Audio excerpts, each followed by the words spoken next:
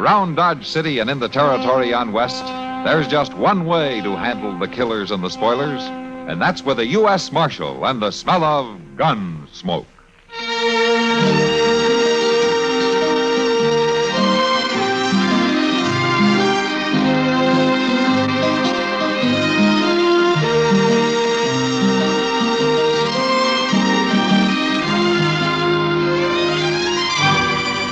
Gunsmoke, starring William Conrad, the story of the violence that moved west with young America, and the story of a man who moved with it. I'm that man, Matt Dillon, United States Marshal. The first man they look for and the last they want to meet. It's a chancy job, and it makes a man watchful and a little lonely.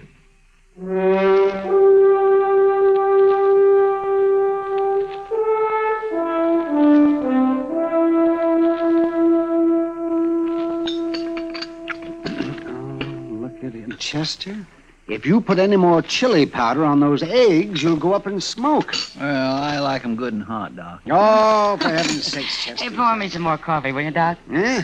Oh, yes, of course, my dear. Here you are. Thank you. By the way, did Matt say when he'd be back? Well, they told me the end of the week. After all, Doc, it's a 2-day ride to Tascosa, and he didn't leave here till 2 days ago. I only asked a simple question, Chester. And anyway, how was I supposed to know? Nobody ever tells me anything. They don't have to, or you snoop around. Snoop around? What's Matt doing in Tascosa, Kitty? Talking to the man that sent for him. What? What man, Kitty? The Tascosa Citizens Committee. Something to do with hiring a new sheriff for the town. I guess I figured Matt would know where to find one. Hire a sheriff? What in the world for? Well, the man they got as sheriff now is no good. The decent citizens can't get rid of him. Well, if he's no good, why'd they hire him in the first place? I do not understand it. The whole frontier's an armed camp. Shooting and killing everywhere you look. Nothing left but the quick and the dead. Doc, would you pass the chili powder? Oh, for goodness sake. Here. Thank you. Kitty, I'm going to tell you one thing. I don't know how bad the trouble is down in Tascosa, but Matt better get back here quick. Why, Doc? What's wrong? What's wrong? You ask that when the only vestige of the law we've got in this town is a chili-eating cherry rocker like the fool I'm sitting next to.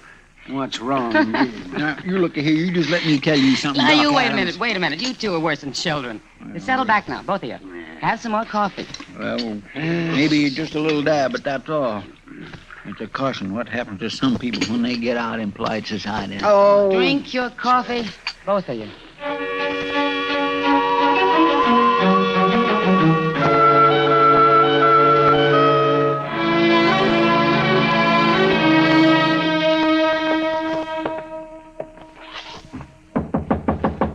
Yeah, come in.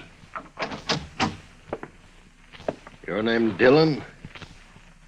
Yeah, that's right. The marshal from Dodge, eh? Yeah. I'm Clegg Rollins, Marshal. I'm the man the Citizens Committee wants to get rid of. What's on your mind, Rollins? Now, a while back, they brought me here to Tascosa to kind of clean it up some, and I did that for them. Now, all of a sudden, they want me out. I call that downright ungrateful, Marshal. Yeah, go on. I suppose they give you the money at the meeting last night? Money to hire a new sheriff here? That's right. Yeah. Kind of forces me into talking business. What I had in mind was, Marshal don't make all the money in the world, does he? I wondered how long it'd take to get around to it. Now, wait just a minute. You might be missing a good thing. The only thing I'm interested in is hiring a peace officer to come down here. You're through in Tascosa, Rollins. Now make up your mind. A man don't always give up that easy. You better, Rollins. You got as much time left as it takes for the man I hire to get back here from Dodge. As short as that, huh? As short as that. Dillon, you know there's an awful lot of prairie between here and Dodge. I sure hate to see anything happen to you on your way back. Get out. Oh, sure. It always seems kind of too bad when a man dies for something that ain't even his concern.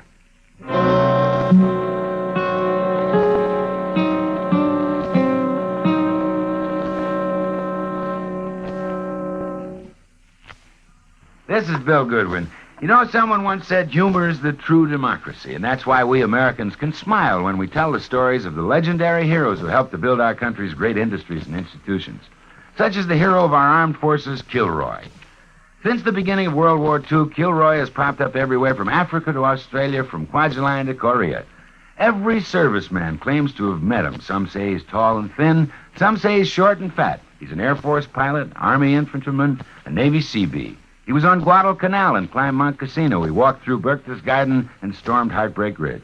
But more than that, he's the spirit of the courage and the valor of the American men in uniform who accomplish the impossible and reach objectives which are unobtainable. The men who proudly say, Kilroy was here. Yes, it is a democracy which lets us tell the stories of such legendary heroes with a twinkle in our eyes and a chuckle in our throats. So long as we continue to laugh together as a people, ladies and gentlemen, we'll live together as a nation.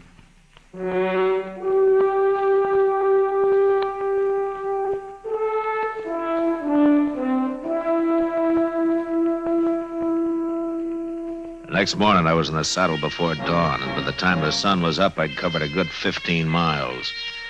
A slight breeze blew apart the dust puffs my horse raised, and I knew it'd be hard for anybody to follow me. And for the same reason, I knew that somebody could track me without being seen. About noon, I stopped in the shade of a grove of cottonwood to rest my horse. I was easing his cinch a little when I saw a rider coming up fast. I pulled my rifle from the saddle boot and I waited. And I put the rifle back. I've got to talk to you. Please. Well, all right, ride on in. It's a long way out on the prairie for a lone woman. Can I have some water? Water? Sure. There you are. Thanks. Thanks a lot. You haven't said what you're doing out here. I followed you from Tascosa. You followed me? If you'd seen me sooner, you'd have sent me back, and I can't go back. Just who are you, miss? Stella Harkney. I'm one of the girls at the Overland Saloon. You're lucky. I might have shot you riding up on me that way. It was the only thing I could do, follow you this way. Besides, I didn't think you'd ride out so early. That's just why I did. I know all about you, Marshal. And I know why they sent for you to come to Tascosa. That's so? How? I'm Clegg Rollins' girl. You're Rollins' girl? That's right. Look, you better turn around and head back right now. I can't. Clegg would kill me if he found out I'd tried to run away. How do I know you're not still his girl, setting a trap of some kind? All right. Look at my shoulder. He put those marks there. You think I'd stay with a man like that? All I'm asking is to ride on to Dodge with you, Marshal. I've got a rifle, and 2 rifles are better than 1. Clegg will come after you. You can be sure of that. Seems to me you're awful anxious to help kill the man you belong to. Oh, I belong to him right enough. He brought me down here from Hayes City. Gonna marry me, he said, but I found out different. He just wanted me to work in his saloon. He already has a wife down by Willow Springs. Didn't exactly like that, and I told him so. That's when he beat me. Look, let me ride with you, please. I don't know, Stella. I'm not going back, Marshal. Well, all right. I guess it doesn't matter now that you come this far. Thanks. You may be telling the truth, but you better ride a little ahead of me anyhow. What for? It's just easier to keep an eye on you. Like you said, you got a rifle. Okay, let's get started.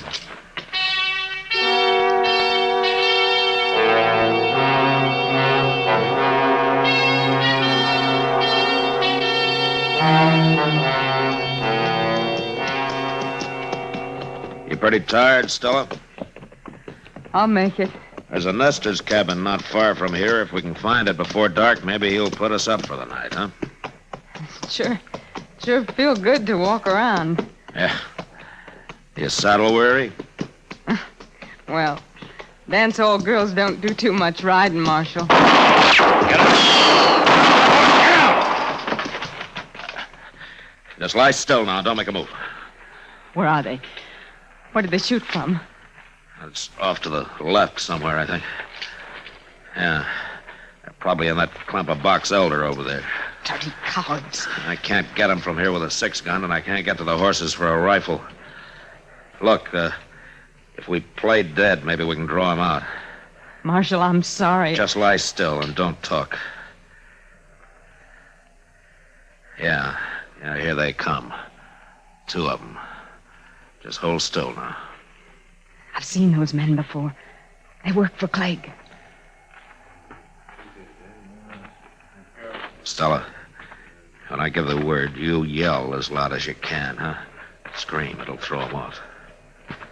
You ready? All right, now.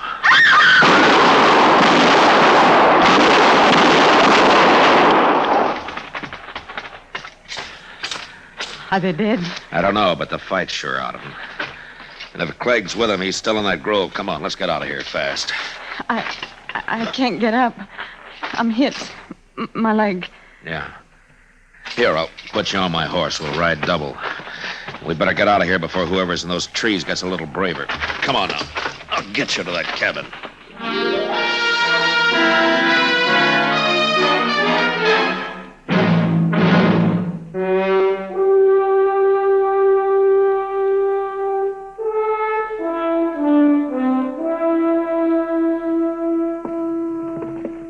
There you are, miss. You just lie back now. By morning, you'll be fit as a fiddle. Thanks, mister, but that coal oil you poured on my leg like to set me on fire. Well, that's the best way to clean a wound there is, Stella. Less than it's whiskey, of course, but that would be pure waste, wouldn't it now?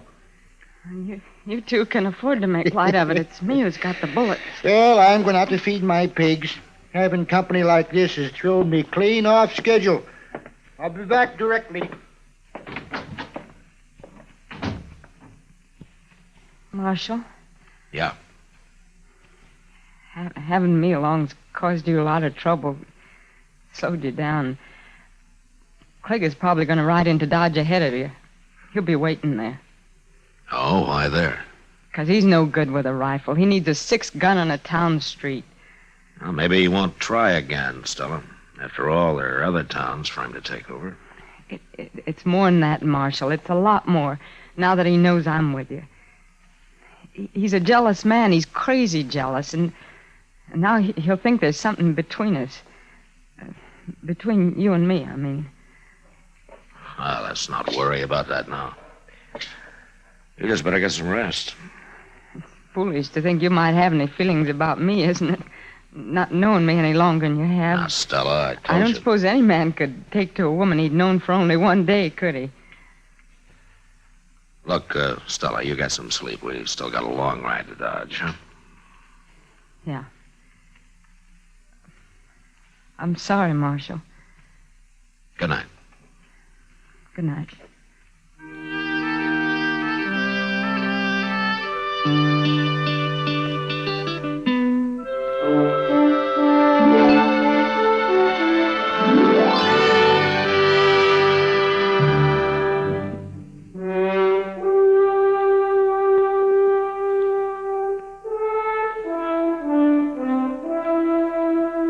Next morning, Stella's leg wasn't anywhere near well enough for her to ride, so I borrowed a spring wagon from the nester, and we started out for Dodge.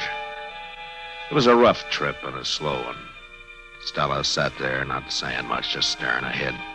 Once or twice, I saw a dust cloud on the horizon, and I knew if it was Clegg Rollins, he'd be in Dodge long before I would.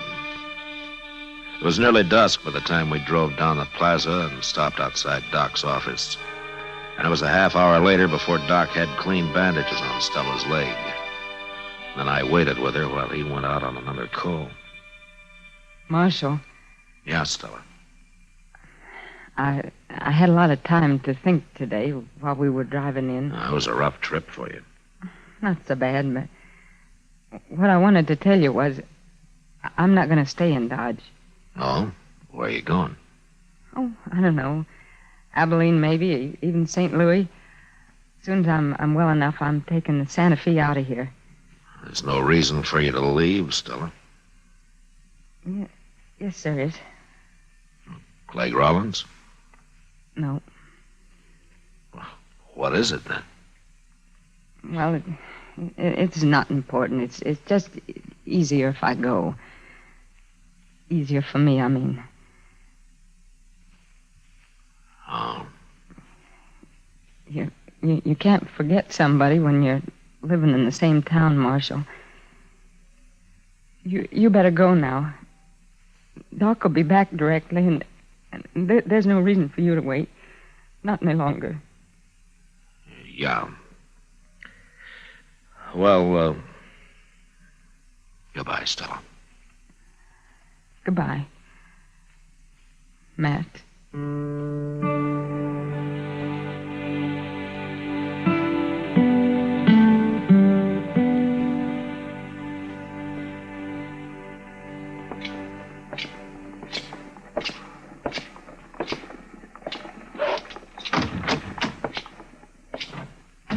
Marshal, Hello, Rollins. been waiting for you. Oh, the last time you sent a couple of your men to do the talking. I don't know what you're saying. Oh, you're two riders who tried to dry gulch me. I hope you buried them, Rollins, because I didn't have time. I come here to tell you and me can still work things out. You didn't get me killed, so you still want to buy me off. huh? Any man can use money. The government pays me. Not as much as I could. Listen, Rollins. So far, I got nothing personal on you. Nothing I can prove, anyway. Now, if you're smart, you'll saddle up and ride out of here and keep away from Tascosa, too. We'll see. Meantime, Marshal, how was Stella? Yeah. I'm telling you, Rollins, you get out while you can. Sure.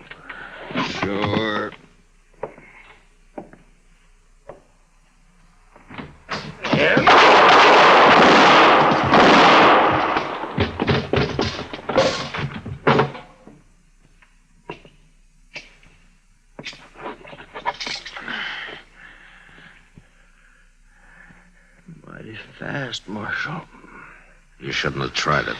Yeah, I know that now. I just thought maybe.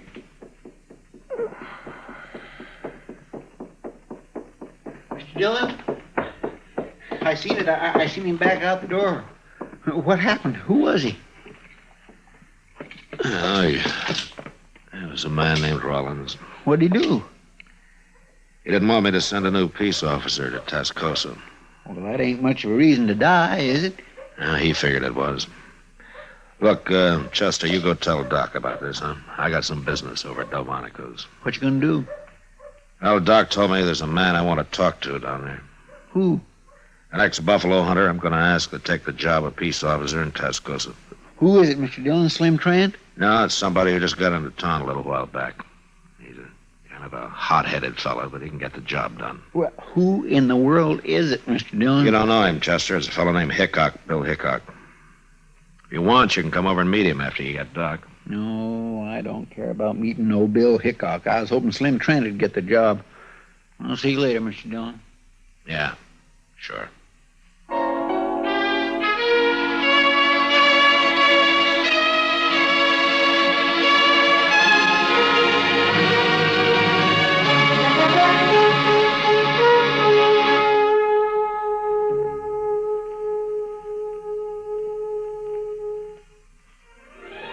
Gunsmoke. Produced and directed by Norman MacDonald, stars William Conrad as Matt Dillon, U.S. Marshal. The story was specially written for Gunsmoke by Mr. MacDonald, with editorial supervision by John Meston. Featured in the cast were Virginia Christine, Lawrence Dobkin, and John Daner. Harley Bear is Chester, Howard McNear is Doc, and Georgia Ellis is Kitty. Join us again next week for another story on Gunsmoke.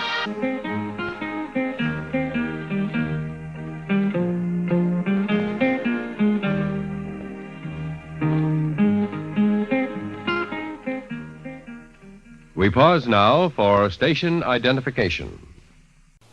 Now, Sugar Crinkles, the sugar rice treat that's just right sweet, is proud to present Gunsmoke.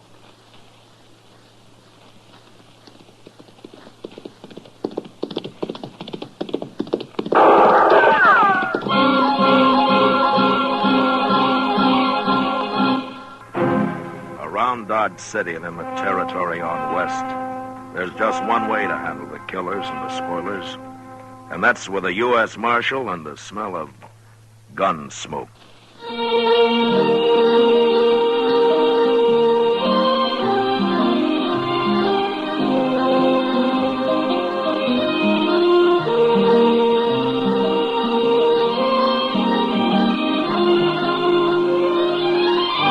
Gunsmoke, the story of the violence that moved west with young America. The story of a man who moved with it. Matt Dillon, United States Marshal.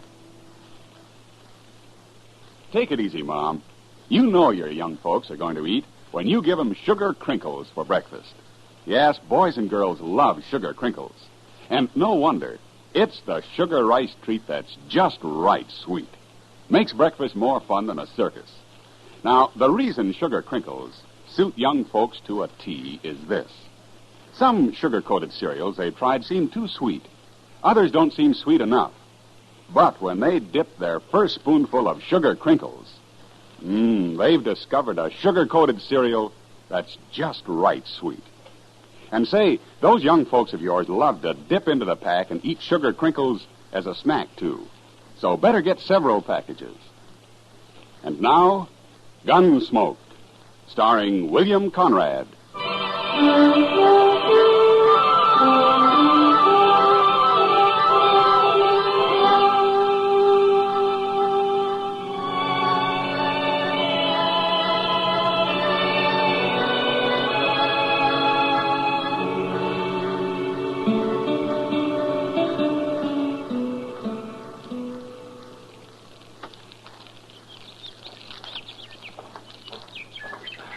I got a horse's saddle, Mr. Dillon.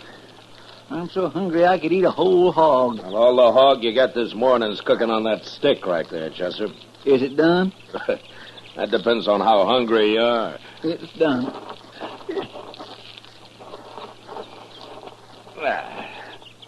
Sure will be good to get back to Dodge tonight and sleep in a bed again.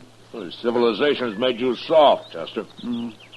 Maybe so, but I get mighty tired of using my back for a mattress and my belly for a covering. Obviously, Chester, you were born for greater things than rooting around on the prairie and living in the rain. It hasn't been raining, Mr. Dillon. No, it hasn't. But it will, Chester. Sooner or later, it'll rain. Yes, sir. Wish we brought some more bacon. Say, don't old man Granby live around here? Maybe we could borrow a little from him. Well, according to what I've always heard, old Granby wouldn't loan anybody anything. You really think he's a rich miser, like they say? Oh, I don't know, Chester. Sometimes a man's entirely different from his reputation. I only met Granby once or twice. He seemed like a nice enough old fellow, though. Well, I wouldn't want to live out here all alone with nothing but a few horses for company. Oh, he's used to it. Well, even if he does have a lot of money hid away, there's no place to spend it out here. Granby's pretty old for the pleasures Dodge has to offer, Chester. Well, I hope I am never that old. At the rate you're burning yourself out, Chester, you never will be, so don't worry about it. Oh, now, Mr. Dillon, I live mighty quiet for a young fella who's free and still full of blood. Sure. Hey, look over there. Huh? That string of dust laying right on the ground there. Yeah, I've been watching it, Chester. It's not on the ground, though. There's a dry wash runs along there. Somebody's driving stock down it. Maybe it's old man Granby. That may be. Let's go say hello, huh? All right, sure.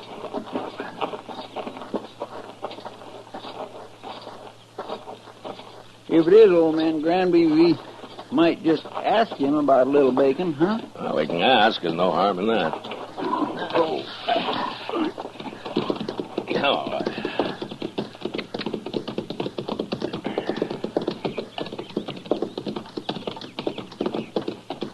Now, that's horses down there, Chester. Yes, sir. I can see their heads now. I don't see anybody driving them. Now, he'll be along in a minute. Now, let's wait here.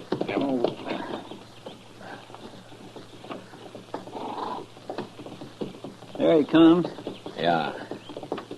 Hello! He stopped. That's not old Granby. Let's ride down and say hello anyway.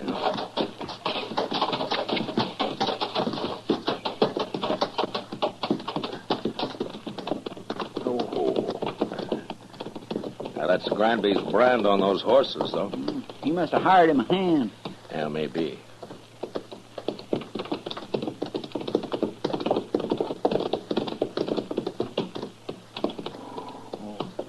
Hello.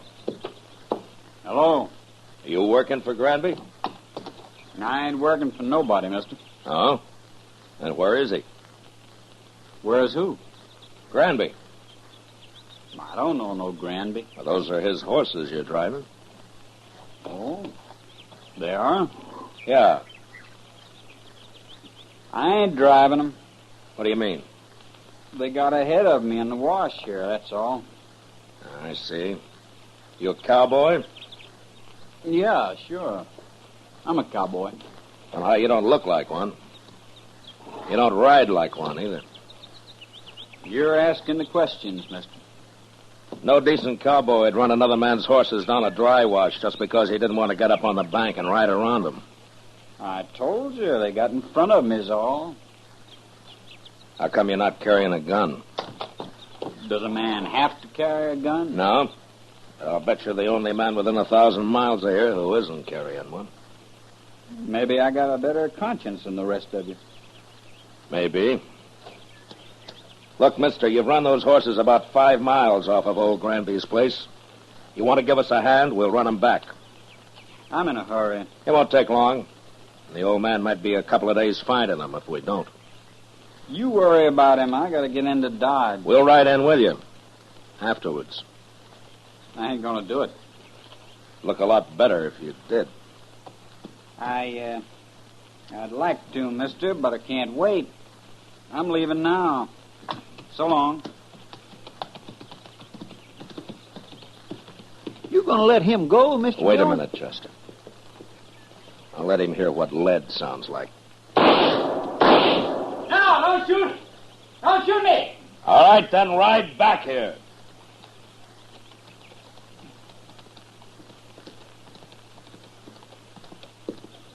Don't kill me, mister. I'm not going to kill you. Unless you try to run away. Why would I try to run away? You just did. Chester. Yes, sir? Ride down the bank and have those horses off. Start them back up the wash. We'll be out of here by the time they're back. All right, Mr. Dillon. You stay right close to me, fella. And don't try anything smart. When we get to Granby's, if he says it's okay, then you can go wherever you like. I don't know Granby. Never been there. Well, we'll show you the way. Come on, let's get up on the bank.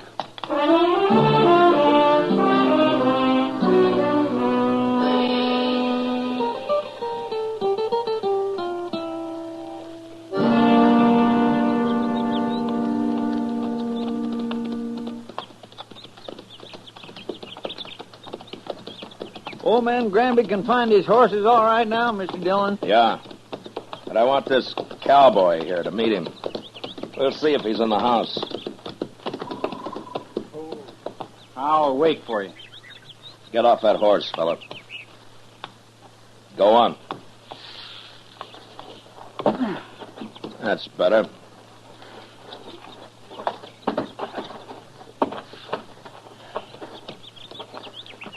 Come on. We'll take a look.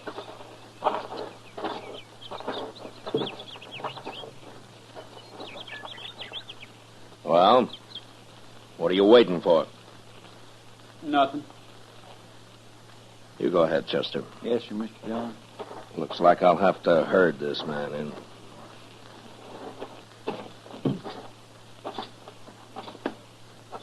You've been kind of balky ever since we ran into you, mister. I don't like being dragged around. I never did. I just want you to meet old Granby. He'll be grateful for you, helping run his horses back here. I know what you think, mister. You think I was stealing them horses. Well, I never heard of the old man. I was never near this place. Yeah, so you told me. But you're here now. I ain't afraid of you or nobody. Then let's go into the house. Come on.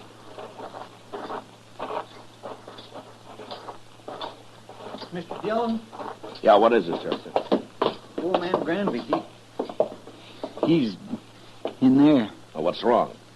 Right in the room there, Mr. Dillon. He's hanging there. What? Somebody's gone and hung him right in his own house. I don't want to see him anymore. You go take a look. Pull your gun and hold it on this man, Chester. If he makes a move, shoot him. Yes.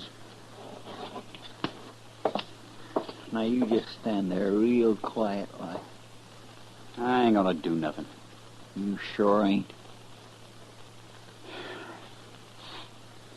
Just because I happen to be in the country don't mean I killed nobody. Mr. Dillon will decide about that. Who is this Mr. Dillon, anyway? He's a United States Marshal, that's who. A marshal? Looks like you run into the wrong people, fella. I'll hold your gun, Chester. Search it. All right, here. Get around. All right.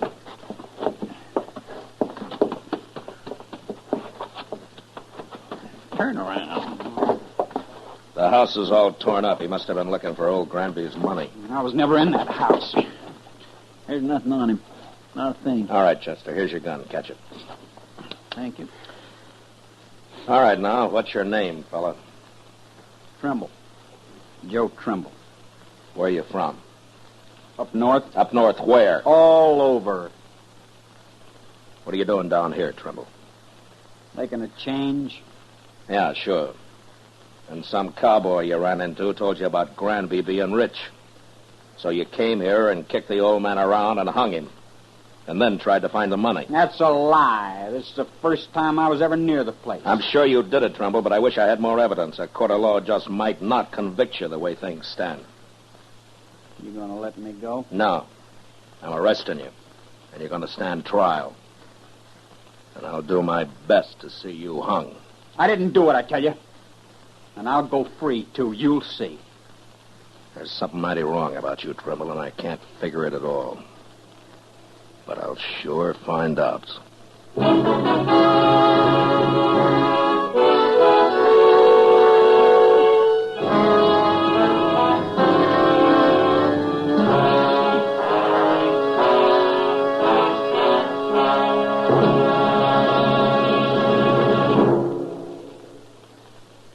Mother, it does your heart good, I know, when your young folks eat all of their breakfast cereal.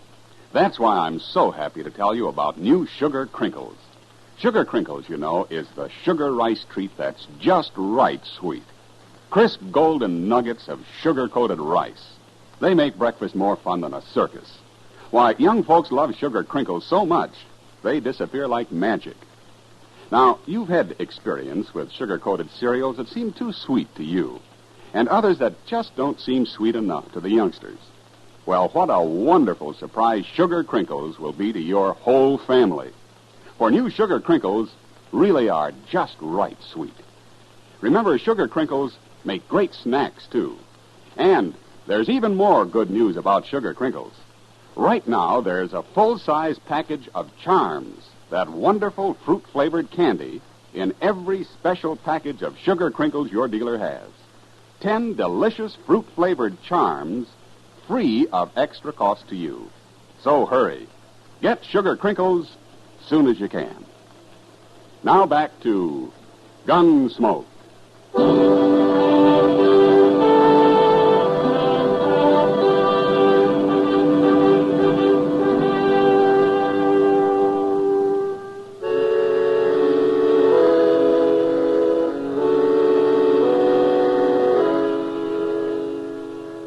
We let Joe Trimble dig a grave out behind the house.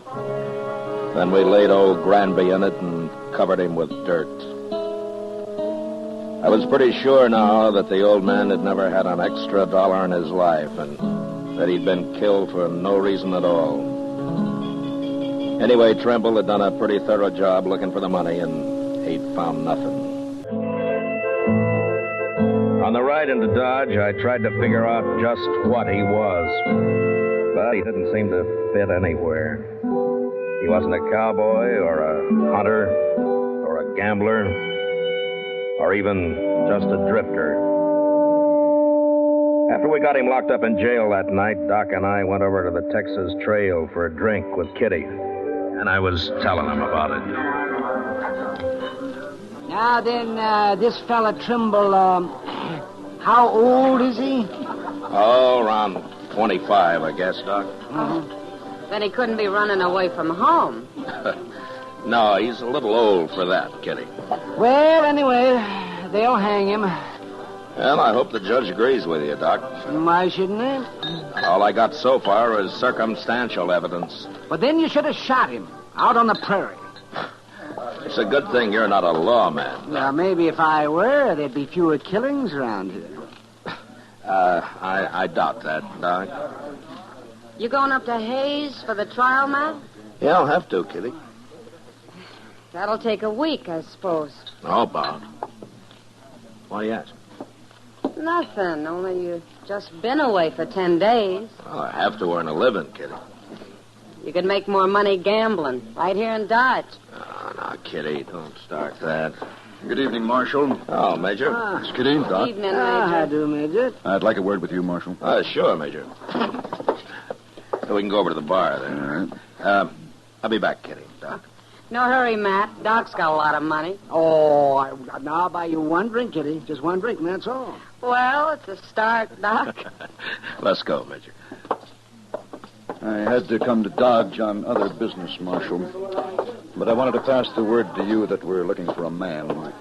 Oh? The Army? Yes, a deserter. Oh? Not from Fort Dodge. Where was he stationed, Major? He's with the 7th Cavalry at Fort Lincoln. Oh, up in the Dakotas. And for some reason, they think he headed south. Now, I don't have much of a description of him, just that he was a private, about 4'25", curly blonde hair, and he had a scar on his left hand. Yeah, that fits. What's his name, Major? He enlisted as Joe Gould, but he's known to have used the name Trimble. Uh-huh. Well, he's right here in Dodge. What? I got him locked up in jail. Well, that's fine, Marshal, but how did you know? I think he murdered an old man who lived a day's ride north of here. I'm going to have him tried for it. Now, that won't be necessary now, Marshal. I'll take over custody of him. No. Huh? Then he'd be tried at Fort Lincoln for desertion. I want him tried for murder. And I got to be there to present the evidence. You could go up to Fort Lincoln. No, the Dakotas are out of my territory, Major. Besides, this is a civil crime. The Army wants that man, Marshal. I'm sorry, Major. He's going to be tried in Hayes first. He is still a soldier, even if he did desert.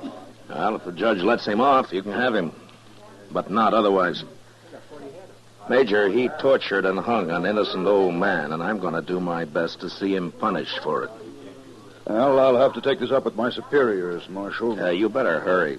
I'm going to Hayes with him tomorrow. I hope you won't regret this, Marshal. I won't, Major. Not if Trimble is properly punished. I won't.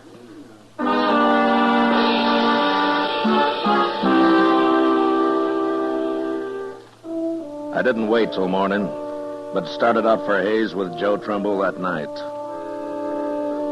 The trial lasted a week, and in spite of all the arguments I made, the judge finally decided that there wasn't enough real evidence to convict him. I even tried to make Trimble confess, but he was too smart for that.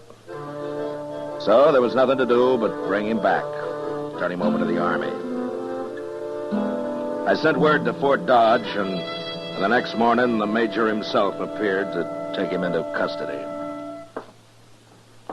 Well, Marshal, it looks as though you didn't have much of a civil case after all. He killed old Granby. I know he did, Major.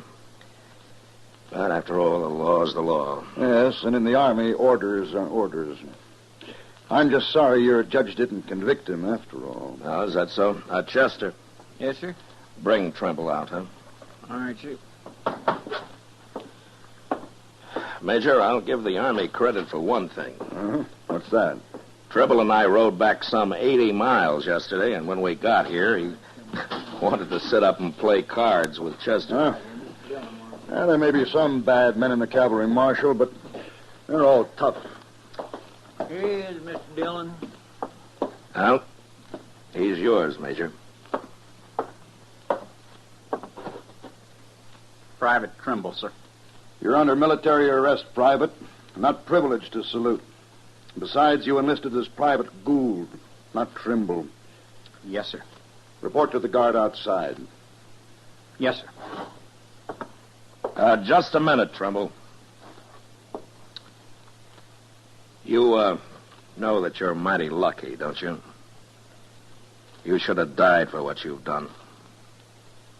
I told you I'd go free, Marshal. It'll catch up with you someday, Trimble. It always does somehow. That's all I wanted to say. Yes, sir.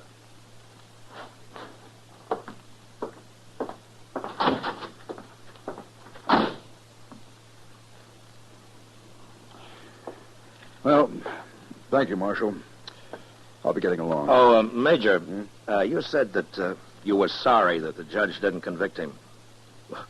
Why have you changed your mind? Well, I have orders from General Terry to return him to the Dakotas, to Fort Lincoln. Well, he'll be tried there, but he won't be hung for just desertion. Well, oddly enough, Marshal, he won't even be tried.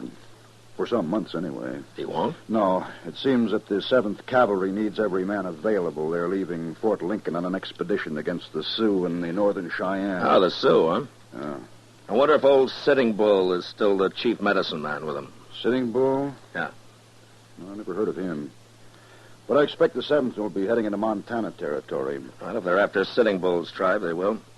He's always had a large camp over on the Little Bighorn. That's so? Yeah. Oh, by the way, who's in command of the 7th Cavalry now? Oh, an officer I served under a couple of years. I never did care for him. A General Custer.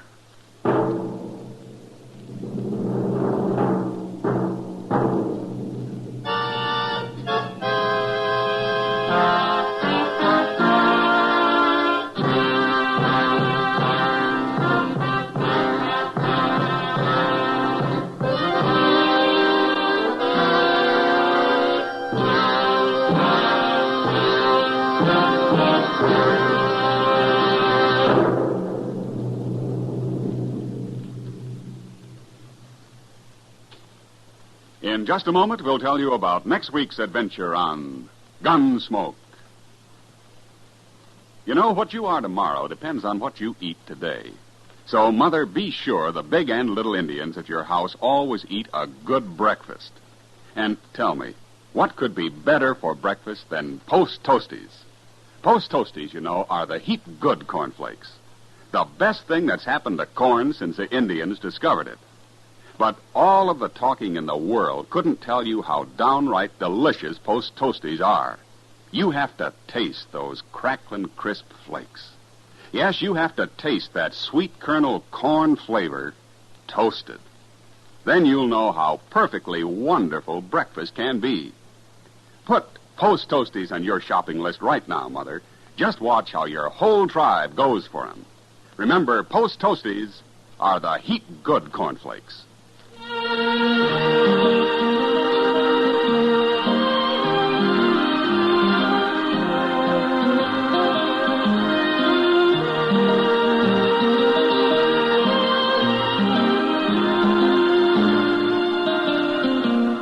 Gunsmoke, under the direction of Norman MacDonald, stars William Conrad as Matt Dillon, U.S. Marshal.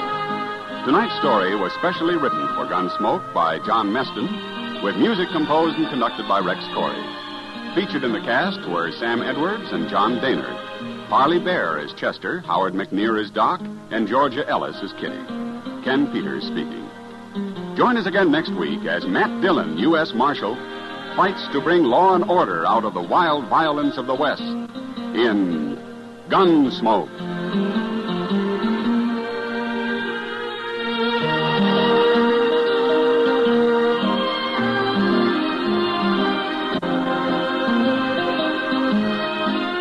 Listen next week at this time when Gunsmoke will be brought to you by Post Toasties, the heap good cornflakes.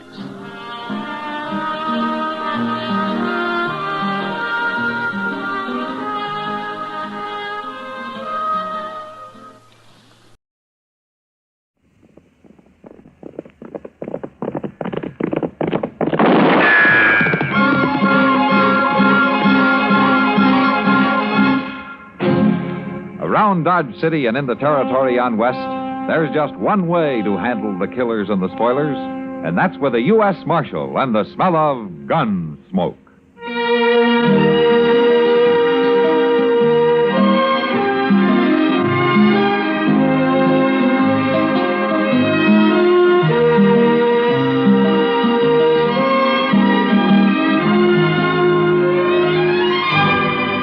Gunsmoke, starring William Conrad. The story of the violence that moved west with young America. And the story of a man who moved with it. I'm that man. Matt Dillon, United States Marshal. The first man they look for and the last they want to meet. It's a chancy job, and it makes a man watchful. And a little lonely.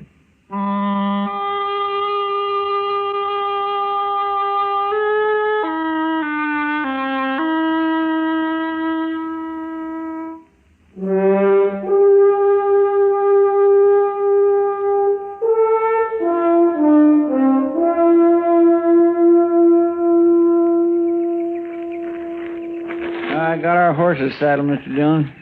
I swear I'm so hungry I could eat a whole hog. Yeah? Well, the hog you got this morning's cooking on that stick right there, Chester. Is it done? Well, that depends on how hungry you are. It's done. Thank you. That's hot, ain't it? It sure will be good to get back to Dodge tonight and sleep in the bed again, won't it? You know something, Chester? Civilization's made you soft. Well, maybe so. But I get mighty tired of using my back for a mattress and my belly for a covering. Obviously, you were born for greater things than rooting around on the prairie and living in the rain. It ain't been raining, Mr. Dillon. No, it hasn't, Chester, but it will. Sooner or later, it's bound to rain. Yes, sir. Wish we'd brought some more bacon. Say, Mr. Dillon, don't old man Granby live around here somewhere? Uh-huh. Well, maybe we could borrow a little from him. According to what I've always heard, old Granby wouldn't lend anybody anything. Yeah. You really think he is a rich miser, like they say? Oh, I don't know, Chester. You know, sometimes a man's entirely different from his reputation. I only met Granby once or twice. He seemed like a nice enough old fella. Just the same, I wouldn't want to live out here all alone with nothing but a few horses for company. Yeah, well, he's used to it. Yeah, but even if he does have a lot of money hid away somewhere, there's no place to spend it out here. Granby's pretty old for the pleasures Dodge has to offer, Chester. Oh, by Jing, I hope I ain't never that old. You know, at the rate you're burning yourself out, you never will be, so don't worry about it. Mr. Dillon, I live mighty quiet for a young fella who's free and still full of blood and stuff. Sure. Oh, I do. Look over yonder. Huh?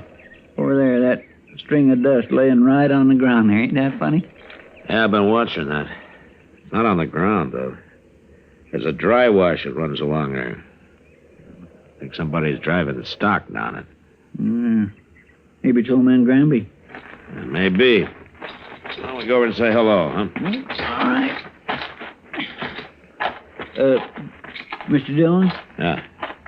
If it is old man Granby, maybe we might could just ask him about a little dab of bacon, reckon? Well, there's no harm in that. Oh.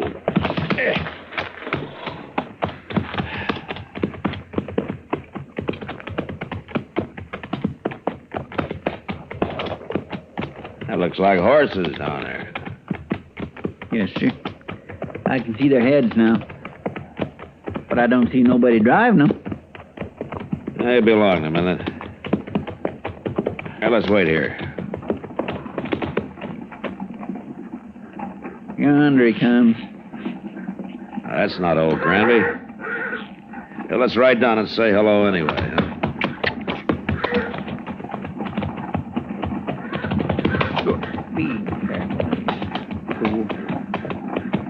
That's Granby's brand on those horses. You must have hired him a hand. Yeah, maybe.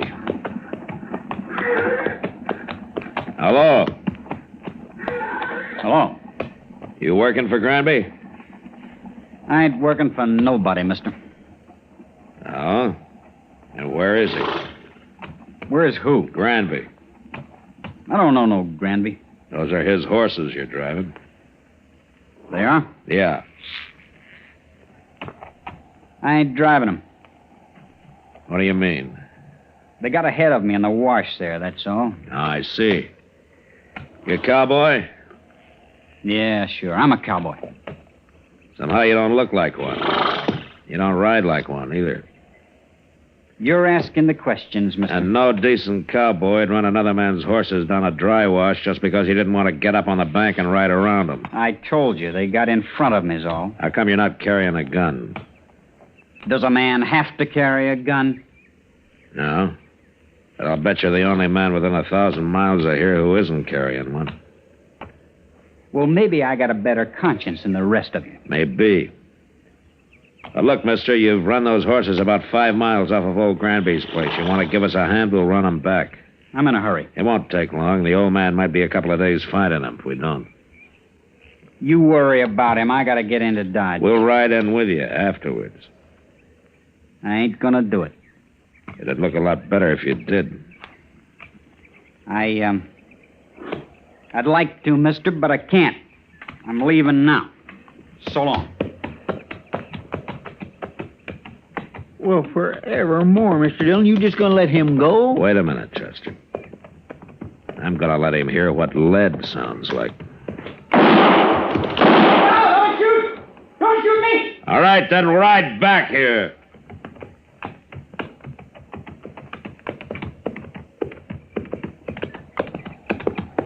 Don't kill me, mister. I'm not gonna kill you. Unless you try to run away. Why would I try to run away? You just did, Chester.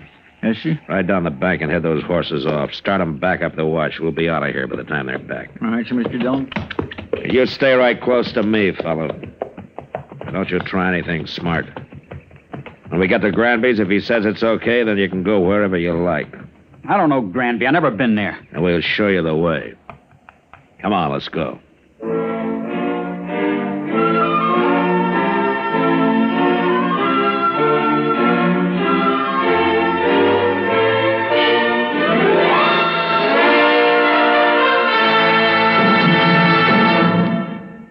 Another visit with Joe and Daphne Forsythe. Joe? Joe? Joe, stop reading that paper and talk to me. I'm listening. Go ahead. Well, I was talking to Mrs. Snyder today. You know, she's the one whose boy had 31% less cavities. Uh-huh. Well, she thinks that we should buy bigger savings bonds. Uh-huh. She says that when people can afford it, it makes more sense. Oh, she says there are a lot of different denominations. They start at $25, but then there are $50, $100, $200, and even $500 bonds. Is that so? And then with the ones we've already bought through the payroll savings plan, we'd have quite a nest egg. Uh-huh. Are you listening to me? Uh-huh. Did you know that the total accumulated compounded semi-annual interest of the Series E savings bond will amount to 93 1/3% of the original purchasing price? Uh-huh. I thought so. Joe, what did I say? You said that United States savings bonds are a safe, easy way of investing. I did. That they help guard our country's freedom. And? They're the best investment in America's future. I said something else, too. Oh, yeah. You said that the total accumulated compounded semi-annual interest of the Series E savings bond will amount to 93 1/3% of the original purchase price. Well, now, how did you do that? Husband's trade secret.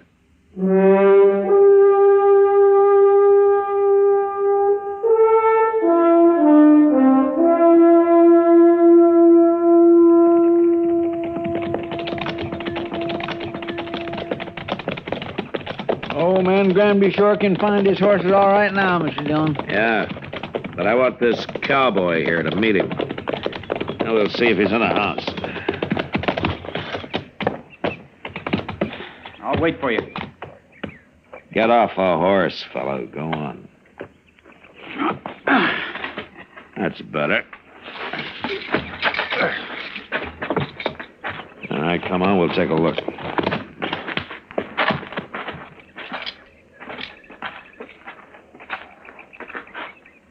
Well, what are you waiting for? You go ahead, Chester. Looks like I'm going to have to herd this man in. Yes, sir.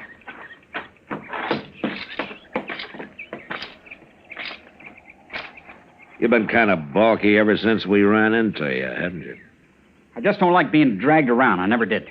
Well, I just want you to meet old Granby. He'll be grateful for your helping run his horses back here. I know what you think, mister. You think I was stealing them horses.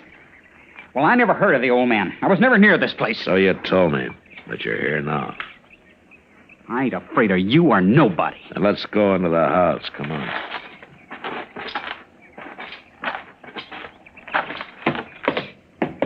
Mr. Dillon? Yeah, what is it, Chester? Old Granby, he's in there. Oh, what's wrong? Right in the room there, Mr. Dillon. He's just hanging there. What? Somebody went and hung him right in his own house. I don't want to see him no more. You go take a look at him. Pull your gun and hold it on this man, Chester. If he makes some moves, shoot him. Yes, sir. Now, you just stand right there real quiet like. I ain't gonna do nothing. You sure ain't. Just because I happen to be in the country don't mean I killed nobody. Yeah. Mr. Dillon will decide about that. Who is this Mr. Dillon, anyway? He's a United States Marshal, that's who he is. A marshal? A marshal. Looks like you run into the wrong people, fella. Here, I'll hold your gun, Chester, and you search him. All right, sir. Here. Turn around. All right, take it easy. Now, the house is all torn up.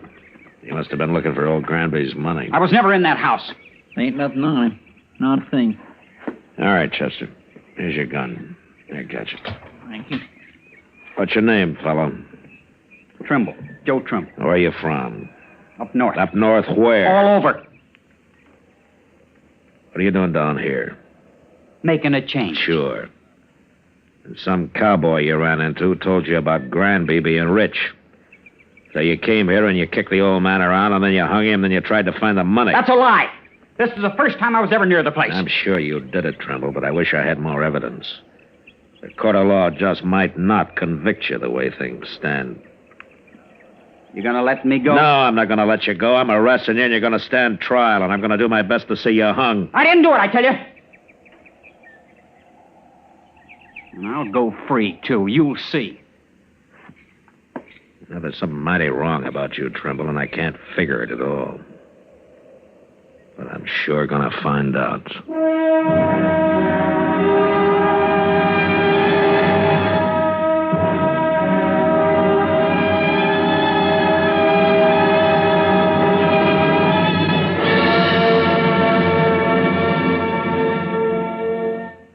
Another visit with Joe and Daphne Forsythe. Hey, honey, I'm home. Daphne. Drop dead. Uh-oh, what's the matter, honey? Don't you speak to me, you Don Juan. Don Juan? Daphne, I'm no Don Juan. No habla español. Very funny. Ha, ha, ha.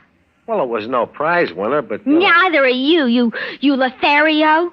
I've often wondered, what's a Lothario? I don't know, but that's what the wives on TV always call their husbands. I guess it applies. Do you want me to go out and come in again? As far as I'm concerned, you can go for a long walk, preferably on a short pier.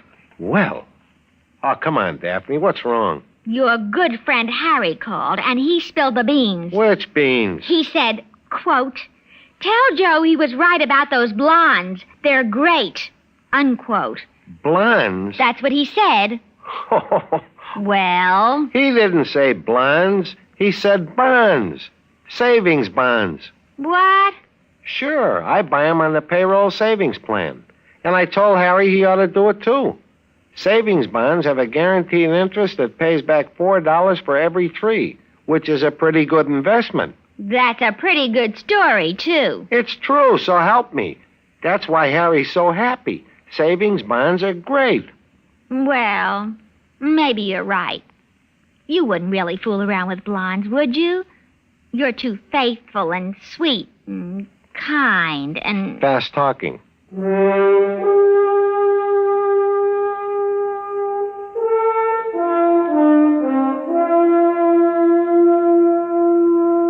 We let Joe Trimble dig a grave up behind the house, and then we laid old Granby in it and covered him with dirt.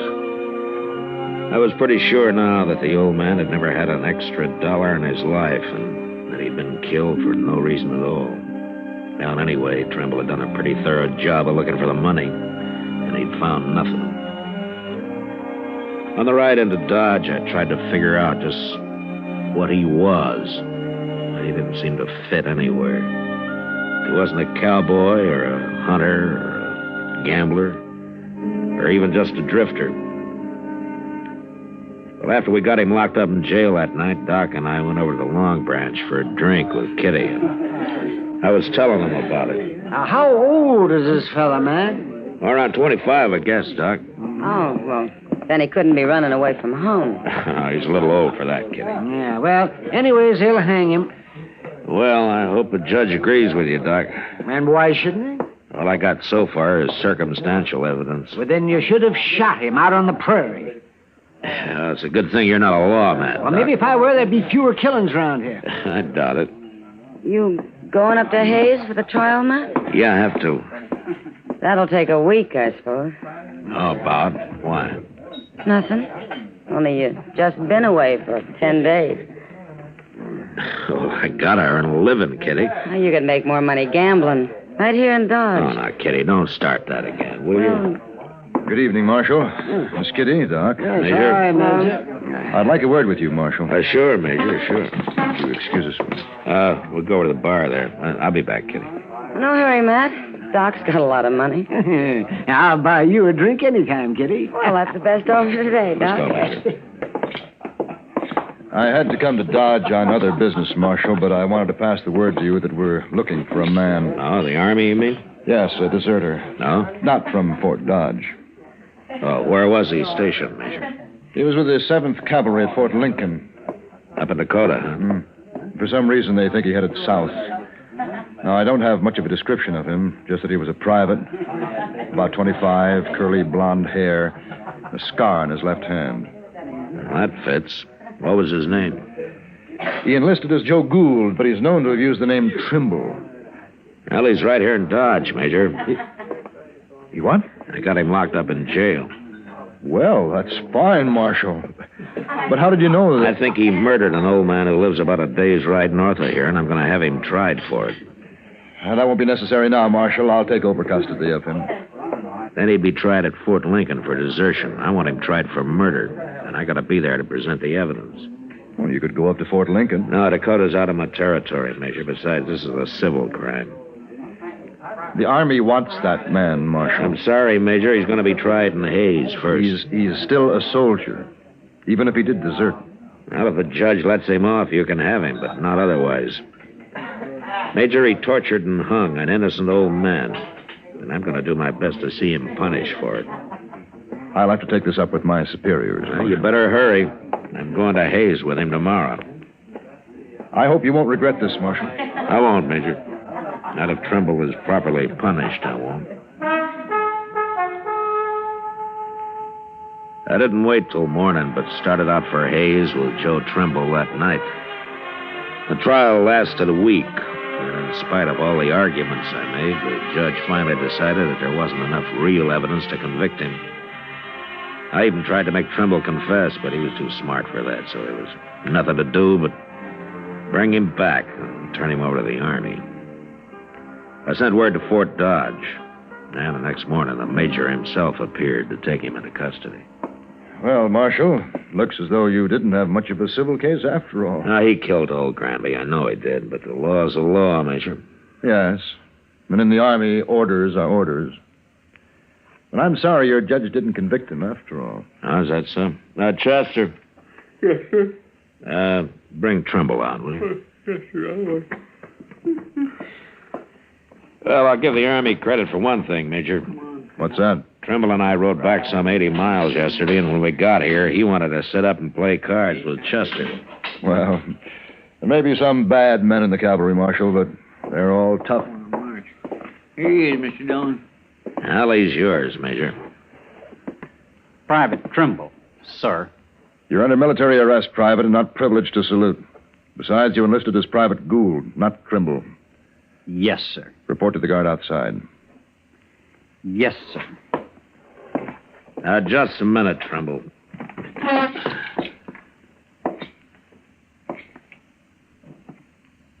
You know that you're mighty lucky, don't you?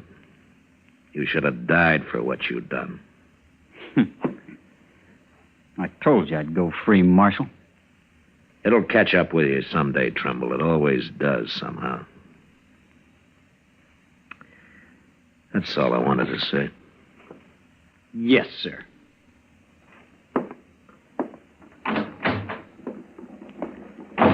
Well, thank you, Marshal. I'll be getting along. Major, you said you were sorry that the judge didn't convict him. Why have you changed your mind? Marshal, now he won't even be tried. Not for some months, anyway. Right. You mean that the 7th doesn't want him anymore? Oh, they want him all right. My new orders are to send him right up to the Dakotas. Oh? Seems that the 7th Cavalry needs every man available. They're leaving Fort Lincoln soon on an expedition against the Sioux and the Northern Cheyenne. The Sioux, huh? I wonder if old Sitting Bull is still the chief medicine man with them. Sure he is. But at any rate, the 7th will be heading into Montana Territory. Yeah. Well, if they're after Sitting Bull's tribe, they will.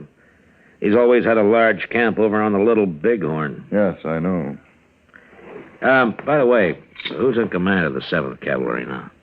An officer I served under a couple of years. I never did care for him much. A Colonel George Custer.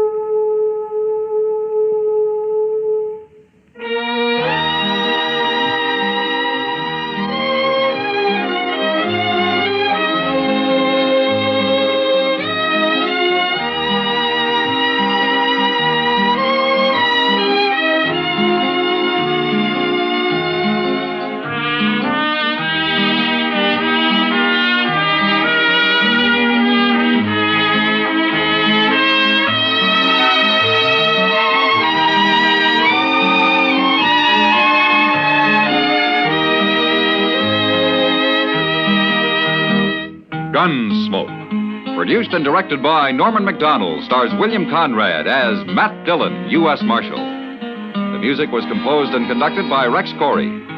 Sound patterns were composed by Ray Kemper and Bill James. Featured in the cast were Parley Bear as Chester, Howard McNear as Doc, and Georgia Ellis as Kitty.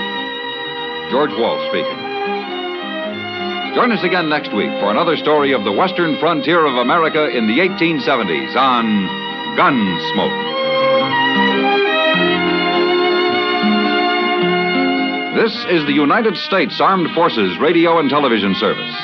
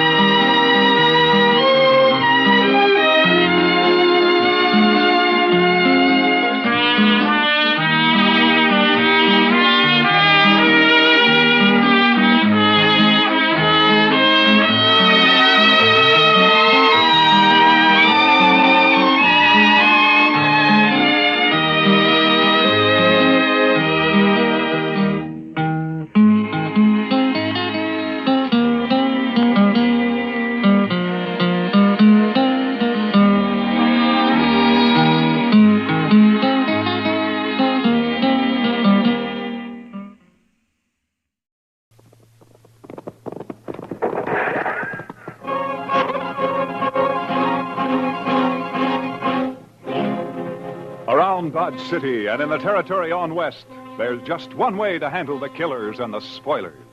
And that's with a U.S. Marshal and the smell of gun smoke.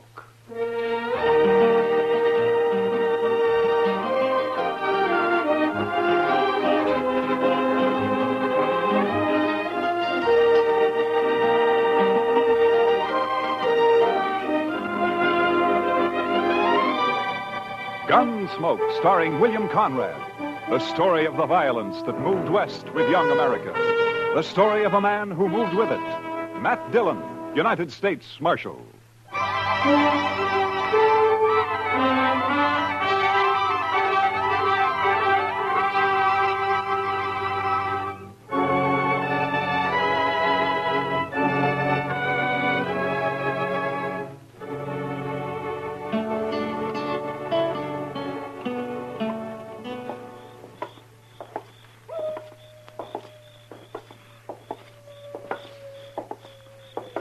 Quiet night, Mr. Dillon. Yeah. Except for that coyote. He's wailing his head off out there. Mad at the moon, I guess. Or in love, maybe. Oh? Yes, sir. The way I've noticed it, any time you find a man or an animal out squalling around in the dark, it's usually love. Yeah, but this one sounds kind of mournful, Chester. Well, sir, love is mournful sometimes, Mr. Dillon. Yeah, so I've heard. Matt? Is that you? Oh, good evening, Miss Morley. How have you been, Matt? Oh, fine. Fine, thank you. You, down here on Front Street this time of night alone? I'm looking for Red Lawson. He's a new man, works for Al. Al's meeting him sometime after midnight, and they're going out on a cattle buying trip. I want to talk to him first. You satisfied? Well, it's just that this is no place for a woman alone, Miss Morley. Maybe you better go home. There are other women down here. They belong here, Miss Morley. They work here. Oh, don't be so stuffy, Matt. And call me Ava for once. Everybody else does. Well, your husband might take exception to that, Miss Morley. Now, you're blaming me for what happened before, aren't you? I'm not blaming you for anything, Miss Morley. I didn't tell him to get into a gunfight over me. It wasn't my fault. I didn't say it was. Chester, you better see that Miss Morley gets home, all right? Yes, sir. I can get home by myself. My, she's pretty as a picture. It makes you wonder. Yeah, maybe you were right, Chester. With a woman like that, love might be kind of mournful.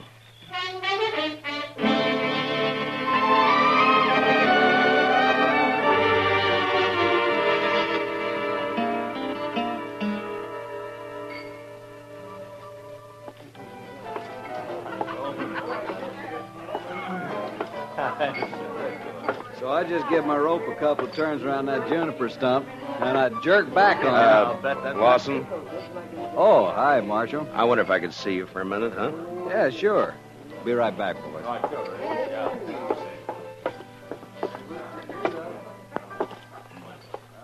What's on your mind, Marshal? Lawson, I just ran into Miss Morley in the street outside. You did? Yeah, I suggested she go home. She's got no business being down here this time of night. It might be a good idea if you'd tell her that, huh? Seems to me that's up to her husband. Look, you're new here, Lawson. I guess you didn't know Fred Curtis and the Santa Fe Kid. I heard about it. A couple of fools, as far as I can see. Yeah, I guess they were. After they met Miss Morley. Hey, look, Marshal. What's your stake in this? I got no stake. What Miss Morley does is her own business, as long as it doesn't cause any trouble. I'm just trying to keep her peace, that's all. I feel kind of sorry for her, that's all. Al treats her like a dog. Uh-huh. Fred and the kid used to talk the same way. Like I said, a couple of fools. I'm not. I hope not. See you around, Marshal. Yeah, sure. Oh, I would think so. Sure. Hi, Kitty. Could I speak to you? Oh, sure, Matt. Excuse me, boys. I'll be back. All right. You hurry back now. What, Matt? Kitty, has Al Morley been in tonight? Oh, no. I haven't seen him, Matt. Should he have been around? Oh, not necessarily. He and Lawson are riding out around midnight on a cattle buying trip. I just thought they might be meeting here. Oh, well, not yet anyway. Jesse Wells would know what the plans are, though. Jesse Wells? Yeah, the bartender down there at the end, the young one. You know him. Oh, yeah, sure. Why would he know? Well, he's going along. Al asked him to help out. They're going to follow the Lazy Bee roundup. Try to get in ahead of the buyers from Chicago. Oh, yeah.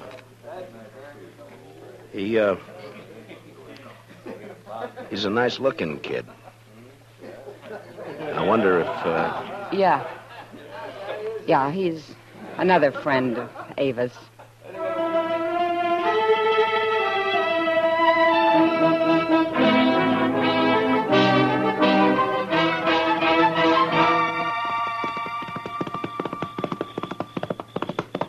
Oh, boy. Hold it.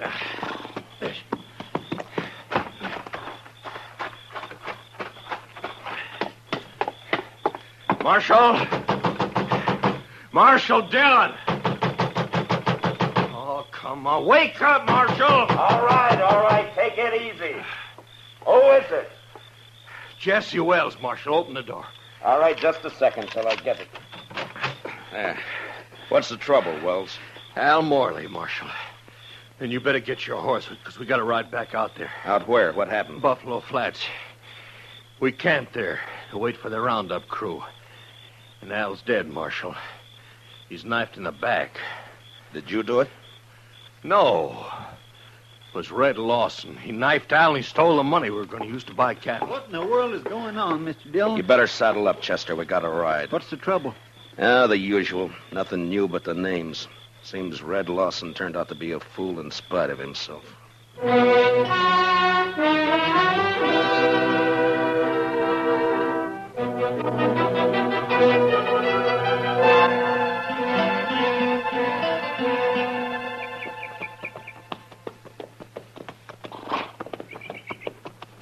Over this way, Marshal. Camp is right there by that plum thicket. Right. Be daylight in another 20 minutes. Hello, boy. Oh. He's laying over there by the bushes. Yeah, I see him.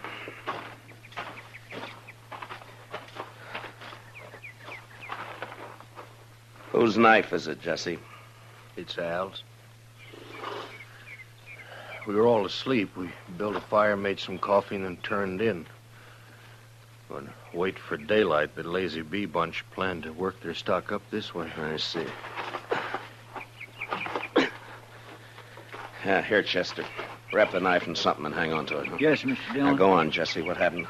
Well, like I said, Marshal Dillon, we were all asleep. I guess it was the sound of the horse's hooves woke me up. Mm-hmm. Red Lawson, he was pulling out. I run over to Al, shook him to wake him up and tell him. Then I saw the knife. He was dead. Where were you sleeping, Jesse? Well, right about here, I guess. Red was across the fire over there, and Al was where he's laying now. What about the money? How'd you know it was gone? Well, I thought about it right off, and I figured that's why Red had done it. Al was carrying about $10,000 in a little leather sack he'd stuck under the blanket before we'd gone to sleep. So I went and looked for it. It was gone. You figure Red killed him for the money, then? Well, sure. Of course, I doubt he meant it, though. I think Red was trying to ease the sack out from under the blanket when Al woke up and caught him. Yeah, it's possible. Be light enough to start tracking him in a few minutes, Mr. Dillon. Yeah, sun's poking up over there now. Looks like it's going to be a clear day. Which way'd Lawson head out, Jesse? East. Seemed to be following the wagon tracks. Odds are bad, Mr. Dillon. He's got quite a start on us. Yeah, too much of a start. Well, let's load the pack mule, Chester. I think we'll ride back into Dodge and then take the train from there to Abilene, then work back from the east. Say, that's a good idea. Lawson probably won't be expecting anybody ahead of him. I can't understand it. I just can't understand how anybody could do a thing like this. It sounds like a meadowlark, Chester. Yes, sir. He just flew into those bushes. Red seemed a pretty nice fellow as far as I could tell. It's a funny time of year for a meadowlark, isn't it? Guess $10,000 was just too much temptation, huh? Oh, some of them hangs around all winter, Mr. Dillon. That sure sounds a lot better than that coyote howling. All right, Chester. get a hold of his feet. Let's load him up.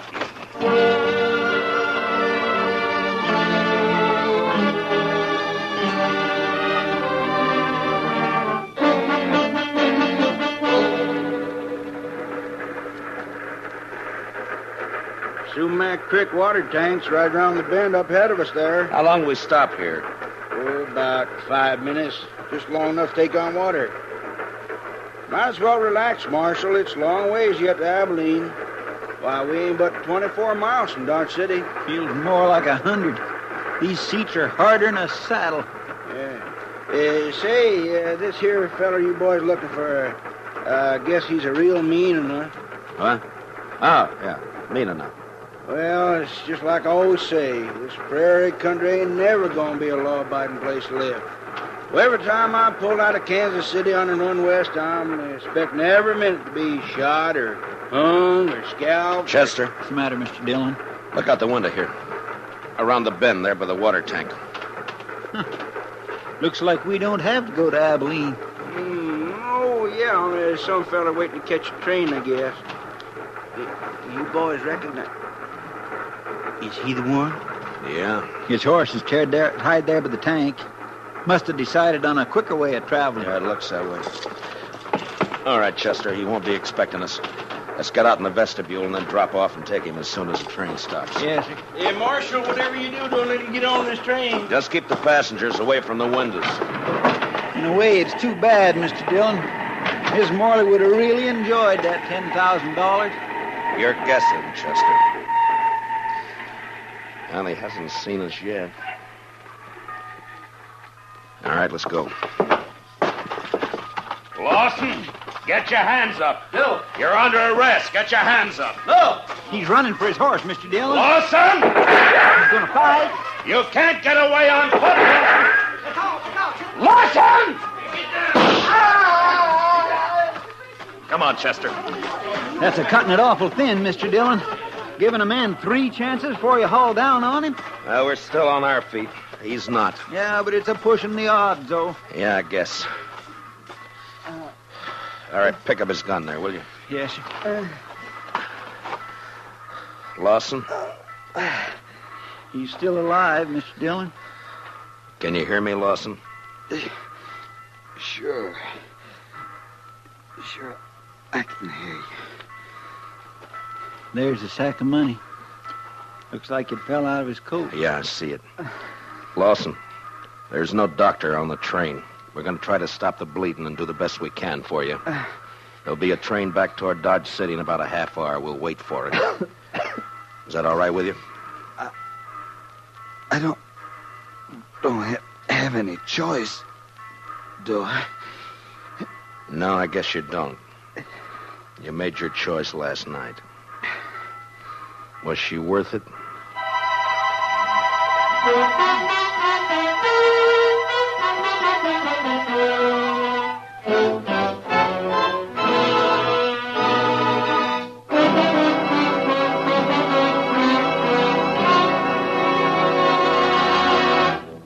We will return for the second act of Gunsmoke in just a moment. But first, every Saturday night, Gene Autry invites all his friends to visit him at Melody Ranch for a half hour of songs and stories about the Old West. Tune in the Gene Autry Show tomorrow night over most of these same CBS radio stations. Now for the second act of Gunsmoke.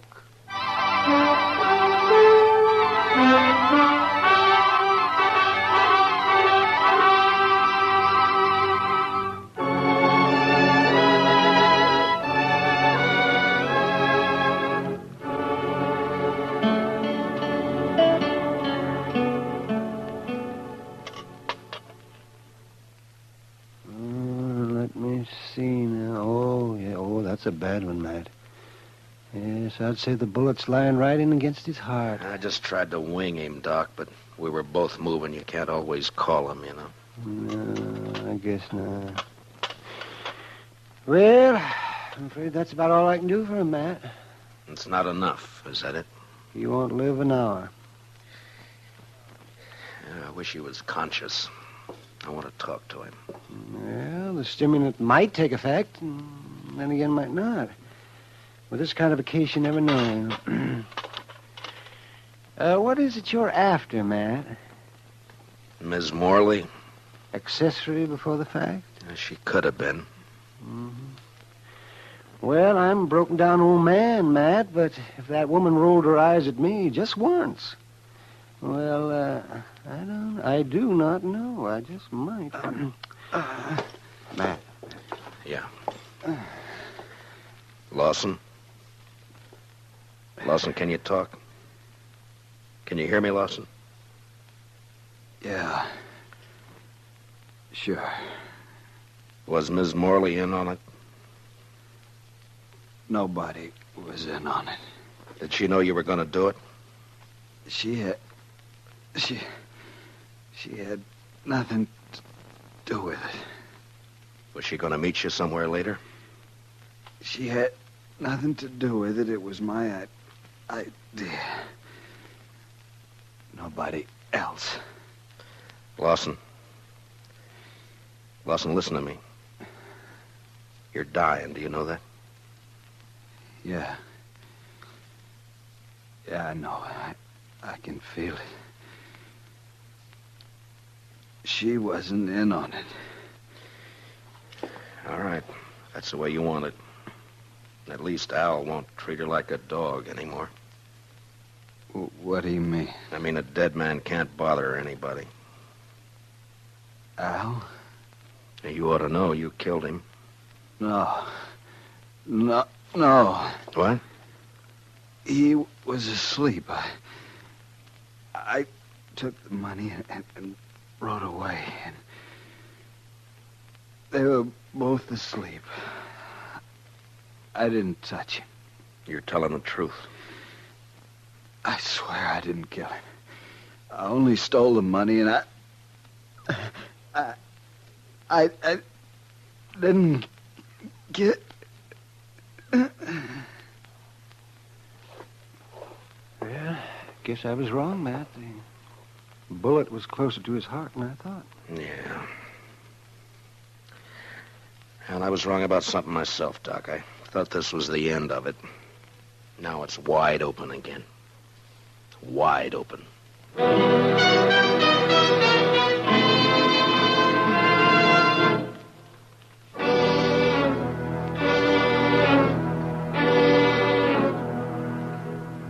I don't see why you got me here just to ask the same things all over again, Marshal, because I told you how it happened. Yeah, I know, Jesse. You caught Red Lawson with the money on him. Now, what more proof do you need? It only proves he took the money, Jesse. It doesn't prove he killed Al.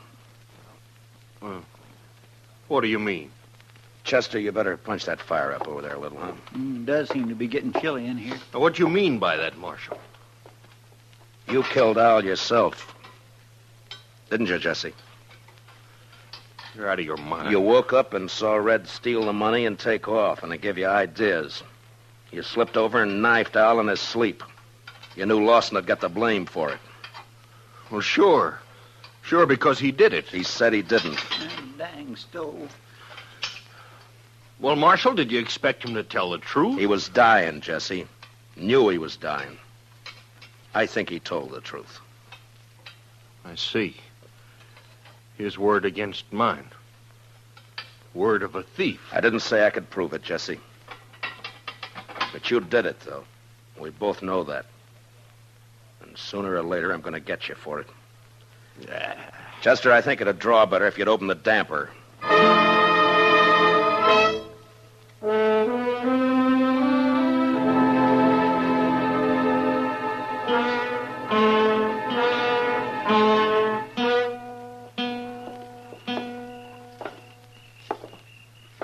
Quiet night, Mr. Dillon. It was a quiet night last night. And 2 men who were alive last night are gone tonight. Sure makes you stop and wonder. Well, at least one thing hasn't changed. That coyote's still there. I guess there'll always be coyotes around, Mr. Dillon. What are you going to do about Jesse Wells? Oh, I don't know, Chester. He's guilty. You can see it written all over him, but there'd be no use bringing him in. I haven't got one piece of evidence. I don't know. Yes, sir. She's quite a woman. Mercy. Quite a woman. Yeah, she is that, all right. Matt? Is that you? Good evening, Miss Morley. Who are you looking for tonight? Can't be Red Lawson. He's dead. So is my husband. You forgotten? My deepest sympathy. Don't bother. You know better. I am sorry about Red, though. He was nice. You're the one who did it, aren't you, Matt? Yeah. Yeah, I killed him. For you. I couldn't do anything else. I don't know why you say for me. It wasn't my fault. Yeah, sure, I know. You know. You don't know anything. You don't know how it feels to sit in a house alone with your husband dead. No one in town coming near you. Like he was poison or something. Sure, I don't feel sorry about Al, but I would have once. He's the one who changed me, made me feel different. I know it wasn't your fault. And you didn't even come to tell me he was dead. Why not? It's part of your job, isn't it? I didn't come and tell you, Miss Morley, because I figured that you'd... Chester? Yes, sir? Would you mind walking on ahead? I'll meet you on the Texas Trail in a few minutes. Well, All right, Mr. Dillon, if you say so. I get friendly every time. Why'd you send him away, Matt? I was just wondering if you were going to be home later tonight. Well, I could be. Around 10 o'clock, say? Sure, Matt. I'll be there.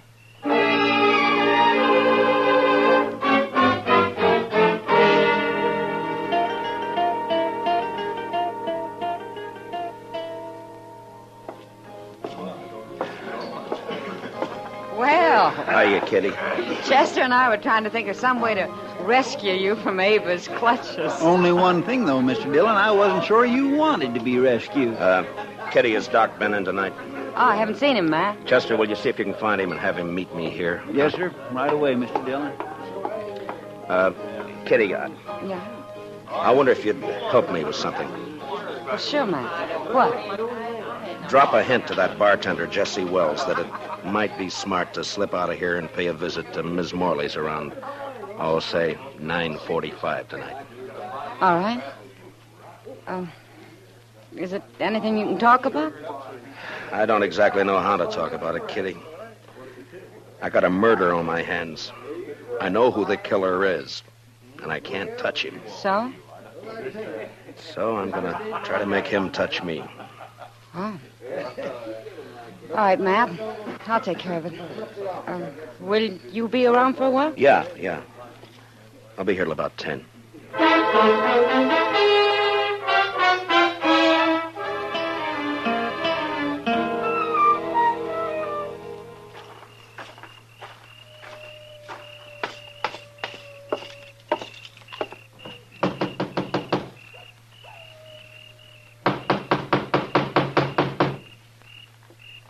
Who is it? It's Matt Dillon. Who'd you think? Just a minute. Well, hurry up. Let me in. All right, Dillon, come on in. Well, Jesse, I thought you were working. I was, till just a few minutes ago. Well, what's on your mind?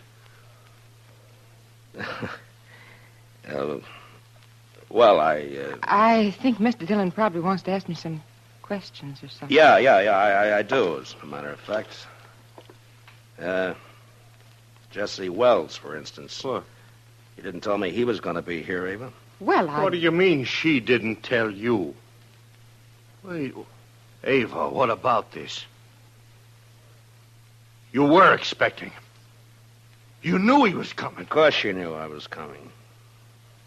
You and Matt Dillon. For how long? And what kind of a fool does that make me? I'm afraid you were born a fool, Jesse. That's why she picked you. She's so wonderful you said if only Al didn't stand in our way. I didn't tell you to kill him. I didn't mention it once. You didn't have to. Just kept dropping hints, leading me on. And all the time you and Matt Dillon. She's too smart for you, Jesse. You should have realized that. Yeah. And instead I played right into your hands. Both of you. How, Jesse? Killing Al, getting him out of your way, giving the two of you a clear field. You're under arrest for murder, Jesse. What? Oh, you'd like that, wouldn't you? Both of you would. Sit around and laugh about it while you're waiting for me to hang. I said you're under arrest. Now hand over your gun. No, you don't, Dillon. You're not going to carry it that far. You're not taking me in for something both of you wanted me to do. Hand over your gun, Jesse. You want my gun, you got to take it away from me. Get away from the door. Oh, sure, I'll get away from you. Hold it, Mr.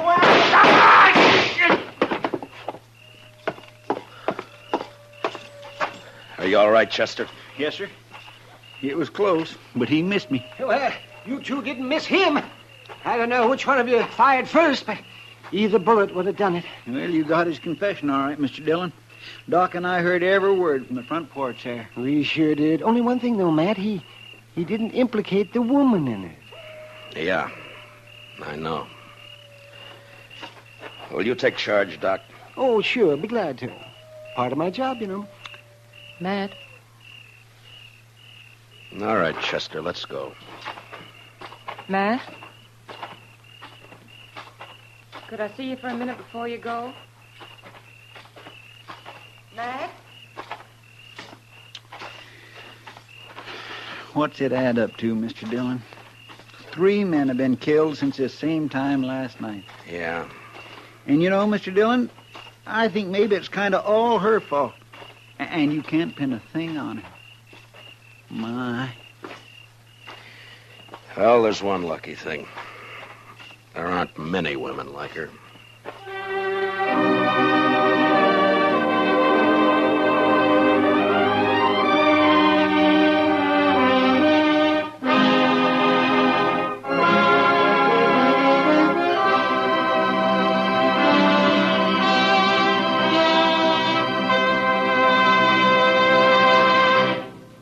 Gunsmoke, under the direction of Norman Macdonald, stars William Conrad as Matt Dillon, U.S. Marshal. Tonight's story was specially written for Gunsmoke by Les Crutchfield, with music composed and conducted by Rex Corey. Featured in the cast were Lillian Bayef, with Harry Bartell, Lawrence Dobkin, and Jack Crucian. Parley Bayer is Chester, Howard McNear is Doc, and Georgia Ellis is Kitty. Gunsmoke is heard by our troops overseas through the facilities of the Armed Forces Radio Service. Join us again next week as Matt Dillon, U.S. Marshal, fights to bring law and order out of the wild violence of the West in Gunsmoke.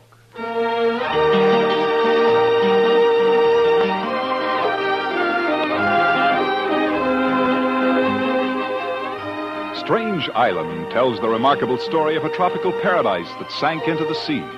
Hear all about it on Tarzan, Lord of the Jungle, tomorrow night on most of these same stations.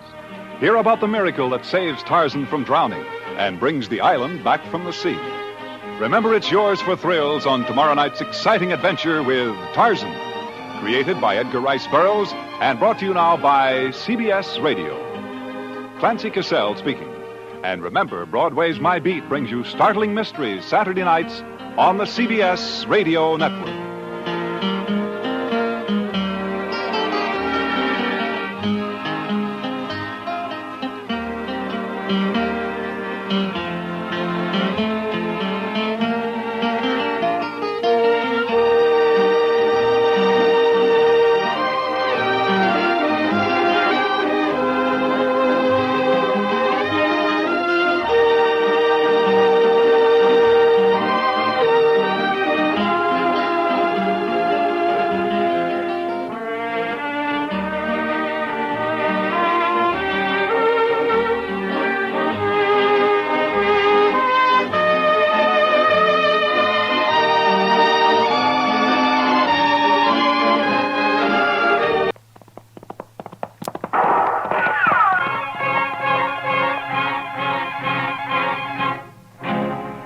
Around Dodge City and in the territory on West, there's just one way to handle the killers and the spoilers, and that's with a U.S. Marshal and the smell of Gunsmoke.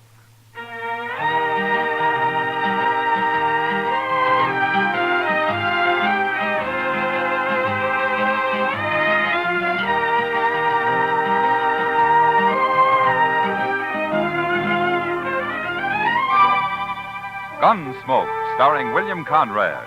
The story of the violence that moved west with young America. The story of a man who moved with it. Matt Dillon, United States Marshal.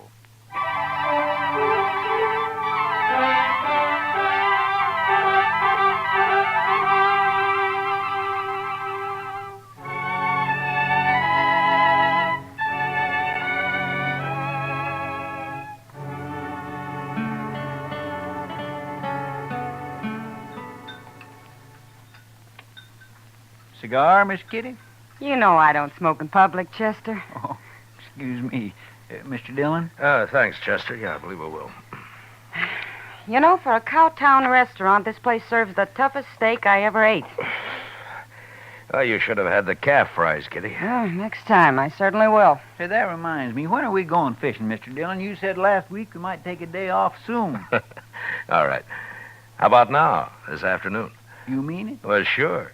You want to go, Kitty? Oh, thanks, Matt, but there's a new girl at the Texas Trail. I told her I'd help her make a dress today. I'm late now. Huh? Well, I'll have to drop by the office first, Chester. All right. If you want any help eating those fish, let me know. You know how to cook catfish? You bet I do. We'll be around then. Say, Mr. Dillon, look at those men down there by the jail. Huh? Now, what's so curious about a wagon load of buffalo hides, I wonder? Maybe they got a white one. If they have, I want it. See you later, Matt. Chester? So long, Miss Kitty. Kitty.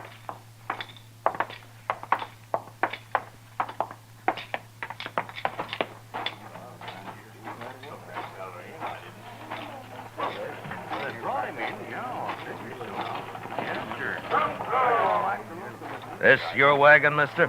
No, Gatliff's. I skinned for him. Oh, what are you doing here? What's the crowd for? Just curious. The other skinner got hurt, and we brought him into the dock. Oh? What happens? He hurt bad? Bad enough. Gatliff didn't see any sense in bringing him into town at all. Me and the cook, we made him, though. Oh? Here's Gatliff now. Chester, go up to Doc's. Maybe I can help, huh? All right, sir. How is he? Doc will take care of everything, Toby. Never mind that. How is he? Dead. Now, let's drive these hides on down the shed. I want to get them sold and pick up our supplies. Come on. Just a minute, Gatliff. Some other time, Marshal. I'm busy. So am I. But you come into my office anyway. I want to talk to you. All this busy, bothering people. That's my office right over there. You and the cook go get them hides unloaded, Toby. I'll be right along. Yeah.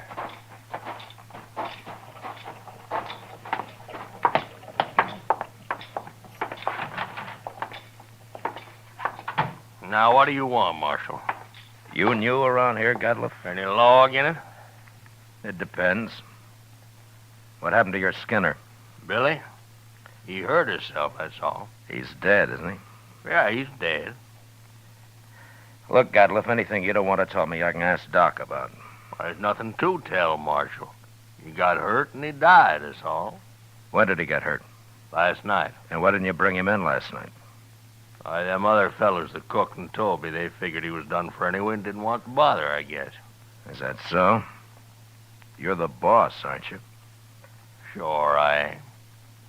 But you know how men are when they get out in camp, Marshal. You don't want to push them too far. They get touchy, kind of. What happened to him, Gatliff? How'd he get hurt? I don't rightly know, Marshal. He was alone in camp, and when we got there, he'd gone and burnt himself. Burned? Burned with what? Hot lead, Marshal.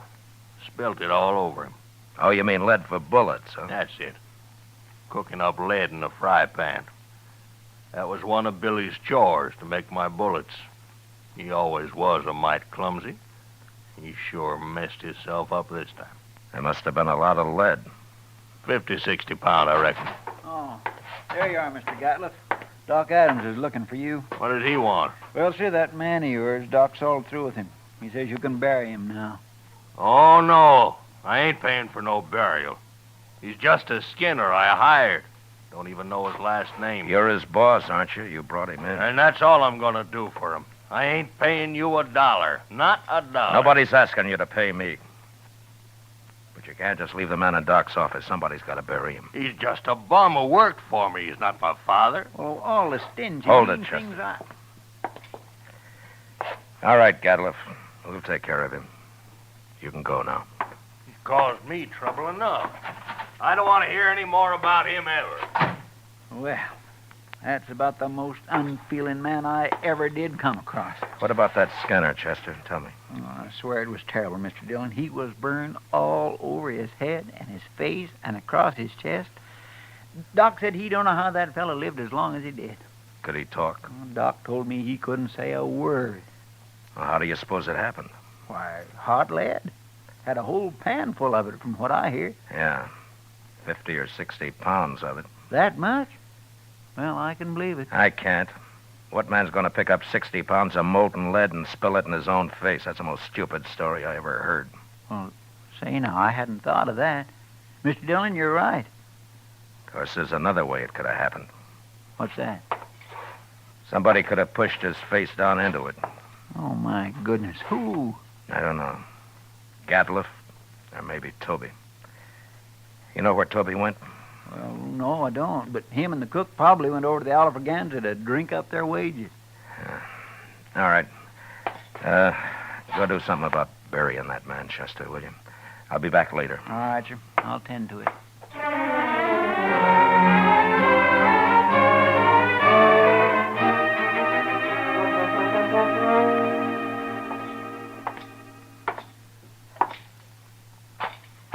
Where's the cook, Toby? Oh, hello, Marshal. Cook, he went to get him some boots while he still had the money. Come on over to a table. I'll buy you a drink. You will? Well, I mean, sure, Marshal, sure. Sam, set out a bottle of rye and another glass, will you? Yes, sir.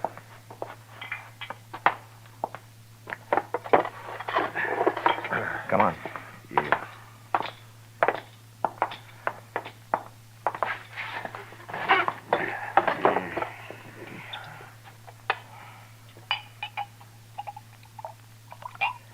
Yeah, here you are. Thank you. Well, here's to your friend, Billy. He's no friend of mine, but he died a bad death. I'll drink to him.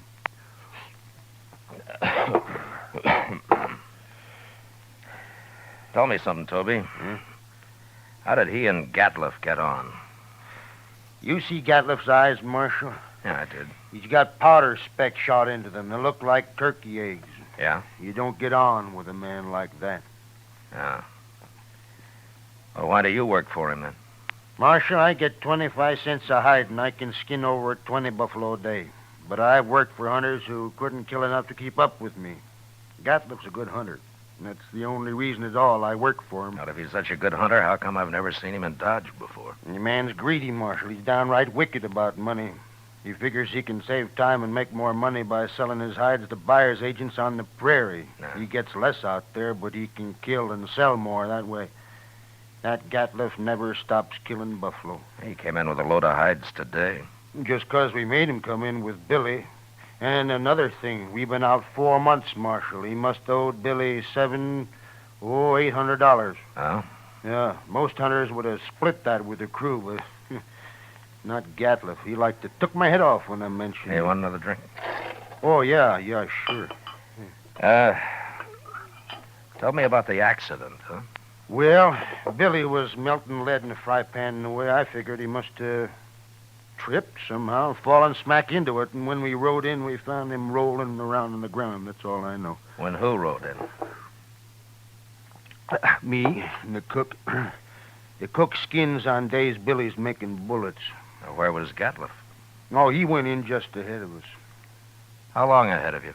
Not long, maybe about 20 minutes. Then he found Billy first, is that it? Yeah, so he did. Hey, I hadn't thought of that before, Marshal.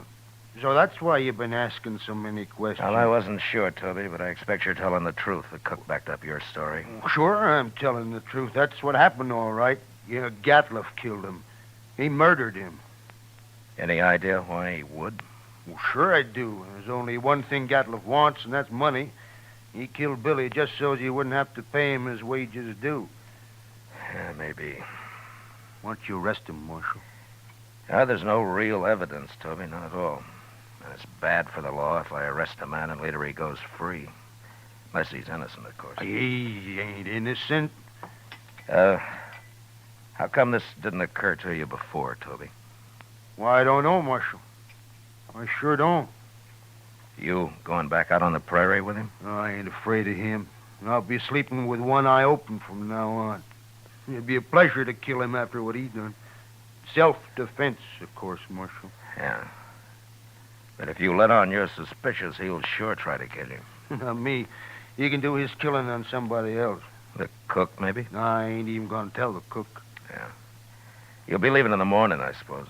About dawn, I reckon, soon as Gatliff hires a new skinner. Now, the bottle's yours, Toby. Oh? And, good luck. Well, I sure do. Thank you, Marshal.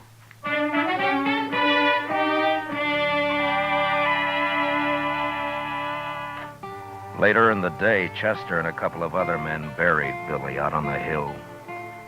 As Toby said, he died a bad death, and it was made worse by the men who'd done it to him, going scot-free.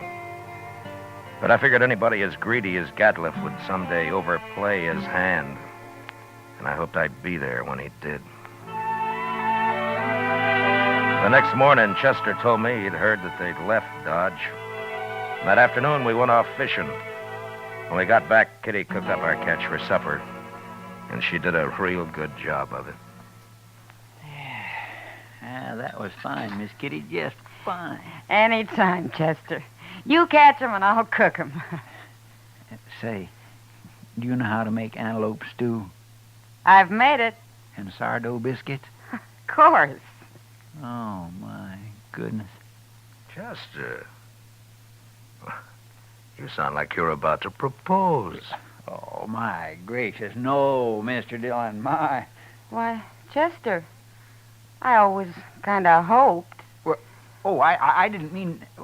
Well, that is... I mean... Well, mercy, well, who'd marry me anyway? You ever ask anyone to, Chester? Well, yes, ma'am, once I did. Well, what'd she say? She said she would. She said, yeah. Oh, what happened? Marshal Dillon here. Yeah, come on in, mister. They sent me after you, Marshal. Nestor camp across the river. Oh, what's the trouble? Man got knifed over there. Killed. Oh, was it just a fight or what? They don't know who knifed him, Marshal. Come on, Chester. Thanks for the supper, Kitty. Sure, Matt.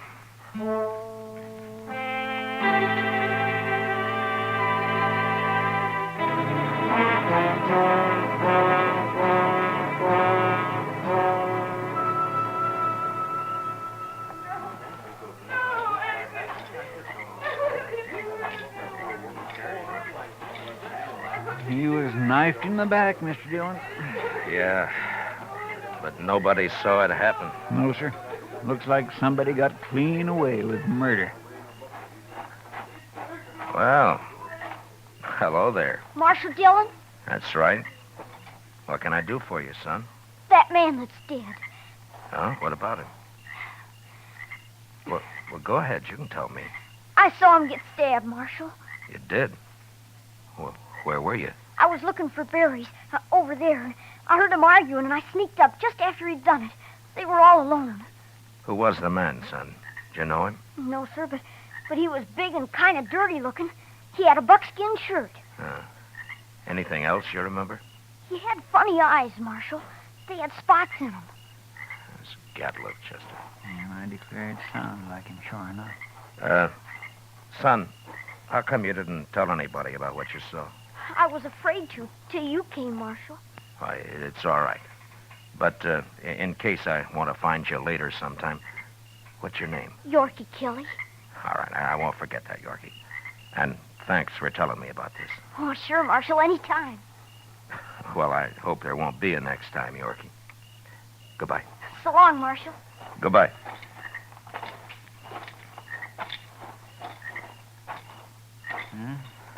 Guess it was Gatliff, all right. Yeah. Seems like a dangerous sort of man to be running loose. No, I got him now, Chester. As soon as I find him. I hope so, Mr. Dillon. I certainly do hope so.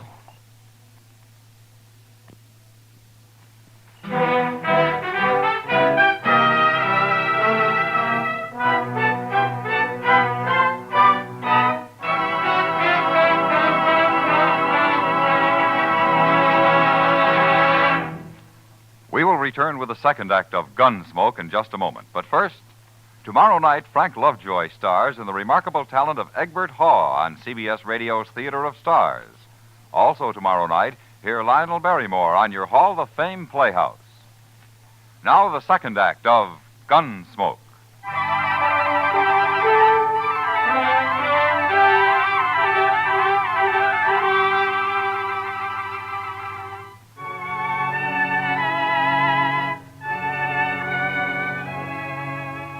Since Gadliff would figure nobody had seen him, it wasn't likely that he'd run.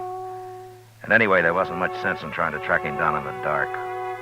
So Chester and I didn't start out until the next morning. Ordinarily, a man would ride into the prairie and disappear. But with Gadliff, it was a little different. At least we knew he'd be somewhere around Buffalo. It was late afternoon before we reached good hunting grounds, and almost dark when we spotted the first hunter's camp. We just gonna ride right up to him, Mr. Dillon? Now, this isn't Gadliff. He had mules. This man's got horses. Yeah, that's right. Keep your eyes open just the same, Chester. Oh, yes, sir.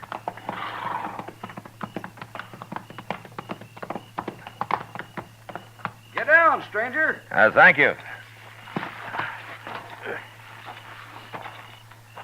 Supper will be ready. Cook, throw some more tongue in that stew pot. Don't like buffalo tongue.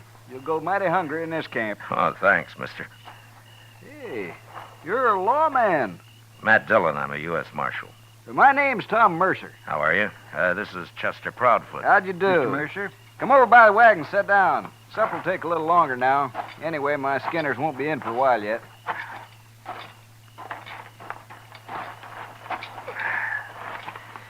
Well, how you doing, Mr. Mercer? Oh, fair, Marshal, fair. Had a stand of about 100 today. Killed every one of them but a couple of old bulls. Oh? That's why the boys are out so late. Have you been here long? About a month. Move on in a couple of weeks. I don't know, Marshal. I think this whole southern herd's going to be clean wiped out for long. Next year I'm going to Dakota. Too many hunters, maybe, huh?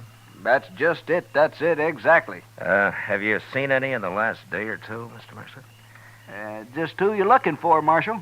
Man named Gadliff. Big man. Speckled eyes. What's he done? You know him?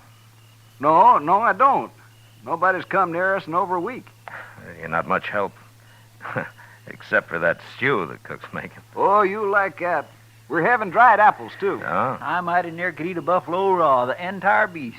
You must be part Indian. Well, no, sir. I've seen one of them eat a whole liver raw. Got propped up against a tree and ate every bit of it and then went sound asleep right there in the sun. He was sure some sight. Where'd you ever get that close to an Indian? Oh, Indians ain't always bad. Take last fall, about 20 of them rode right down into our camp. We thought we was done for, sure, but you know what happened? They were looking for meat, that's all. We let them take what they wanted, they rode away. Just as peaceful like as a man could ask. They're going to get real hungry when the herd's gone. That's so, Marshal. That is surely so. That's what makes them mad. Don't you think that's reason enough? Fella told me a couple of weeks ago he run into a bunch west of here. He was looking for scalps, all right, but good buffalo man with his old Sharps 50 can pick off Indians at 1,500 yards. They're no match for him at all. Not unless they stalk him. Oh, they've done that, sure. Hey, here come my skinners. Let's go get outside some of that stew. Good. All of it. Don't you ever feed this man, Marshal? Only when he works, Mr. Mercer. Oh, now, Mr. Dillon.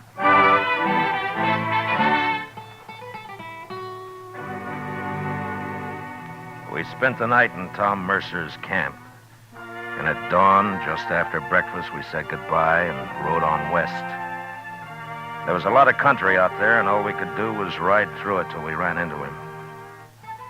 In the next 2 days, we met plenty of hunters, but we didn't find Gadliff.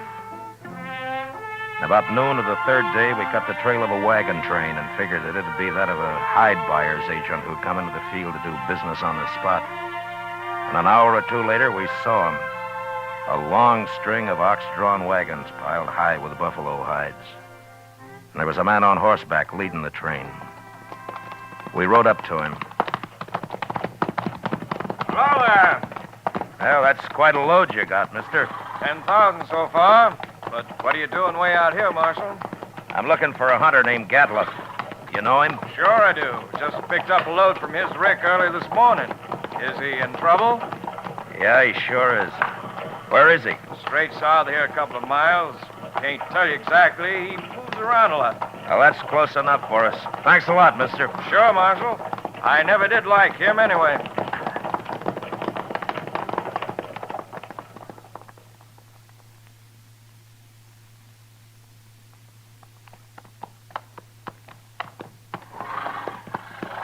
There's an empty rick over yonder. That must be it. Yeah, but he's moved his camp. Not far if it was just this morning. Chester, what's that out there? Where? Hey, that looks like a man. Come on. There.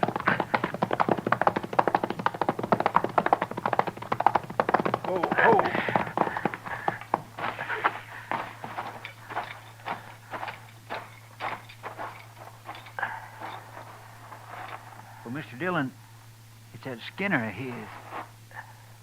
Get some water, Chester. Yes. Toby?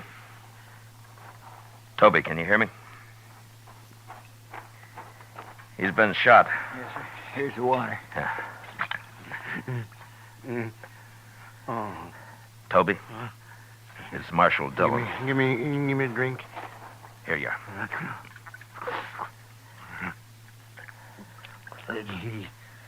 He shot me, Marshal. Oh, what happened? Where's the rest of the crew? They run off. He took his wagon and the horses. He went kind of crazy when he found out. That's why he shot me. You know where he is now? No, I don't know, Marshal. He shot me, and then he said he was going hunting. He's going loco. Going loco. Now, take it easy, Toby. Take it easy. You'll be all right. I could hear him shooting at Sharps a long time. And then he stopped. Well, where was he? Which way? Off. Behind me there. I could hear him. Chester, you stay with him. I'm going after Gatliff. All right, sir.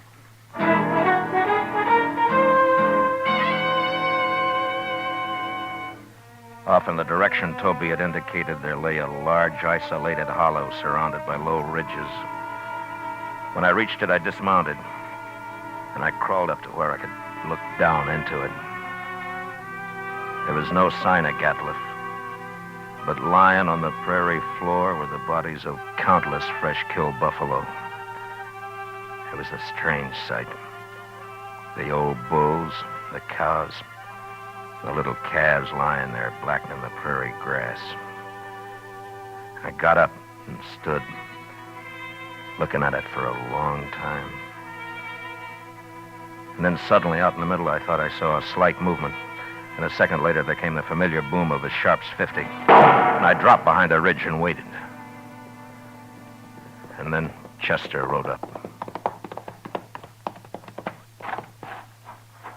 Have you found him, Mr. Dillon? Yeah. I thought I'd better come along. You see... Toby's dead, is that it? Yes, sir. All right. Gatliff's down there in the middle of the hollow.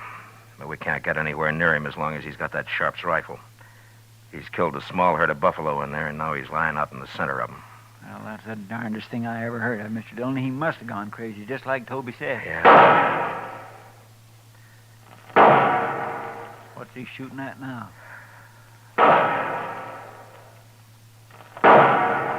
Mr. Dillon, the way he's spacing them shots. Yeah, that's a signal for help, Chester. Come on.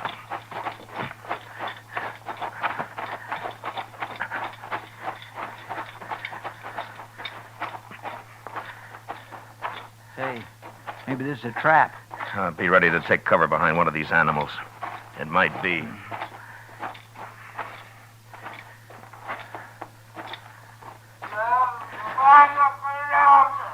Sounds like he's been hurt. Yeah. Keep your head up.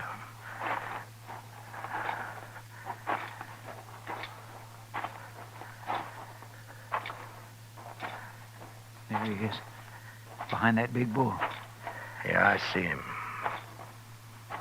Why, Mr. Dillon, He's all... There have been horses in here. Indians. My goodness. Come on.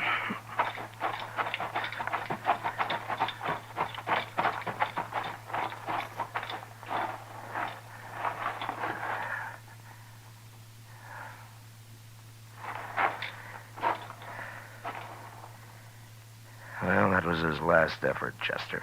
He's dead now. Mr. Dillon, that's awful. Yeah.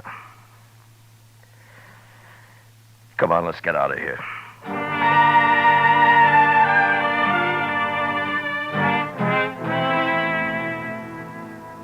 I don't know how the Indians caught Gatliff. He'd gone a little mad, and maybe that made it easy for him. But they finally got themselves a buffalo hunter. And into their unbelievably savage torture of him had gone all the hatred and desperation of a race being slowly starved and driven from their homeland. And then they'd put him there surrounded by his own bloody slaughter. And they'd gone off with a gesture of contempt, leaving his rifle and his ammunition by his side. And having seen what they did to him, I'll never know how he managed to fire even one of those shots. For all of his evil, Gatliff had died harder than any man I'd ever seen. Chester and I rode back to Dodge. And it was never mentioned between us again.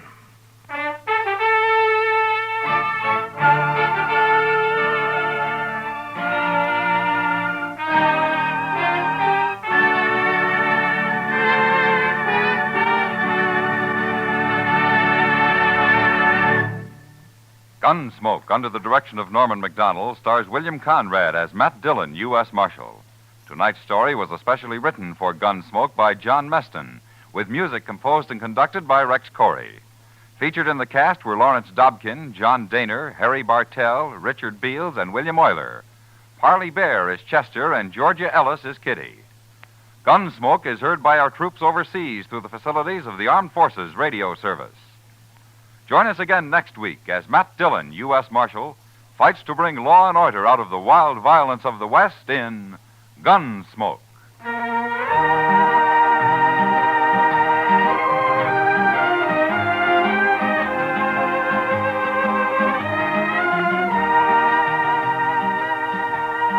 Monday night on CBS Radio, hear the concluded suspense production of Shakespeare's tragic drama Othello, starring Richard Widmark, Elliot Lewis, and Kathy Lewis. Also Monday night, don't miss the Lux Radio Theater's charming excursion into fantasy, The Bishop's Wife, starring Cary Grant and Phyllis Thaxter. George Walsh speaking, and remember, there's fast, funny quizzing on The Bob Hawk Show, Monday evenings on the CBS Radio Network.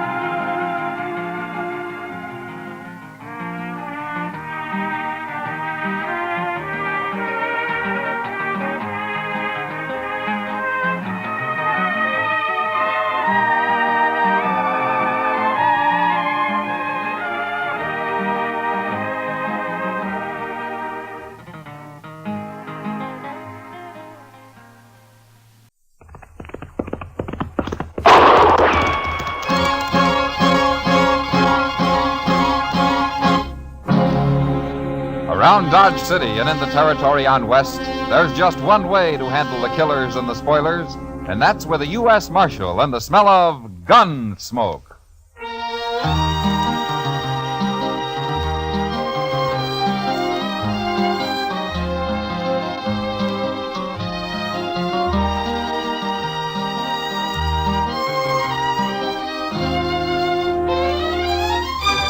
Gunsmoke, starring William Conrad.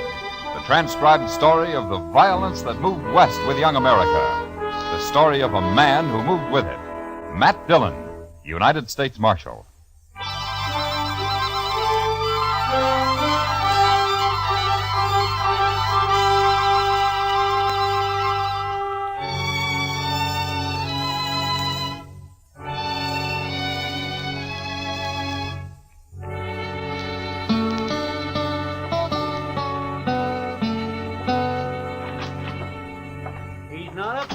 Dillon. He's just plain vanished. And there's no note anywhere, Chester? No, sir, nothing.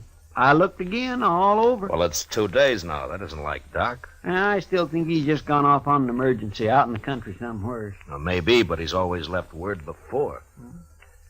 Well, what'll we do, Mr. Dillon? I don't know. Might start asking people, Chester.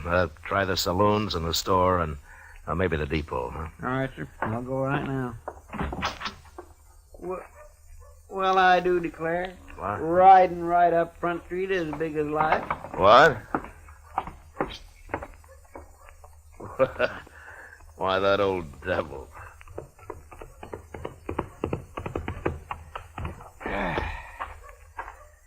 Well, you sure are a sight for sore eyes, Doc. Where in the world have you been, anyway? Hello, Chester. Matt? Well, you had us worried, Doc. Oh, that's so? Well, you've been gone 2 days. I know. Next time, leave word, Doc. I will. I surely will. If I can. Well, it sure would save us a lot of Wait a doggone minute. running What do you around. mean, Doc, if you can? Just that. If they let me, I'll leave word. Come on inside, huh? Okay, Doc, I'm curious. You want to tell me about it? Well, I can tell you part of it, the least important part. I made a promise about the rest. You know how it is, man. No, but you tell me. Well, the other night, Wednesday it was, I was peacefully asleep on my couch when a couple of riders tromped right into my office. They said a man was hurt bad on a place out past Fort Dodge. So naturally, I got up and went along with them. Well, then why didn't you leave a note and say so? They told me not to. They told you what? Let him talk, Chester. Of course, I figured then it must be a shooting. But my job is to take care of everybody, sinner and saved alike. And so when we finally got to this place the next day... What place? That's part of what I promised not to tell, Chester. Oh, my. But like I was saying, there was a young man there who'd got himself shot in the back. The bullet lodged right in his spine. I dug it out and did all I could for him. And then I just sat there for quite a spell. And then I put my things away and I walked out into the other room. Well, Doc, how is it? I did what I could. What do you mean? He's dead. The shock of extracting that bullet was too much for him. It's a bad place, the spine. You killed him, huh, Doc? No. No, I didn't kill him. He's dead, ain't he? That boy wouldn't have lived more than a couple of days anyway with that bullet where it was. Whoever put it there murdered him. Want me to shut him up? Not yet. Doc, tell me something. You know that boy in there? I do. Mm-hmm. The three of us here, you know any of us? Him? I've seen him around somewheres. Dodge, I guess. Well, that settles it. He ain't walking out of here. Shut up. You know his name, Doc? No, I don't. Might come to me, though. Let me think. You don't understand, Doc. He wants to kill you already, and now you're trying to remember his name. That's just going to make it worse. You can't kill a doctor for following his oath. No. I shot that boy when he tried to get away and shoot you just as easy. Don't be a fool. I'm a doctor. And since there's nothing more I can do here, I got to be available to other patients. Don't you know I'm the only doctor within 100 miles of Dodge? Right now, that's one too many. Now, wait a minute. I'm kind of thinking the doc's right. You know, he ain't like an ordinary man. A doctor's, well, it's almost like he ain't quite human somehow. He's human enough to tell what he knows to that hard-head marshal they got in Dodge. The way I figured, it's us or the doc. I'm not interested in what you figure, mister. Right this minute, there may be some woman having a baby and needing me real bad. There may be several folks needing help. He's right. We can't kill him. Well, I can't. You do what I say and nothing else, you hear? And, Doc, listen to me. If I let you go, will you promise not to tell about anybody you recognized here? And if I don't? And, doctor or no doctor, I'll kill you myself. Yes, I suppose you would. All right, I'm here as a doctor. And nothing else. I promise. Word of honor, Doc. My word of honor. Okay, get out.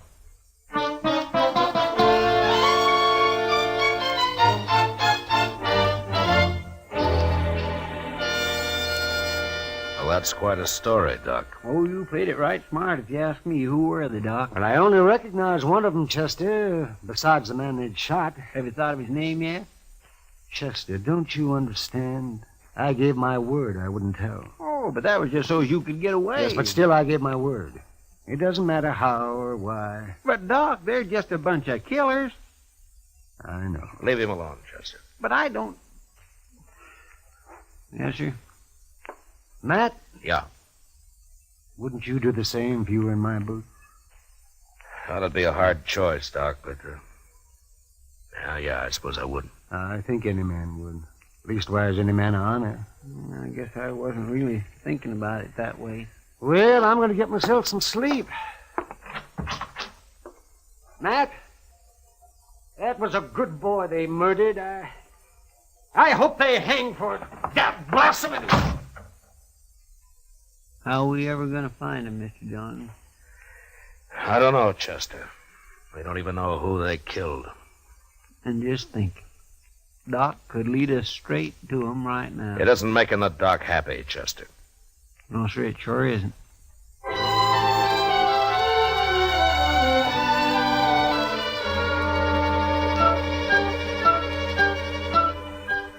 Sincerely, Matt Dillon. U.S.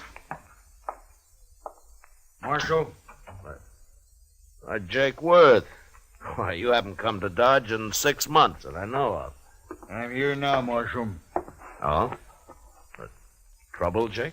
I'd call it that. Well? You know that cottonwood? Big one down at Brandy Bend? Yeah.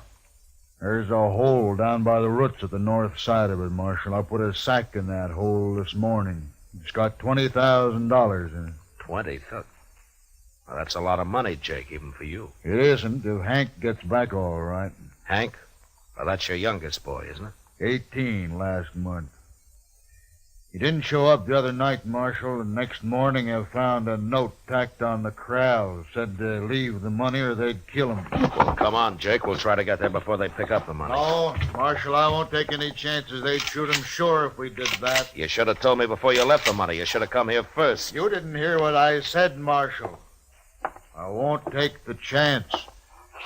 All I want now is for you to watch for anybody who turns up rich around here. Jake, listen to me. You listen to me, Marshal. Nobody's going to do a thing till Hank's back safe on the ranch. Not one dang thing. Jake, if they killed Hank, you'd want him hung, wouldn't you? I'll hang him myself if it comes to that. All right, then let's go. Let's get down to Brandy Bend and wait for him. No, I already told you no. Jake! I think Hank's dead. You what? I think they've already shot him, and he's dead. What are you talking about? Where is he? I don't know. And how come you think he's dead? Well, I can't tell you. Marshal, I've had about enough of this. Look, we're wasting time here. Come on, Jake. I'll tell you what I can on the way to the river. You better, by heaven, or one of us ain't never going to get to the river.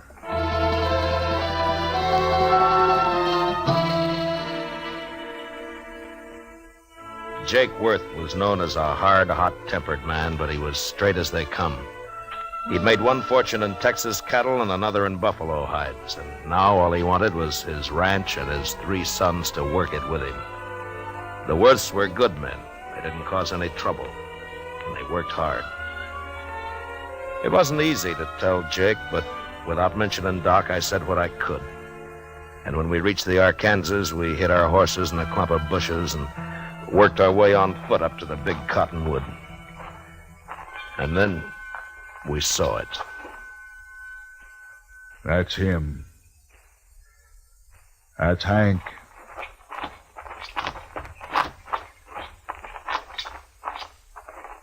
Yeah, I'm afraid so, Jake. Yeah. They killed him. They killed him all right. He was a good boy. Had his whole life to live yet. Why'd they do it? I gave them the money. Why'd they do it? I'm sorry, Jake. Marshal, I want the truth now, every bit of it. Well, that's all I know, Jake. Hank tried to break, and one of them shot him. But we'll get them. I'll take care of myself as soon as you tell me who they are. I don't know who they are. Don't lie to me, Marshal. You know a lot you're not telling me. I've told you all I can. That's my boy lying there, Marshal. He's been murdered, and if I didn't know you so well, I'd begin to think maybe you had something to do with it yourself. Easy now, Jake. Then why don't you tell me? Because the man who told me about it had to promise not to name anybody. That's why. What man? Who is he? I'll get it out of him if I have to cut it out. I know. That's why I can't tell you who he is. What kind of a lawman are you, anyway? I've told you all I can, Jake. No. No, you haven't. Marshal, I don't believe your story about nobody promising nothing. You know who done it. You're going to tell me. I'm giving you 24 hours to name those men. And me and my boys are coming to Dodge. There'll be blood spilt, Marshal. Jake, I give you my word, I don't know who did it. I don't believe you. I'll help you take your boy home now. Go on back to Dodge. I'll manage here. You're making a bad mistake, Jake. 24 hours, Marshal. I'll be there. We'll find you, wherever you'll be. Jake, So long, Jake.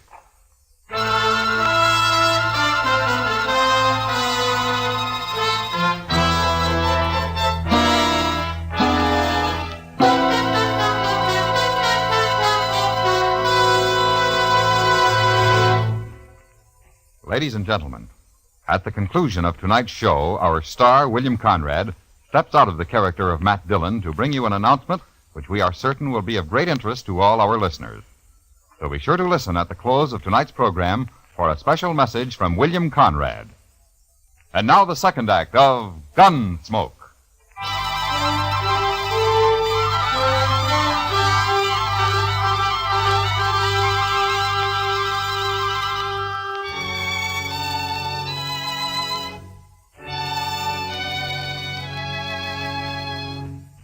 There was no use arguing with him. The man's grief had destroyed his reason. And the worst of it was, I knew his sons would do whatever Jake told them to do. Unless I could stop it somehow, I'd have to shoot it out with 3 good and perfectly innocent men. And for no reason at all. I thought about it all the way back to Dodge. And by the time I got there, I had an idea. I went up to Doc's and I talked it over with him. All right, Matt. I'll do whatever I can. Well, it might not work, Doc. And you'll be exposing yourself to a lot of danger. Have you thought about that? I have. And I've also been thinking about the men who killed Hank Worth. Well, we could wait till they start spending their money, or till one of them gets drunk and maybe talks too much somewhere. Yes, we could, but meantime, you and the Worths will have a gunfight. Oh, and that'd be a terrible thing to let happen. All right, then, Doc, let's go.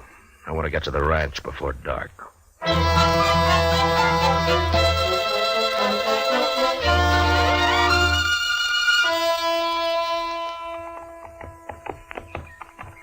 You know, Matt, I haven't been out here since Mrs. Worth died. It must be 4 or 5 years now. The place sure has changed. Yeah. I don't see anybody around, do you? Well, maybe they saw us first. Maybe they hid out. Yeah, maybe.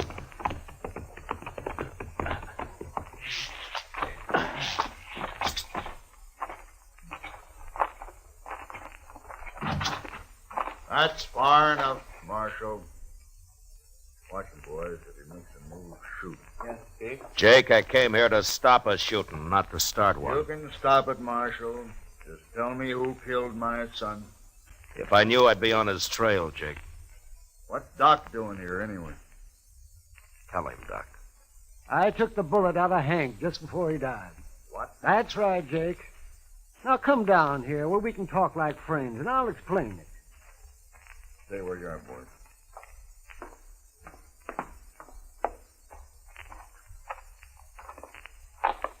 All right, Doc, let's hear it. Well, they got me out of bed, Jake, and they led me out into the country. Hank had been shot in the back, and I extracted the bullet. But it was no use. He'd have died anyway. There were 3 men there, and I recognized one of them. Who was he? I had to promise I wouldn't tell Jake, or they'd have killed me. That don't matter now. Think about it, Jake. Doc gave him his word, and you're asking him to break it. Now think about it for a minute.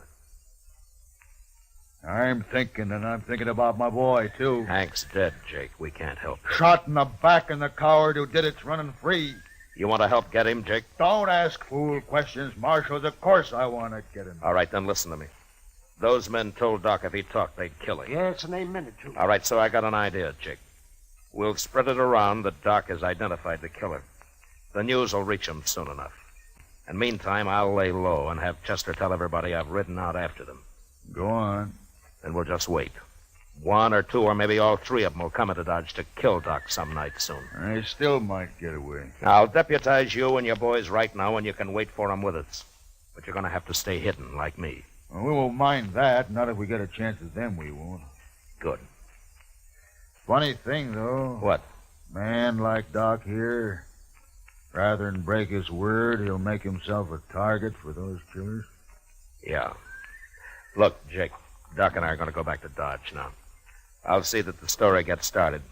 And in a day or 2, you and your boys can ride in, but separately, though. Otherwise, it might cause talk. I understand. And come straight to Doc's. We'll get there.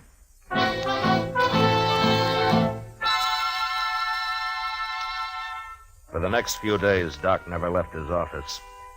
I figured that'd make him look scared and draw the killers right into his place. The rest of us sat around in his back room and waited. Chester kept us supplied with food and coffee. And on the 6th night, about midnight, we got our game. Mr. Dillon, I think it's them. What? They just rode up Front Street, 3 of them. They're tying up outside right now. They acted too deliberate like for ordinary riders, so I run up the back way to tell you. Good.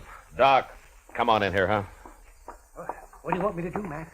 Take cover in here and stay out of sight, huh? Whatever you say, Mac. Let's go downstairs and meet them, Marshal. No, we might just scatter them that way, Jake. Now listen. One of them will probably stand guard on the street while the other 2 come up here to get Doc. Chester, you and the 2 boys go down the back way. Jake and I'll wait in Doc's office. Now, don't jump that man until we go into action up here. You understand? Yes, sir, I got it. All right, then move and move fast. All right, come on, Jake. Now what? Well, we'll just wait here in the dark. Good. I'm going to bunch up Doc's blanket on the couch here so that they'll think he's in it. What? They're on the stairs now. All right, get back in the corner, Jake, or we'll be shooting each other. Yeah. Now, quiet. And don't start shooting till I do.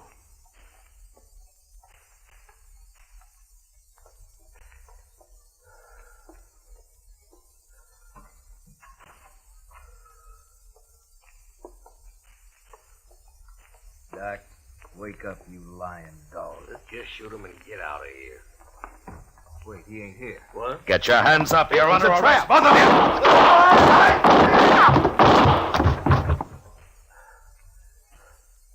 you. You all right, Jake? Yeah, I got one of them. I'm all right. Doc? Doc, come on out. They're dead. Light the lamp, will you, Doc? All right. You okay, Mr. Dillon? Yeah, come on in, Chester. Oh, we got him. He tried to get away when he heard the shooting up here, but he run smack into one of the Worth boys. He's dead. Bring the lamp over here, Doc. No, I don't know either one of these men. Now, Doc, you can tell us now. Is one of these the man you recognized? This one here. I remembered later I treated him for a broken nose some time back. I never did know his name. He came up the trail with a herd, I think. Yeah. Doc, will you take care of things? Sure, man. Well, Jake? Marshal, me and the boys will be getting back to the ranch now. Sure. Marshal, What, Jake? I doubted you. I'm sorry for that. Oh, forget it. No. No, it's best I remembered. A man shouldn't make mistakes like that. Well, there was no harm done. The way it worked out. I'll buy you a drink before we leave, Marshal. I think I'd like that, Jake. Come on, let's go.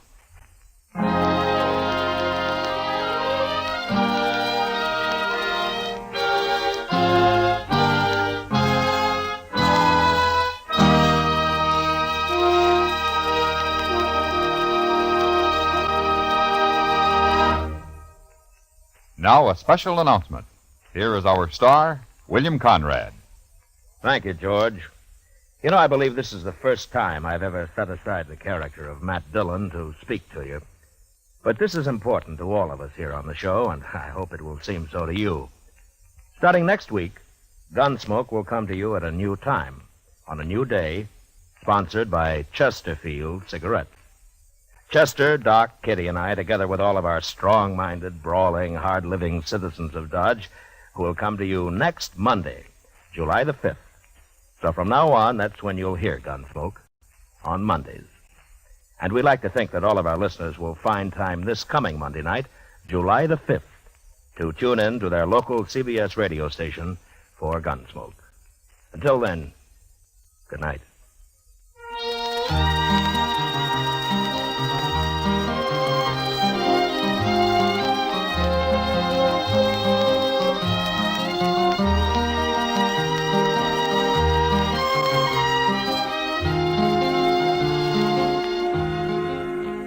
Gunsmoke, transcribed under the direction of Norman Macdonald, stars William Conrad as Matt Dillon, U.S. Marshal. Tonight's story was specially written for Gunsmoke by John Meston, with music composed and conducted by Rex Corey. Featured in the cast were John Daner, Lawrence Dobkin, and Harry Bartell. Parley Bear is Chester, and Howard McNear is Doc. Join us again Monday, July 5th, as Matt Dillon, U.S. Marshal, fights to bring law and order out of the wild violence of the West in Gunsmoke. George Walsh speaking. For the top tunes of rural America, hear Saturday Night Country Style every week on the CBS Radio Network.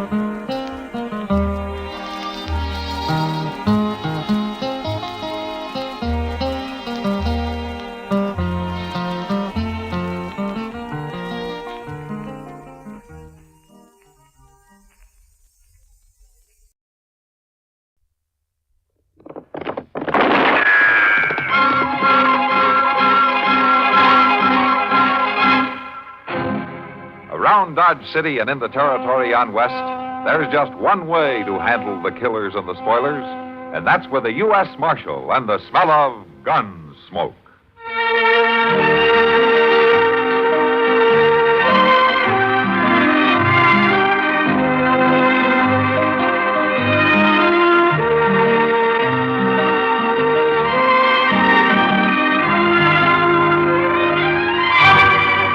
Gunsmoke, starring William Conrad, the story of the violence that moved west with young America, and the story of a man who moved with it. I'm that man, Matt Dillon, United States Marshal. The first man they look for and the last they want to meet. It's a chancy job, and it makes a man watchful and a little lonely.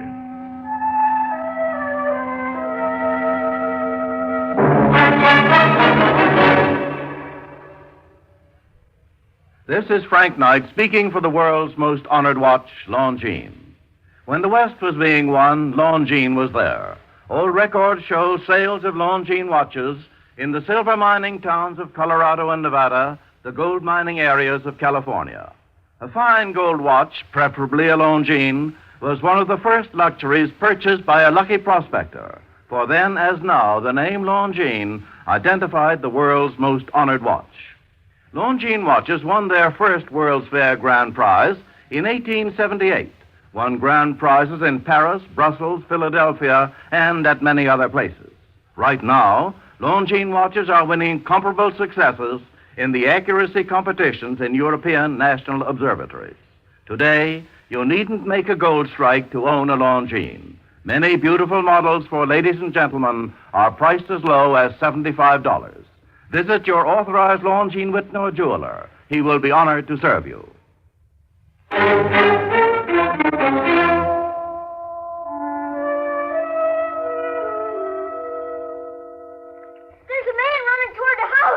Get back inside. Close the door. What is it? I don't know. Be quiet.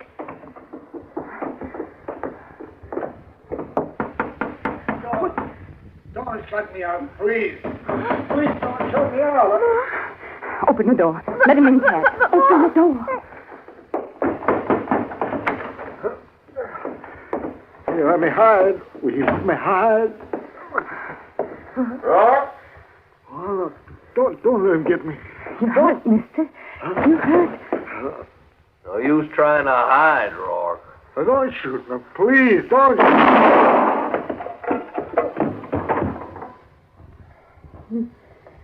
You shot a dying man. Yeah, he wasn't dying long. You shot him in the back. He was still dead. You're a right smart boy, ain't you? Where's your daddy? Ted. Let the boy talk. Where's your daddy, I said? He's dead. You two living here all alone? We ain't scared. Of course you ain't. Yeah, too bad it had to happen right in your kitchen, ma'am. Rourke has had that coming a long time. What are you going to do, mister? Well, just nothing, ma'am. Nothing at all, if you'll let me. What do you mean? You just remember this was my affair, mine and Rourke's. And now walk right on out of here. Forget about it. As long as you two forget about it. Marshal's going to come after you. Sure not. Ted. Yeah, like I said, he's a real smart boy, ain't he, ma'am? I guess you're right, though. I guess he does talk a mite too much. No, he don't talk. Don't. I'm mighty glad to hear that. Because it'd be a shame for a bright boy like that to get his throat cut because he didn't know when to keep his mouth shut, now wouldn't it? Wouldn't it? He won't talk. I promise. That's good. Real good. And both of you just stand quiet till I get away from here. Won't be no trouble. What about him? No, plumb forgot my manners. Well, I guess I better get him out of here.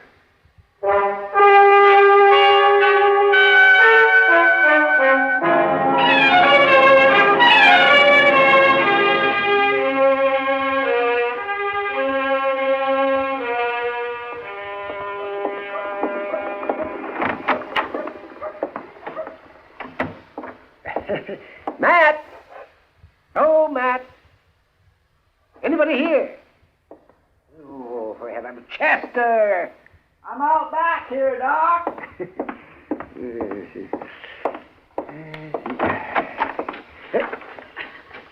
What in the world are you doing? Well, hello, Doc. What are you digging there? A set of graves? Graves? My goodness, Doc, don't talk like that. This here's a garden. A what? A garden. Well, it looks more like a buffalo wallow. Does Matt know that you're doing this right outside of his back door? Well, no, we don't. I'm kindly surprising him. Besides, I ain't hurting nothing, Doc. Just spading up the dirt, son. Well, I can see that. Look, let me show you how my garden's going to be. Now, see, right here is where the beans is going. And here is the carrot. And yonder's the peas. I don't see anything. Well, they ain't planted yet, but I got everything ready. All I need now is the seed. Now, where did this garden idea come from? You. What do you... Me? Well, sure. Don't you remember that time you was talking to Mr. Dillon about how people eat out here on the frontier and how they might get scullery? Scullery? Yeah, from not eating enough greens and sour Oh, stuff. yeah. Oh, that's scurvy, Chester, not scullery, no. Well, whatever it is, I got to thinking on it and decided to do something about it so I don't get that disease, Oh, well, that's fine, yes. But as I remember it, that talk we had was months ago. That's right, it was, and I've been worrying about it ever since. Oh, you're a man of action. The trouble is, I'm broke. Plumb. I can't buy no seed. Well, let me... Oh, no, now don't look at me. Well, now, Doc, you'd like a plate of greens every now and then, wouldn't you? Oh, well, sure I would, but not enough to pay for the seeds. You might get scullery, Doc. Scurvy, Chester, and I won't get it. Wouldn't take very much to buy them seeds from Mr. Jonas. Just a few pennies is all, Doc, and then none of us wouldn't never have to worry again. Well, now, Chester, suppose you did get those seeds. Now, you think everything that you plant is going to bloom like a sunflower? Well, my gracious, Doc, this ain't no problem. You just kindly push them little old seed into the ground, and before you know it, you got vegetables. Oh, yeah, oh, my. You're quite a farmer. All right, now, Doc, ain't no need to smart off. All right, Chester. All right, here's some money. There, now. Go and get your seed. Well, thank you, Doc. And from now on, you're half owner of this garden. You can have part of whatever I grow free. Oh, well, that's good of you, Chester. It's pretty warm, ain't it? It usually is in the sun. Must be near noon. Yeah, let me see. It's just about 12:45. Quarter till... My gracious, I'm going to be late. Late? Where are you going? Or to meet Mr. Dillon at Delmonico. Lunch or... What about our garden? I'll get to it, Doc. But after all, if Dodge ain't had no green vegetables for all this time, it ain't gonna hurt us none to wait a little longer.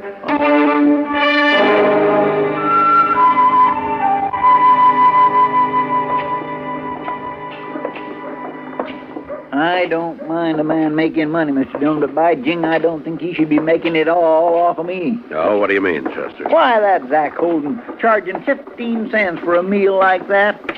I swear that steak still had a piece of the hide on it. Prices are going up, Chester. You just gotta face it. But it's getting so the man don't hardly have nothing left after feeding himself a little, and that's a fact. Look yonder, Mr. Dillon. There's a lady going into the office. Uh-huh. Reckon what she wants. And if she's like most women, we won't be long in finding out.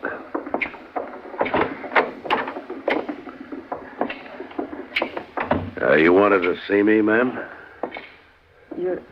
You're the marshal? Yes, and that's right, Matt Dillon. This is Chester Proudfoot. How do you do, ma'am? How do you do? I'm Cora Meadows, Marshal. My boy and I live out west of town a piece. No? Well, won't you sit down, Miss Meadows? Thank you.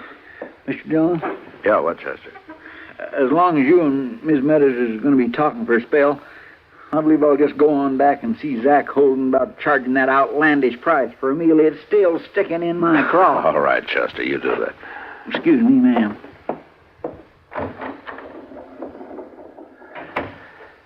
Now, Miss Meadows. Marshal, I don't rightly know what to do. Well, suppose you just tell me what's the matter. Well, that's just it, Marshal. I'm afraid of what'll happen if I tell you, and I'm afraid of what'll happen if I don't. You need help? Yes, Marshal. I need help, all right. Uh-huh. Just speak right out. Well, it's my boy. My boy, Tad. He's missing. Oh? I think he's taken out after that man, and he'll kill the boy if he sees him, and he'll kill me if he knows I've been here. Wait a minute. What man are you talking about? The one that shot that fellow out to my place yesterday. He shot him down just like he was an animal. Now, you're telling me there was a killing there yesterday and that your son may have gone after the murderer? Yes, Marshal, I am. Well, I think you better go back to the beginning and tell me the whole story.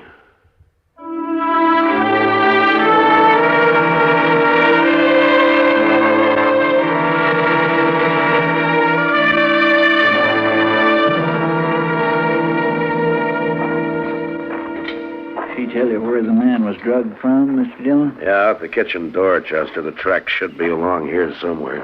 Yes, sir. Over here, Chester. See there? Looks like heel marks. Yeah. Leading over to them bushes. Yeah, they sure do. Come on.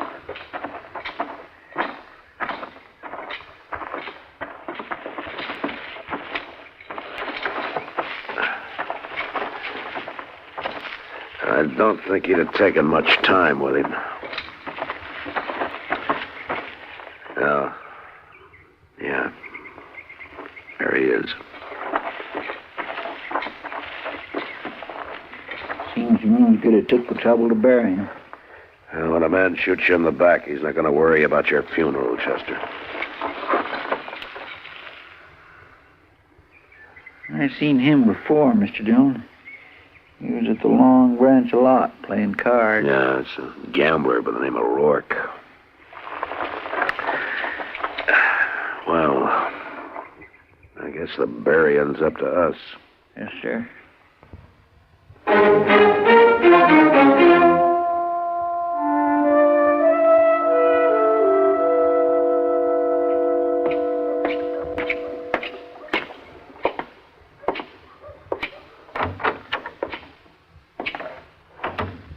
Oh, it's you, Matt. I'm glad you're here. Well, I came as soon as I got your message, Doc. Is there something wrong? Yes, Matt, there is. Come to the other room. No?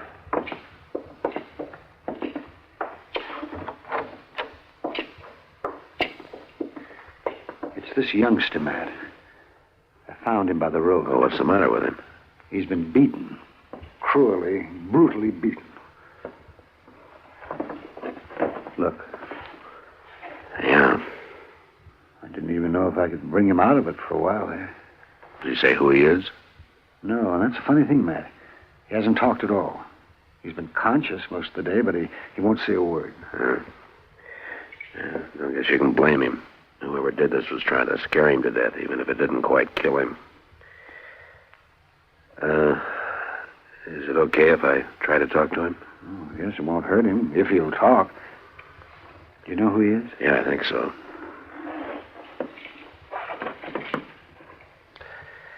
Hello, Tad. Tad? Tad, I'm Marshal Dillon. Now, you don't have to turn your head away, Tad. I want to help you. I want to help you and help your mother. Now, you want me to catch the man who did this, don't you? I can do it if you'll help me. Look, Tad, I promise you won't get hurt anymore, and I promise that your mother won't get hurt either. Tad, look, the only way to be sure that you're safe is to bring this man in. He's not going to answer, Matt. No, I guess not. All right, Doc, let's leave him alone.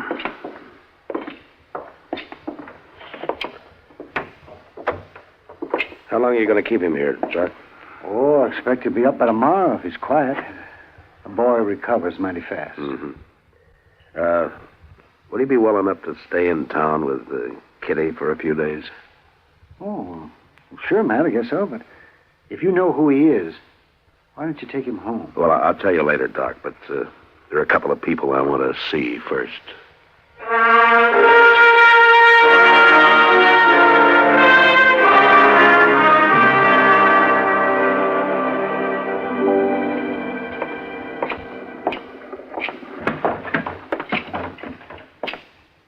Hello, Sam. Oh, Marshal. Get you a drink? No, thanks, Sam. Is Kitty around? Yeah, she's upstairs, Marshal. Ought to be down in a minute or two. Oh, well, I'll go on up. Thanks. Sure. Oh, Matt, you looking for me? Ah, yeah, I'd like to talk to you, Kitty. I'm coming down. All right.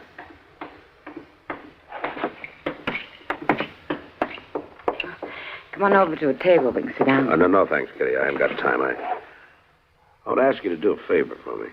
Well, sure, Matt. What is it? I want you to take care of a small boy for me for a couple of days. A boy?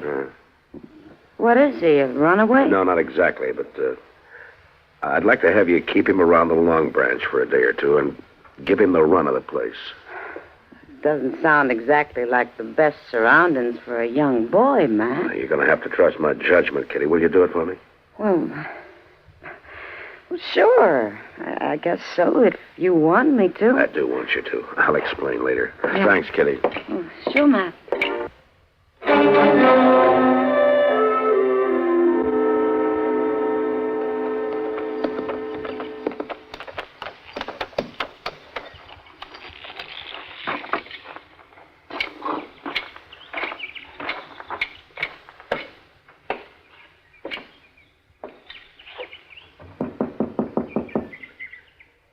is it? It's Matt Dillon. I'd like to talk to you, Miss Meadows. Come in, Marshal. Tad, is it about Tad? Yes, it is, ma'am. I'm pretty sure we found him. Well, where is he? Is he all right? He's at Doc Adams' office. Doc? He's all right now, Miss Meadows, but he's had a bad beating. Beating? I think the killer beat him to keep him quiet. And it worked because Tad won't talk to anybody. I'll go get him, Marshal. I'll fetch him home. Well, that's what I wanted to talk to you about, Miss Meadows. I'd like to keep the boy in town for a few days. No, a sick boy belongs in his own home. I'll go get him right now. Will you listen to me for a minute, Miss Meadows? You've got to understand that as long as this man is on the loose, neither you or Tad is going to be safe. Well, we're not going to get mixed up in that no more, Marshal. Me and Tad will stay right out here and never say a word more. Yeah, but if the killer gets worried about you, it won't matter where you are, especially if he knows that you've been to see me. I shouldn't have come. No, you did right to come, Miss Meadows, and if you'll let me keep Tad in town for a few days, maybe we can get this man. Now, I'm pretty sure that he's a gambler, and he'll be back. You mean you want Tad to help you? Well, he won't know anything about it, ma'am. He'll be perfectly safe, I promise Oh, you that. no, Marshal, you got no right I'm to not take talking about rights, ma'am. I'm talking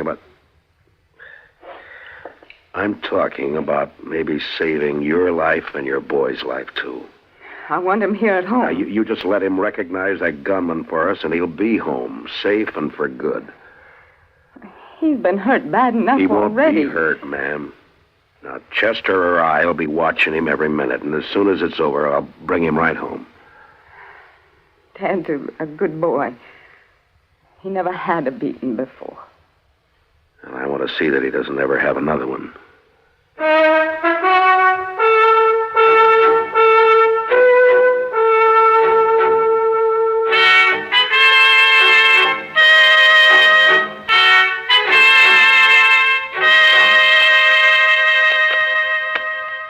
Now, Tad, there's one thing about playing poker that you might as well learn right off.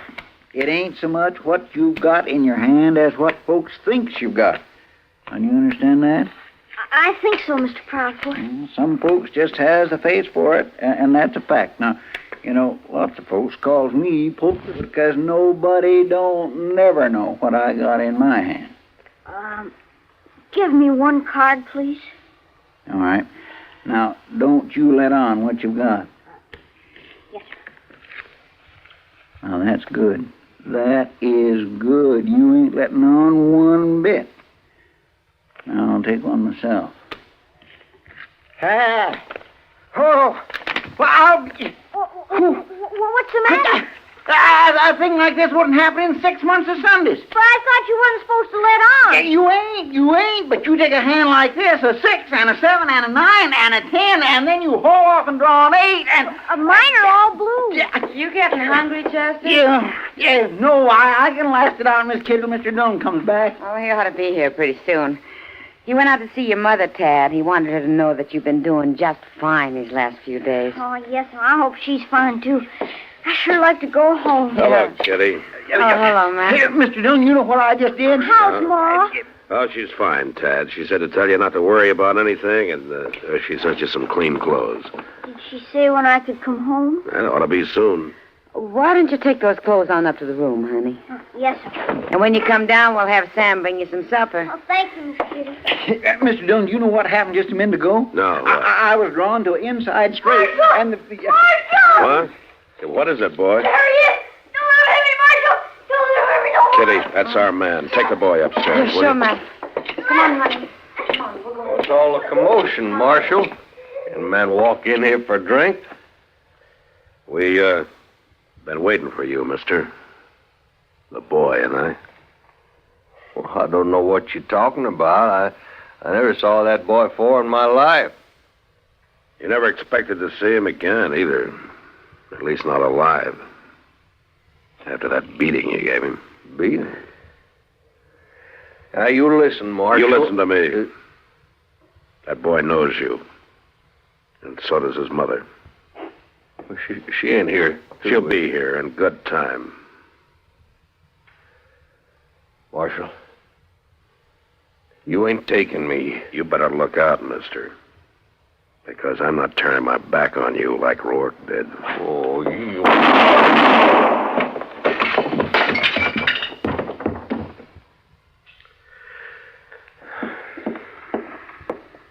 You got him, Mr. Dillon.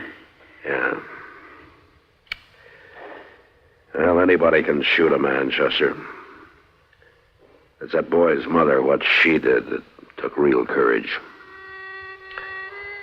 Well, come on, let's take Tad home. I think his mother's waited long enough.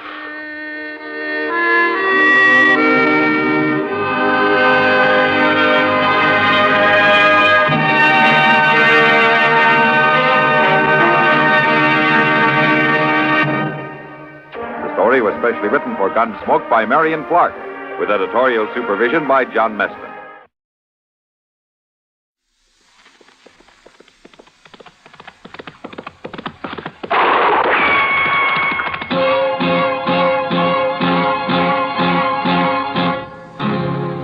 Gunsmoke, brought to you by Chesterfield, America's most popular two-way cigarette. What a pair. Chesterfield King Size at the new low price. Chesterfield Regular.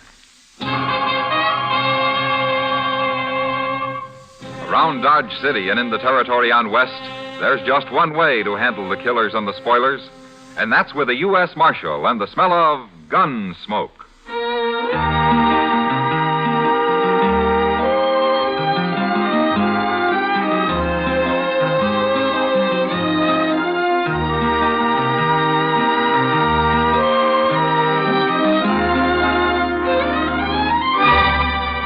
Gunsmoke, starring William Conrad, the transcribed story of the violence that moved west with young America, and the story of a man who moved with it. I'm that man, Matt Dillon, United States Marshal. The first man they look for and the last they want to meet. It's a chancy job, and it makes a man watchful and a little lonely.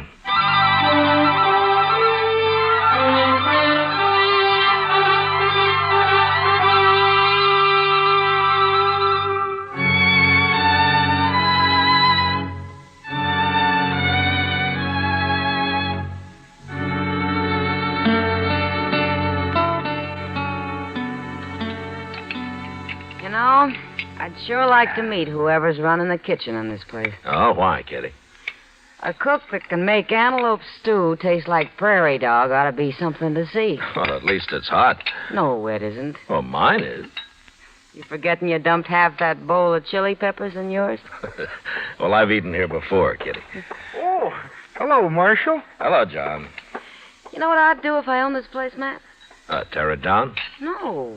Look, it's got tables and chairs and knives and forks and spoons. And out back, they got a kitchen all set up with a stove and everything. So? Well, it's all here. I'd open a restaurant. You're spoiled, Kitty. Dodge isn't St. Louis, you know. St. Louis? I was there 6 months, 4 years ago. Hello, Matt. Kitty. How are you, Doc? Oh, I'm fine. Well, sit down, Doc. Sit down. Oh, thank you. Oh, well, what are you eating? Stew? That's what they call it, Doc. Ah. Well, I'll try a little anyway. Then I'm going to bed. At noon? I was up all night, Kitty, out at the Brandt place. Mrs. Brandt have her baby? Uh-huh, a boy. That's 5 I've delivered out there. You know, it seems to me it's about time they gave you one. Oh, no, gave me one. I've got enough trouble all by myself. But seriously, I'll tell you something, Matt. It's got so I'm afraid to be driving onto the prairie at all. More Indians, Doc? I ran into Sam Butler outside. He just drove in with his whole family and all his belongings loaded onto his wagon. Says he's quitting. Well, why? The Pawnees wiped out another family up near his place on the Smoky Hill River a couple of days ago. That's the second raid in the last 2 weeks. No wonder he's scared. Matt, he's telling everyone who will listen that it's a shameful thing for the law to be hiding out in Dodge while whole families are being slaughtered in the country. He is, huh? Yes. I thought you'd like to know. You sit with Kitty, Doc. I'm going to have a talk with Sam Butler. Sure. I'll see you later.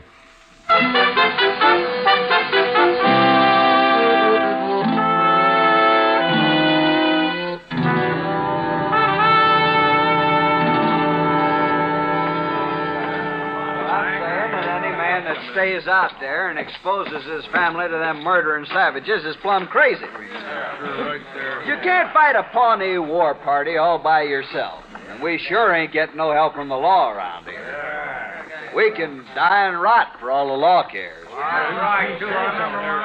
Hello, Sam. Well, where you been hiding, Marshal? I hear the Pawnees made another raid up near you.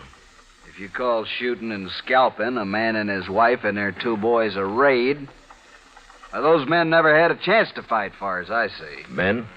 Well, boys, but they were coming on 14 or 15, old enough to handle a rifle. But they got caught outside and never even made the house. I seen them lying there with my own eyes, Marshal. And if you'd seen them, you'd be doing something about it instead of sitting around here and dying. I'm not hired to fight Indians, Sam. That's the Army's job. And you ought to be out helping the Army. Every lawman in the country ought to. The Army doesn't need help. But there's something strange about those Pawnees. What's strange about them? They killed white men before. I'm sorry you're quitting, Sam. We need settlers out here. Not dead ones, you don't. No. No, not dead ones.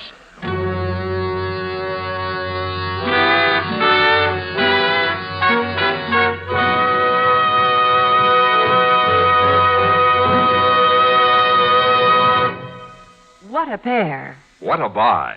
They're talking about king-size Chesterfield at the new low price.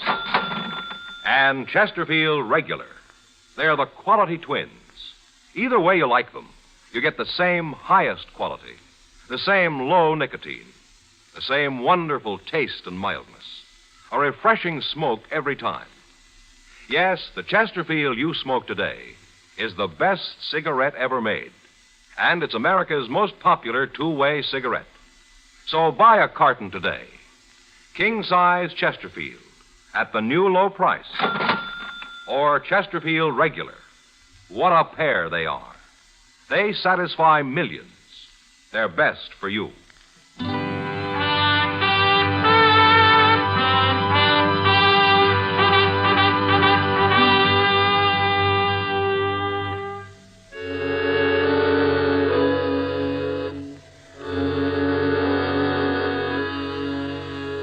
Chester and I left Dodge that afternoon, and toward evening the next day, we ran across a troop of cavalry camped on the Smoky Hill River.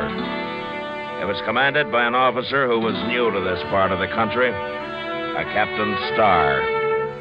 He was anxious to make a success of his first expedition, but so far he hadn't even seen an Indian. I decided to stay with him for a while, and I'm glad I did. The next afternoon, while we were on the march, his scouts reported another settler's cabin burned. The family killed. At my request, Captain Starr filed his troop out in patrols while he and Chester and I rode forward to the scene of the slaughter.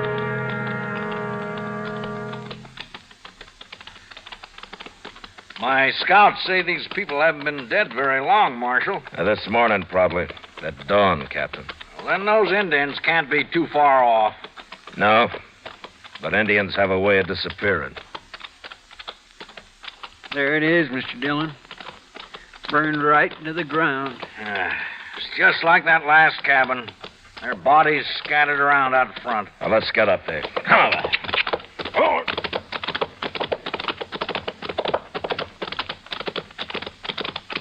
Ho, ho, ho.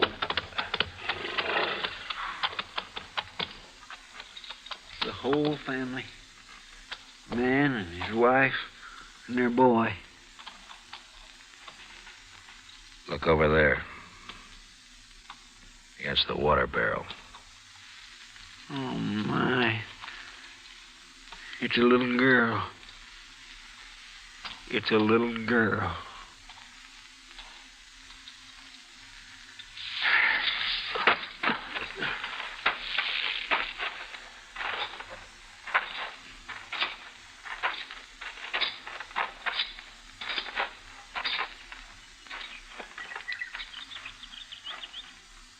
They scalped them, every one of them.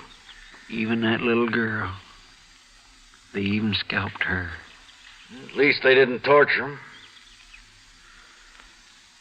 Did they torture the other families, Captain?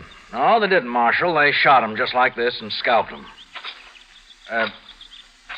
Where are you going, Marshal? What is it?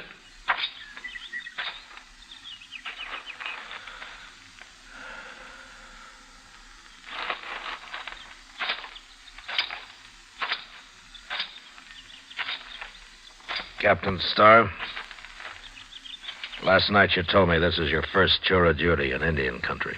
That's right, Marshal. I'll take a good look around here, Captain. Well, I have. All right.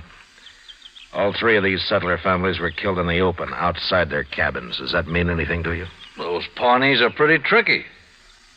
I guess they really surprised them. Yeah, they sure did. There are not many arrows around. If these people had had a chance to put up a fight, there'd be a lot of arrows. They were shot, Marshal, with rifles. Pawnees don't usually waste ammunition, Captain. There's a reason for it here, though. Well, what reason? Look at the ground. There are no tracks. Every sign of tracks have been dragged out with a blanket. Say, you're right. I hadn't noticed that. Well, there's another thing you haven't noticed, or maybe you didn't know about. Oh, what's that? That boy there. How old would you say he was? Oh, about the same age as the boys at the last place. Maybe 12, 13. Well, Captain, that's old enough to be a brave in a couple of years if he was a Pawnee. What do you mean, if he was a Pawnee? They usually keep a boy that age. They don't kill him. They take him and try to make a brave out of him. Oh, well, I didn't know that. I know what he's driving at, Captain. You don't think it was Pawnees that done this. Ain't that right, Mr. Dillon? Yeah, that's right. But the Pawnees are the only tribe around here we know of, Marshal. Captain, it's them tracks. Pawnees wouldn't hide their tracks. No, they wouldn't. What? A man wearing moccasins doesn't care about his tracks, Captain. He's got nothing to hide. I'm afraid I don't understand, It Marshal. wasn't Pawnees that did this. It wasn't Indians at all. It was white men. Marshal Dillon, it's impossible for me to believe white men could have done this. Is it, Captain? No white man would shoot that little girl over there and then scalp her. Did you ever hear what Chivington did to the Cheyennes at Sand Creek? Kill and scalp them all, he said, big and little. Nits make lights. Congress has repudiated that whole affair, Marshal. Well, it still happened. And it was still white men that did it.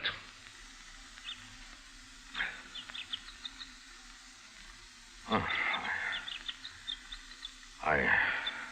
I suppose you're right. Yeah, I'm right. But why did they do it? Horses. You see that corral out there? This man must have had 6 or 7 head of horses. Yes, the other settlers did, too. They stole the horses and probably whatever they could find in the cabins, and right now they're sitting around camp somewhere drinking coffee and laughing at all of us Indian hunters. Well, I'll find them. Now, it's a big country, Captain. I got a troop of cavalry out there, Marshal, over 100 men. All right, suppose you do find some riders with a bunch of horses. How are you going to know they're the men you're after?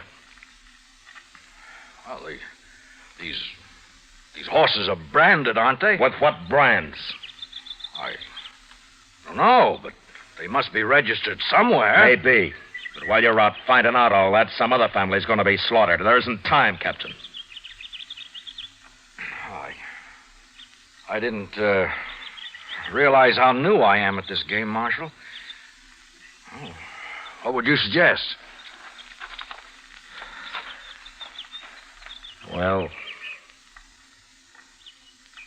there used to be a corral about 5 miles upriver from here. If it's still standing, we'll bait it with a couple of dozen head of good cavalry horses. And then they'll come to us. Good idea. And I'll have my troop deployed and ready to move in. No, it wouldn't work. You can't hide 100 men, Captain. You'll have to keep your cavalry clear away from there. But how? Chester and I'll be there. We'll wait for him.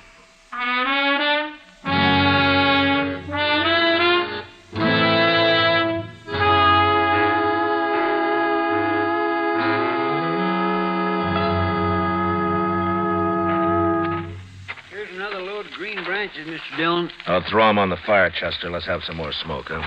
Yes, sir.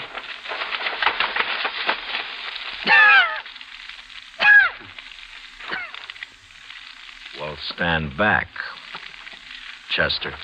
Yes, sir. Well, they ought to see that if they're anywhere this side of the Rocky Mountains. They're sure to be scouting around, Mr. Dillon. They ain't stolen enough horses yet to leave the country. Besides, they're feeling mighty safe. They'll come. Mr. Dillon? Yeah. I've been thinking. Now, what's bothering you? Well, sir, there's only 2 of us, and I'm wondering how many there are of them. You want to go back and find the cavalry? I feel a whole lot safer. They'll go on, then. Oh, you didn't answer my question, Mr. Dillon. How many do you think we're waiting for? There's no way of telling, Chester. Well, if there's a whole passel of them, how in the world are we going to take them? I don't care how we take them. You're pretty mad, ain't you? Well, I can't get that little girl out of my mind. Yes, sir, I know. Now, look up. Here comes somebody. He's all alone. Just some cowboy, probably. Maybe. Yeah, sure it is. He's seen the smoke from our fire, and now he's wondering what that old corral's doing full of horses. And he might be scouting it for the others. Those men don't take many chances. Well, how are we going to find out? Well, maybe we won't till it's too late. Heat up some coffee for him, will you, Chester? Yes, sir. I think I'll have a cup of it, too, huh? All right, sir.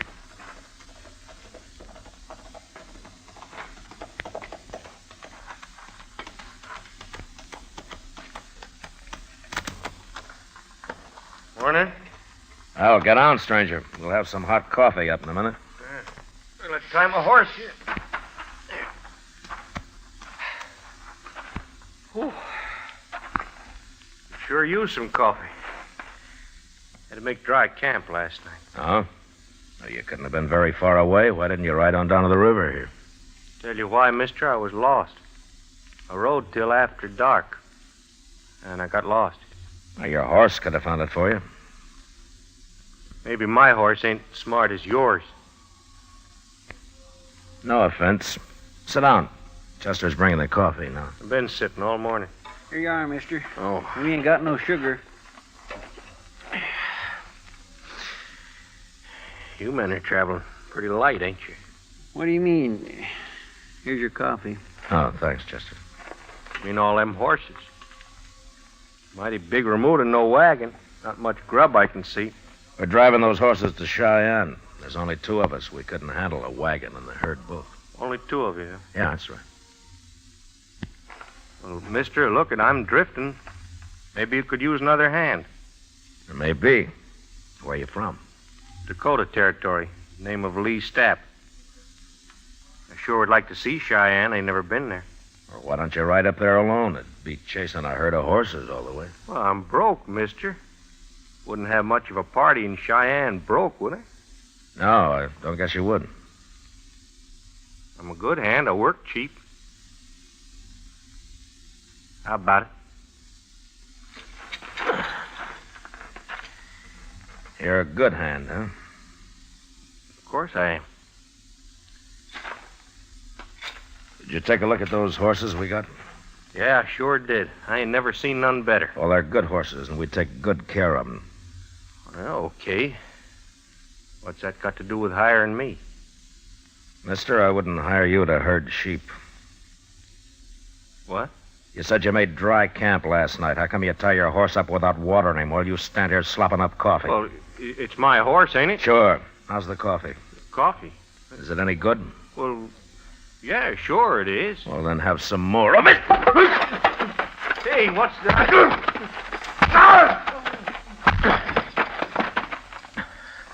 Chester. Yes, sir. Here, catch his gun. Got it. All right, now go get some rope. We'll tie him up while he's still out. Yeah, but Mr. Dillon, you sure he ain't just a cowboy like he said? I was pretty sure, Chester, but this made me real sure. It was sticking out of his pocket. Oh, my. I'll get the rope, and we ought to hang him with it.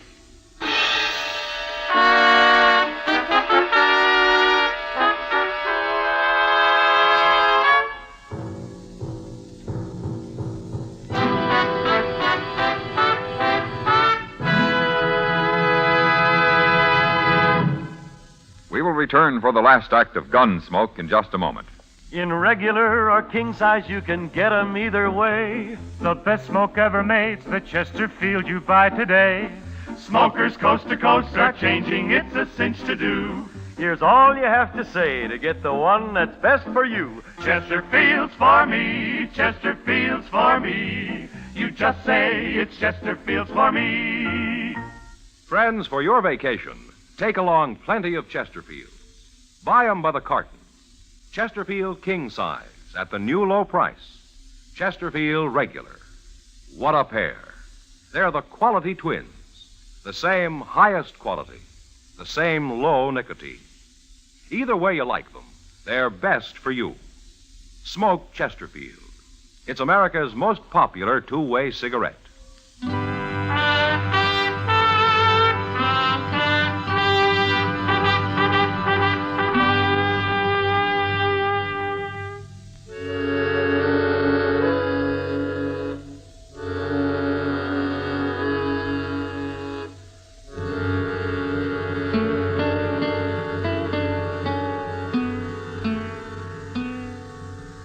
See anything yet, Chester?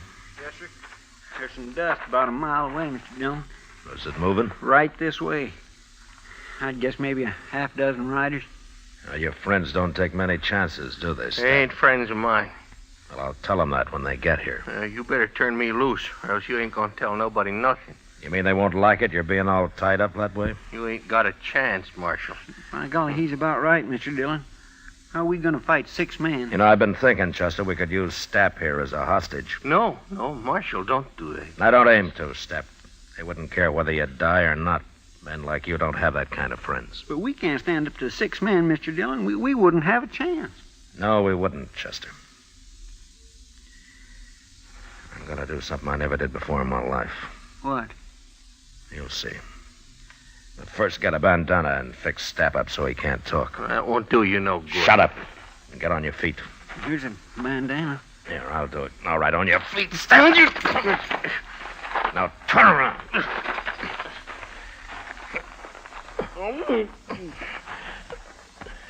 Get our rifles, Chester. Yes, sir. There. That'll keep you quiet, Stapp. All right, now walk.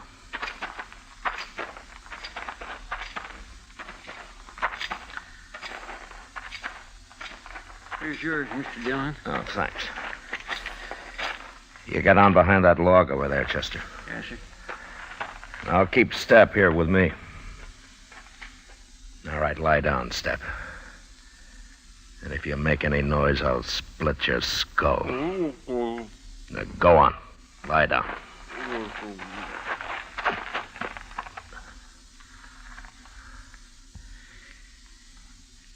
You okay, Chester? Yes, sir, fine.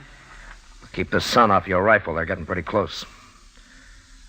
Now, quiet. Mr. Dillon? What? What are we going to do now? Fight it out from here? Chester, I'd hate for either of us to get killed by men like them. When I start shooting, you start. Take whoever's on your side first and then work in. Yes, sir. Surprise them, huh? So they'll never know it. Shut up now. Here they come.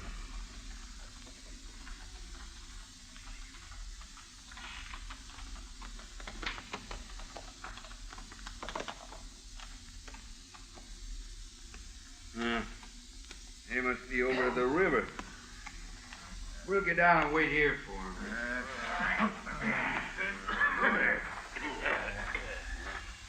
Maybe Stapp's done killed them already. We didn't hear no shooting, did we? I don't like this jig. Stapp should have been back a long time ago. Stapp knows what he's doing. Them sure fine horses, eh? Now, Chester!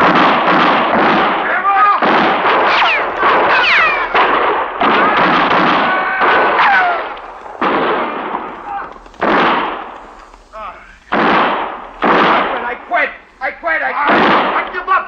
Don't shoot no more! All right, throw away your guns. Now Now turn around and get your hands up in the air. Chester, come over here. We killed 4 of them, Mr. Dillon.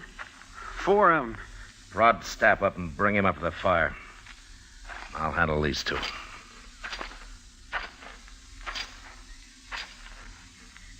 All right, you 2 stop just in time.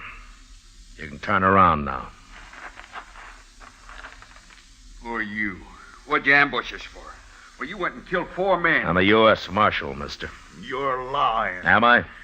What kind of marshal would ambush a bunch of men like that? My kind. I untied his bandana, Mr. Dillon. No reason he shouldn't talk now. That was murder. That's what that was. That was plain murder. Sure was. Even if he is a marshal, he'll hang for this. He never give us a chance. You're right, mister. I didn't give you a chance. There were too many of you. Besides, I never knew any man that deserved a chance less than you. What are you talking about? We ain't done nothing. You haven't, huh? Well, I found this on your friend Stapp, mister. Here. Take a good look at it. Well, what's this? This ain't nothing, just a little yellow ribbon. I burned the rest of it. You blasted fool, Stapp. I didn't get nothing else. It was just kind of a souvenir. I told you to get rid of everything. Stapp, I'm sorry you came in alone.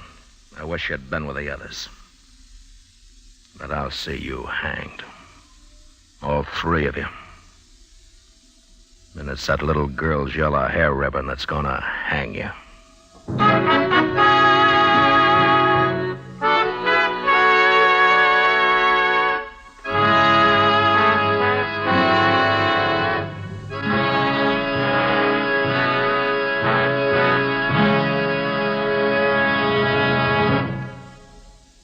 L&M goes king size. Yes, L&M goes king size. Now, L&M is king size as well as regular. Both have the same low price. Both have the miracle tip for the effective filtration you need. Yes, it's the filter that counts, and L&M has the best. You get much more flavor, much less nicotine, a light and mild smoke. Yes, this is it. L&M filters, just what the doctor ordered. Buy a carton, king size or regular, both at the same low price. L&M filters, America's highest quality and best filter tip cigarette.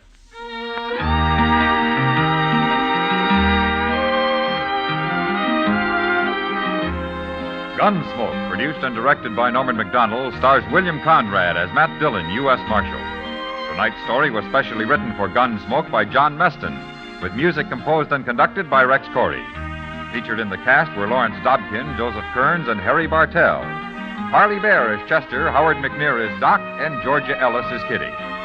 Join us again next week as Matt Dillon, U.S. Marshal, fights to bring law and order out of the wild violence of the West in Gunsmoke.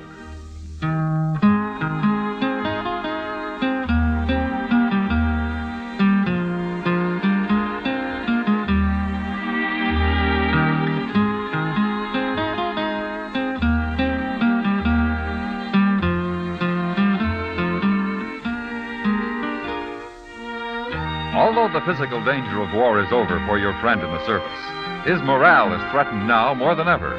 He worries about being the forgotten man. And when there's no mail from home, that's when loneliness really settles in. And it's tough to be lonesome. The USO knows there's nothing like a letter to make a fellow feel better. Why don't you let your friend in the service know you're thinking of him? If you're a cousin, neighbor, schoolmate, or a member of his church, club, or union, write to him today. Remember, it's tough to be left out at mail call. And remember, too, next week at this same time, Chesterfield will bring you another transcribed story of the Western frontier on Gunsmoke. This is the CBS Radio Network.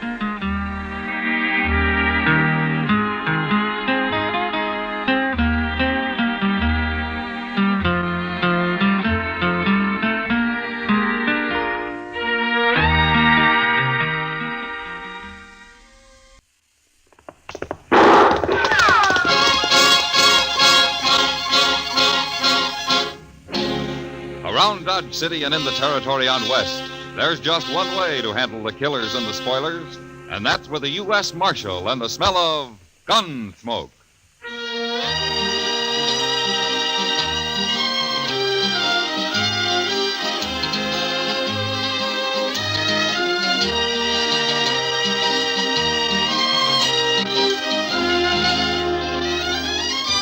Gunsmoke, starring William Conrad. The story of the violence that moved west with young America. The story of a man who moved with it. Matt Dillon, United States Marshal.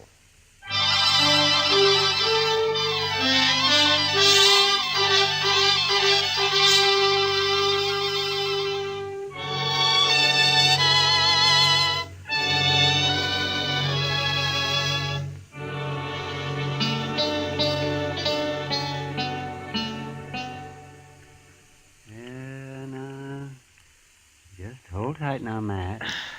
That's it. I've got it. Almost. Ah, there it is, yes. Well, a little piece of lead, just as we thought.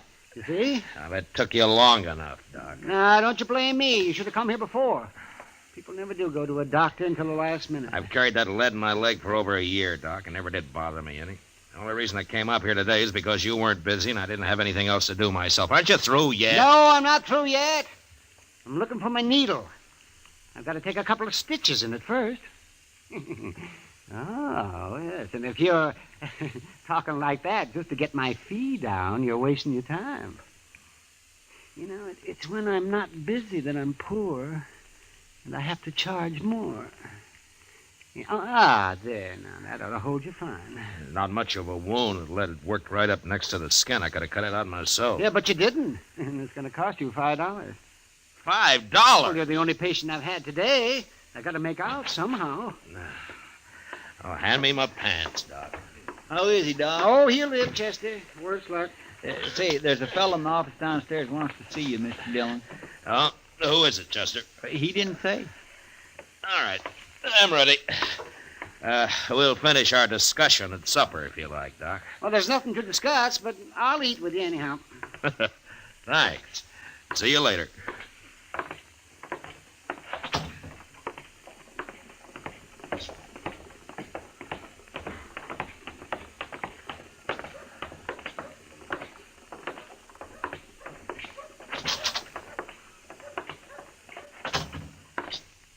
Are you Marshal Dillon?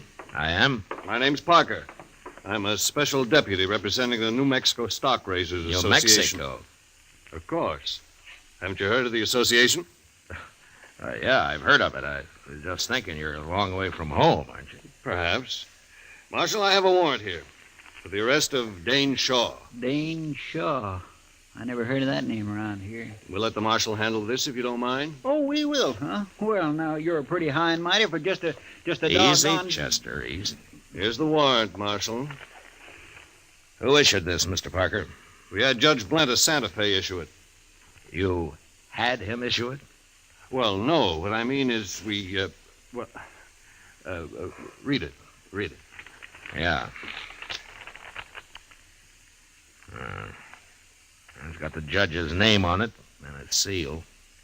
That looks okay to me. What makes you think this Dane Shaw's in Dodge? I didn't say I thought he was in Dodge. You're the one looking for help, mister, not me. It's a warrant, and you're a marshal. And we think Dane Shaw may be in or near Tascosa. Tascosa? That's a long ride from here, Mr. Parker. Isn't there someone closer than I am? No, I was told to deliver the warrant here. I see. Oh, what's this Shaw wanted for, anyway? Rustling, murder, banditry. All of that? He once rode with Billy the Kid. Does that explain it? Not quite, Mr. Parker. We hold those men equally responsible. Every one of them. We? The Stock Raisers Association. And others. Ah, I see. Now, you say Shaw once rode with a kid. You mean he isn't still with him? Shaw left the gang just 2 years ago. Who told you he did? Pat Garrett. Pat Garrett? Well, if he said so, it's probably true. We've got to put a stop to that gang, Marshal. New Mexico is like an armed camp till we do. But Shaw isn't with the kid anymore. He's of the same breed, and he'll be back, maybe with his own gang. Yeah, that's possible. In any case, the man's wanted and you have the warrant. Why don't you come down to Tascosa with us, Mr. Parker? No, that's not my job. I'll wait right here in Dodge. Yeah, I thought so. Any idea what Dane Shaw looks like? 6 feet, black hair, about 180 pounds. That's not much help. Anything else? They say he has a knife scar across his ribs on the left side. Well, that's something. Where's he from? Who knows where any of those men come from? They all lie, anyway. Why, they say Billy the Kid claims to have been born in New York. Well, maybe he was. Oh, nonsense. How do you know? Well, I was born in New York, for one thing. And you couldn't both have come from the same town. I'd hate to think so, Marshal. All right, Mr. Parker, you keep nice and cozy here in Dodge, and we'll ride down to Tascosa for you. Now, Marshal, I don't think that's quite called for. Chester, go get our horses. Yes, sir, Mr. Dillon.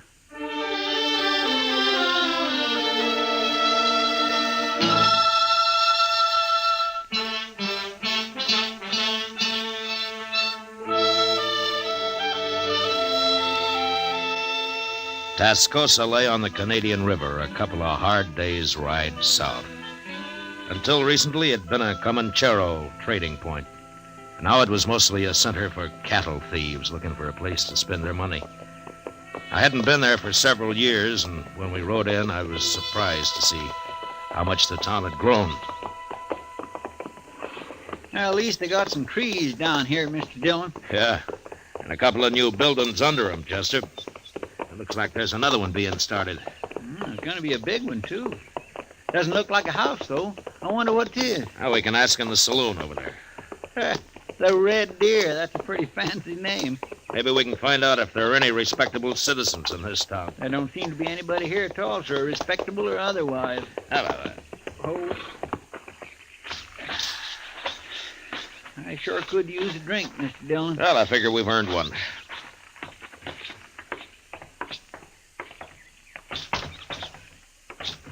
Gentlemen, what'll it be? Beer. Oh, Mr. Dillon. One beer, one whiskey. Right.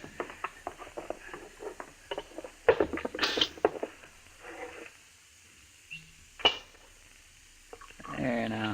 That's the best looking thing I've seen yet in this town. Here's how. Tascosa's changed some. You been there before? Yeah, some time ago. What's the new building they're putting up? Oh, that's going to be a schoolhouse. A schoolhouse? In Tascosa? There's a few men have moved into town with their families. Kids need a school, so it was Nat, of course, got it organized. Nat? Nat Temple. He owns the Red Deer here. Oh, I see. He must be sort of the leading citizen here, then, huh? In most ways, I suppose he is. Mm-hmm. I'd like to talk to him. Where is he? Out back, building a fence. Door's right there. Oh, thanks. There's your money. See you later. Sure.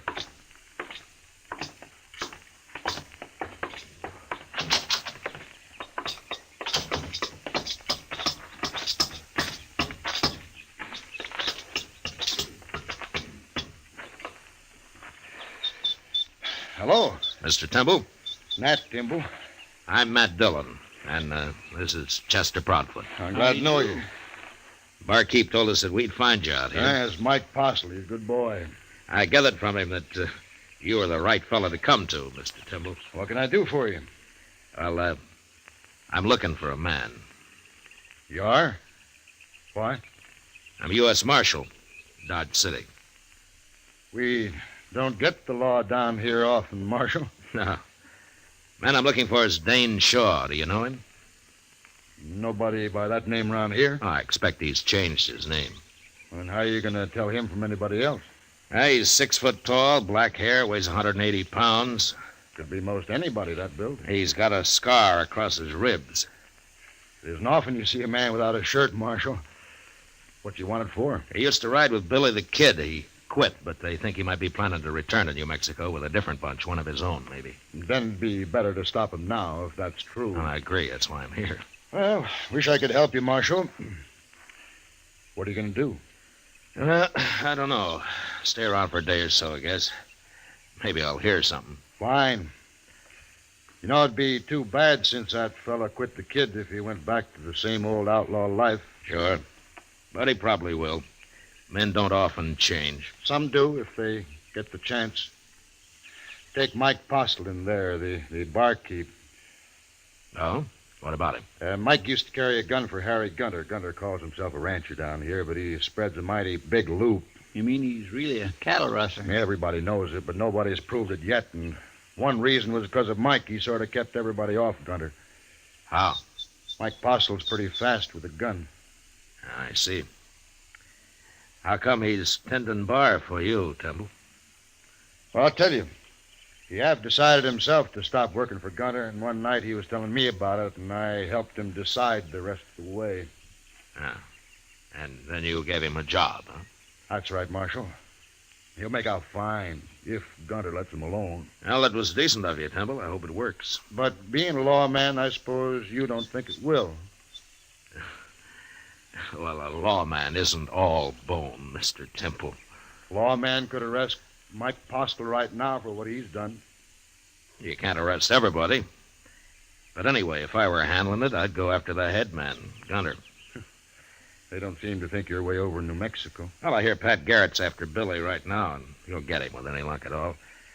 Pat's a good manhunter. Maybe. But they also want this fella Dane Shaw. Yeah, there's a warrant for him signed in Santa Fe. Yeah. If Pat does stop Billy, there's no point in letting Shaw come back with a new gang. If that's what he aims to do. Well, he might have it in mind. Well, Marshal, that's your problem. Right now, come on inside and have a drink on the house. Oh, thanks, Mr. Temple. It'll be a pleasure. And then I'll tell you where you can get something to eat that won't poison you. Say now, I think I'm going to like Tascosa after all. Sure you are.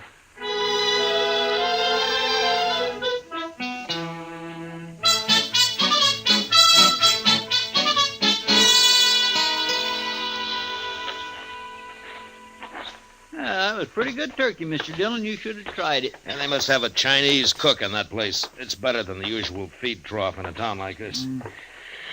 Yeah, let's sit here a while, Chester. All right. Just think, Mr. Dillon, someday Tascosa may be as big as St. Louis. I doubt that, Chester. Well, as big as Dodge, then. That's a little more likely. Ah, here come some citizens now. They sure are. Looking for trouble, and they ain't even dark yet. Maybe they just want to cut the dust in their throats, Chester. Mean-looking bunch, if you ask me. I'll do the talking, man. Okay, Gunner, we're behind you. If he ain't in here, we'll find him. Did he say Gunter? Yeah, I did, Chester.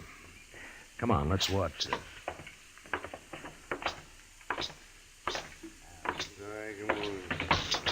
I didn't expect... Over here, Chester. Yes, sir. You come here for a drink, gentlemen? No, Postle, we didn't come here for no drink. And state your business, Gunter. You're the first man ever walked out on me, Postle. I don't like it, and I don't aim to tolerate it. That all? There's two reasons you're coming back. I'm not interested in your reasons, Gunter. One is I need your gun. I'm through selling my gun. And the other is you know too much about my business. Your business is your affair, Gunter. You know I don't talk. Maybe. But you're still coming back. That's so? Which one of you's gonna bring me back? You're pretty handy with that six-shooter of yours, Postle. Ain't any one of us fool enough to go against you. That's about what I figured. But you can't shoot the whole bunch of us. I'll sure try hard. And you'll die trying. I'm telling you, Postle, be back in camp a day after tomorrow. We ride in after you. Wait a minute, Gunter. What do you want, Timbo? You've caused enough trouble already. I ain't through yet. Gunter, if you come back here, you'll have to face me. No, Timbo, no. Shut up, Mike. Now, just remember that, Gunter. I'll be here, too. And you'll both die. Come on, men. Who are those two? I never seen it before. Just a couple of grub line riders, I guess. Let's go up to the bar, Chester. Uh-huh. I've seen him, Marshal. That's Harry Gunter. Well, Gunter's not my business, but I wish you luck with him. Mike and me'll face him down. I'll face him, Temple, not you. No, I helped get you in this. By heaven, I'll see you through it. It's not your fight, I tell you. It's my fight. I believe any man who wants to make a change deserves all the backing anyone can give him. I'll see you get it. You'll just be killed for nothing. Besides, you're a married man. Being married has nothing to do with it. Maybe we'll both be killed, but that's better than giving in to a man like Gunter. Mike, I never told you going straight was easy. You should have been a preacher, Temple. I'm going to get my supper now. I'll be back in a minute. I'd make a fine preacher, I would. But if business don't pick up some here, maybe I'll have to give it a try. Well, the town's growing, Temple. Business ought to be good. Well, it's growing, Marshal, a little at a time. When I first came here, there wasn't more than a couple of adobe huts, the whole place. When was that, Temple? Oh, when you first came here. 1 year and 9 months exactly, Marshal. Now, if you'll excuse me, I got work to do. Let's get some air, Chester. All right.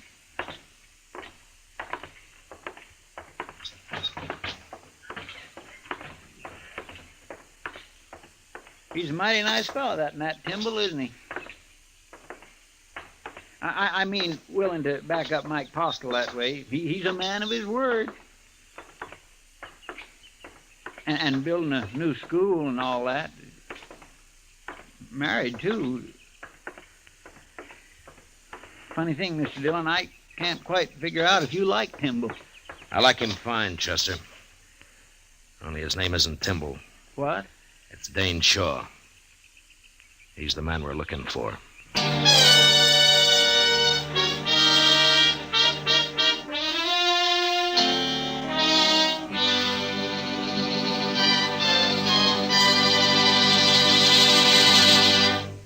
We will return for the second act of Gunsmoke in just a moment. But first, tomorrow night on most of these same stations, CBS Radio presents Dick Powell in the role of Richard Diamond, private detective. Remember, Richard Diamond, private detective, calls on you via CBS Radio tomorrow night.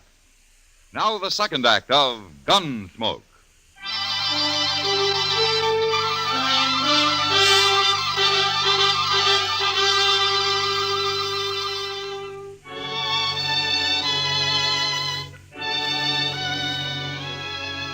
The idea of taking a man like Nat Timble in and sending him back to New Mexico to face a jury of scared and vengeful cattlemen didn't sit too well with me.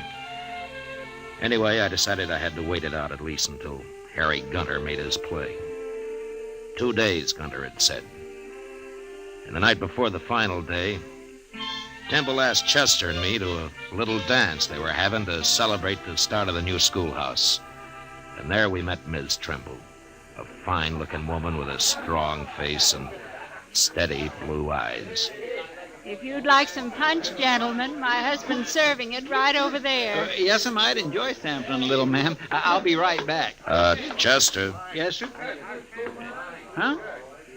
Oh, my goodness. Oh, excuse me, ma'am. I'd also enjoy fetching you a cup of that punch. Oh, thank you, Chester, but I'll have some later. Well, sure, ma'am. Anytime. I'll be right back. I'd be foolish not to take advantage of your husband's being busy, Miss Timble. Would you do me the honor? No offense, Marshal, but I'd rather get a breath of air outside. Why, certainly, ma'am. Would you accompany me? Why, of course.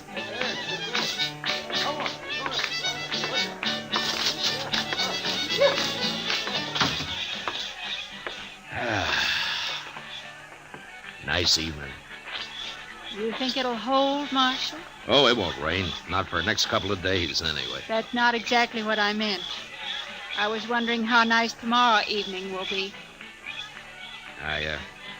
Afraid I don't quite follow, ma'am. After Harry Gunter and his gang ride in.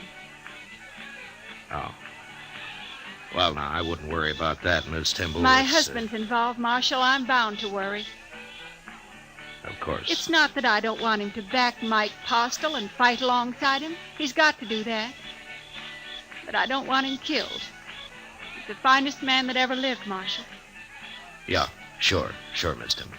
He believes that a man's got a right to change, and he's willing to die for that. I know. Tell me, do you think he's right, Marshal Dillon? In spite of what the law might say, do you think he's right? I think he's right, ma'am. I had a feeling you would. But maybe things will work out all right tomorrow. Maybe everything will be fine. I hope so, Marshal. Anyway, I'll bring our son up to know his father for the rare kind of man he is. Oh? Well, I didn't know you had a son. We haven't yet. What? I haven't even told Nat.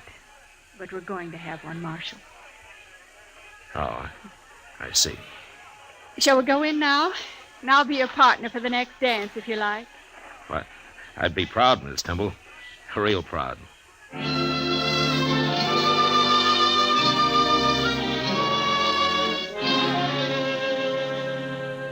Next morning early, Chester and I saddled up and rode out past the edge of town to the south. There we pulled off the trail into a clump of scrub cedar and waited.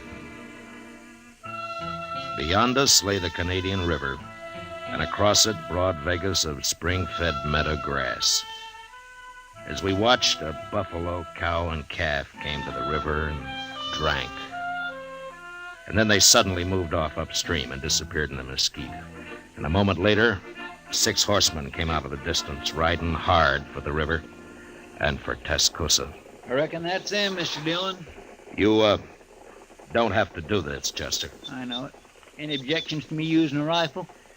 There are no rules in this game. I'll feel a mite cozier behind the wind, Chester. Eyes open, Chester. Yes, sir. Come on.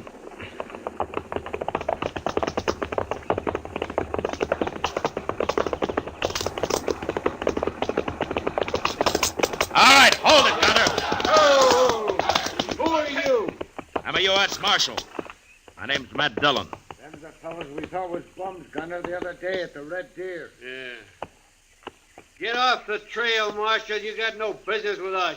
Turn around and ride back where you came from, Gunner. Mike Postel's staying in Tascosa. Postel, eh? So you're in on this, too? I've dealt myself in, Gunner. Now do as I say. And keep away from Tascosa from now on, or I'll get a posse and come after the bunch of you. We don't need any lawmen down here, Marshal. Who's that? It's Timble and Mike, Mr. Dillon. How did they know we were out here? Looks like we won't have to go into Tascosa, Marshal. We can settle this right here. You were missing this morning, Marshal. I kind of figured we'd find you hereabouts. You and Timble both ought to stay out of this. This is my trouble. It's a little late for that now, Postel. Well, the odds are down, Gunner. They sure are. I ain't facing no limb. Come on, Gunner. We'll catch Postel later when there ain't such a crowd. Here we are. Not me. I'm going. Shut up. Timble, you're responsible for this. I'm proud of it, Gunner. Get him and Postel, men. Get Stop it, Gunner!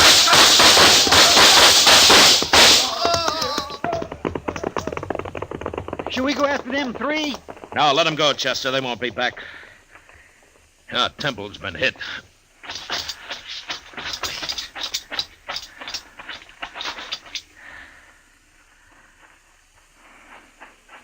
How is he, Marshal? He got hit bad. Chester, go see if Gunter and those other 2 are really dead. Yes, sir.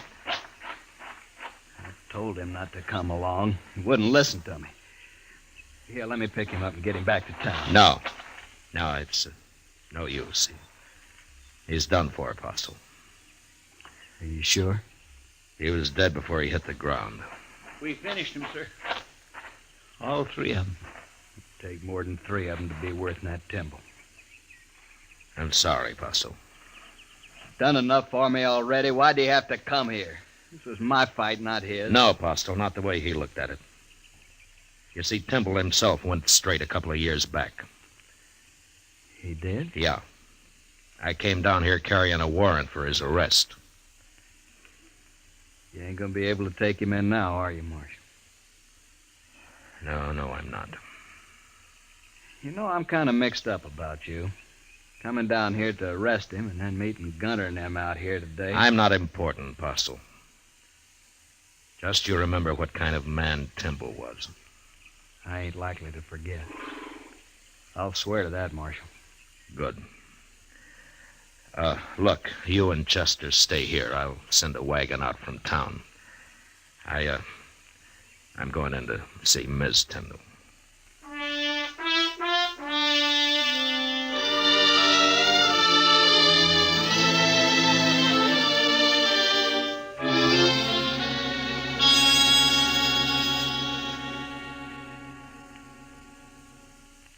You'll be going back to Dodge now, Marshal.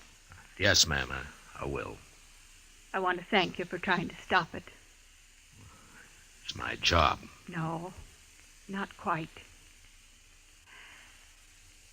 Well, I guess Mike'll have to run things now. He's a good man. He'll make out fine. Sure. Tell me one thing, Marshal. Yes, ma'am. I know you came here to arrest my husband. I figured you did. If this hadn't happened today, would you really have taken him back?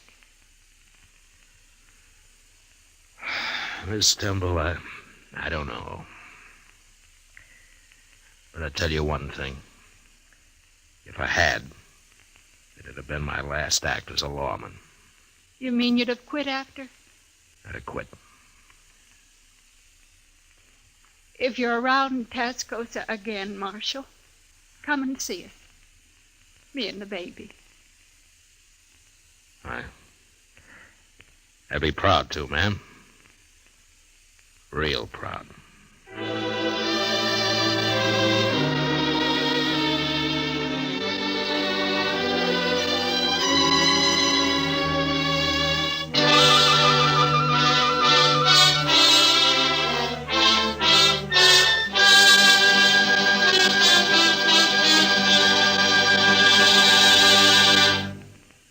Gunsmoke, under the direction of Norman McDonald, stars William Conrad as Matt Dillon, U.S. Marshal. Tonight's story was specially written for Gunsmoke by John Meston, with music composed and conducted by Rex Corey. Featured in the cast were John Daner and Tom Tully, with Harry Bartell, Paul Dubov, Helen Klebe, and James Nusser. Harley Bear is Chester, Howard McNear is Doc. Gunsmoke has been selected by the Armed Forces Radio Service to be heard by our troops overseas. Join us again next week as Matt Dillon, U.S. Marshal, fights to bring law and order out of the wild violence of the West in Gunsmoke.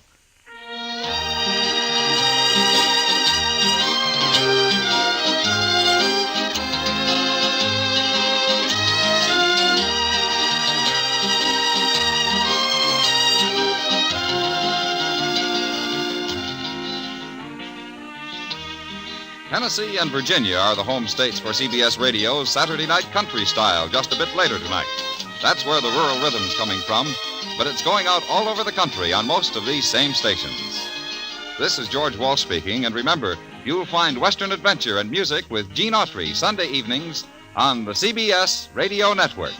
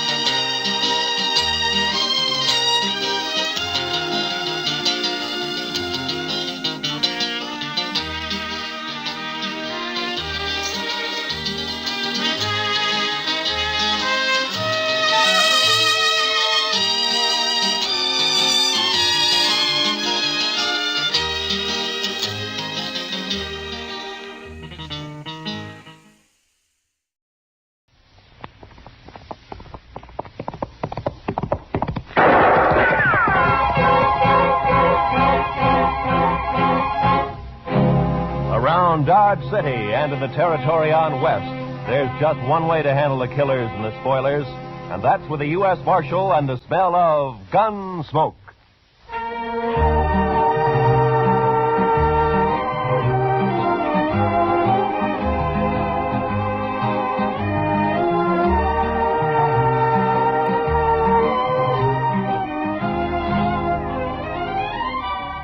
Gunsmoke, starring William Conrad. The story of the violence that moved west with young America.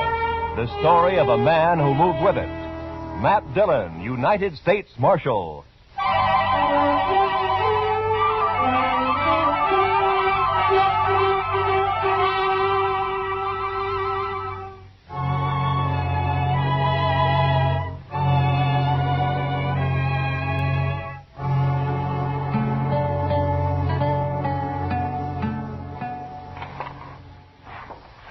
You going out soon, Mr. Dillon? It's a little early yet, Chester. Things seem quiet enough. Well, why do you ask? Well, sir, I thought I might red this office up a little bit when you go. At night? Night wasn't made just for sleeping. That's what my mother used to tell us. Chester, I'll bet you $1 to a dime it was your father that said that. It was my father who... Well, of course. Did I say my mother? Oh, I sure never meant that. My goodness, no. She didn't believe in doing anything after dark except to read the Bible out loud. Well, that did you no harm. And anyway, you've more than made up for it since. Oh, now, Mr. Dillon, I'm not such a wild one as all that. I don't know, Chester. Every now and then you get a look in your eye that spells trouble for a pretty girl somewhere. That's pure talk. You're just pure talk. Hey, what's that? I don't know, but it's close by. Come on.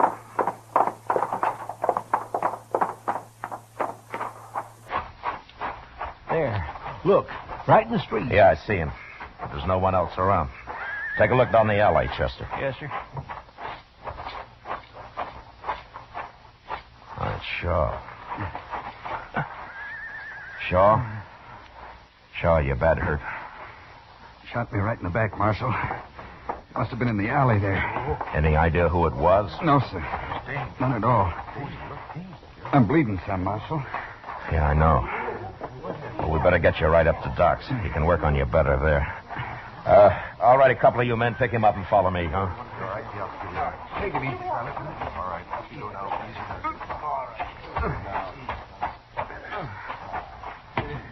Not too fast. Didn't see a thing, Mr. Dillon. I went right to the end of the alley, but there was nary a soul in sight. Well, there's no use running around in the dark looking for him now. Maybe Shaw can tell us something after we get him into Doc's here. Yes, sir. All right, put him on the couch there, huh? Easy with him now. Doc's not here, Mr. Dillon.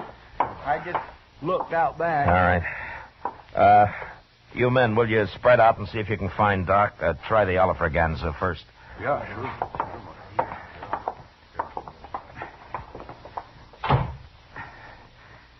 Do something for me, Marshal. Now, don't you worry, Shaw. Doc will be here soon, and he's patched up a lot of men worse off than you are. Is there anything I can do, Mr. Dillon? Yeah, here's his coat. Put it on the chair over there, huh? All right, sir. Shaw, do you mind if we talk while we're waiting for Doc? Well, if you're wanting to know who did it, Marshal, I haven't an enemy in the world to know her. Yeah, I know. But has anybody at all said anything lately or done anything that might have led to this? No. Well, did you see him at all? No, sir. But I did hear him say something about Stone, Marshal. That's all I heard. Stone. Is that a man's name? Could be. Anyway, that's all I heard.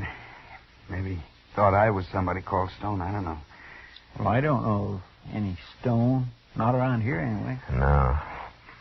Do you, Shaw? No, I don't. I'll see who that is, Chester. Yes, sir. Now, you let me know if there's anything I can do for you, Shaw. Sure will, Marshal. Thank you. I'll give it to him. Bye.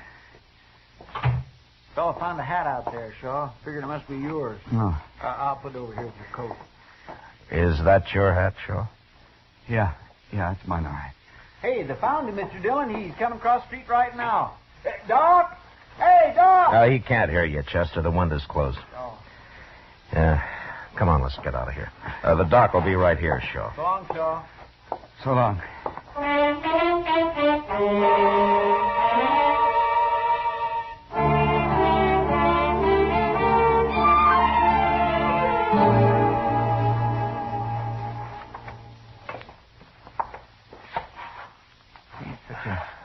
Nice, peaceable fellow. It's a downright shame, that's what it is. Yeah. But he's right, Chester. He got shot by mistake. Oh? How come you're so sure, Mr. Dillon? His hat, for one thing. His hat? Yeah, it's the same shape and the same color as mine. It is? Yeah. And Shaw and I are built enough alike, we're close enough in size that somebody could possibly make a mistake. Especially at night. Well, maybe. But that's stretching it some, if you ask me, Mr. Dillon. Yeah, except for one thing. I once knew a man named Stone. You knew him? You mean he's dead? Yeah. Well, if he's dead, then it couldn't have been him. Stone had a friend by the name of Danch, Chester. It might have been Danch. But why? Well, they were both cow thieves down in Matagorda County, it was. One day, Danch found his friend Stone hung from a live oak tree. I haven't seen Danch since that event, but I've heard that he's often sworn publicly that he's going to kill me for it. Well, did you? No, Chester. Probably some cattleman caught him using a straight iron and practiced a little quick justice. I wasn't even around. Oh. I don't hang people, Chester. Oh, no, of course not. Anyway, if that was Danch, he's probably still in Dodge. He'd have heard he shot the wrong man soon enough. You gonna go look for him, Mr. Dillon? Well, it's better than letting him look for me, Chester. Especially seeing the way he goes about it. Well, what's he look like? In case I see him first. Yeah, he's tall, thin. He's got one mark you can't miss. You're standing on his left side, anyway. What's that? He had a fight somewhere, and he got his ear chewed off.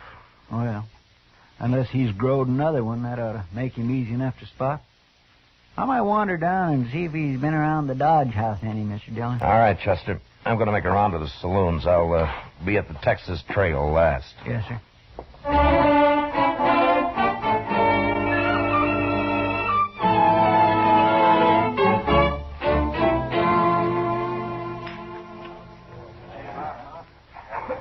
You sure you don't want a drink, Matt? No, not tonight, Kitty. You must be expecting trouble. Yeah, maybe. Kitty, tell me something. Have you heard the name Danch around here lately? Dance? Yeah. No, I haven't. What's he look like, Matt? Well, he's a tall man. He's missing an ear. Oh, yeah. I saw a fellow like that a couple of nights ago. He was in here real late. Was that so? Yeah.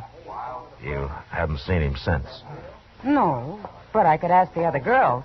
Hi, Mr. Dillon. Hello, Miss Kitty. Hello, Chester. Mr. Dillon, you know that cheap rooming house out the edge of town, the one they call the Prairie Dog Hole? Yeah, what about it, Chester? Well, sir, I went to every other place, and then I tried it just on a chance. Sure enough, he was there. You mean you saw him? Oh, no, sir, he's gone. They said he rode in after dark last night, and he left before dawn. He hasn't been back since, and he took his horse with him. Oh. Yours. No. I'll put it over here with your coat. Is that your hat, Shaw? Yeah, it's mine now. I think I'll keep sniffing the air just the same.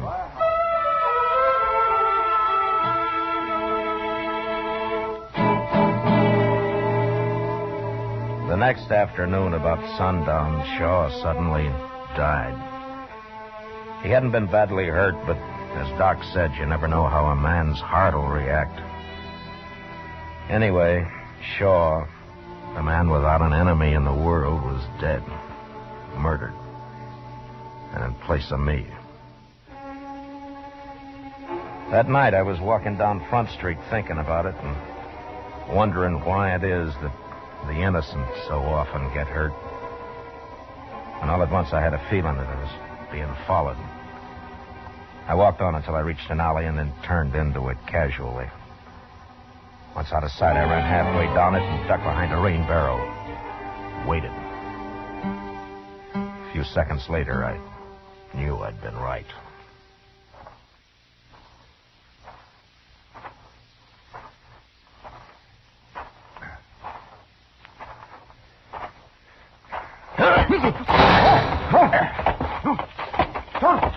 Don't kill me. Don't kill me, Marshal. Well, that depends on you, mister. All right. Now, come on, get up. Yeah?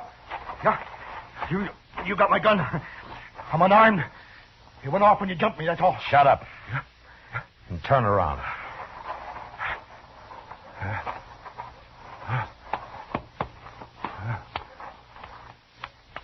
All right. The jail's right around the corner. Walk ahead of me. And walk careful. I will. Sure, I will.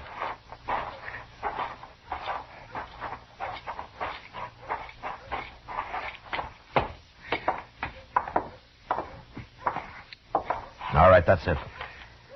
Now open the door and go right on in. Sure, Marshal.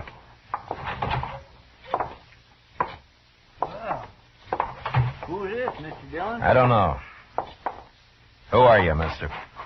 My name's Lee. Lee what? Bill Lee. All right, Lee. Now, why did you follow me down that alley with a gun in your hand? Oh, I wasn't following you, Marshal. No? Well, what were you doing? Well, I was just...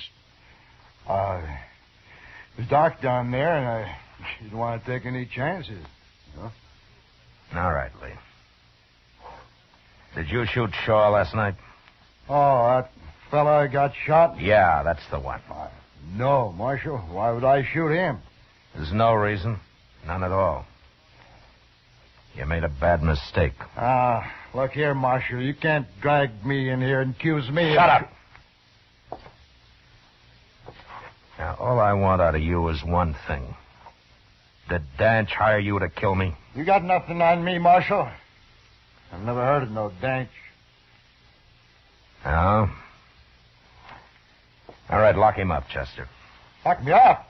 What for? For lying. Now, wait a minute. That's illegal. It sure is. No, I mean, you can't put me in jail for You show him what we can do, Chester. All right, mister. Right through that door. Go on. I see you tried for this, Marshal. Now, I know my rights. Lee, the only right you got left is to be hung. And I hope it takes place real soon.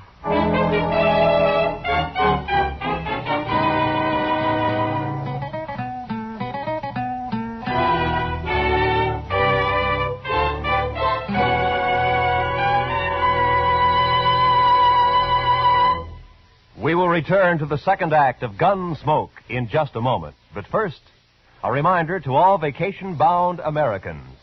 Blood donations fall off in the summertime. Blood is vital to the saving of American lives. Give a pint of blood.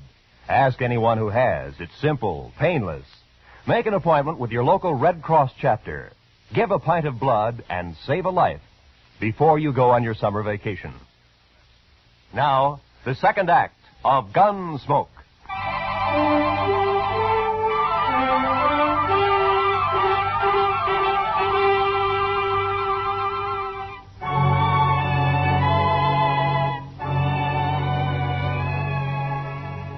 There were a lot of men on the frontier who were bad, and some of them were worse than others. But I always felt the rottenest kind was a man like Lee, whose guns could be bought. Every morning, Chester brought him out of his cell, and I questioned him. But he admitted nothing, day after day. And we kept him in jail anyway, and I hoped Danch would hear of it and come into town to do the job himself. But it isn't a good feeling to walk down the street and know that any minute you might get shot in the back. And finally, I got tired of it. I wanted to know where Danch was. Go ahead, Lee. Here he is, Mr. Dillon. You're wasting your time, Marshal. For the last time, Lee. You going to tell me where Danch is? I've told you 100 times. I don't know Danch. Where'd he make his deal with you? I don't know nothing about no deal. I'm an innocent man, Marshal, and as soon as I get out of here, I'm going to write the government about you. Well, when you do, tell him how you messed up killing me. I'll tell him nothing. I mean, I'll fix you, Marshal. Yeah, sure. Tell me something, Lee. How does it feel to kill a man for money? Now look at me, Marshal. Nobody's paid me nothing. Yeah, but what about you? You get paid for shooting people. You get paid regular for it. Lee, I'm going to hit you right on the head and drag you back to your cell. Sure. I'm not armed. And I won't be armed Now, either. wait a minute, Chester. Wait a minute. Just all let him right. be. But that kind of talk just makes me boil. Yeah, I know. But I got a better idea of what to do with him. What? Now, we're not getting anywhere this way. Lee just isn't going to tell us anything. He's got his mind made up. I don't know anything, I told you. So keeping him locked up isn't going to help. You don't mean that... Yeah, turn him loose. Oh, no. Well, about time. You can't do that, Mr. Dillon. He'll just try to kill you again the first chance he gets.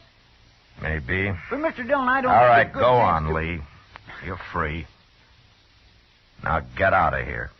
You really mean it, Marshal? You heard me. There's your gun. Take it.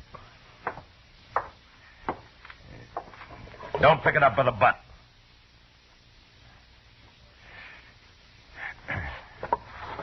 That's better. I wouldn't try nothing, Marshal. You'd die if you did. You're not fast enough to kill me face to face. No, I wouldn't try. Well, bye, Marshal, Chester. I'm leaving. I'm taking the next Santa Fe to Abilene. So long. Oh, Lee, Yeah? there's just one thing. What? You said I get paid for shooting people. Oh, now, Marshal, I didn't mean nothing. No, in a way, you're right. Sometimes I have to when there's no other way out. I understand. But I won't get paid for shooting you. What? No. I figure killing you will be part pleasure and part self-defense. What are you talking about, Marshal? Just that. Why would you want to shoot me? I don't like men of your kind. But, Marshal, you can't. I can't let you get any farther than that boardwalk. I'd be a fool if I did. Now, go on, Lee. Go on out the door. And I'm coming right after you. No. I'd No. feel a lot safer with you dead. Go on now. I'm staying right here. All right, then I'll kill you right here. You're armed. No. I'll give you my gun. Don't touch it. Don't kill me, Marshal. Don't kill me. I'll tell you anything you want. It's too late. Oh, no, Marshal. You'll probably lie anyway. No, I won't. Listen to me. Dance is down the Santa Fe Trail about 75 miles across Cimarron, a place called Wagon Bed Spring. He is, huh? Yeah, he's waiting there for me. He's waiting to pay me when When you kill me. Is that right? I'm not going to kill you, Marshal. No.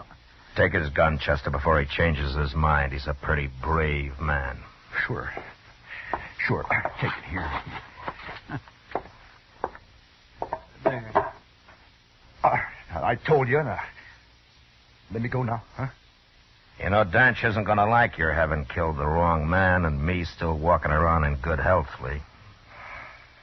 I hadn't thought of that. No. And the law wouldn't like it if I turned a murderer loose. So lock him up, Chester. You know the way, Lee.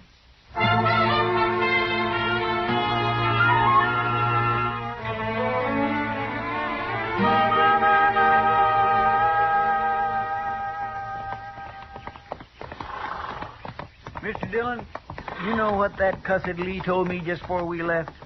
He said Dance had told him to yell lap for stone when he shot you. Well, I figured that. You know, I think he really believed you'd have killed him if he'd walked out of that office. Cowards are easy to bluff, Chester. Now, when we get to Wagon Bed Springs, I want you to stay out of the way when I find Danch. Yes, sir, I will. Unless he has friends there. Yeah. I suppose he really believes you hung that fella Stone, don't he? Yeah, it seems that way. All right, let's pull up here, Chester. It's just over the hill there. We'll go on in as soon as it's dark.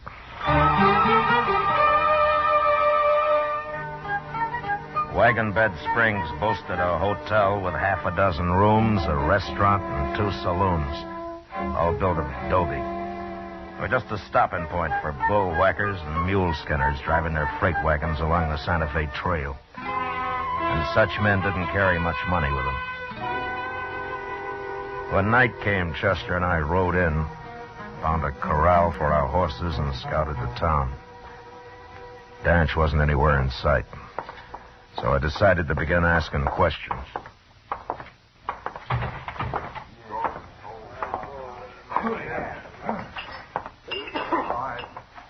Beer or whiskey, men? Beer. Same for me.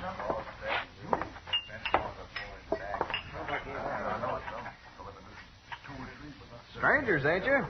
Yeah, we're supposed to meet a friend here.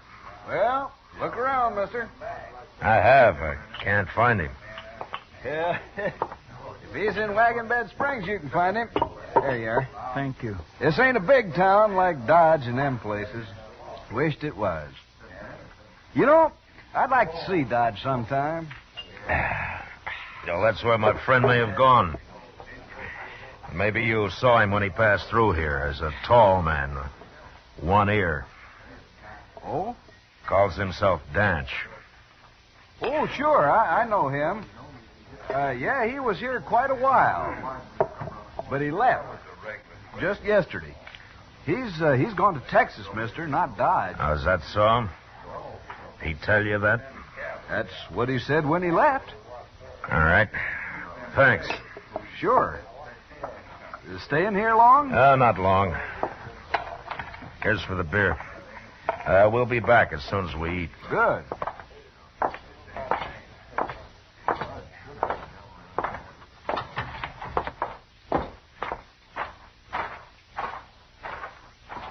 Say, did you mean it in there, Mr. Dillon? Are we really going to eat supper again?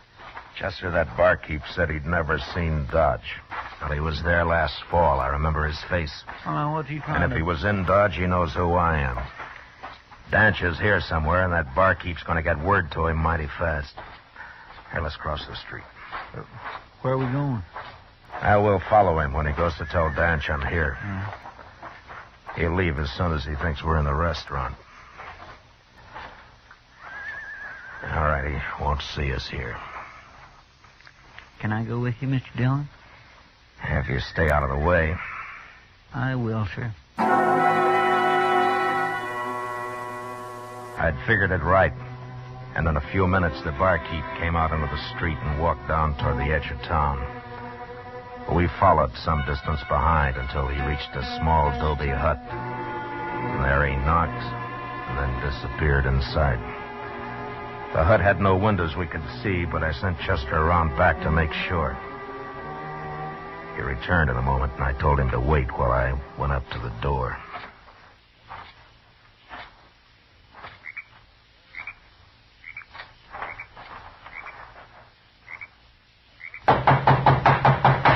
Who's that? You're trapped, Danch. Come out with your hands up. All of you here, you fools. I didn't see him. He said he went to supper. I ought to kick him. I got nothing to do with this. I'm getting out of here. Go ahead, get out. Marshal! Marshal, I'm coming out. I ain't even armed, so don't shoot. Okay. Come on. Go on. You got to open it more than that, Danch. I can't get out. All right, keep your hands up. Chester, I'll take him. keep an eye on him. Come on, you. I won't do anything. He paid me to warn him, that's all. Danch, you're in a bad spot. You can rot in there. I don't suppose you'd give me a fighting chance any more than you gave Stone one, Dillon. I was in Galveston when Stone got hung, Danch. That's a lie. It doesn't matter. How come you hired Lee to shoot me? You lost your nerve? How many cattlemen in Dodge, that's why. Yeah, I forgot your reputation with cows. And I don't care how you die anyway. Yeah, you talk big for a man who's practically buried. I'm coming out, Dillon. And I'm coming with a gun. You better not do it, Danch. I'll have to kill you. I'd hang anyway. And I just might get you. I backed off around the corner of the hut and waited. Danch opened the door wide, and he suddenly sprang out, a gun ready in each hand, expecting to face me. He stood there for a second before he realized that he'd been trapped again. And then he made his choice and started for the corner of the hut where I was.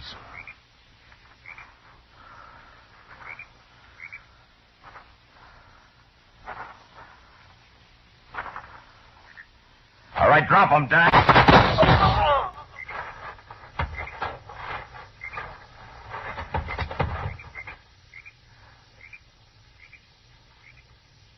Dillon? Okay, Chester.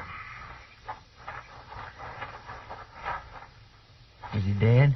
Yeah. Well, he tried to kill you, Marshal. It was self-defense, pure and Oh, simple. shut up.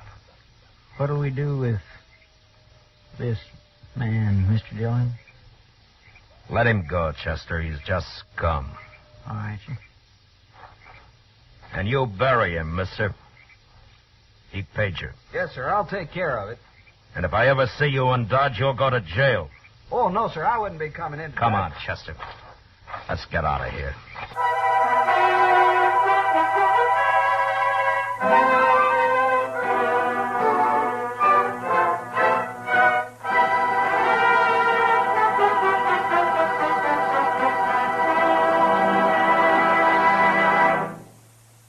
Gunsmoke, under the direction of Norman MacDonald, stars William Conrad as Matt Dillon, U.S. Marshal.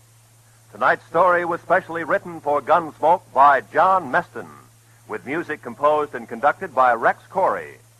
Featured in the cast were John Daner, Vic Perrin, Harry Bartell, and Lou Krugman. Harley Bear is Chester, and Georgia Ellis is Kitty. Gunsmoke has been selected by the Armed Forces Radio Service to be heard by our troops overseas. Join us again next week as Matt Dillon, U.S. Marshal, fights to bring law and order out of the wild violence of the West in Gunsmoke.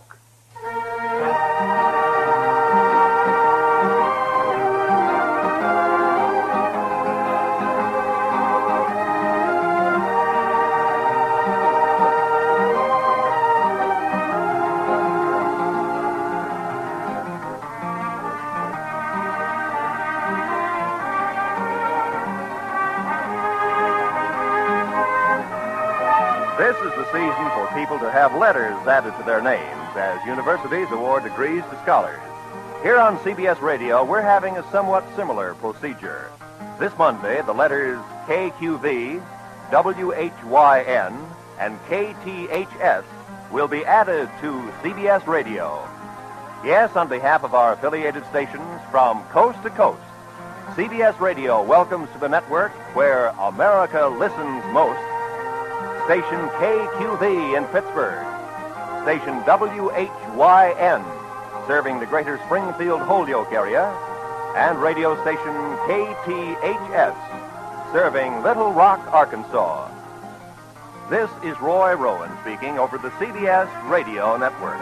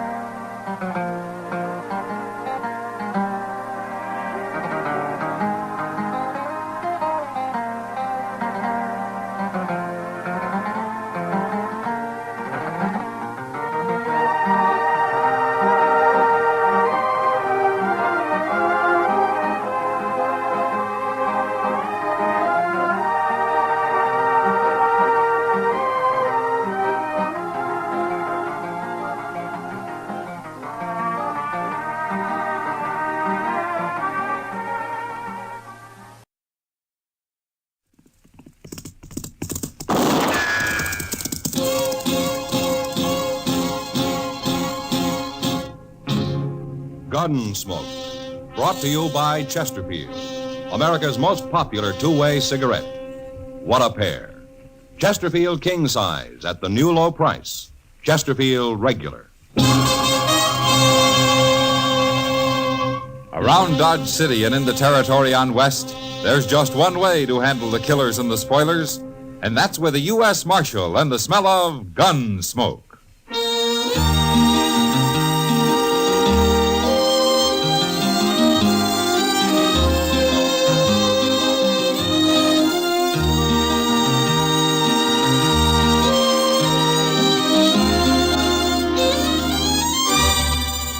Gunsmoke, starring William Conrad. The transcribed story of the violence that moved west with young America.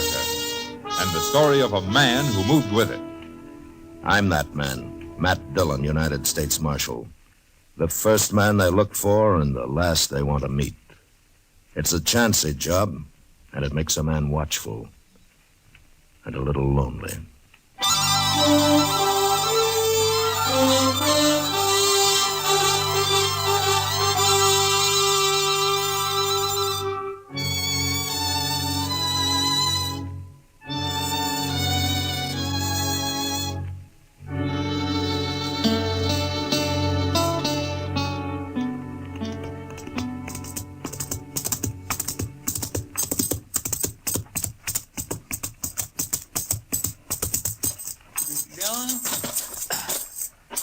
Mr. Dillon, Hello, Chester.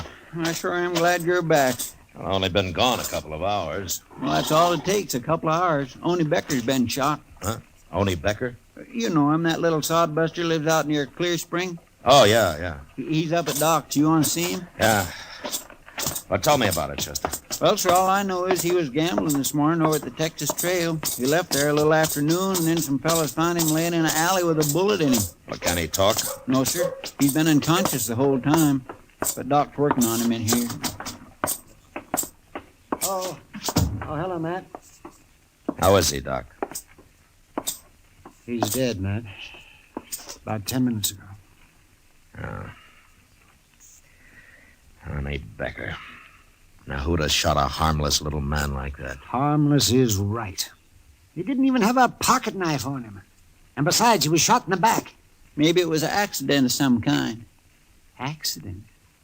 Chester, I once tried to save a man who'd pulled a scythe across the back of his neck by accident. Yes, and I remember a boy who fell between the slats of a fence and got hung. But I never heard of a man shooting himself in the back by accident. Well, I meant maybe somebody else done it. Of course somebody else did it. I know that. I meant by mistake. Oh, Chester. Chester, are you sure you've been keeping your hat on when you're walking around in the sun? Oh, you're just mad because Oni Becker died on you, There was Doc. nothing I could do to save him. He bled to death. Inside. Oh, you did what you could, Doc. Yes, well, I think I did. Did, Ani say anything? Anything at all? No, Matt, he never even opened his eyes. Well, he was shot in the back, so it wasn't anybody he was fighting with. Well, I don't know, Mr. Dillon. Oni was fighting, or at least having an argument over a card this morning with that gambler, what's his name, Al Clovis, over at the Texas Trail. He was. Well, why didn't you say so before, Chester? Well, I never heard of this Al Clovis. Oh, he's only been here about a week, Doc. Chester, you wait here. I'm going over the Texas Trail.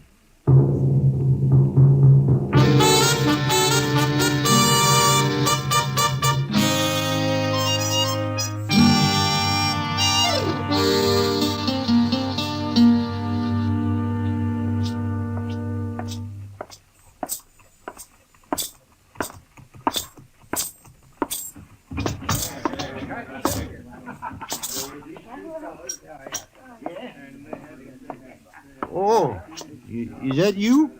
Oh, hello, Marshal. Hello, John. Looking for somebody, Matt? Oh, hiya, Kitty. Is Al Clovis here? I was wondering when you'd get around to him. What do you mean? I heard about Oni Becker, and Al Clovis threatened him this noon just before Oni went out and got shot. Almost seemed like Al was trying to start a fight with him, Matt. Where was Clovis when it happened, Kitty? He wasn't in here. Kitty, you know Al Clovis better than I do. Would you say he's the kind of a man who would murder Oni Becker because of an argument over cards, shoot him in the back? I don't know him that well, Matt.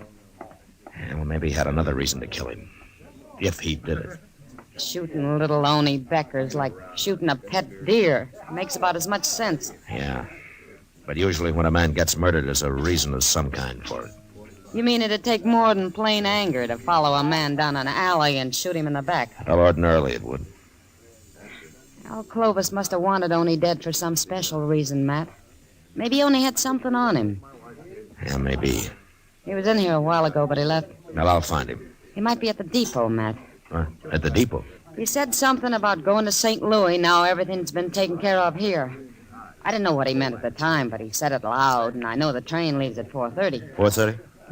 That's about that now, isn't it? Well, maybe he said it just to throw you off his trail. Yeah, well, I'll find out. I'll see you later, Kitty. Better hurry, Matt.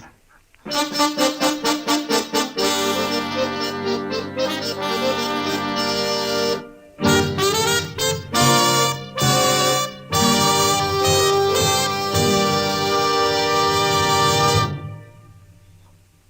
is George Fenneman. In choosing your cigarette, be sure to remember this. You will like Chesterfield best because only Chesterfield has the right combination of the world's best tobaccos. Tobaccos that are highest in quality, low in nicotine, best for you. You and I smoke for relaxation, for comfort, for satisfaction. And in the whole wide world, no cigarette satisfies like a Chesterfield. Get a carton of Chesterfield today. Chesterfield Regular, Chesterfield King Size, both at the same price in most places. In regular or king size, you can get 'em either way. The best smoke ever made's the Chesterfield you buy today. Smokers coast to coast are changing, it's a cinch to do. Here's all you have to say to get the one that's best for you. Chesterfield's for me, Chesterfield's for me. You just say it's Chesterfield's for me.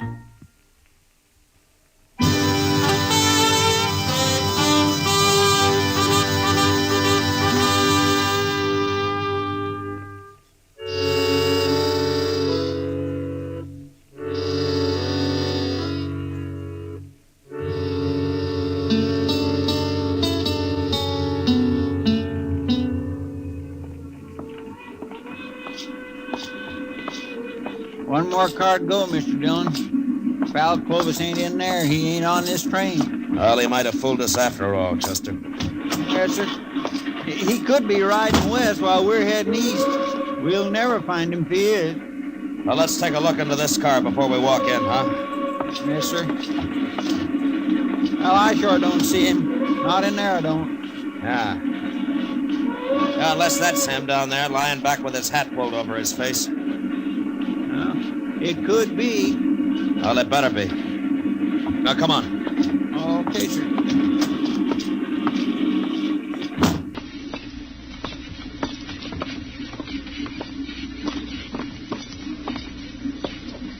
Hey, wake up, mister. Come on, wake up. Quit bothering me. What do you want? Marshal Dillon. Huh. What are you doing here? Keep your hands on your knees, Clovis. Tight. Well, what's this all about, Marshal? You carrying a gun? Why should I carry a gun? Stand up, Clovis. Come on, stand up. Okay.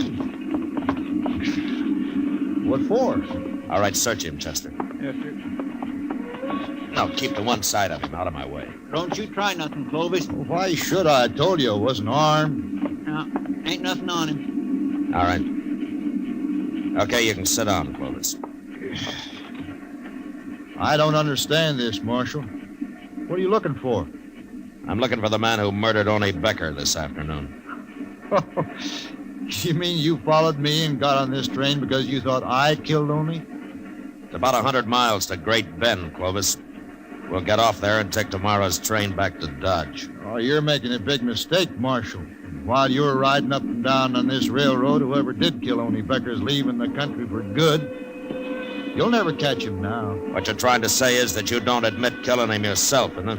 I'm not a murderer, Marshal. No, we'll see.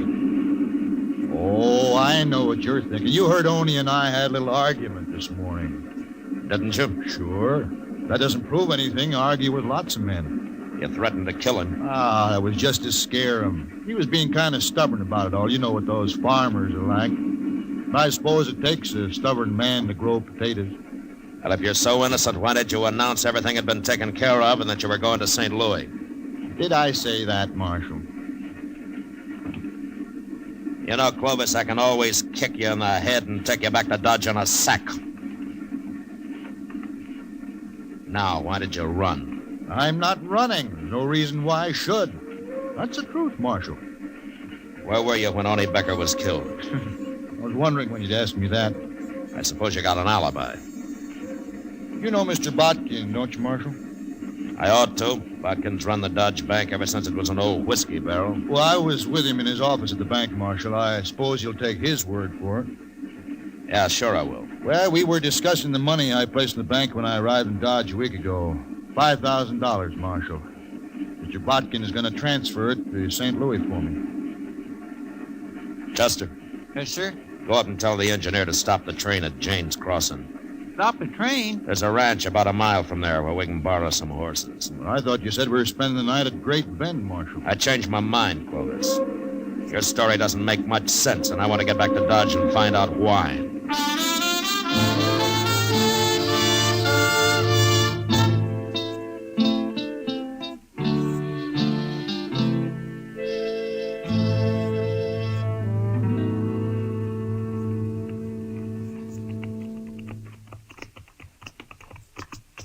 It must be about midnight. Sure is, and I'm tired. Haven't been on a horse in years. Oh, well, why didn't you say so, Clovis? We'd have borrowed a wagon for you. Never mind, Chester. You take him on down to the jail and lock him up, huh? I'm going to stop here at Mr. Botkin's house. His light's still on. Want me to go in with you, Marshal? I'll let you know what he has to say, Clovis. I'll be along a little while, Chester. All right, sir.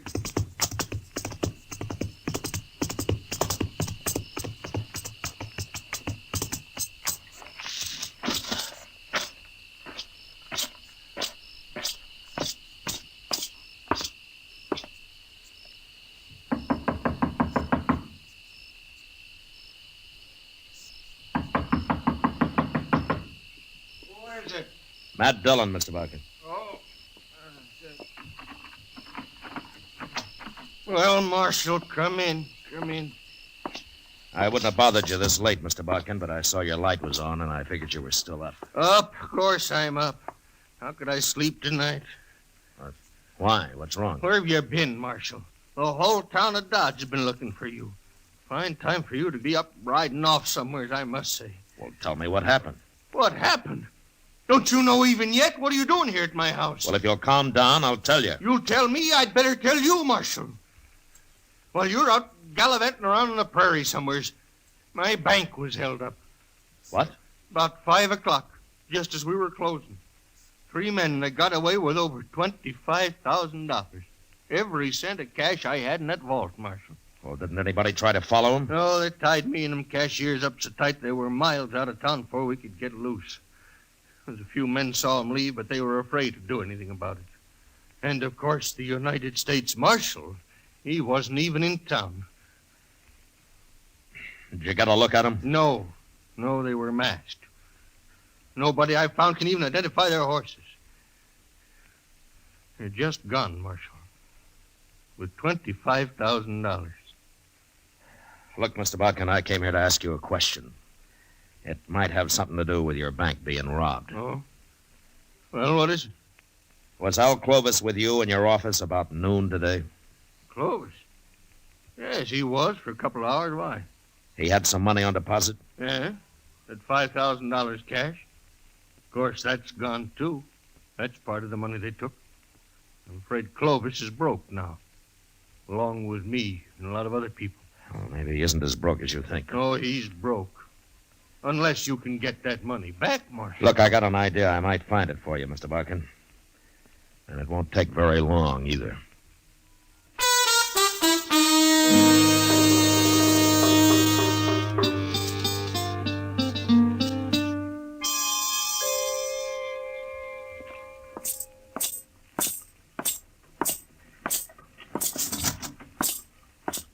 Well, I got Clovis all locked up, Mr. Dillon. He won't be taking no more trains for a while. Good. What'd you find out from Mr. Botkin? And I'll tell you and Clovis at the same time, Chester. Well, he's right in the first cell.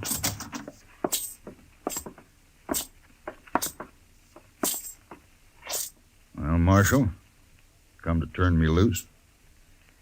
Mr. Botkin says your alibi's good, Clovis. If you'd have believed me in the first place, you'd have saved us all a lot of trouble. Yeah. Well, let me out. I don't want to spend the night here. You better get used to it, Clovis. You're going to be spending a lot of nights in here. What? At least a month or two of them. No. They can't keep me here, Marshal. It's illegal. Is it? Of course it is. Well, maybe you know more about the law than I do, Clovis, but I run this jail, and you're going to stay here a long time. And what's more, I'm going to tell the whole town where you are. Come on, Chester. Marshal, I demand to be released at once. Now come back here. It'll cost you your job if you keep me here. Shut the door, Chester. Marshal, you can't do this. Marshal. You really gonna keep him locked up, Mr. Dillon? I am. But he ain't done nothing. I mean, if Mr. Botkin said he is with him... Well, Clovis didn't kill only Becker, if that's what you mean. Well, then why don't you turn him loose? Chester, the bank was robbed of $25,000 today. It was? Yeah, just after we got on the train. Looks to me like only Becker was murdered just to get me to follow Al Clovis out of town. Well... We'll find out in a few minutes. I don't think Clovis can stand the idea of sitting in jail while his partners ride off with all that money. You mean he was supposed to get out of here and meet them as soon as his alibi was made good, huh? That's the only way it makes sense to me. Marshal. Marshal Dillon. Well, it didn't take as long as I thought. Come on.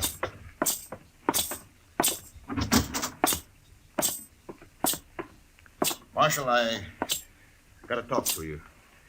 All right, go ahead. You really gonna keep me in jail here? You mean that? That's all you wanted? Don't bother me again. No, don't go, Marshal. What do you want, then? It's late, Clovis. I want to get to bed. Marshal, I'll make you a deal. About what? If I help you get back whatever was stolen from the bank today, can I keep my $5,000 out of it? How did you know the bank was robbed, Clovis? You're smart, Marshal. I can tell you got this all figured, holding me in jail and all. But I'm smart, too. Are you? Smart enough to know you need me as much as I need you. You'll never find those men without me, Marshal. But I can take you to where they are, and I'll identify them for you. Why? All I want out of it is my $5,000. Now, that's mine. You can do what you like with the rest. The court will have to decide about your $5,000, not me. Will you think there's a chance I might get it? Well, I don't know. But you're a gambler, aren't you? It'll help my showing you where they are, won't it? Yeah, it'll help. Okay. I'm supposed to meet them tonight or early tomorrow, Marshal. They won't wait longer than that. All right, who are they, Clovis? They're not friends of mine, Marshal. I never saw them before 2 weeks ago in St. Louis. And they're all hiding behind summer names. How far's away the meeting place? It's an old cabin, about 20 miles from here. They there now? Nobody stopped them here, did they? No, thanks to you. But I'm helping you now, Marshal. If I find your partners, you are. Chester, go get our horses. We going out there tonight, Mr. Dillon? Would you rather try it in broad daylight, Chester? No, sir.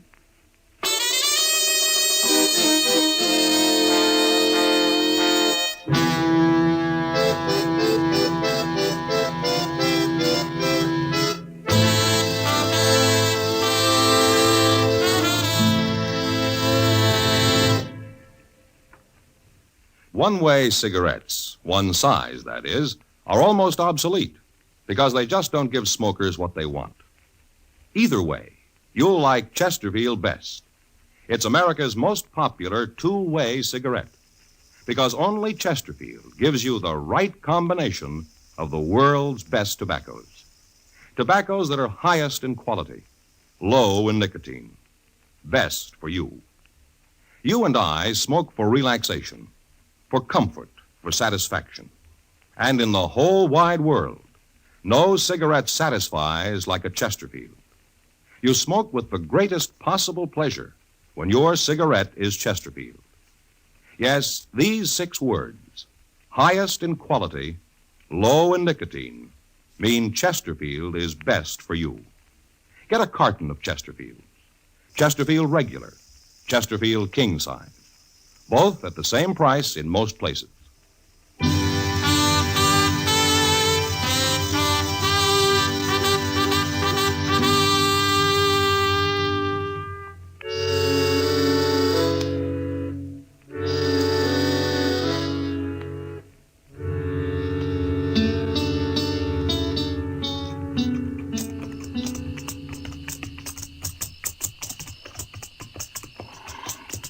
You sure you can find this cabin, Clovis?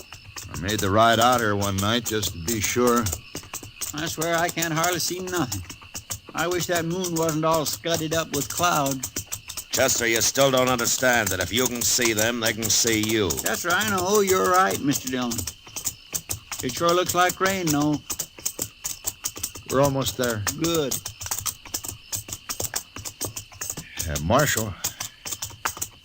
Yeah. How are you going to take them? 3 men. What's the matter, Clovis? You getting scared? You know what they'll do to me if you don't take them, Marshal. Like I said, you're a gambler, aren't you? Look, why don't you give me a gun? I'll help you. We'll manage. You can trust me, Marshal. I'm on your side now. Clovis, I wouldn't trust a man like you if you were in church, praying. Wait. Somewhere over there. Ooh. Yeah. There it is. That little clump of elder. The cabin's in there, eh? You see the light? Yeah. Are you sure that's it? Of course I am. Okay, let's get out. Chester, I'm going to go up on foot and have a look. You stay here with Clovis. Okay, sir.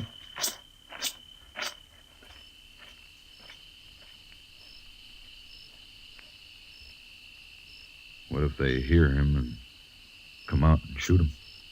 Mr. Dillon ain't exactly green at this game, Clovis. They wouldn't kill me. They'd burn me or something first. Can't blame them much. Wish I'd stayed in jail. Wished I'd let him keep the money. Something's sure to go wrong here. Unless maybe I outsmart him. You ain't gonna outsmart nobody, Clovis, so forget about it. Okay. I declare I never seen a darker night than this is. No. Neither did I.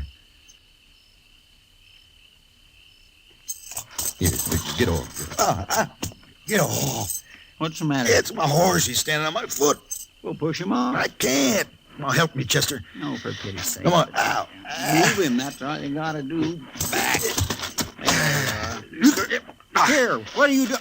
Clovis? I got your gun, Chester. Now shut up. Don't move. But you give Shut me up, that I said. gun. That's better. What's that? Thunder, Clovis. You'll be hearing a different kind when Mr. Dillon gets back here. He's not coming back here. We're going to him. And if he shoots anybody, it'll be you, because you're going to be right in front of me. Like this. All right. Start walking, Chester. Go on.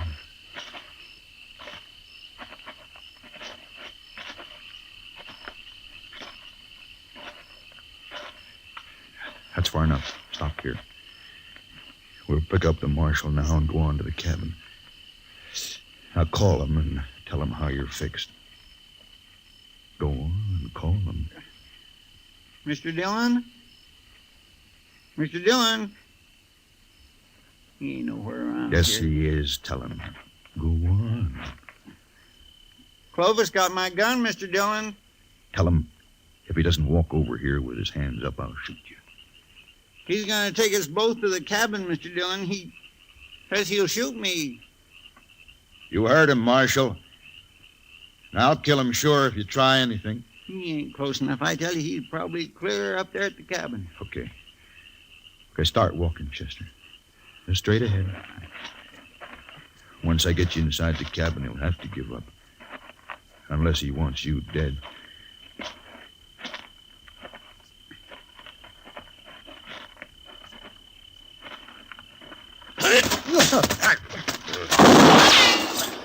You hurt, Chester? No, sir. His gun just went off when you hit him. All right, get the gun quick. Come on. I got it, Mr. Dillon. All right, let's get up to that cabin. They know we're out here now. Oh, they're getting away, Mr. Dillon.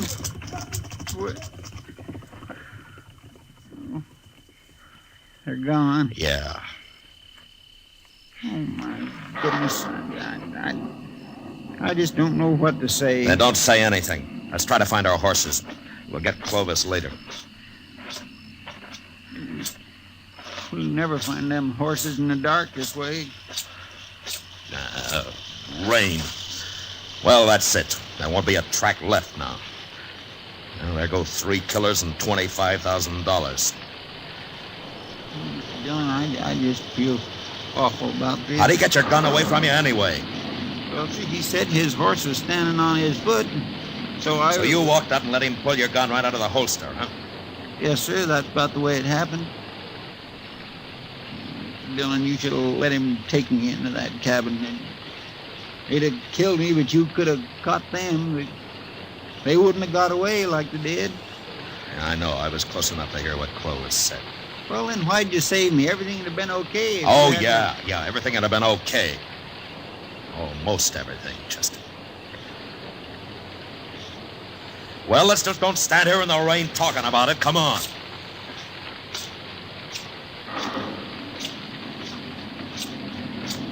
My, what a terrible mess. It was my choice, Chester. Not yours. Yes, sir. Thank you, Mr. Dillon.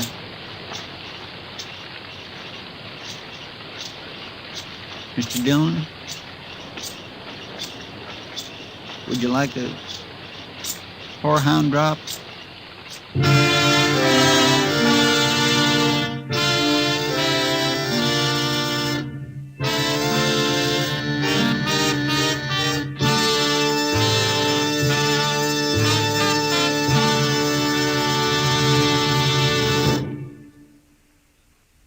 L&M filters are sweeping the country, and the reason's simple. No filter compares with L&M's exclusive Miracle Tip for quality or for effectiveness. And notice how easy it draws. You get much more flavor, much less nicotine. Yes, only L&M gives you effective filtration, and no other cigarette has it. Our statement of quality goes unchallenged. L&M is America's highest quality and best filter tip cigarette. Buy L&M's, now king size or regular, both at the same low price.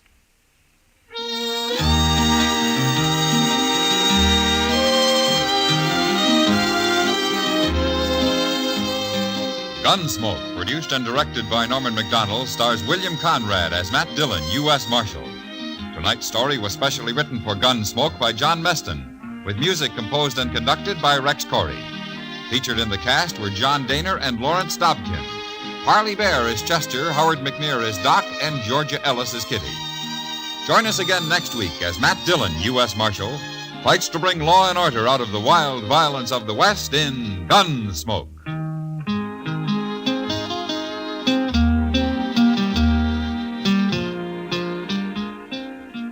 Remember, next week at this same time, Chesterfield will bring you another transcribed story of the Western frontier on Gunsmoke. This is the CBS Radio Network.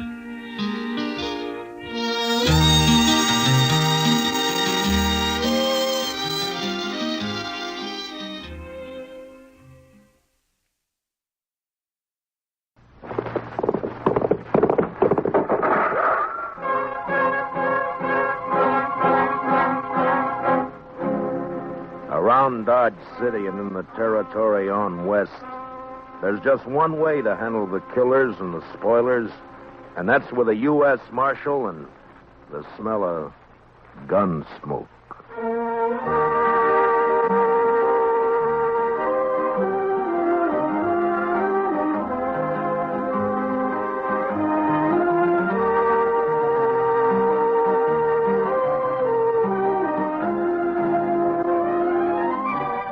Gunsmoke, starring William Conrad.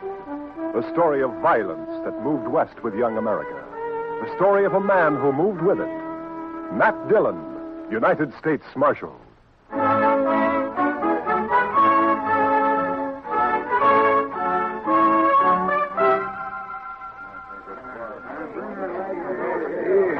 Howdy, Marshal. Hello, Mr. Biggs. Can I give you a hand? No. This is the last batch here. Hey, wait till the flies get to these buffalo hides in the morning and be enough vultures overhead to keep the place from shade for a week. Yeah. You know, you'll sure have your hands full by tomorrow night. It looks that way. When these boys turn them hides into cash, they'll bite the corks out of every bottle in town. And some of them look mean enough sober. Yeah. Well, you better bed down and get some sleep, Mr. Biggs. Where are your boys? I don't know. Jeff had some trouble with the dry axle up near Pawnee Rock, and Boaz stopped to help him fix it, but they shouldn't be this long behind me. Well, if I see him, I'll tell him where to find Yeah, you can tell Jeff, but Boaz ain't even going to hear you. Why? What's the matter with him? Oh, he's riding higher than an eagle. You know that white buffalo you've been hearing about? The albino? Mm-hmm. Well, it's just Indian talk. Oh, you think so, huh? Well, if it is, Boaz sure shot himself a mighty scared buffalo. White as borax. That ought to fetch a price. Hey, anybody seen Marshal Dillon? Over here, Chester. You better saddle up, Mr. Dillon. What's the matter, Chester? Indian trouble. 2 men dead and a couple of wagons burned up out there. I found this. A war rattle made out of buffalo toes. Arapaho. Well, they haven't been making any trouble. Well, these did. I was topping a hill when I saw the wagons go up in fire. It was Indians, all right. I saw one ride off. That's funny. I never heard of Arapahoes attacking at night. How far out, Chester? 10 mile, maybe, toward Pawnee Rock. Pawnee Rock? Marshal, my sons was coming from there. Easy, Mr. Biggs. Lots of wagons in the territory. Marshal, I didn't see another wagon between here and Pawnee except the ones we had, but the Indians killed my boys. There's only one way to make sure, Mr. Biggs. Saddle up and ride over to my office. I'll be with you as soon as I can get my horse.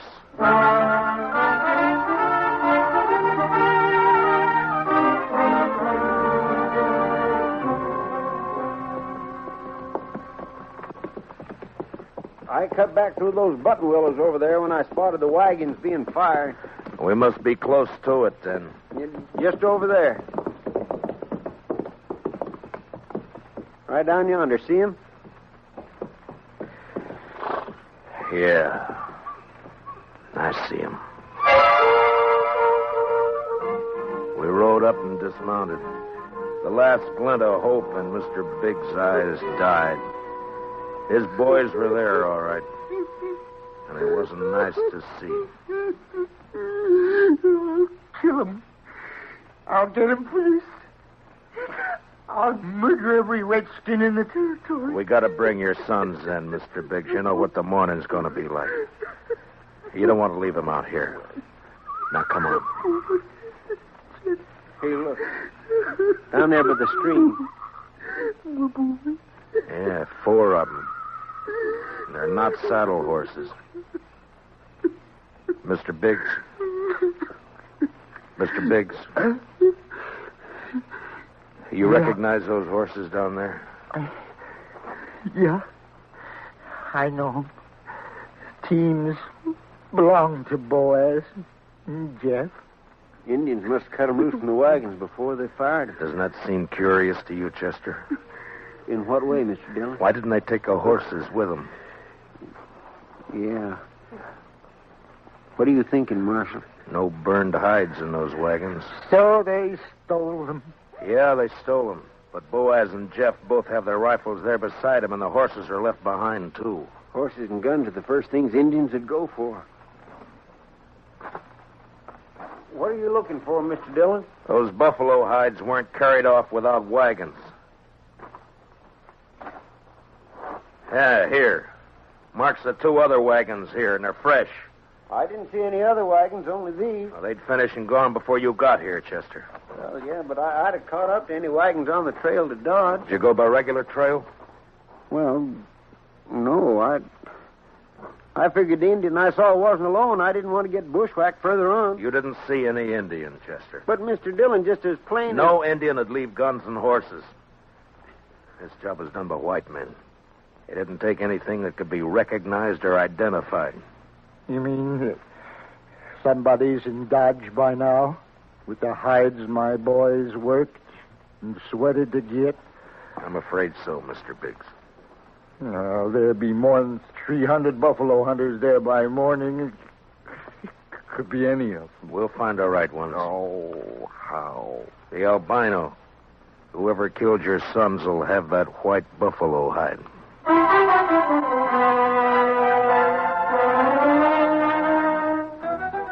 It was almost sunup when we got back to town, and more wagons had jammed the main street lining up for the unloading barns. I rode down the line, looking them over one by one. Howdy, Marshal. Some of the men would take their money, drink it up, and drift away. A few would stay long enough to be buried on Boot Hill.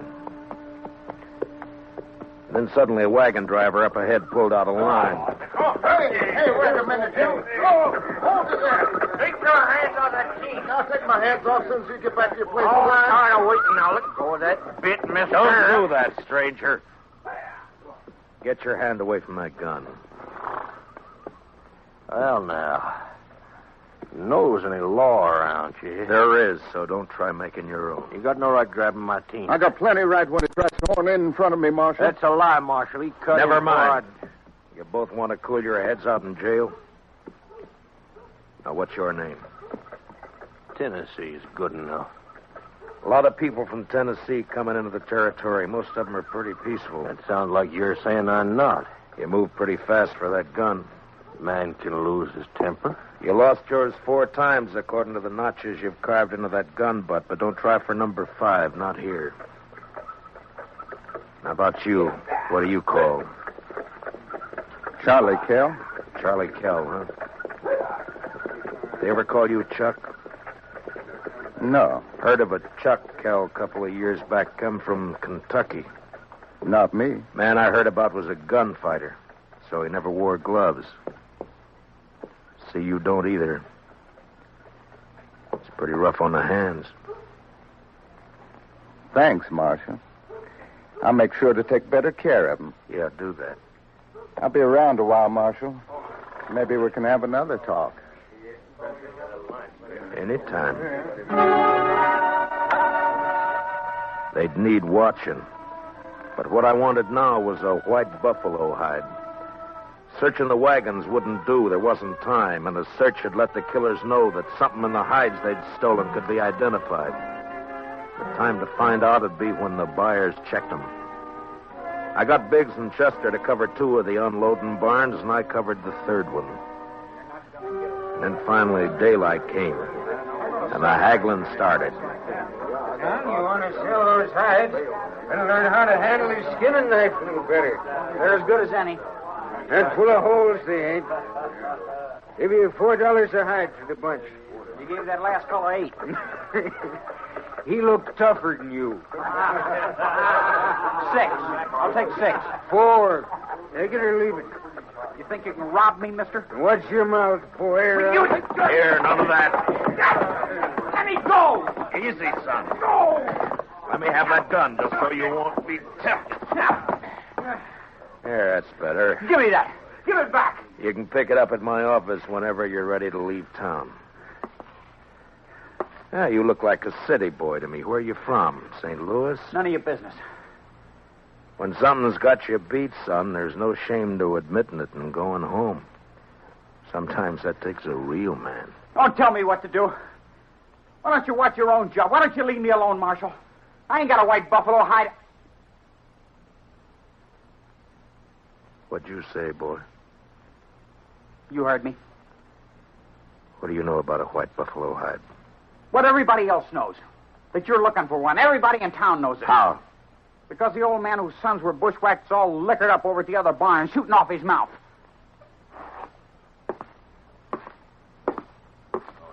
Don't go away mad, Marshal.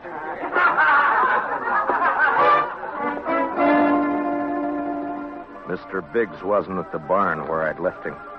I cut through an alley to Front Street and headed for the saloons. I never got to him. Mr. Dillon? Mr. Dillon? What's the matter, Chester? Old man Biggs. Where is he? I'm looking for him.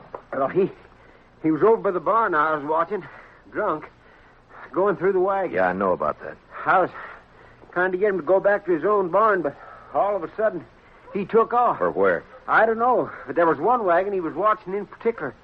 The driver walked away from it with a package of some kind. That white hide? It could have been, I don't know, but Big sure thought so. He lit out after the fellow with blood in his eye. Which way? Down there where the boy's been hitching the empty wagon. Well, let's go. Old boy's drunk enough to make trouble. He's liable to kill somebody. Or get killed.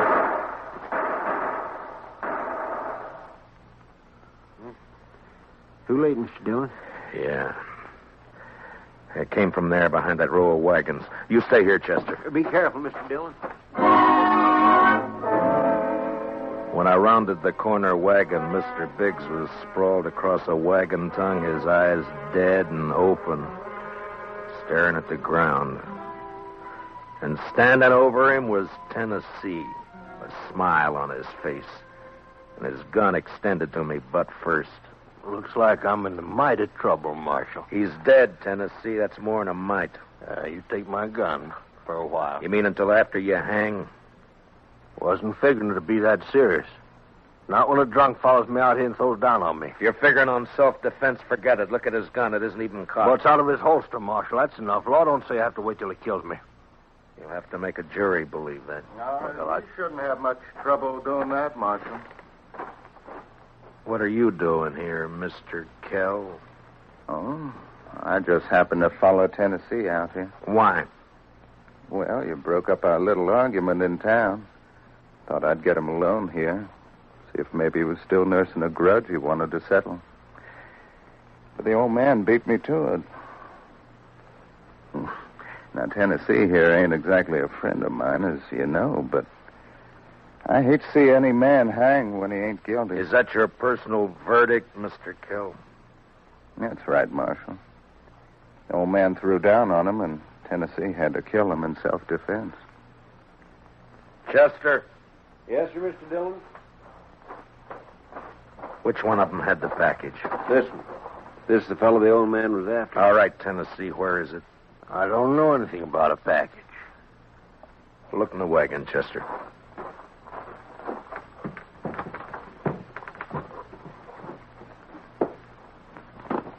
See anything? Nothing here. I reckon you can give my gun back to me now. All right, Tennessee. Here. Thanks. But if you decide to use it again while you're in Dodge or any place else in Kansas, I hope I'm there when you do. Well, now, don't you fret, Marshal. I'm sure you will be.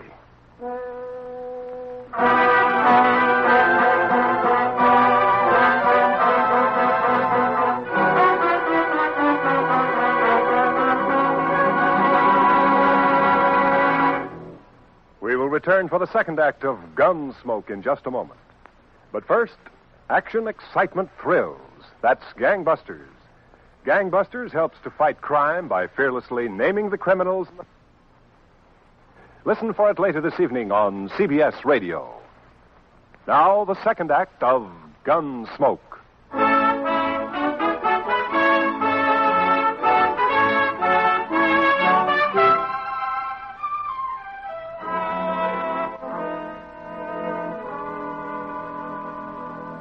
Just before sundown, we buried old man Biggs and his two sons up on Boot Hill. By the time the service was over and I rode down, darkness had fallen, and everything was going full blast. The town was roaring. Seemed like a good man, old Biggs. He was, Chester. So were his boys. Yeah, but there are too many men like Tennessee and Cal coming in, Mr. Dillon. They won't last, Chester. They'll keep coming, but they won't last. They'll take a gun and go against a man, but they won't sweat. They won't take root and build. We still gonna look for that hide? Yeah. Well, just what do you want me to do, Mr. Dillon? Tennessee and Kell will be in town, but their wagons are back there with the other empties. Ride back and look them over. Well, they might have had somebody carry that package off for them. It might be, but they don't seem like partners, Mr. Dillon. From what I heard, you stopped them from gunfighting. Took more than one man to kill the Biggs boys, and more than one man and more than one wagon to cart the hides in. Well, you mean they staged that trouble just for you? Just for me. After they heard I was looking for that white hide. Well, why do you figure that, Mr. Dillon? When gunfighters start for their guns, nothing stops them, Chester. They both started, but they both stopped. I reckon you better take a look through those wagons. Yes, sir, Mr. Dillon. Where'll I meet you? I'll be checking the saloons.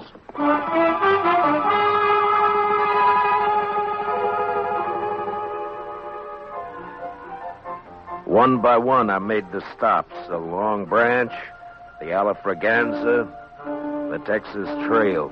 And one by one, they got quieter as I went in. As though each place was holding its breath, waiting for something to happen. The last place was a Mexican hangout. A long, dark walk.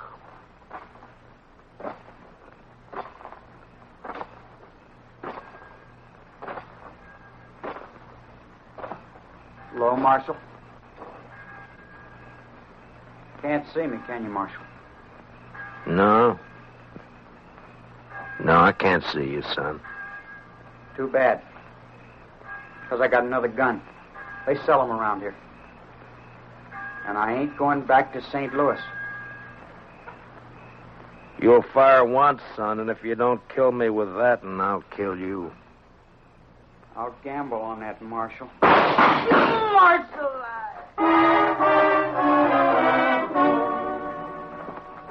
He lurched from the shadows into the street, staggered, and fell. And then he rolled over on his back, and his eyes struggled for a minute like they were trying to remember something. And then he went blank. Well, he was right about one thing. He wasn't going back to St. Louis. Well, what do you know? The marshal's real handy with a gun. Stay out of this, Kel. But I may have something to talk over with you later. You mean what? If you don't know, then you got nothing to worry about. I've been hearing a lot about how fast you are with a gun, Dillon. Anything to it? I'm still alive.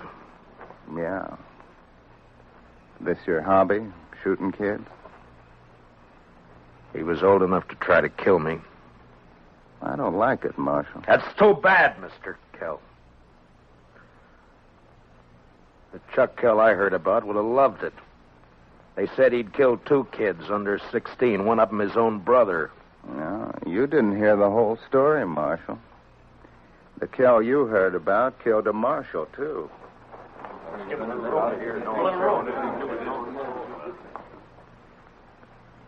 You made the bid, Mr. Kell.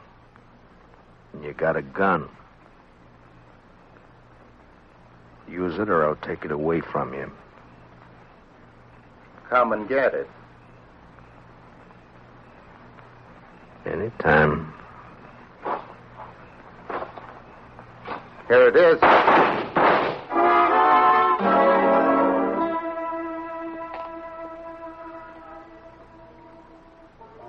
How you feeling, Mr. Dillon? I'm all right, Chester. Doc fixed your head. Wasn't much he could do for Kell, though. I hit him. If you didn't, he sure died for nothing. He was fast, all right. Boys say you made him look like a sleepy burro. Never even cleared his holster. And my head says different. You didn't get that from Kell. What do you mean? Tennessee was up the street with a rifle. He creased you. Huh? Where is he now? I don't know, Mr. Dillon. He rode out of town before I could stop him. I was the only one who saw him. I was coming up street to find you. All right. Let's get out of here. Did you find anything in the wagons? No, sir. But I found Tennessee's wife. Wife? That's right, Mr. Dillon. In a small wagon next to his. He's a squaw man. His wife's an Indian girl. Well, let's find her.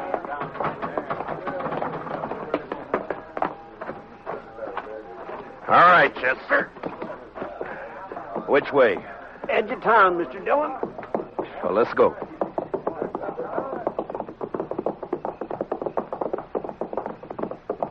You talked to the wife? Yes, sir. Found out Tennessee and Kell were friends, all right. They left her here night before last and arranged to meet her here today. She said they were driving empty wagons when they left her. Ask her what tribe she belonged to? Didn't have to ask, Mr. Dillon. I could tell by her beads. She's an Arapaho.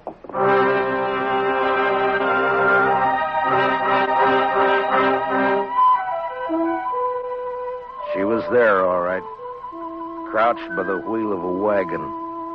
Her face was bloody, and she stared into a small campfire, rocking back and forth without a sound. She wasn't beat up when I left her, Mr. Dillon. Where's your husband? He gone. Gone where? He gone. Tell me which way he went, and I'll bring him back to you. No. You lawman. Your husband had a white buffalo hide, didn't he? Tell me. No. Other man killed white buffalo. Then your husband took the hide away from him? He buy. He buy hide. He didn't buy him. He killed 2 men to get him. He killed with Indian paint on his face. He left an Arapaho war rattle. He wants the blame to come to your people. If the white men think the Arapahoes are on the warpath, the soldiers will come. No. Arapaho peaceful. Where's the white hide? What'd your husband do with it? He tell me. Bury it. Where? Where's it buried? There. Back there. By tree. Go dig it up, Chester. And then stay with her till I get back. You going after him, Mr. Dillon? As soon as she tells me which way. All right, Mr. Dillon. You're white man. No good. Now tell me which way he went. You let him go. He not come back. I can't let him go. If I do, the soldiers will come after your people. He beat you, and he ran away from you. Now he'll bring death to your tribe unless I get him. Where did he go? He ride to where moon sleep. I rode east. Tennessee had about an hour's start, but I figured to make up most of that before sunrise. The prairie was open and flat except for an occasional roll, and the Arkansas River would keep him from cutting south. His best bet for a fresh horse would be Kinsley, and I rode hard for it. It was just turning daylight when I rode in.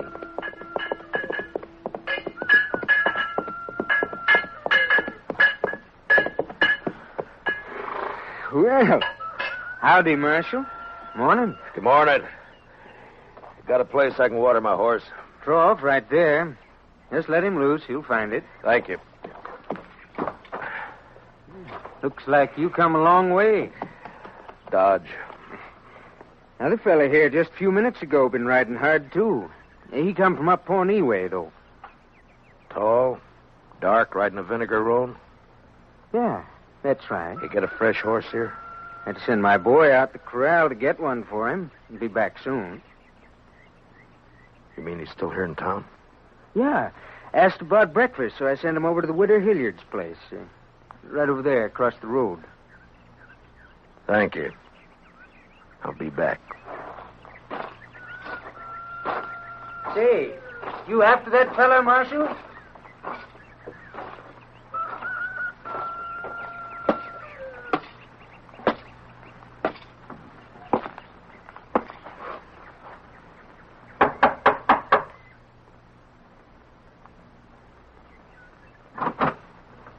Yes? Understand you're serving breakfast, ma'am.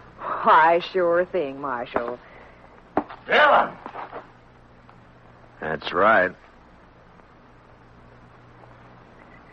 Give me a clear way out the door, or I'll kill you. Come by me, Tennessee.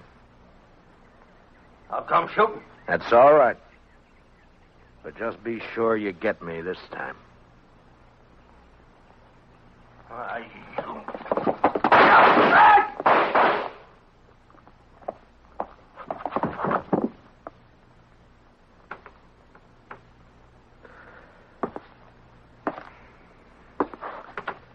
You hurt, ma'am? No, I'm all right, Marshal. He looks kind of dead. Yeah. Bad one, huh? Yes'm. Gunfighter. Thief. Killer. What's your name, Marshal? Dillon, ma'am. Matt Dillon. I'm sorry about... Marshal. When my husband brought me out here 15 years ago, Indians burned this place down 3 times. I'm used to killing. You want to carry him out? I'll go fix you that breakfast.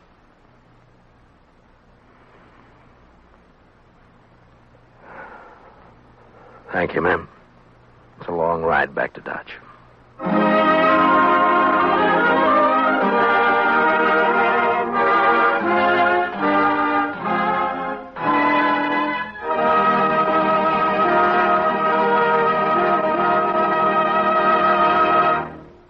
Gunsmoke, transcribed under the direction of Norman Macdonald, stars William Conrad as Matt Dillon, U.S. Marshal.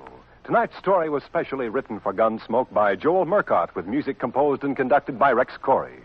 Featured in tonight's cast were Stan Waxman, John Daner, and Larry Dobkin, with Sam Edwards, Julian Baeff, Tom Holland, and Mary Lansing. Parley Bayer is Chester. Join us again next week as Matt Dillon, U.S. Marshal, fights to bring law and order out of the wild violence of the West in Gunsmoke.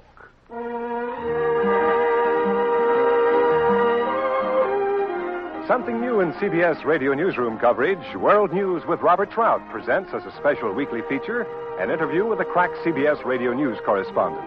This correspondent flies in from his post overseas to give you his authoritative eyewitness viewpoint on latest developments. Tomorrow afternoon on most of these same stations, World News with Robert Trout. This is Clarence Cassell speaking. And remember, from now to November, you'll find intensive, impartial campaign coverage on the CBS Radio Network.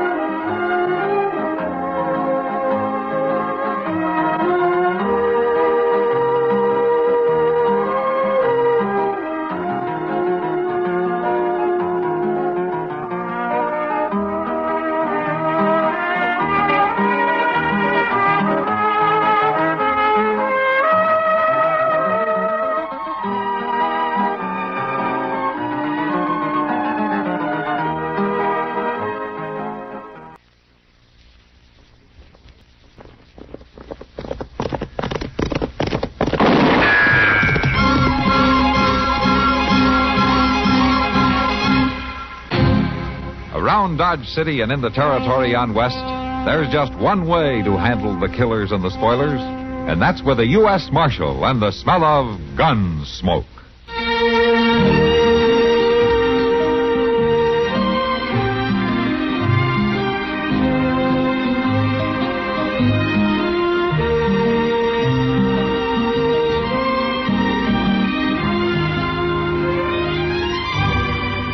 Gunsmoke, starring William Conrad, the story of the violence that moved west with young America, and the story of a man who moved with it. I'm that man, Matt Dillon, United States Marshal.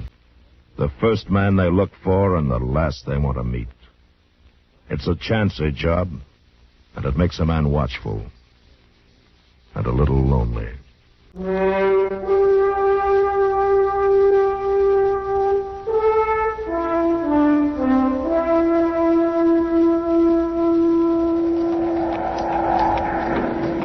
I declare, if this keeps up, we're going to be needing us a arc, Mr. Dillon. Well, we can't make much headway through this. We better look around for cover. I don't rightly know anybody who's settled around here.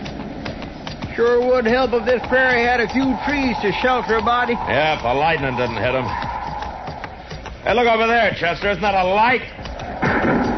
Yes, sir, it sure is. Now, whose place do you suppose? I don't care whose place, as long as it has a roof on it. Come on.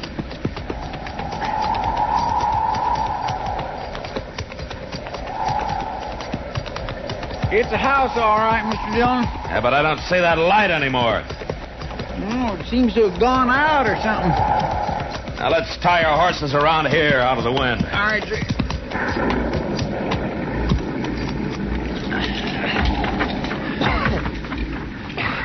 You ready?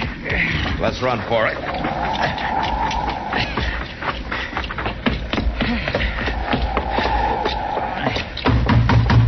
Hello? Hello in there.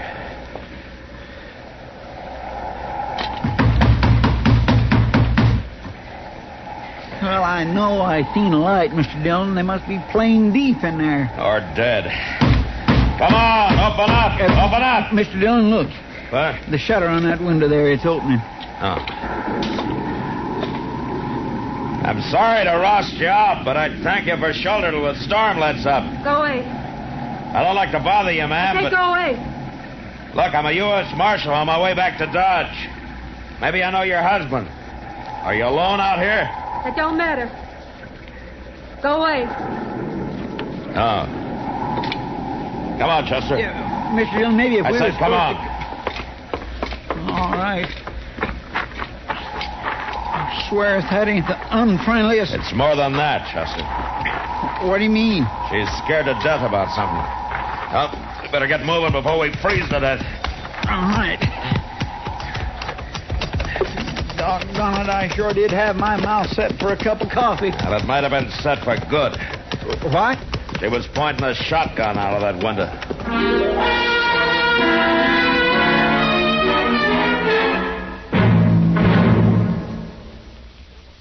Now, just listen a minute, if you will. I've got a little story to tell you. Well, it's not such a little story. It's sort of a tall tale. Ever hear tell of Windwagon Smith? Well, according to legend, we practically owe our whole system of modern transportation to old Windwagon. Yes, sir. Before his days, folks traveled afoot, on horseback, or by ox team. With Windwagon, he wasn't about to put up with that slow type of traveling. No, sirree.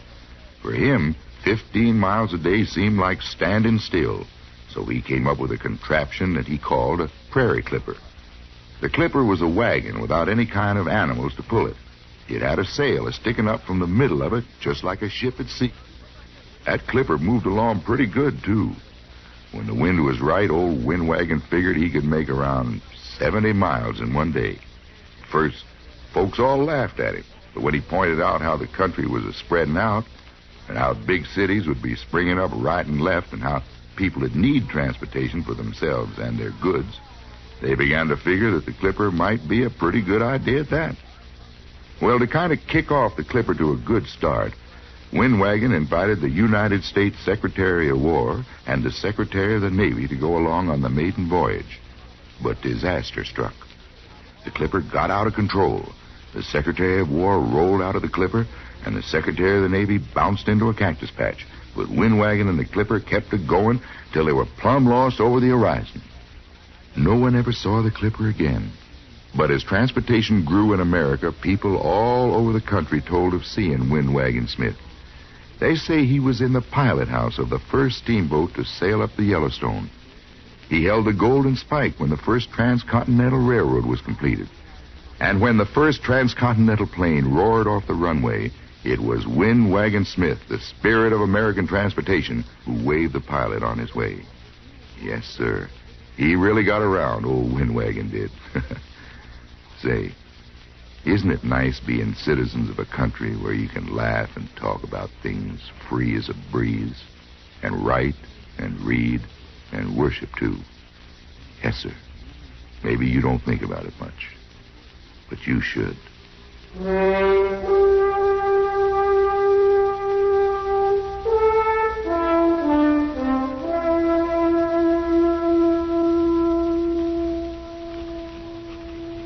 Sincerely, Matt Dillon, U.S. Marshal. Come on. What? Come on. Now, is that him, Jenny?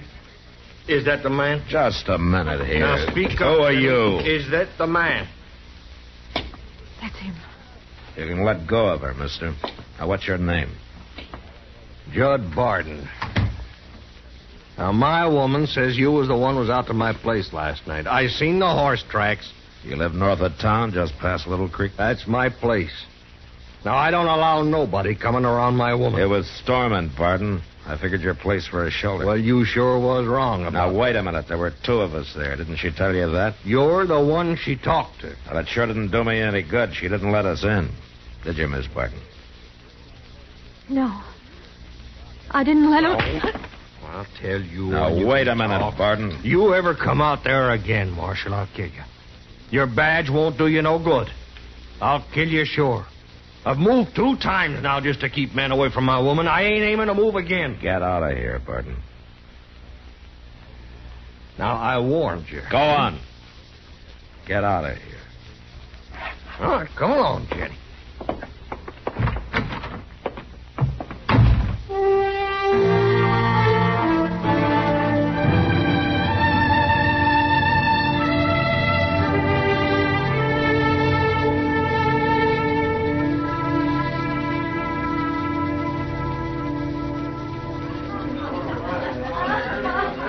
Want another beer, Matt?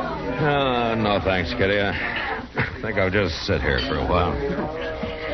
I hear you got your feet wet the other night.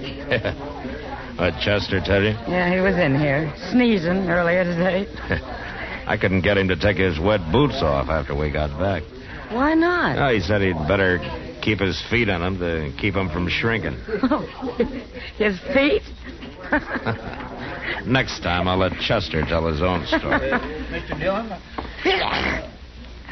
Evening, Miss Kitty. Hello, Chester. See what I mean? Yeah. Mr. Dillon, there's a lady outside claims she has to see you. Oh? Who is she? I don't know. She said somebody told her you was here, and she don't rightly feel she ought to come into a saloon. Of course not. Oh, well, no. Well, I better go see what she wants. I'll see you later, Kitty. All right, Matt.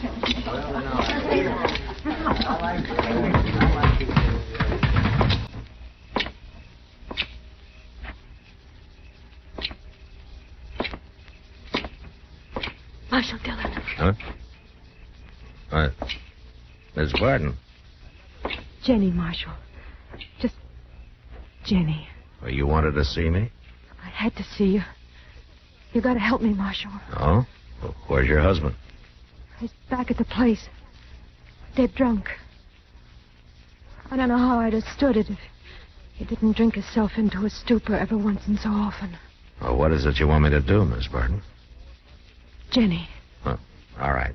Jenny, well, what can I do? Hide me, Marshal. Please, hide me. I gotta be hid by the time it comes to. Well, I'd sure like to help you, Jenny, but I can't do that. Marshal, I can't go back to him. Well, the law can't come between a man and his wife, Jenny. You don't understand. I gotta have help. Hey, Jenny.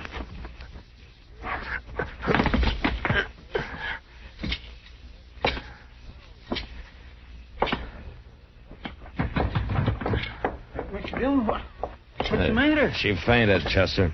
You go find Doc. I'll carry her on up to his office.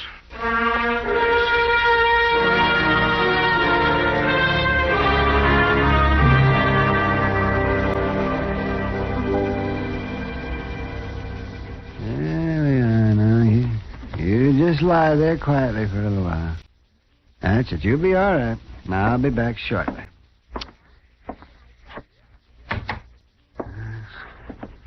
She all right, Doc? That's a messy business. What's the matter with her? Is she going to be all right? I suppose so. Suppose she'll be all right this time. But she can't go through this many more times, not if she wants to live. I don't understand. What do you mean? I mean that she's been beaten, Matt. Savagely and often. I'll tell you something else, too. It's like signing her death warrant to send her back to that husband of hers. Yeah, I guess you're right. I know I'm right. By all that's holy, a man who'd do a thing like that ought to be strung up. Yeah. You gonna be all right to move her? Yes, she can move. Won't be too comfortable for her, but she can move. Good, and I'll take her over to Kitty's till I can fix it so that this won't happen again.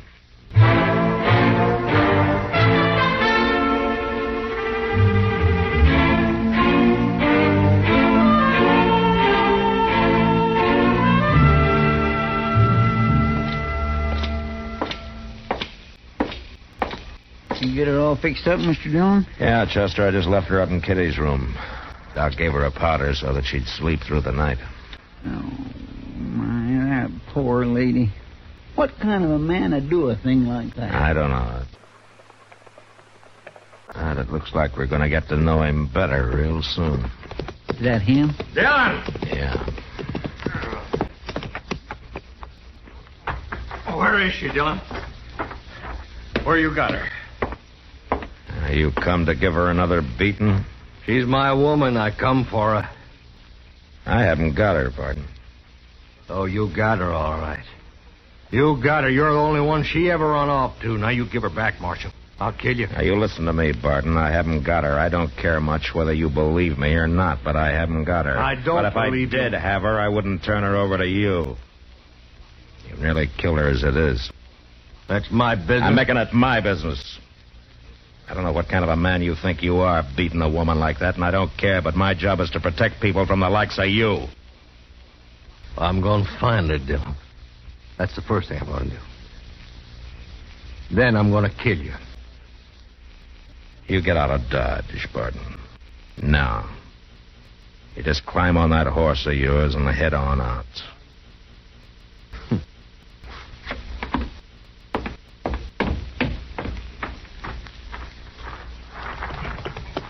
I'll be back, Dillon. And he will be back, too, Mr. Dillon. He's too all-fired mean not to. Yeah, I know. But right now I'm playing for time. How's that, Mr. Dillon? Well, we gotta get Jenny out of here. Well, you got a plan? No, not yet. But I better come up with something by morning. Because Barton's not gonna stay put very long.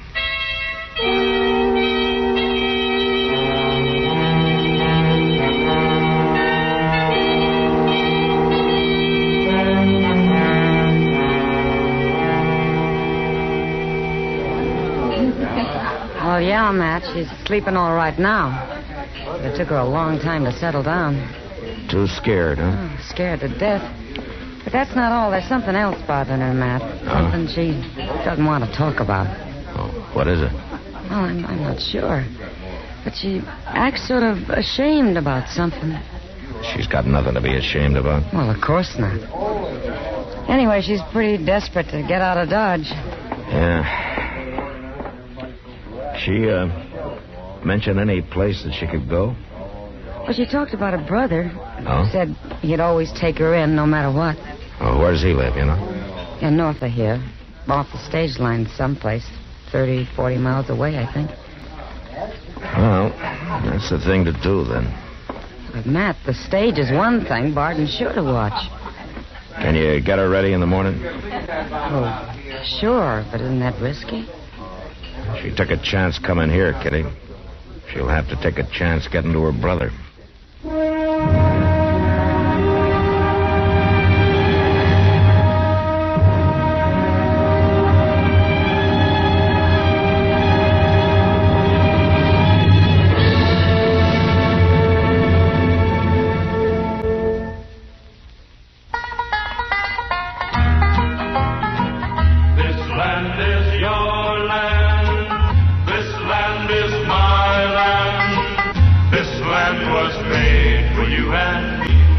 In France, Mont Vert means green mountain. In the United States, Vermont, Vermont, means green mountain.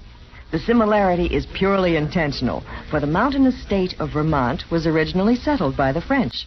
There is other evidence, too, of the early French settlers, like Vergennes, the one-time capital named for the French Minister of Foreign Affairs. But despite its French ancestry, Vermont is American through and through, From Ethan Allen and the furniture which is made today bearing his name to Steamtown, USA, near Bellows Falls. From St. Albans, leading producer of an all-American commodity, maple syrup, to a little country store in Weston. The fresh fragrance of red clover, the granite beneath its hills characteristic of its people, the well-known Vermont cussedness or independence, Admiral George Dewey and Calvin Coolidge, all things typically American, typically Vermont.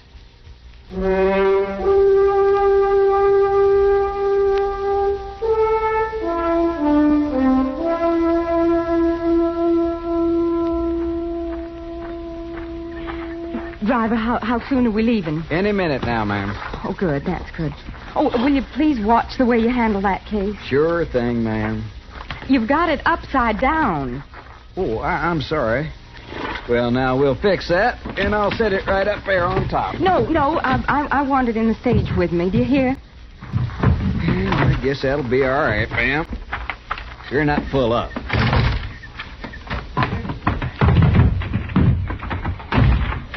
Thank you, driver. Oh, Jim. Oh, hello there, Chester. Everything all right? I mean, is Oh, sure, Chester. There's nothing to worry about this trip. Only got one passenger. Oh, well, that's good. Unless this gent's figuring on riding with us, too. You take in the stage, mister? I'll let you know. Well, you better make up your mind, because I'm fixing to leave as soon as I cinch on these bags. Jim. Wait till I get around the other side for a minute, Chester. I want to tie off wait, this rope. Jim, I have to... Here, you. Yeah? Aren't you the fella that I seen with Marshal last night? Well, you might have saw me with him. I'm... Why are you so interested in this stage? Well, I was just down to see Jim for a minute. We're old friends. Now, what was it, Chester? Nothing, Jim, I guess. I guess I said just about all I had to say before. Well, I should certainly think so. I don't know how many times you have to tell me. Jim, just a minute, Jim. I'll make the stop all right, just like you said. Jim, for heaven's sake. You want to make a special stop? Well, mister, I don't know. Well, now, that's interesting, ain't it? I think I'll just ride along with you after all. You ain't got a ticket. This gun is all the ticket I need. Oh, Climb on up there now. Well, now... Go on. Yeah. Go on. And I'm going to ride right with you. Now, listen, mister. Oh, shut up. I'll take that whip. Well, who was that man? What in the world was he doing? I can't take time to explain it to you now, ma'am. I gotta get moving.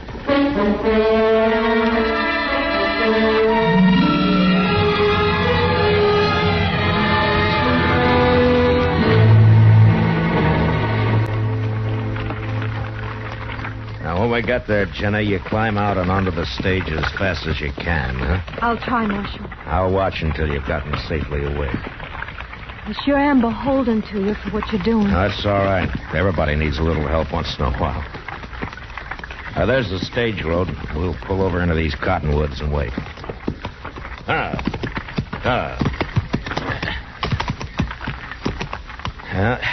ought to be coming along any time now. I hope so. I just assumed this was all behind me. Now, you're doing fine. Lots of things I'm thinking I ain't saying, Marshal. No need to say anything. One thing I'd like you to know special. It wasn't true about me and them other men, Marshal. It never was true. It was just Judd's crazy way of looking at things. Any man I saw, he suspicioned. He had a crazy way. Yeah, that's about the kindest thing you could say about him. Maybe I deserved it. I can't help thinking maybe it was all due me. Here comes the stage, Jenny. It's Judd. What? It's Judd, Marshal, up by the driver. Oh, get down in the wagon bed and stay down. Jenny, I seen you.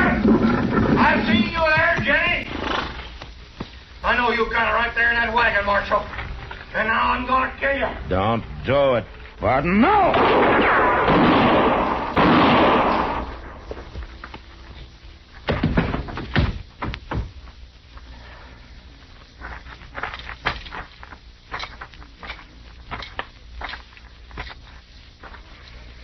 Marshal? Well? Is he dead? Yeah, Jim, he's dead. He was crazy, Marshal. Plumb crazy. Yeah, he was.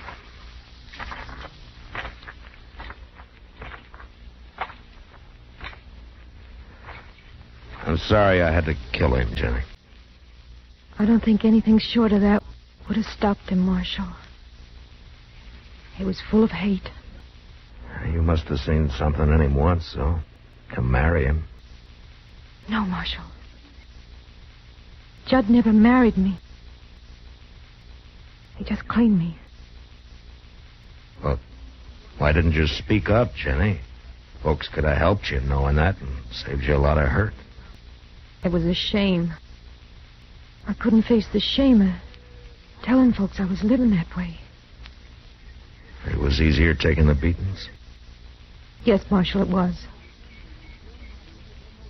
A woman needs to be thought of as respectable.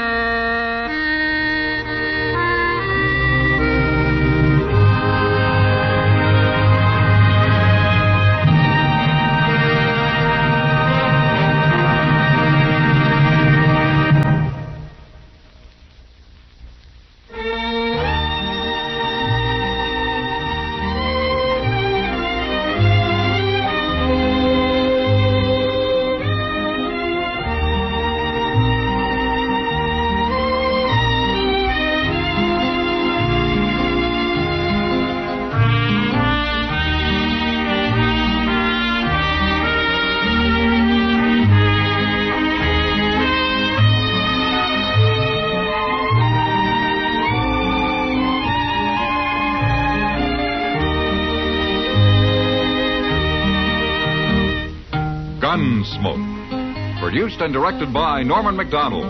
Stars William Conrad as Matt Dillon, U.S. Marshal. Featured in the cast were Parley Bear as Chester, Howard McNear as Doc, and Georgia Ellis as Kitty. George Walsh speaking. Join us again next week for another specially transcribed story on Gunsmoke. This is the United States Armed Forces Radio and Television Service.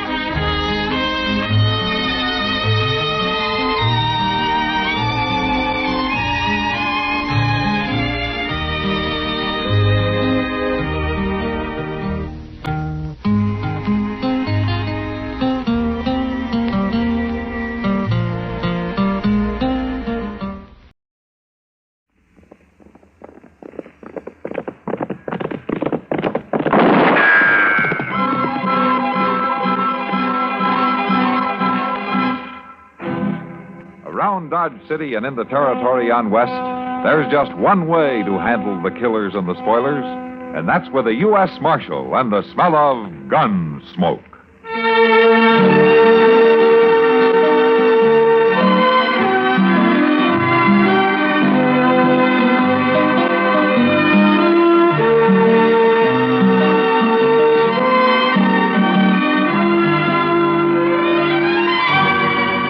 Gunsmoke, starring William Conrad, the story of the violence that moved west with young America, and the story of a man who moved with it. I'm that man, Matt Dillon, United States Marshal. The first man they look for and the last they want to meet. It's a chancy job, and it makes a man watchful and a little lonely.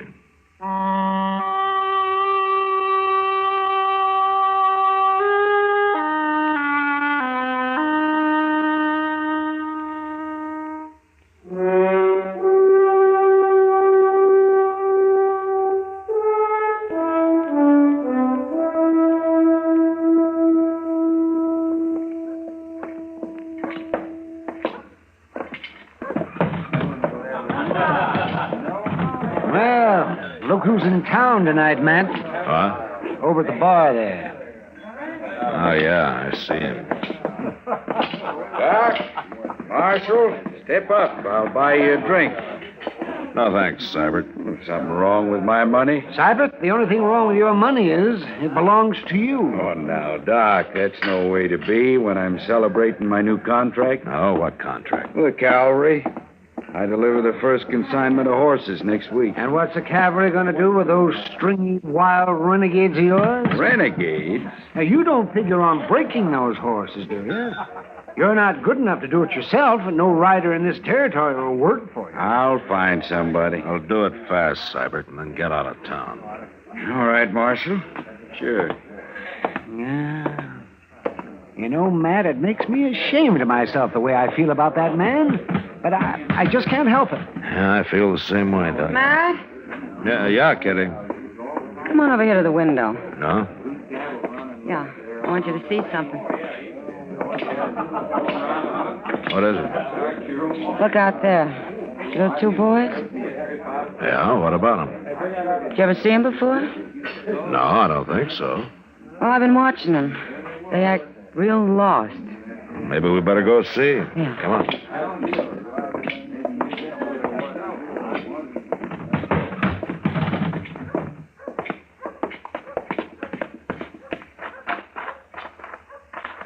Hello, boys. Hello, mister. What are you doing on Front Street this time of night? Is this Front Street? Yeah, it is. Where are your folks? What do you want to know that for, mister? This is Matt Dillon. He's the U.S. Marshal here. We ain't done nothing. Where are you boys from? Texas. Texas? Now, you're a long way from home. Yes, sir. What about your folks? We ain't got any. Ma and Pa got burned up when our ranch caught fire. Oh. How'd you get here to Dodge? Followed the trail herd most of the way. Where are your horses? Oh, we had to sell them upriver. But the money's long gone. Our uncle is supposed to meet us here. You boys hungry? Yes, ma'am. But we don't want to beg no food. Well, you're not. You're my guest. Well, thank you, ma'am.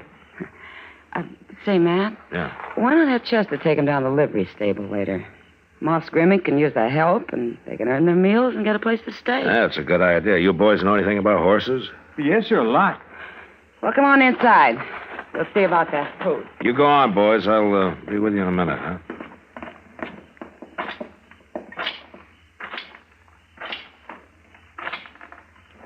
You still here, Seibert? I'm leaving, Marshal.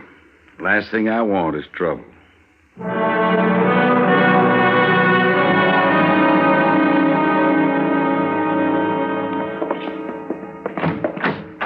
Well, this is it, boys. Moss Grimmick says you can sleep up there in the loft. He'll tell you what to do in the morning. Okay. Oh, Mr. Dillon says to come see him tomorrow, and he'll try to get in touch with your uncle. Well, thanks, Mr. Proudfoot. You might as well call me Chester. Everybody else does. We're sure lucky for this, ain't we, boss? Yeah. People here in Dodge City are mighty nice. Especially that Miss Kitty. She's pretty, ain't she? Yeah, I guess so. Hello, boys. Hello. I'm Orrin Seibert. I'm Bus Cheney. This here's my brother, Howie. Howdy. I hear you boys know about horses. Ever break any? Sure, lots of them. Well, now, if you can ride, you don't need to hang around here cleaning out stalls. I got a real job for you out of my ranch. Make yourself some money. We could sure use some, all right. And you're hired. Now get your horses, meet me out back. We ain't got any horses. No? Well, say, I'll tell you what I'll do. I got 10 head need breaking by next week. You boys break them 10 for me. After that, you can take your pick. You mean it? Both of us? That's what I said, didn't I? Come on out and get in the wagon. Get your stuff, Howie. Let's go.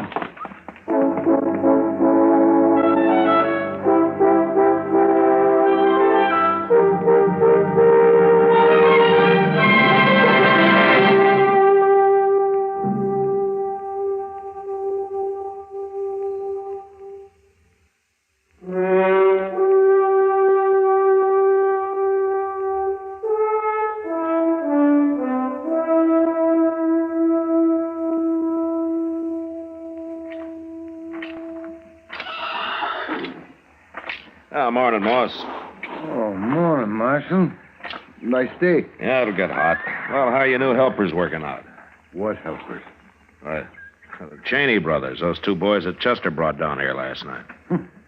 I ain't seen hide nor hair of them. Well, what happened to them? I guess they just pulled out and left in the middle of the night.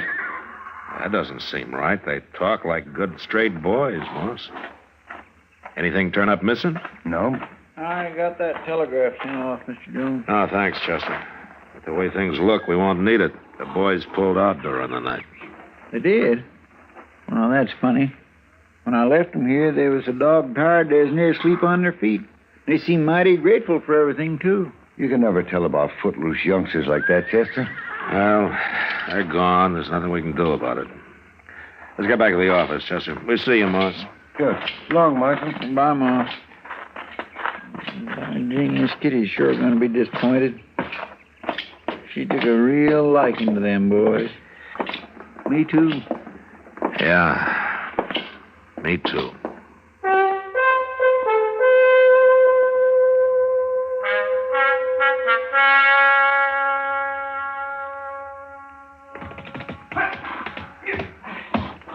Ride him, boss!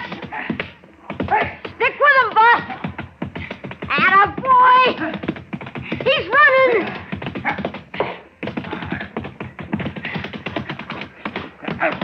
Grab him, Howie! Hang on to it! I got him! Tie him up. Well, I get my wind.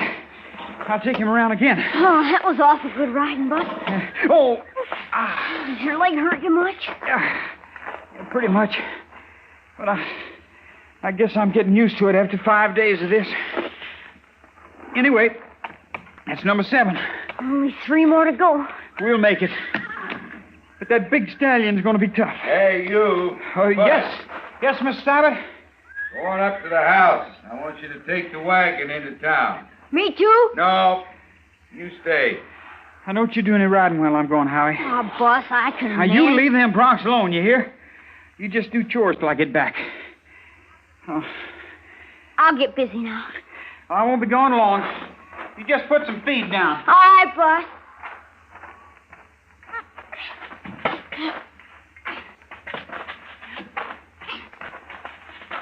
What are you fixing to do there, boy? Put down some feed, Mr. Cybert. Now, I didn't hire you to do chores. I hired you to break horses. Boss told me not to ride while he was gone. He won't be back till supper time. You going to waste the whole afternoon? Well, no, sir, but... Then what are you waiting for? Well, I wouldn't mind riding, but Boss told me... He don't trust you. I've watched you ride. You're near as good as he is. You can handle any of them. I don't know, Mr. Cybert. You lost your nerve? No, sir. I'm not afraid. Well, you're sure acting like you're afraid. One thing I can't stand is a coward. I ain't no coward. Then let's get a saddle on one of them horses.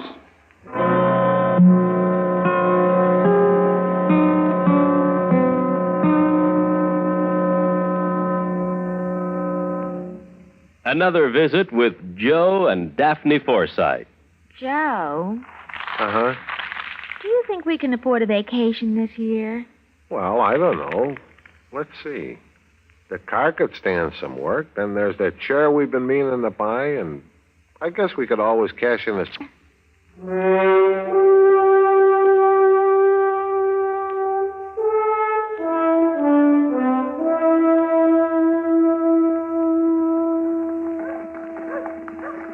Kitty, if things stay this quiet, maybe you'd like to have supper with me tonight, huh? Oh, well, thank you, Matt.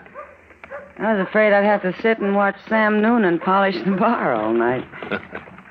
Hey, Matt, look. What? Isn't that Bus Cheney? Sure is.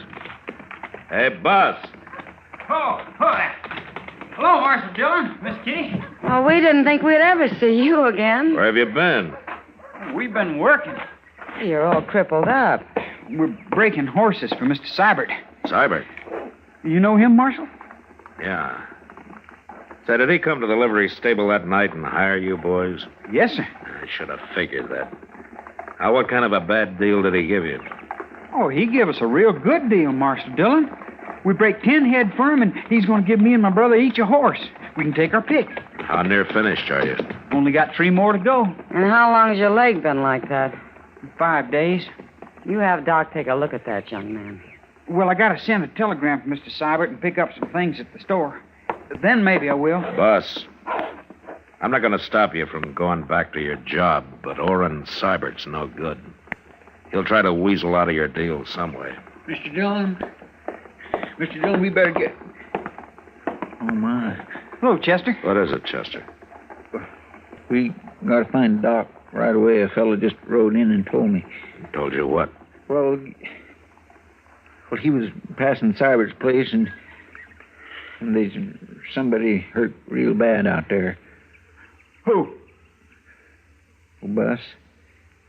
It's your brother.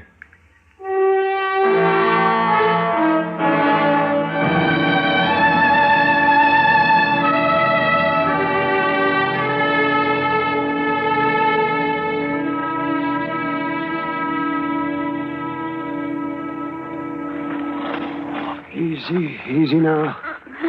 Real easy. How bad is he, Doc? Now, get out of the way, Seibert. Get up. Now, Bus, you pack those robes in around him. Good and tight, will you? Sure, Doc. That crazy kid.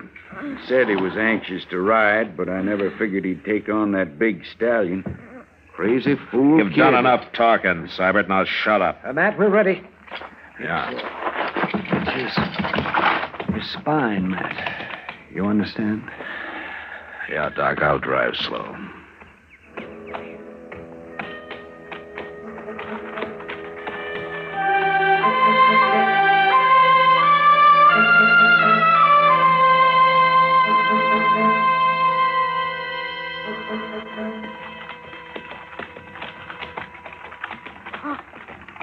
Bus. I'm here, Howie. It's getting cold since the sun went down. Yeah, it is.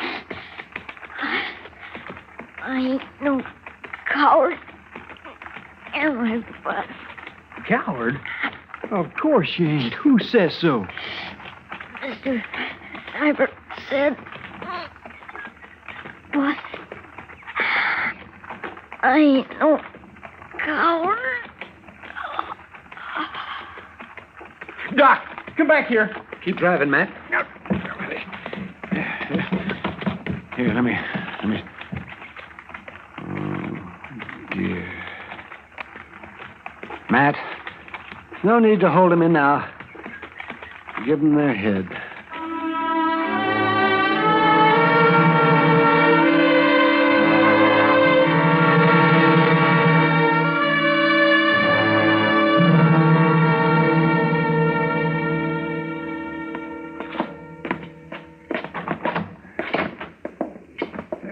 Matt, I'll get the lamp. There we are. Lay him here on the couch, man. Yeah. That's it. Boss. Come away, boss. It won't do any good. No. Matt, there's some coffee in the kitchen. Ah, good. I can use some. Reach that cup there, man. Yeah. The coffee's been sitting all day. It's pretty strong. Thanks. Well, he stared at his brother's body all the way back to town, and he's in there staring at it now. I know. You know something else? Yes. He hasn't cried. Not one tear. I wish he'd cry and let some of that grief out. That's not natural, Doc. Come on, let's get it. Bus? He's gone, Doc. Come on.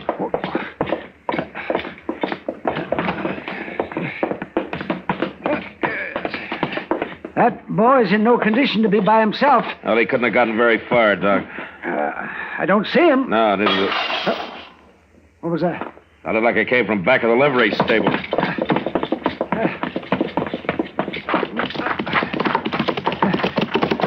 That's him, Doc. It's got to be. Heading back to Sybert's, you mean?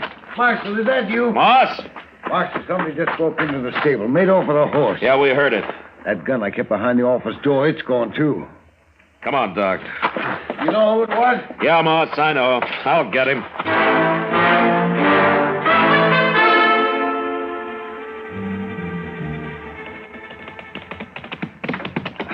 There's no light showing in the house. That could be a good sign, Doc. Come on. See him? No. What? It's the stallion. Yeah. Something in that corral's got him spooked. Hold it, Doc. Yeah, there he is, just inside the fence there. It's Sybert. He looks dead, but I'll see what I can do. All right. Kid's probably holed up in the barn. I'm going to see if I can find him. But you watch that stallion now. I will.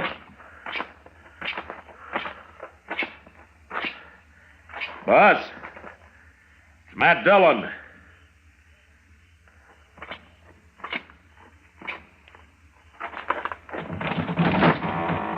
Stay out of this barn, Marshal. You young fool. He killed my brother. You should have left him to me. You never could have proved it on him. Now, don't come no closer. You did what you had to. I'm going to do what I have to. I'm going to take you, Bus. No. Now put the gun down. Stay back. Put it down. Don't make me kill you. I said put it down.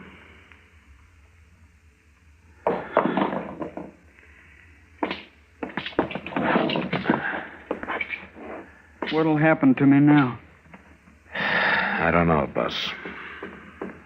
It don't matter none anyway. Matt. Yeah, I'm here, Doc. Sybert. It's dead, Matt. Ah, that's too bad. No, it's a good thing. I was thinking of the boy. So was I. He can ride, but he can't shoot. What? There's no bullet hole in Sybert. I figured the shots did nothing more than scare him. But they scared him so bad he turned his back on that stallion. That's what killed him. Did you hear that, Bus? Yes, sir, I heard. Marshal. Kill. Now, don't be ashamed. Just let it out, son.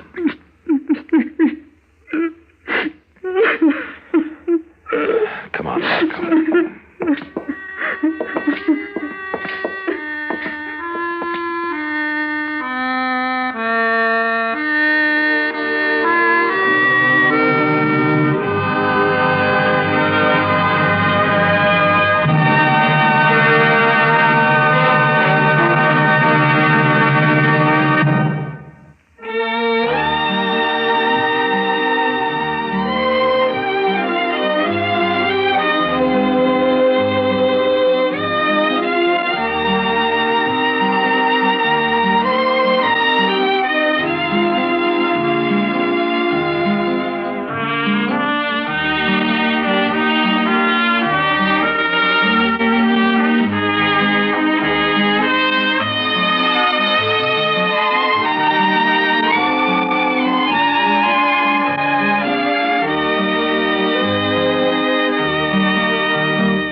Gunsmoke. Produced and directed by Norman McDonald, stars William Conrad as Matt Dillon, U.S. Marshal. The music was composed and conducted by Rex Corey. Sound patterns were composed by Ray Kemper and Bill James. Featured in the cast were Parley Bear as Chester, Howard McNear as Doc, and Georgia Ellis as Kitty. George Wall speaking.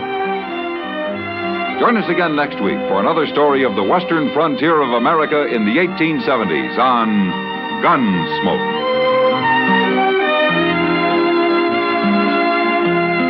This is the United States Armed Forces Radio and Television Service.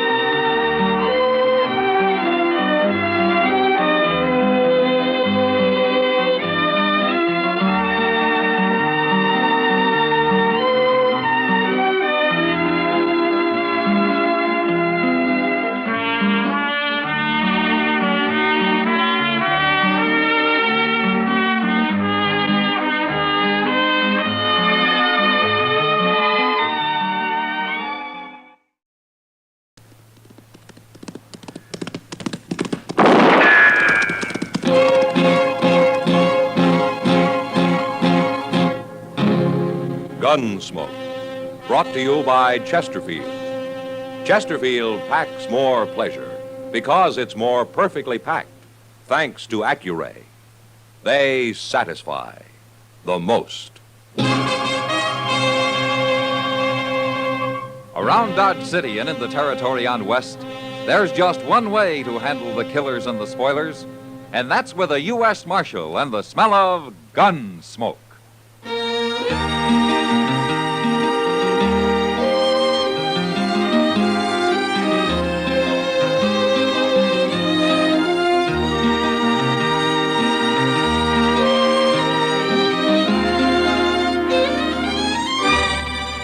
Gunsmoke, starring William Conrad, the transcribed story of the violence that moved west with young America, and the story of a man who moved with it. I'm that man, Matt Dillon, United States Marshal. The first man they look for and the last they want to meet. It's a chancy job, and it makes a man watchful and a little lonely.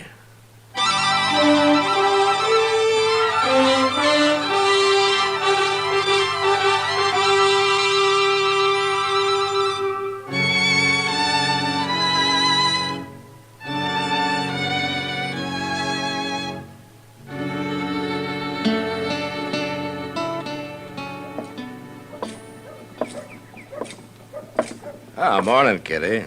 Well, you're out early today. I'm a working man. I have to keep regular hours. Then what were you doing at the Long Branch at 2 o'clock this morning? Well, sometimes it's a regular 24 hours, just like you. Well, at least I make good money at it. Kitty, would you really like to see me settle down and run a saloon? You might get to like it. All right, I'll do it. When? When I'm about 50. I thought so. Good morning, Miss Kitty. Oh, hello, Chester. Here's a letter for you, Mr. Dillon. Oh, thanks, Chester. The envelope says it's from Judge Rambo over in Wichita. Mm-hmm. Anything important? Yeah, it's a court order for eviction. Yeah, seems Brandon Teague didn't file legally on his land over by Wagon Mound. Did you say Brandon Teague? Oh, do you know him, Kitty? Everybody knew him around Abilene. Yeah, he had a pretty bad reputation then, I guess. Doesn't he still? Well, I haven't seen him for some time, but he's married now, and he's trying to prove up some land. Well, I don't envy you trying to put him off it. Brandon Teague never shoved very easy, that I recall. Well, we'll ride out there this afternoon, Chester. Be sure your gun's loaded, Matt. Well, maybe I won't need it, Kitty. Want to bet? No, I guess not.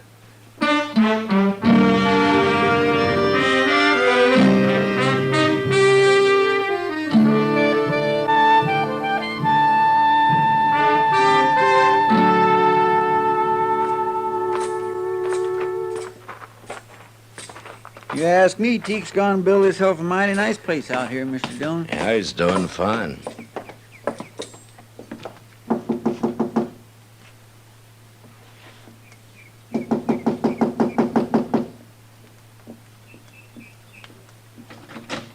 Hello, Teek.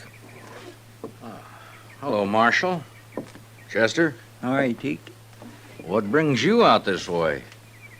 Well, here, you might as well read it yourself. What's this? Court order. Immediate eviction. What's this all about, Marshal? I got my deed to this place. Yeah, but you failed to register it at the land office, Teek. Nobody told me about that. I'm sorry. You'll be a whole lot sorry you try to put me off this land, Marshal. Brandon, who are you talking to? You stay inside, Sarah. It ain't nothing. Well, then it won't hurt if I come out. This is my wife, Marshal Dillon and Chester Proudfoot. How do you do, mister? Ma'am? Is there trouble, Brandon? They say we got no legal right to this place, Sarah. I didn't register the deed or some fool thing. Oh, No, no. don't you worry. Ain't nobody gonna move us off, law or no law. It's a court order, Teek. I ain't wore a gun since I got married, Marshal, but I can sure go put one on. We're going to have a child, Marshal. Most any day now. And we ain't moving. We ain't starting over again. Oh, if we have to, we can do it. I'd rather die and see you go to fighting again, Brandon. Now you think on it. It's a hard thing for a man to swallow, but I can't go agin her. I ain't putting on my gun. Now, why don't you go in and tell her that? When'll I tell her we gotta get off the place? Oh, there's no hurry. What about that immediate eviction? Well, I'll be responsible for that. I guess I ought to be grateful to you. No, Teek, not to me. Well, goodbye. Bye, Marshal. Chester. Bye, Teek.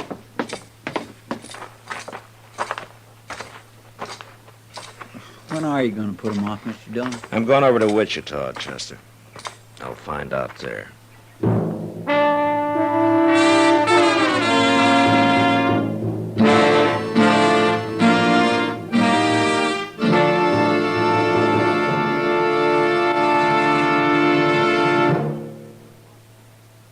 You've heard Bobby Haggard whistling it on radio and television. Right now, a country-style version. Okay, partners?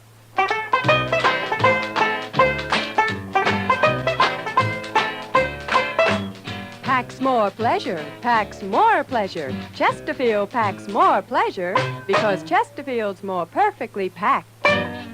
It stands to reason a cigarette made better and packed better, smokes better, tastes better.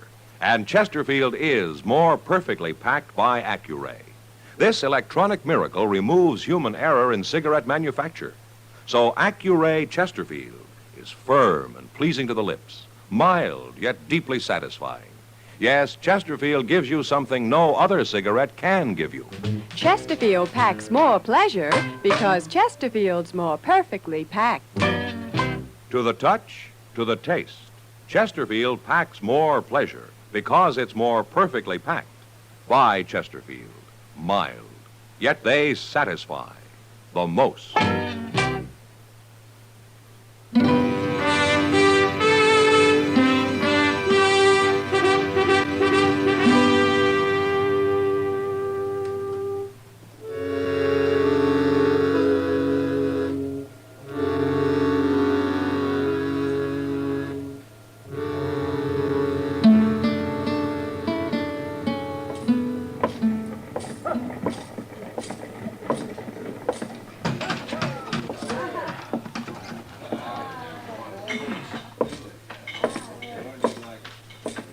Hello, Judge. Marshal Dillon, what are you doing in Wichita? Well, I came to see you. Oh, that's so? It's about that court order you sent me, Judge. Which court order, Marshal? I wanted to evict Brandon Teek off his land near Wagon Mountain. Oh, that. Yes, I remember. What's the trouble? Is he putting up a fight? No, he isn't.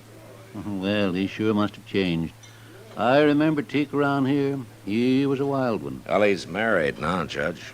As a matter of fact, they're expecting a child any day. A child? Mm-hmm. So, I told him that they could take their time about moving. Take their time? Yeah. That order was to evict them at once, Marshal. Yeah, I know that, Judge. There's no room for sentiment in the law, Marshal Dillon. What's right is right, and what's legal is legal. Look, Judge, Teek's been on that land for over a year. How come this business about failing to register his deed just came up? It was only recently brought to my attention. And who brought it to your attention? Lee Sprague. Not that it makes any difference. Lee Sprague, huh? He owns a lot of land around Wagon Mound, doesn't he? And he's filed on this. There's nothing irregular about it, Marshal, if that's what you're thinking. Well, legally, I'm sure everything's correct, Judge. You can't argue with facts, Marshal. Now stop being a sentimental fool and go do your duty. Brandon Teek's a changed man, Judge. He's done more than prove up that land. He's proved himself up, too. Homestead Act, 1862, paragraph 12. After 1 year, if the deed to such land is not duly recorded at the nearest government office... Oh, never office... mind, Judge. I know how it reads. Well, then start acting like it. I can hold even a United States Marshal in contempt of court, you know. Yeah, sure you can. You got a lot of power, Judge. But there's only one thing wrong. And what's that? You never learned how to use it.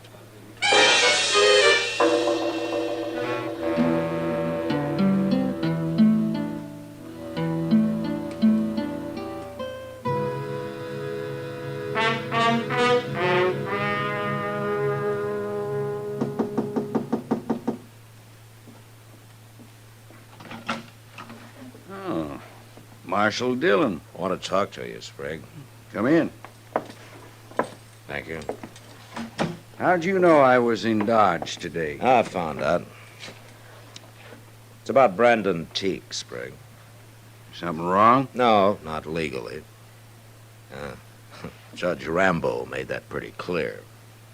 Want to tell me what's bothering you, Marshal? Yeah, sure. I think Brandon Teek deserves that land more than you do. Marshal, I'm in the land and cattle business, and I'm making out mighty well. No man can accuse me of ever doing anything illegal or dishonest. But everybody knows I practice sharp, and I'll go on practicing sharp, too. Even against a man like Teek, who's hung up his gun and settled down and tried to make a life for him and his family? What do you mean, his family? There's a child coming any day now. Then he's better off in town, Marshal. What? My wife stayed in the country. That's why I lost her. Looks to me I'm doing Teek a favor. You got an awful easy conscience, Sprague. No use arguing, Marshal. You got your order, now go put him off. No, Sprague, I'm not going to do it. What? I couldn't hold my head up if I had any part of the kind of law you and Judge Rambo want. You mean that? I do. I ain't gonna let you stand in my way, Marshal. You're in for trouble.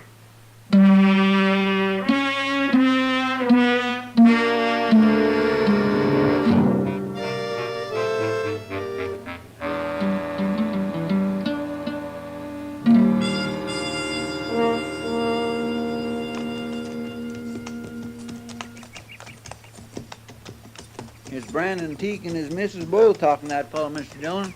You recognize him, Chester? No, sir, I don't. He's a stranger to me. Yeah.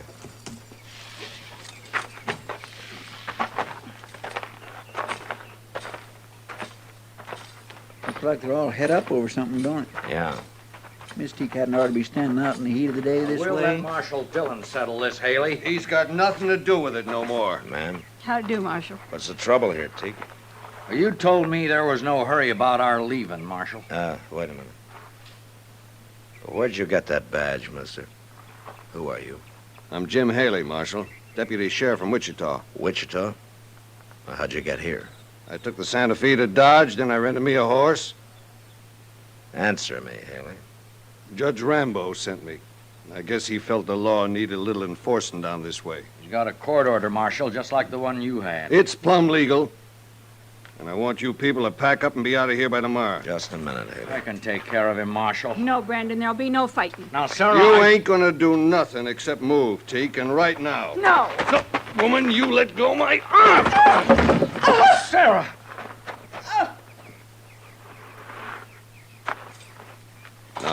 Now, wait a minute, Marshal. She shouldn't have grabbed my arm like that. I was only trying to do... Get his gun, Chester. Yes, sir. Is she hurt, Teak? You all right, Sarah? I'll be all right. She only grabbed his arm. He's gone and hurt her, Marshal, flinging her off like that. Chester. Yes, sir. Jump on your horse and ride for Dodge, huh? Tell Doc to get out here. Fast.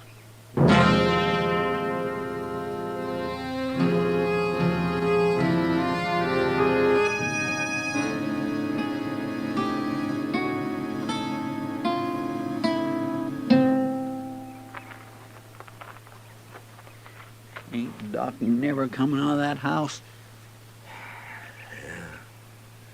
It's been a long time, hasn't it? She shouldn't have grabbed me. I didn't mean to hurt her. Haley, why don't you keep quiet? Nobody wants to hear from you. Look, Mr. Dillon, there's Doc. Huh? You don't look none too happy. Well, Doc? The baby's dead, Matt. Oh, my. That's too bad. Well, I didn't do it. I only pushed her a little. I told you to shut up, Haley. There wasn't a chance of saving the baby. It's her I've been working on. And she's going to be all right now, Matt. Yeah. Well, good for that, anyway. Hey, Doc, tell you, Marshal? Yeah, Teak. I'm sorry to hear it. I'm sorry, too, but you can't blame me for it. Haley, I just now promised my wife I wouldn't kill you. Don't make me break it. Come on, Haley. I'm taking you to Dodge with me. Hey, now, look here. Ain't you forgetting I'm a lawman, too, Marshal? I'd like to forget it. It doesn't make me very proud of being one. I come here to do a job, and I'm going to do it. I promised her I wouldn't kill you now, Haley, but you come back here, and I promise you I will. A man can only take so much. I'll be back. No, you won't. I'm throwing you in jail for a while. Jail? Teak, as soon as your wife's better, you come see me, huh? I don't know what I can do, but things aren't going on this way.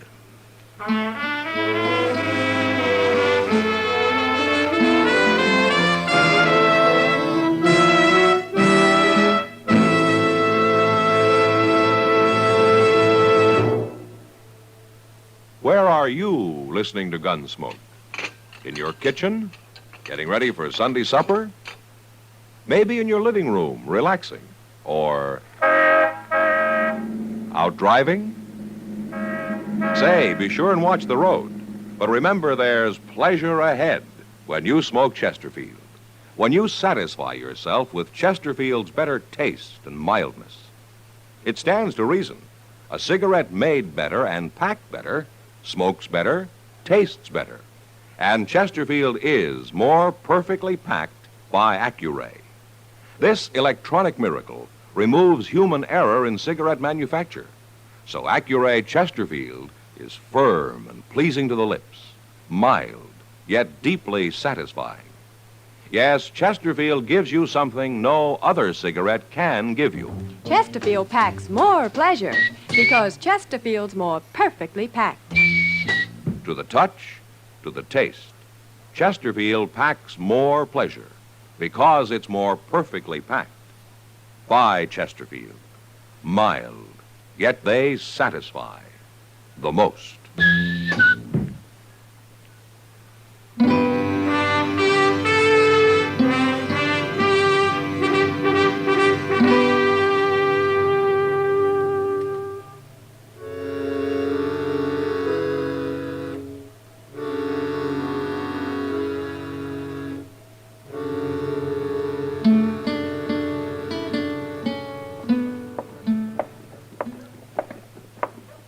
Hello, Chester. Hello, Doc. Where's Matt, Chester? In the office, talking to Lee Sprague. Sprague? a little late to be talking to him, isn't it? I'd say so. You sure Brandon Teague's coming to Dodge today, Doc? That's what he told me. There's a neighbor woman staying with his wife. Not that she really needs anybody now. Well, I'm glad to hear that. It's only been a week, but she's a strong woman. Oh, well, here we are. Huh?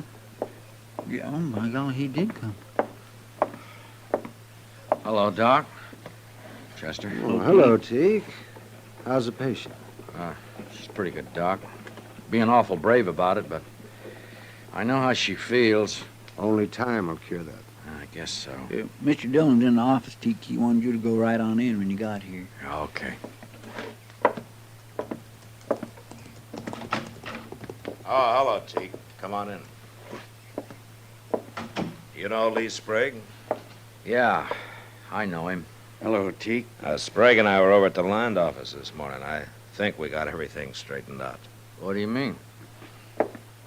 Here. Take a look at this. What is it? That's a deed to the land you're on, Teague, and this time it's legally registered. Yeah, sure. In your name. That's right. You help him with this, Marshal? Well, I wanted to be sure that there weren't any loopholes, Teague. You know, if it wasn't for my wife, you people would have to shoot me off that place. Teague, I want to tell you something. Ain't you said enough, Sprague? No. Now, listen. I'm a greedy man, Teague, and I'll take anything I can get, legally. But Marshal Dillon here has been talking pretty hard to me lately. Sure, and I've been listening to him, too. I guess I'd have gone right on, and I could have, till I heard about your baby. Why should that matter to you? I lost my son, Teague. But I lost my wife, too. Taking my land gonna help you? You tell him, Marshal. He's not taking your land, Teague. That deed's in his name, ain't it? Didn't you go along to be sure he didn't make any mistakes? There aren't any mistakes this time. Sprague can deed that land to anybody he wants to now. All clear. And it's yours. I'm not giving it to you. It's yours anyway. I'll tell Sarah. And I'll tell her she was right all along about not fighting.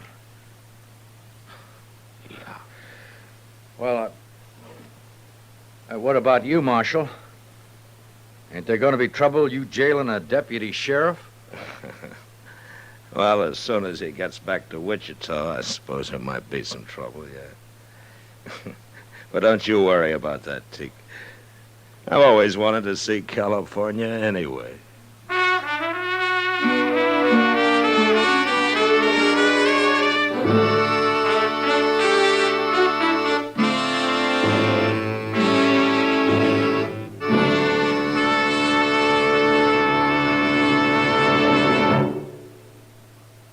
In a moment, our star, William Conrad. What's your idea of vacation pleasure? Mountains? Seashore? Lake? Wherever you go, here's an idea for your smoking pleasure. Take along a couple of cartons of Chesterfields. Chesterfields are firm, packed full, give you full-time flavor that's bound to make whatever you're doing more enjoyable. Vacation bound, buy Chesterfields by the carton. Mild, yet they satisfy the most. You know, on the frontier, a horse thief was often caught and hung because someone else's brand was on the animal he'd stolen. But next week, a man is hung because his horse has no brand at all. But that was the West. Good night. Gunsmoke. Produced and directed by Norman McDonald, stars William Conrad as Matt Dillon, U.S. Marshal. Our story was specially written for Gunsmoke by John Meston, with music composed and conducted by Rex Corey. Sound patterns by Tom Hanley and Bill James. Featured in the cast were Joseph Kearns, Vic Perrin, Helen Cleve, Paul Dubov, and Will Wright. Parley Bear is Chester, Howard McNear is Doc, and Georgia Ellis is Kitty.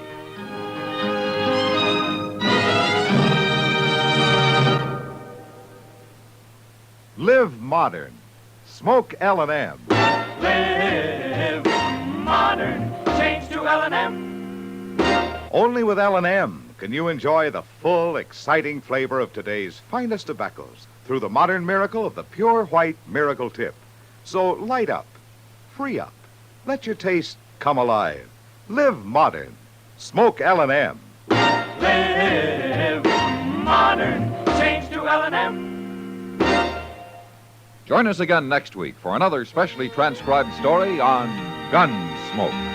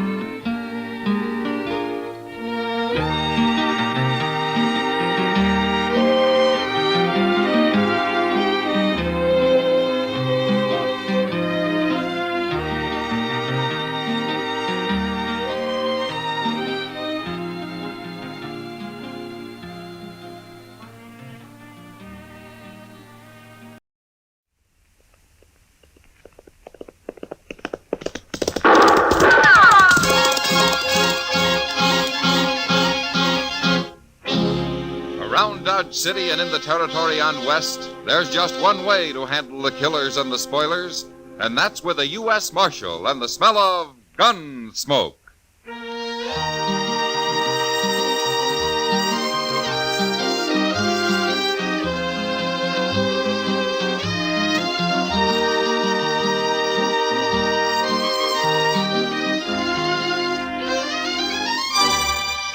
Gunsmoke, starring William Conrad. The story of the violence that moved west with young America. The story of a man who moved with it. Matt Dillon, United States Marshal.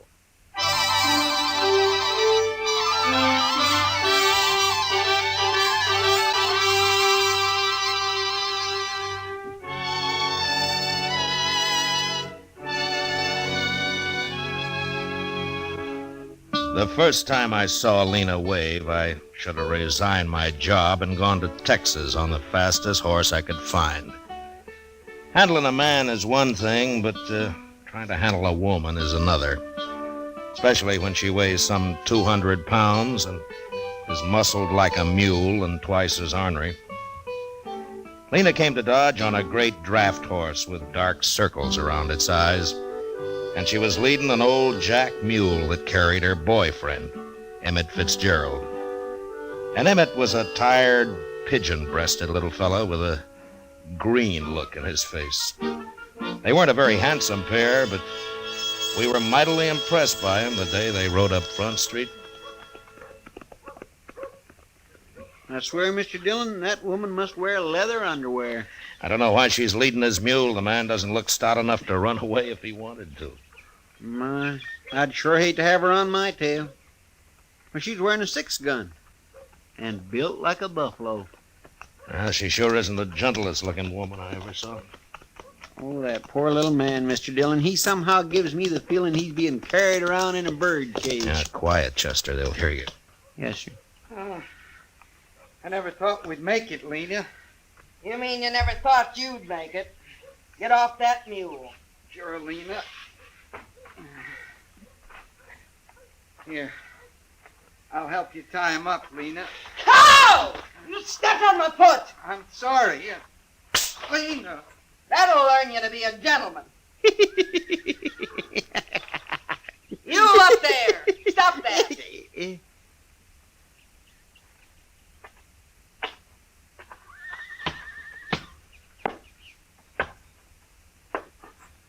Who you laughing at? Why, nobody, ma'am. That's good. 'Cause if I got the notion you was laughing at me or my man, I'd open you up. Oh, no. Oh, mine, no. No, it was just something funny I heard the other day from a fella. What? What? What'd you hear that was so funny? Well, I was sitting there and he come around the end of Think hard, mister. You remember, Mr. Dillon, you tell her, please. Dillon? Why, you must be the marshal here. Oh, that's right, ma'am. Well, now, Marshal, I'm proud to know you. My name's Lena Wave. Shake! Well, how do you do? Over here, Emmett. Sure, Lena.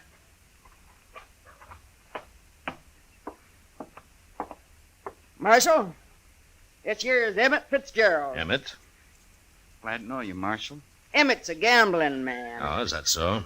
I want you to know he's honest, Marshal. Ain't you, Emmett? Sure, Lena. Say it. I'm honest. I only caught him cheating once, Marshal. Ain't that right, Emmett? I was in bed 2 weeks. She liked to kill me. Well, I'm glad to know that. About your being honest, I mean. Emmett'll be running a game tonight. Right over there's as good a place as any. The Texas Trail. Sure. Glad to have you sit in, Marshal. And you can come, too, if you watch your manners. Yes, ma'am. Thank you. Emmett, I'd better feed you so you can get enough strength back to kneel them cards. Come on. Sure, Lena.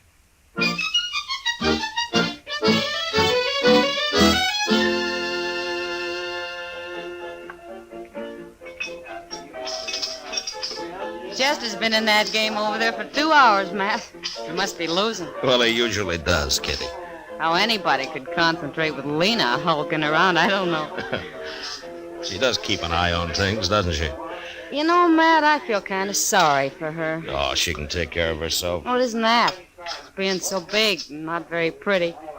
After all, she is a woman. That's not too easy to tell, Kitty. You think she's in love with Emmett? Well, now, Kitty, I tell you, I haven't worked that out yet. I'm sure been studying on it, though. Matt. Every woman needs a man of some kind. She's got one. Yeah. I feel sorry for him, too. Oh, Lena will take care of him. I know. But I'll bet he'd like to take care of Lena just once.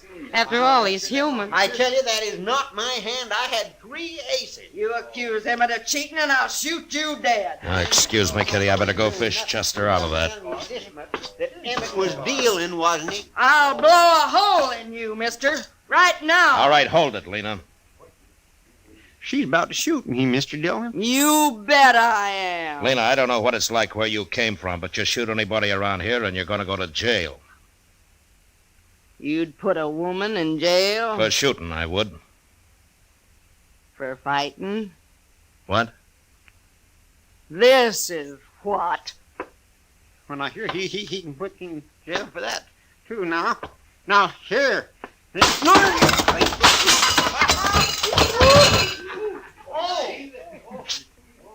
The game's closed, gentlemen, for half an hour. I need some beer, Emmett. Come on. Sure, Lena.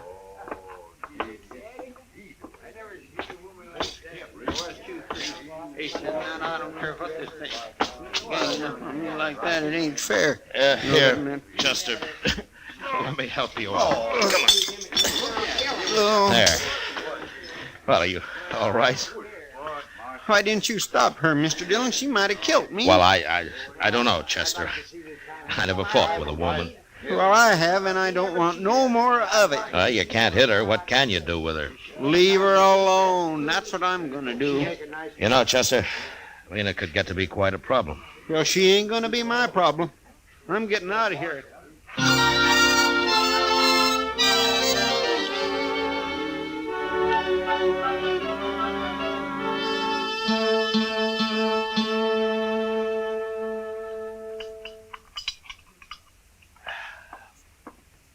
Good morning, Mac. Oh, hello, Doc.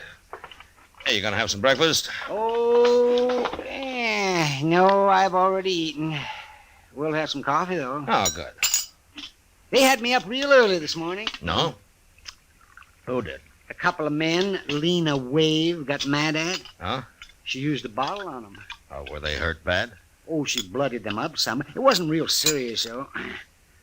All they did was try to protect themselves. After all, what man's going to fight a woman? Yeah, that's true. But one of these days, some drunk's not going to realize she is a woman, and he'll shoot her. You wonder if it hasn't happened already? Oh, say, I hear Chester caught it all right when he accused Emmett of trying to cheat him. Well, he found out later that it wasn't true, Doc. The other boys were just playing a joke on him. They switched his cards while he was under the table looking for some chips that he'd dropped. If you ask me, a man that'll leave his hand while he crawls around on the floor deserves anything that happens to him. Well, just about everything did. Mr. Dillon? Oh, here he is. He'll tell you. Mr. Dillon? Oh, say, you better come too, Doc. What's the trouble, Chester? Lena Wave, she just shot a man over at the Dodge House. What? We better get... Is the man dead, Chester? He sure is, Doc. Where's Lena? She's still there. Claims it was self-defense. Did you see it? Yes, sir. I was right there. Lena was getting her room key at the desk, and this buffalo hunter come in and grabbed her. Well, he was pretty drunk. Drunk?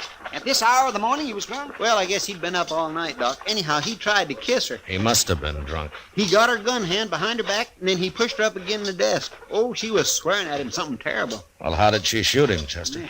Well, sir, she just ooched around and squirmed herself along the desk till she'd rubbed her 6-gun around on the other side. Then she just pulled it out with her free hand and shot him in the belly. She did? Oh, my, she's quite a woman, ain't she? She sure is. She's waiting with Emmett right inside here, Mr. Dillon. Everybody else took cover. They're scared to death of her. What are you here for, Doc? Eh? You can't do him no good. Well, I just come to take a look at him. Oh, yes, he looks dead, all right. He's dead. Why did you kill him, Lena? Well, I had to protect myself, Marshal. Nobody else would, including Emmett here.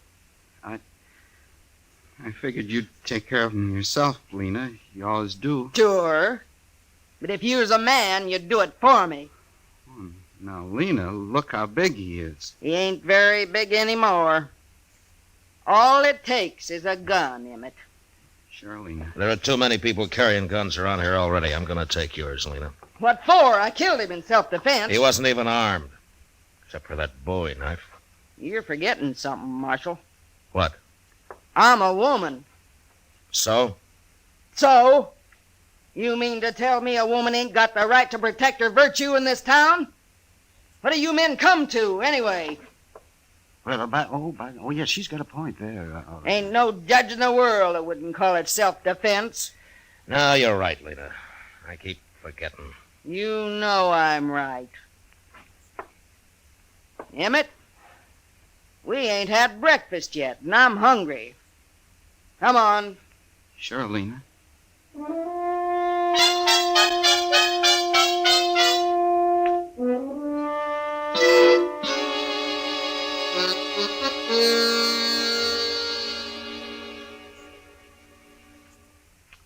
You know, I've been thinking, Mr. Dillon. Oh, what about, Chester?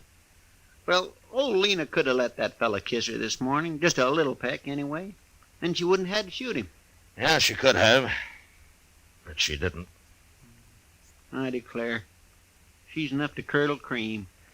Well, I hope everybody leaves her alone from now on. Marshal Dillon? Yeah. I'm Nate Bannister. Now, I'm glad to know you. You won't be, if what I hear is true. Oh? Jim Henry was my friend, Marshal. Is that so? Nobody's going to shoot a friend of mine and get by with it. Not even a woman. He was drunk, Nate, and he was treating her bad. And it's no call to kill him. In this country, a woman's free to protect herself any way she can. Yeah. That's what everybody I've talked to say. Well? Don't sit with me. You gonna arrest her? No. Okay, then. Now, wait a minute. What?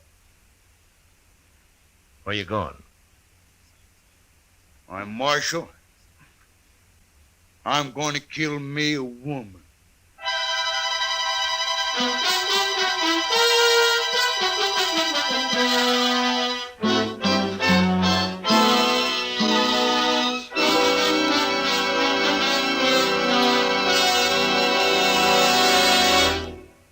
We will return for the second act of Gunsmoke in just a moment. But first, this Monday night on CBS Radio's Suspense, hear Jeff Chandler in Death at Skrikerud Pond.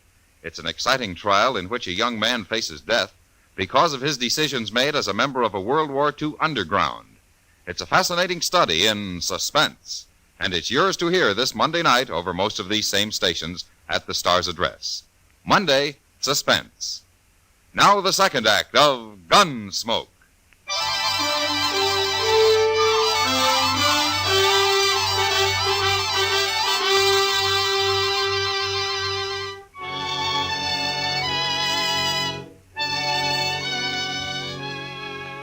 Nate Bannister was obviously a buffalo hunter, same as his friend who had been shot that morning. He was a huge man with a heavy black beard and eyebrows so thick it was hard to tell if he was looking at you or not. I watched him as he stood in the doorway, having just said that he was going to kill Lena Wave.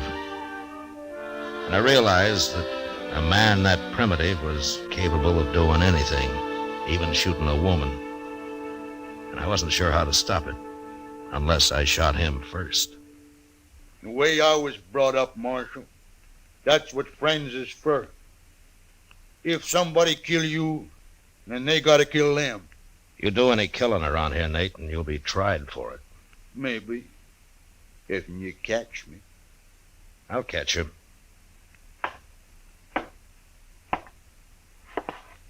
Why you gotta protect women, Marshal? Just 'cause they're so weak and puny? Is that Nate Bannister? Huh? You heard me. Why, yes, ma'am.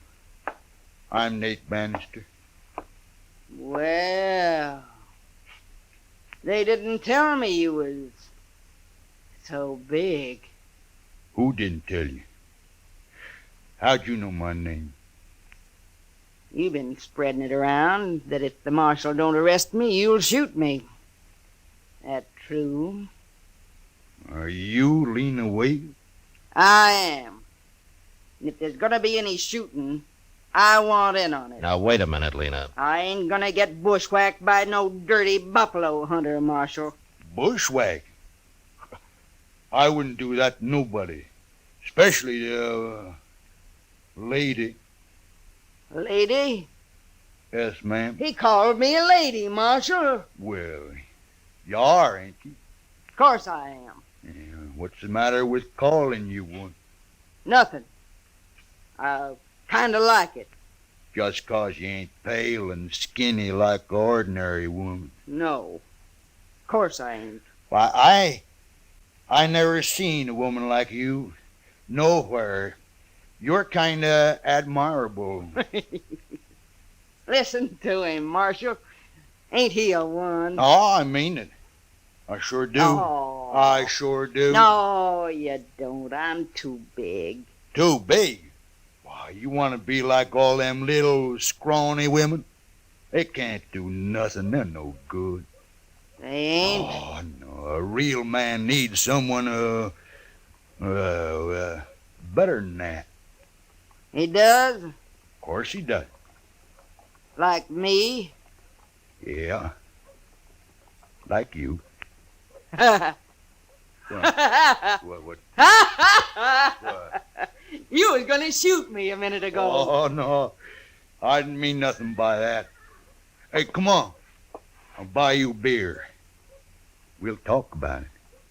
Well, okay. So long, Marshal. Yeah. Don't you worry about nothing, Marshal.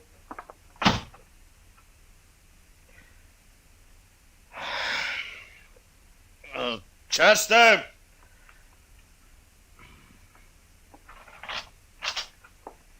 Yes, sir? That jug of corn whiskey's still out back. Yes, sir. It was last time I looked. Go and get it.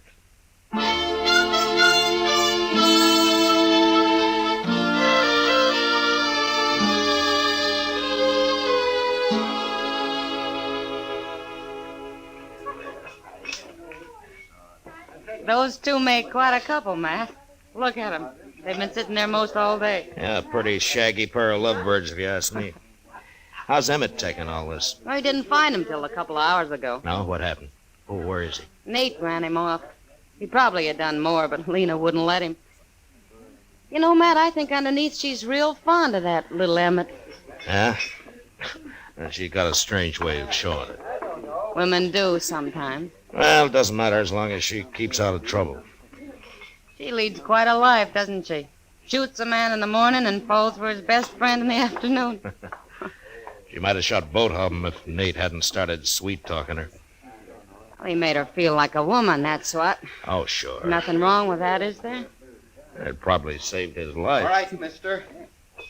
You get away from Look, her. Matt, it's Emmett. Yeah. You heard me. I thought you'd gone home. I ain't going home. Not without Lena, I ain't. Yes, you are. Lena and me is going to get married. I didn't say that. I ain't had time to tell you. I'm warning you, mister. Excuse me, Kitty. I better stop this. Look, fella, I'm going to kiss her. Watch. No. Hold it, Emmett! Oh! All right, Emmett. Give me that derringer. Sure, Marshal. Chester, Yes, sir. Here I am, Mr. Dillon. get Nate's gun before he comes to. All right, sir. I'll get it. All right, then take him over to Doc's, huh? He doesn't look too bad hurt. No, sir. He ain't. I'll take care of him. Em, Come on, Lefty. You and both. you shot him. I know. You shot him. Over me. Well, he was stealing you, Lena. And you went and shot him. I was kind of ashamed this morning when that other fella tried to kiss you. You're a man after all, Emmett. I couldn't stand losing you, Lena. Oh, I didn't care nothing about him. You didn't? No. I was just tired of not being treated like a woman. He called me a lady and kind of lost my head. That's all. Well, Emmett kind of lost his head, too, Lena. All right, Emmett. Come on. You're going to jail. No, Marshal, please. Come on. Get going, Emmett. All right. My husband goes to jail. So do I. Your husband? Of course. We've been married 10 years, Marshal. I always knew it wasn't a mistake. Well, he's still going to jail. Please, Marshal, don't take him. Of course I'll take him. He just shot a man, didn't he? He was only protecting his lawful wedded wife. You gotta let me go with him. Well, I can't leave him now. I've been waiting 10 years for him to treat me like a woman. Oh, please, Marshal. Look, Lena, there's been nothing but trouble since you hit Dodge. Please, Marshal. When Nate gets patched up, he'll be gunning for Emmett here. Emmett'll kill him next time. All right, Lena. Look, I'll tell you what I'll do. Get out of Dodge, both of you. Right now. You mean it? If you hurry. Oh, thank you, Marshal. Let's go, Emmett. Wait a minute. Huh? Take my arm. All right. Now, Lena. Come on. Sure, Emmett. Sure.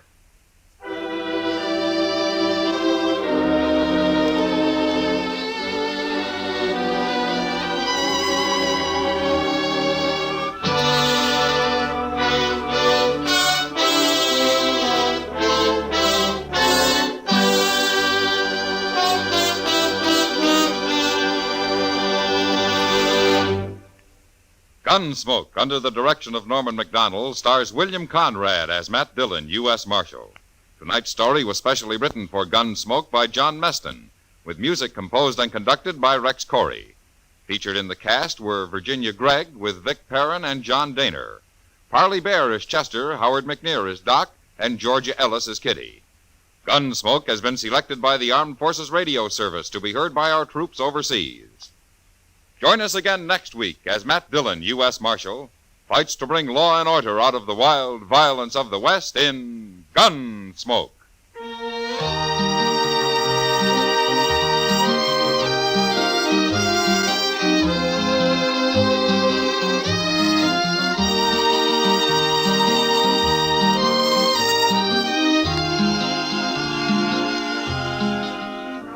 Mr. and Mrs. North of CBS Radio get into an arty crowd, an artful crowd, too, when mixed paints and mixed emotions make murder.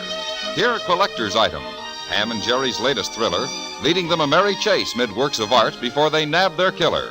It's on most of these same stations Tuesday night.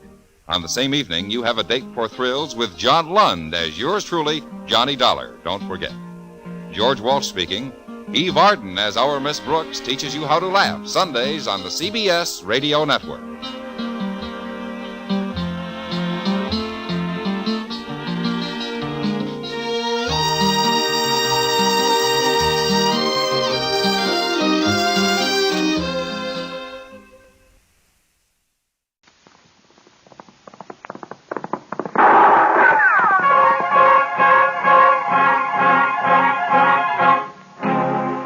Around Dodge City and in the territory on west, there's just one way to handle the killers and the spoilers, and that's with a U.S. Marshal and the smell of Gunsmoke.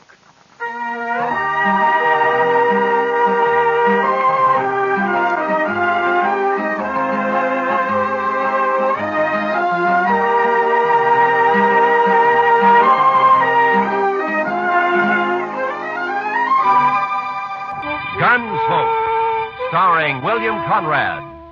The story of the violence that moved west with young America.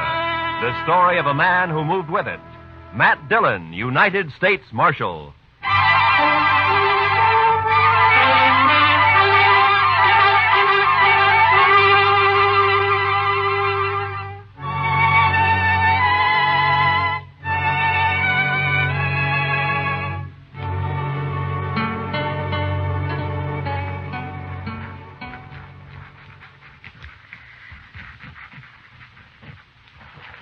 Mr. Dillon, I've been thinking. Yeah? We ought to renovate this place. What? Renovate it? Oh, blast it, Chester. What's the matter? Oh, nothing. I was trying to write and listen to you at the same time, that's all. It can't be done. Well, Marshal. Yeah, what's the matter, Lee? I'm drunk. Well, he was walking. I thought he'd been shot. No, I'm not shot. I never saw you drunk before, Lee. Well, would you like a little coffee or something? Ah. There's my gun. Now lock me up. What?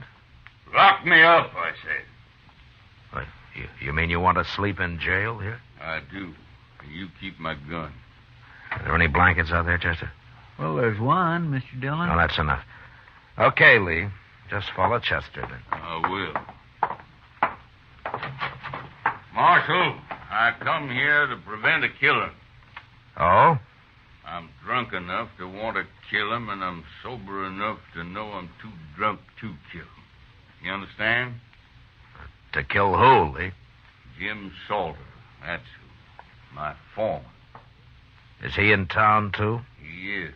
At the Texas Trail. And let him stay there. Keep him out of here. I'm going to bed. Yeah, right in there, Mr. Dargan.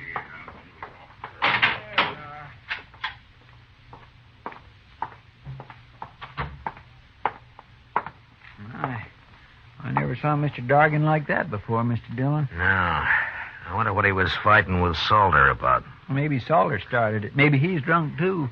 Well, if he is, knowing him, he'll be after someone else to fight with now. think I'll go take a look, Chester. All right, sir. Oh, Chester, if Lee wakes up, just give him another drink, huh? Yes, sir.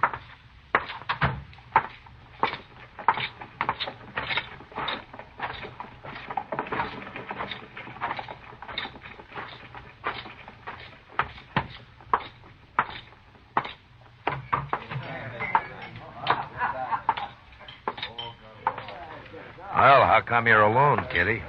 Being alone isn't so bad, Matt, sometimes. Oh? Buy you a drink? No, thanks. I don't see Jim Salter anywhere.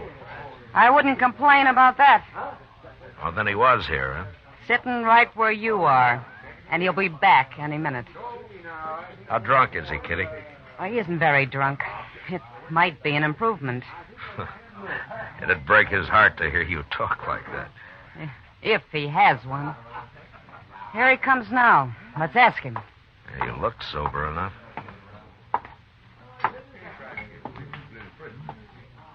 You move in fast, Marshal. Sit down, Salter. Sit down. Seeing as how it's my table, I will. I ran into Lee Dorgan. He was pretty mad about something. That so? Yeah. But it's all right as long as you're not looking for trouble. Me, Marshal? I never look for trouble. Neither does Lee. Now, you know those Southerners, Marshal. They're always getting insulted about something. You've been foreman on Lee's ranch for over a year now, Salter. This the first time he's wanted to kill you? Is that what he said? That's what I heard him say. Oh, yeah. Well, Marshal, Lee's had a little bad luck with his cattle, that's all. When he's had a drink or two, he needs someone to blame it on. You know how it is with these greenhorns. No. How is it? If it weren't for me, he wouldn't have as many cows as he's got. Now he's lost a few strays, he's all upset. Well, as long as it doesn't end in gunplay. Oh, me and Lee get along fine when he's sober. Yeah. You have to leave, Matt? I'm afraid so, Kitty. Then I'm going to bed. Hey, wait a minute. You can't do that. Who says I can't, mister? Good night, Matt. Good night, Kitty. Well, I'll be.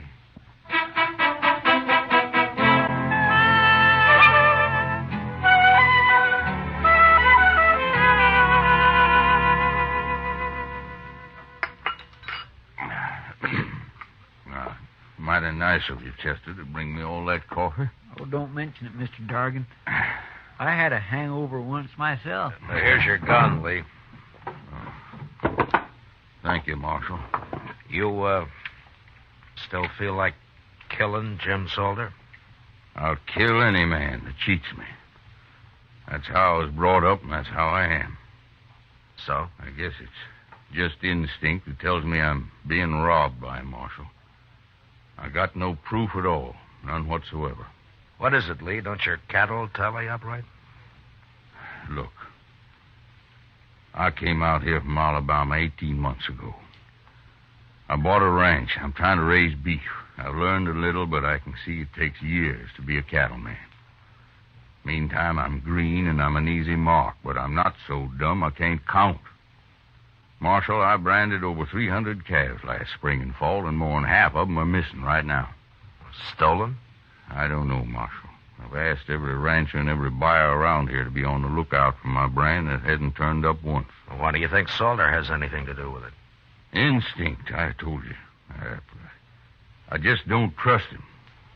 Nothing more, but it's enough. Well, then why don't you fire him? Pride, I suppose. I want to beat him at his own game, whatever it is. Well, good luck at it, Lee. Well, I need more than luck, Marshal. I need a little help. I just don't know enough about this business. You're asking me to help you? I am.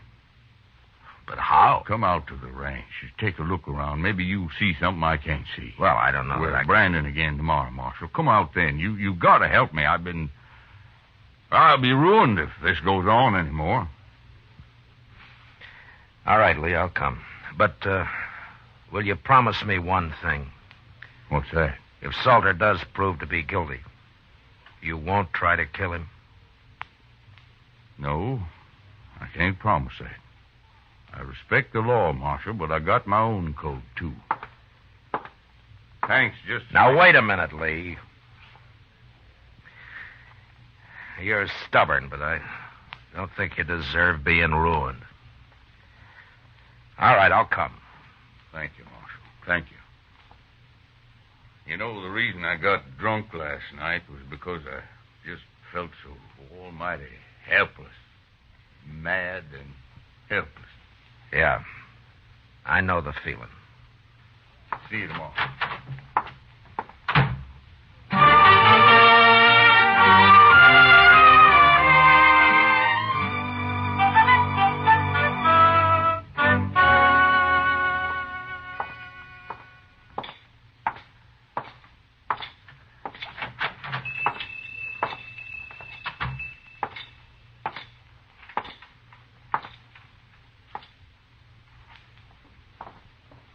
Good morning, Marshal Dillon. Good morning, Mr. Peters. And what can I do for you this morning? Well, I'm interested in some brands that you got registered here. Oh, you don't mean to tell me that you're going into the cattle business, Marshal? No, not likely. I just want to see what new brands have been registered in the past, 12 or 13 months. Well, certainly, Marshal. 1865, 67, 68, 68. Yeah. Here it is. There you are. That's the official brand book for the last 2 years. Oh, thank you. You can start anywhere you like in it. Well, maybe you remember, Mr. Peters. Mm-hmm. Has Jim Salter got a brand registered? Salter? Yeah, Jim Salter. The fellow who works for Lee Doggin? That's right. Yeah. Last summer. July, I believe. Look there. July? Mm-hmm. Yeah, July. Yeah. Here it is. Salter, James Salter, July 14th. Bar S. That's it. Bar S, yes, indeed. How's he doing? Fine, Mr. Peters, fine. Thanks for the help. Oh, anytime, Marshal, anytime at all. That's what I'm paid for. Goodbye. Goodbye, Marshal.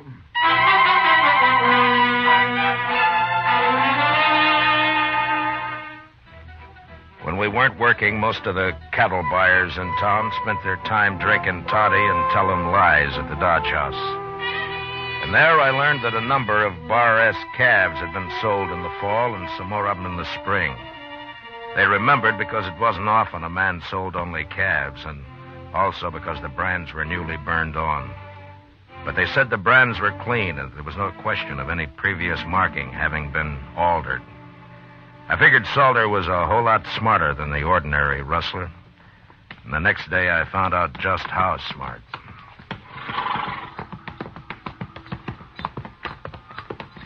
They sure got their branding fires set far enough apart, Mr. Dillon. Yeah, they have.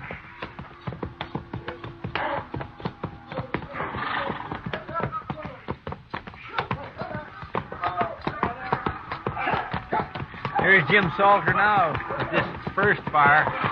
Oh, we'll stop and say hello, Chester.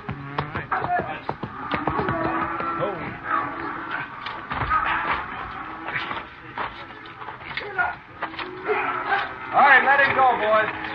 That's interesting. What is? I'll tell you later.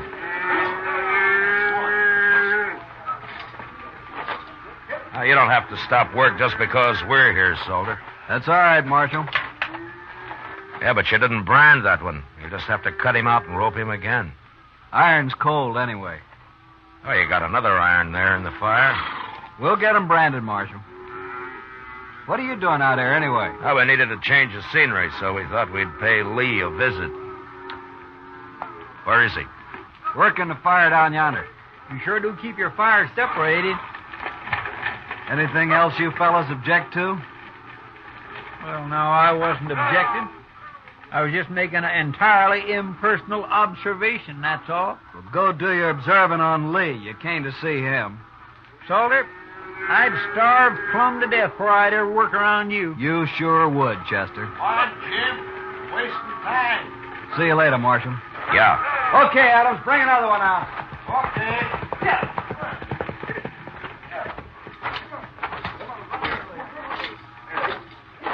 He's smart, that Salter. To me, he's just mean and downright graceless.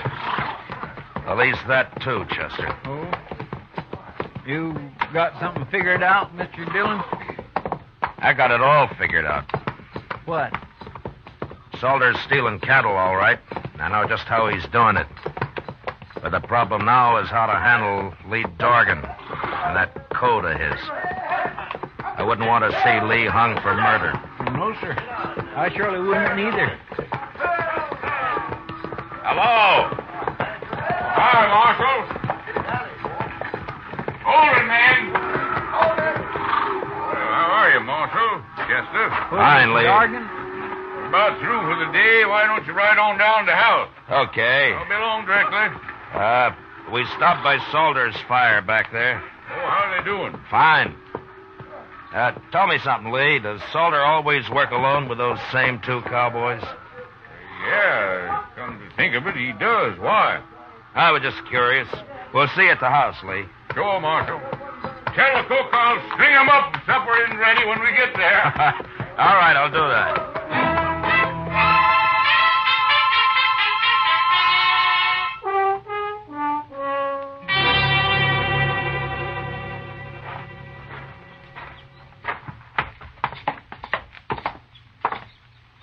Well, not a bad house Mr. Dorgan's got here, Mr. Dillon. That's fine. Let's sit on the porch here, Chester. They'll be along soon. Yes, sir.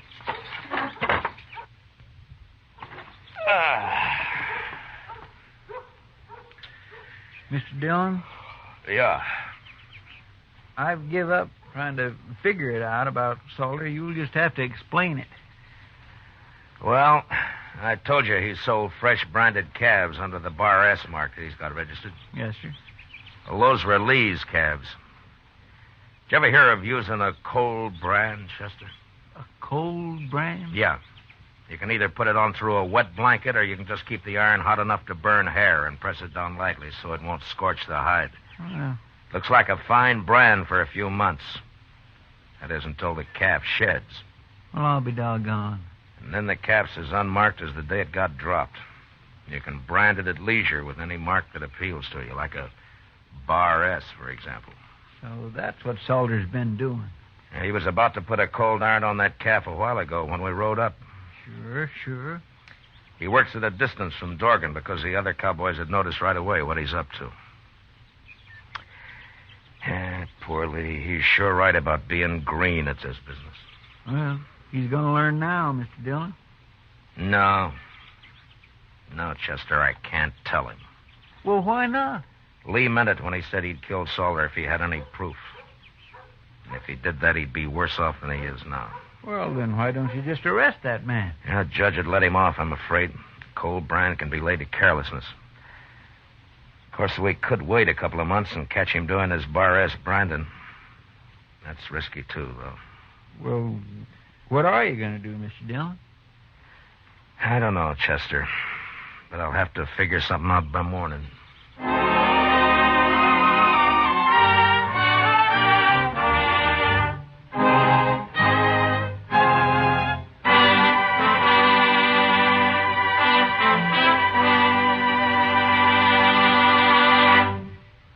We will return to the second act of Gunsmoke in just a moment. But first, there's a lifeline that stretches from here to Korea. A lifeline that you help sustain for our fighting men when you give blood to the Red Cross Blood Donor Program.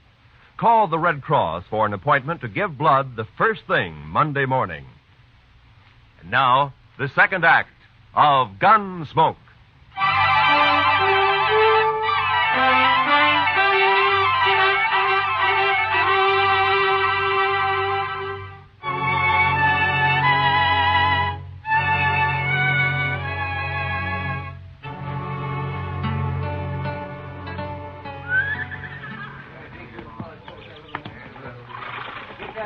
I don't understand it, Marshal. It just doesn't make any sense to me, but I asked for help, so all right, I'll do as you say.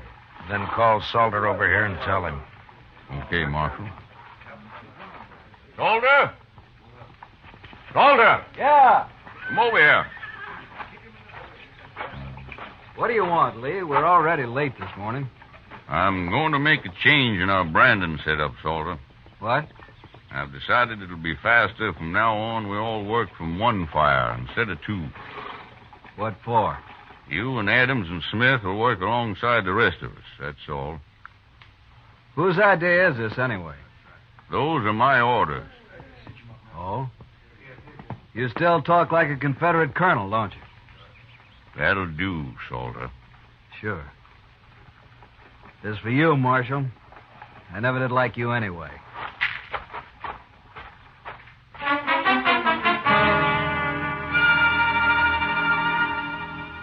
It must have been pretty hard on Salter that day, having to put a permanent brand on Lee Dorgan's calves with a good hot iron.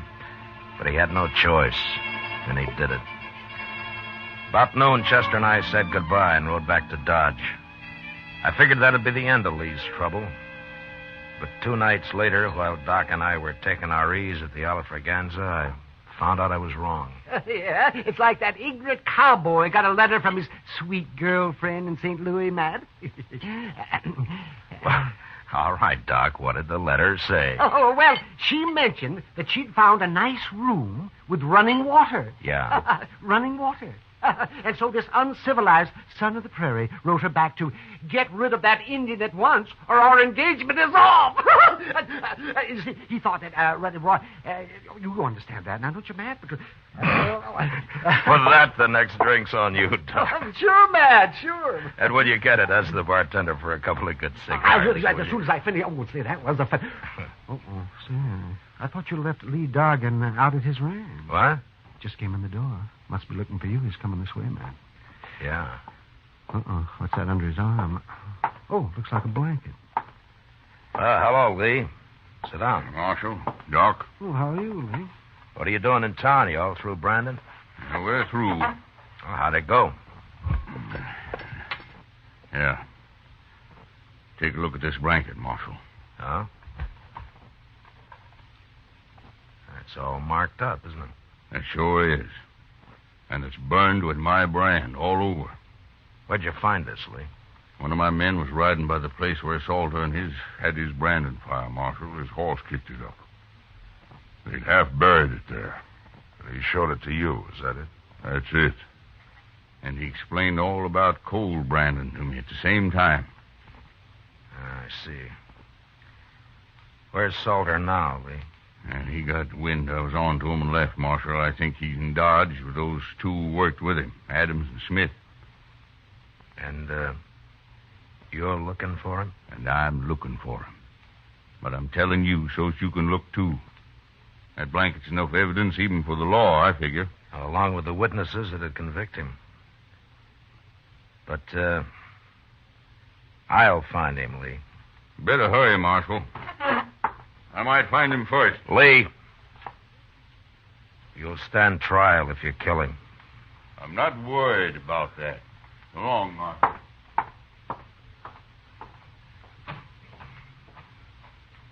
Why didn't you take his gun, Matt?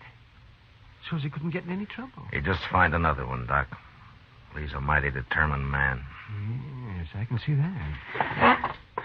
I'll take that drink another time, Doc. I got work to do. Sure, Matt. Oh, do me a favor. Will you drop this blanket off at the office for me? Oh, you bet your life I will. Well, good luck.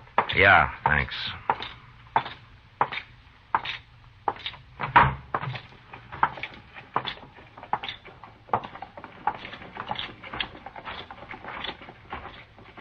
Mr. Dillon? Mr. Dillon? Yeah, what is it, Chester? There's something wrong, sir. I just saw Salter and 2 men walk up behind Lee Dorgan over there and grab his gun. What? Well, where are they? They were headed toward Kelly's stable. I thought I'd better find you first. Come on. What are they doing in Dodge, anyway? Lee's on to him, Chester. He knows the whole story now. And they know he knows it. Well, then somebody's going to get killed, sure. Yeah, it looks that way. All right. Stay behind me, Chester. That's the only door to the stable. They'll have to come out there, sir. Yeah, I know. But we're going in after them. Easy now. The entrance to Kelly's stable was open. but there was no light showing. Chester and I stepped quickly around the frame of the door. Then we stopped just inside, waiting for our eyes to get used to the darkness. We could hear voices in the back where the men were saddling up. And then, suddenly, we both saw it at the same time. The first stall, Mr. Dillon. Look. Yeah.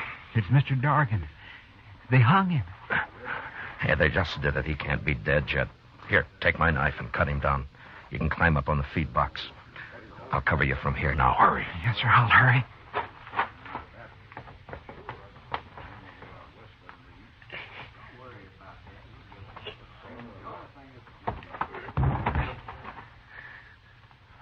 What was that? Something fell. Maybe Dargan got loose somehow. Get up front there and take a look, both of you. I'll finish saddling up. Okay, Soldier. Come on, Smith. Stay in here, Chester. Don't move. Mr. Dargan's breathing. When they come up, we'll jump them. I'll take Adams. Now, quiet now.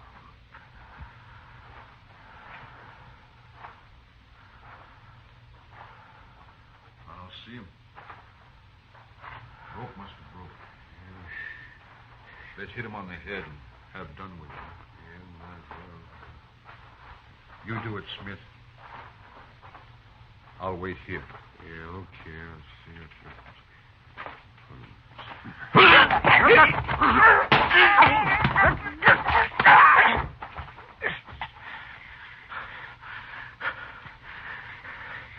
You all right, Chester? Yes, sir. Good. Now keep low. What's going on up there? Adams? Smith?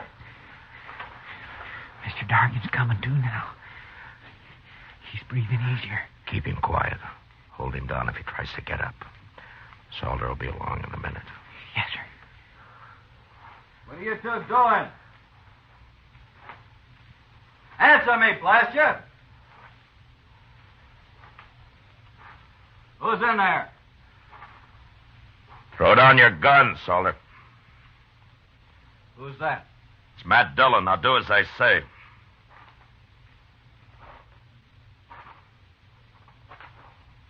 Sure, Marshal. Here it is.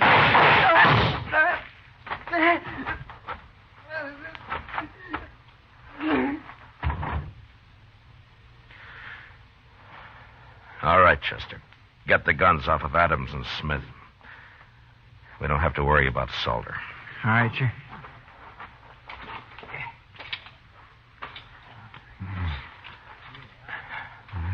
Lee? Lee, how are you? Oh, it's good to breathe again, Marshal. I was about gone. Well, you're all right. We got him. And Salter's dead. You won't have any trouble now. No. But it's not easy the way you people educate a man out here.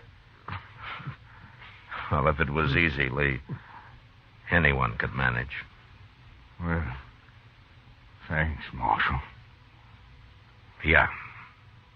Sure.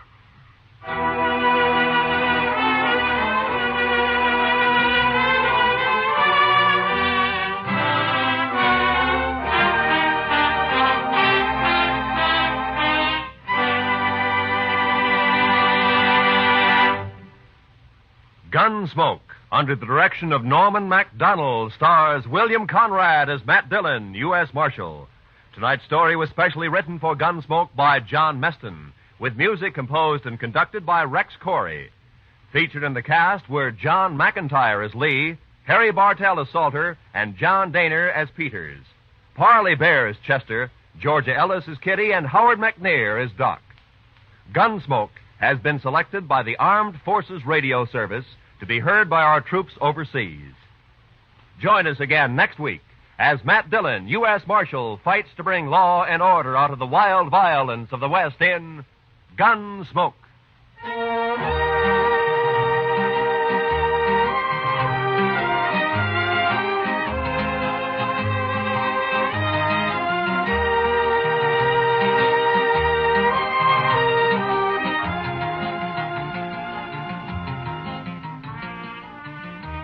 A flirtation that leads to a killing interests Mr. and Mrs. North this coming Tuesday night on CBS Radio. Don't miss Kiss of Death when Pam and Jerry North go into action against the murderer. Also, Tuesday night on most of these same CBS radio stations, John Lund, as yours truly, Johnny Dollar, brings us his latest adventure in probing fraudulent insurance claims.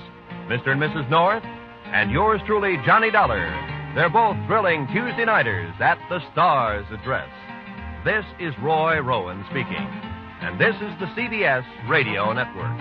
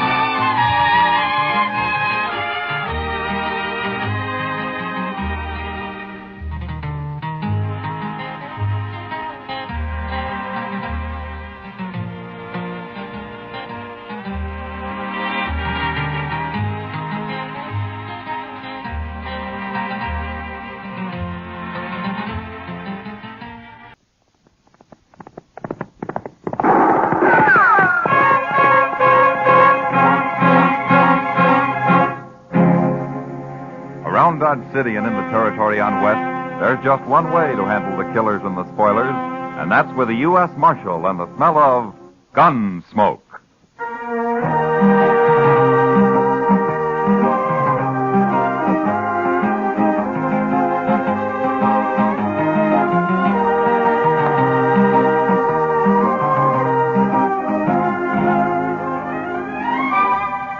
Gunsmoke, starring William Conrad. The story of the violence that moved west with young America. The story of a man who moved with it. Matt Dillon, United States Marshal.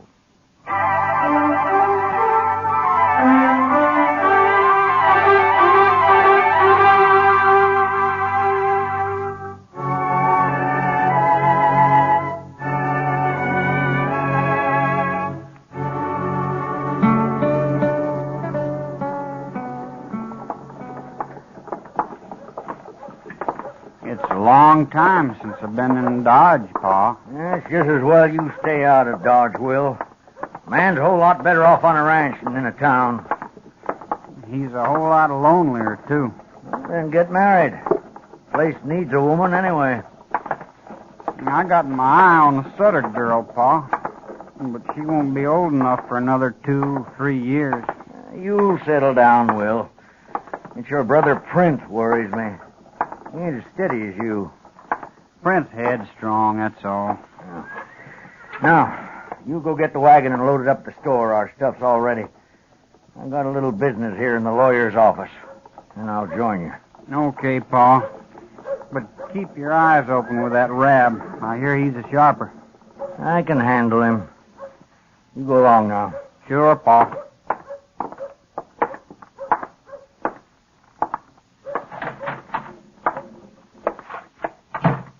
Well, John Asper, what are you doing in town? I drove in with one of my boys, Rab, after supplies. Not often you get to Dodge. No, it isn't. But it's a good thing I came in this time. Why's that? Well, last night I ran into the clerk from the land office. We got to talking about this and that and one thing and another. Eh? And then he happened to mention that paper you fixed for me here, the one I signed a few weeks back. Oh, the transfer of title, you mean? The one that said my boys own the ranch now, that they don't have to wait till I die. What about it? You wrote it out legal, and I signed it. That's right, Asper. And you said I'd have to wait a while before I could give it to the boys. I did. Well, now, Rab, the clerk told me I didn't have to wait any time at all. The clerk is wrong, Asper. I'm a lawyer. I know the law. Maybe so, Rab. But anyways, the clerk can read. And he told me that paper I signed says that my boys don't own the ranch at all. It says you do. All right, the deed is in my name, Asper, but I don't aim to do anything about it for the moment, so don't you get all upset. You cheated me, didn't you? I should have known better than to trust you, Rab. Everything's perfectly legal, Asper. Sure. Only you own my ranch. Well, I told you can go on living there for a while. What if I, went to court about it, Rab? Oh, it'd take forever, and it'd cost you a lot of money, and you couldn't win anyway. That's just about what I figured. So you might as well just forget about it, Asper. I wanted the boys to own that ranch right now so they'd take a bigger interest working it. And it seems their old pa went and fuddled everything. You got outsmarted, that's all. I sure did. Well, Rab, I brought this here gun along. And I'm going to kill you with it. Right? Put that gun away, Asper. You can't do that. Last man I killed was in the spring of '69. Made up my mind then I wouldn't be killing any more men. And I sure hate to do it. But I got to. Now, look here, Asper. There just ain't any other way, Rab. Like you say, it's all legal, and there's nothing I can do about it. So, I've got to kill you and get it over with. You're crazy. You'll hang for this. Sure I will. But I'm old, and it won't matter much. And it just might learn you a lesson. No. Asper, I'll no. give you a few seconds to pray, Rab, but that's all. Now, wait, Asper. Listen to me. You can have the deed back. I'll fix it up right now. I don't want your ranch. Oh, that wouldn't be much use, Rab. You just go tell Marshal Dillon I forced you to sign it back, and then they wouldn't re-record it. No, I won't. I swear I won't. And then I just have to find you and shoot you all the same. It's just easier I do it now. No. Here. Here's the deed. I'll fix it right now, and you can go file it yourself.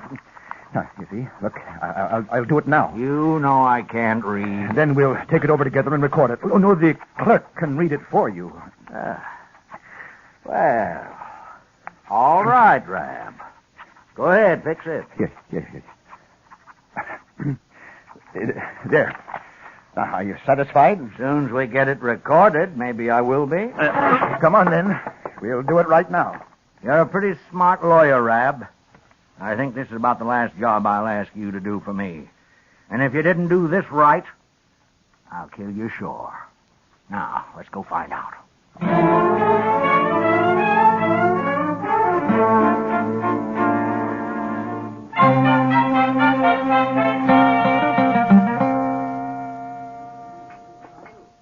Where have you been all week, Matt? We've missed you around here. Yeah, Dodge's been peaceful enough, Kitty. According to Chester, anyway. Well, at least nobody's been shot, I know of. They've come close to it a time or two, though. Well, arguing doesn't fill any graves. Yeah, maybe someday men will learn that. I doubt it. Huh?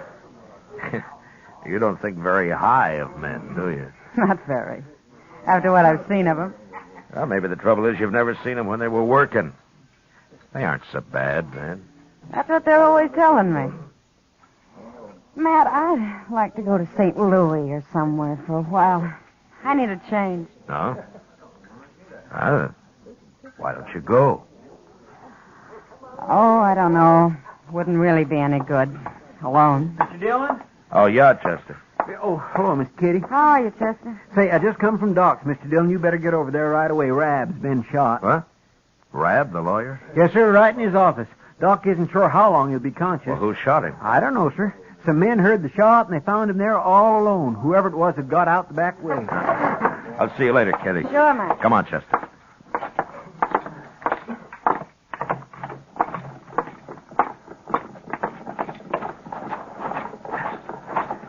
Can he talk, Chester? Yes, sir.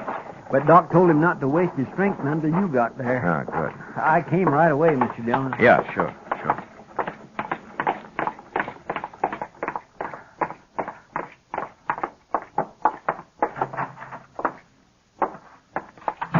Now, Doc, how is he? He's alive, Matt. And still conscious. I've done what I can for him.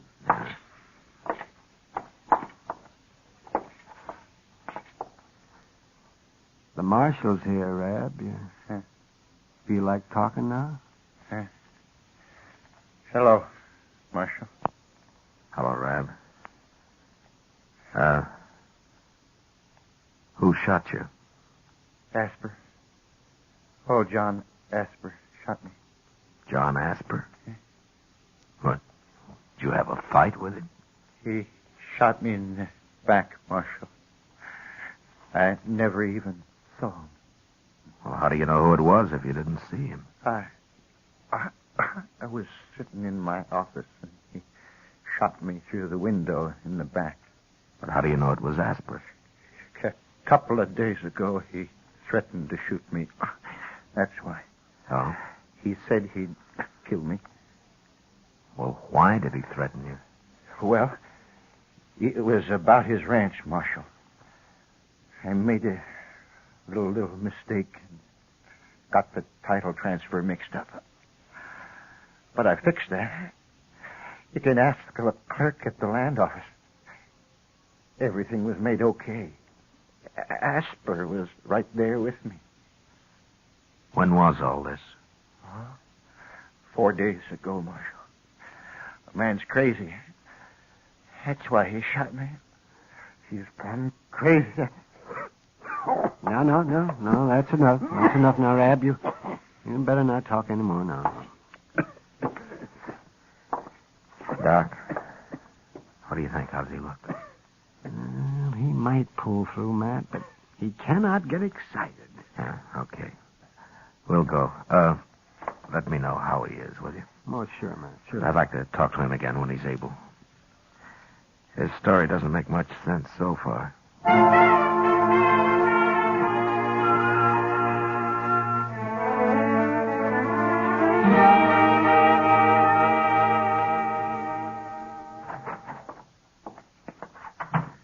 I found him, Mr. Dillon. Oh? He was just closing up the land office. For a clerk, he works pretty late. Yes, sir. What'd he say? Well, sir, he said the same thing Rab did, only it wasn't no mistake. What? Rab didn't make any mistake. Somehow he got old Asper to sign the deed to his ranch over to him, all clear and legal. Then 4 days ago, they came in again and signed it back to Asper. The clerk thinks Rab fooled the old man somehow on the first one. He can't read, you know. Then maybe Asper did threaten him after all. Yes, but if everything was made okay, why would Asper shoot him? I don't know. Maybe we better ask him. We going to ride out there tonight, Mr. Dillon? No. I know John Asper. He's not going to run. Anyway, I'd like to talk to Rab again first. Yes, sir.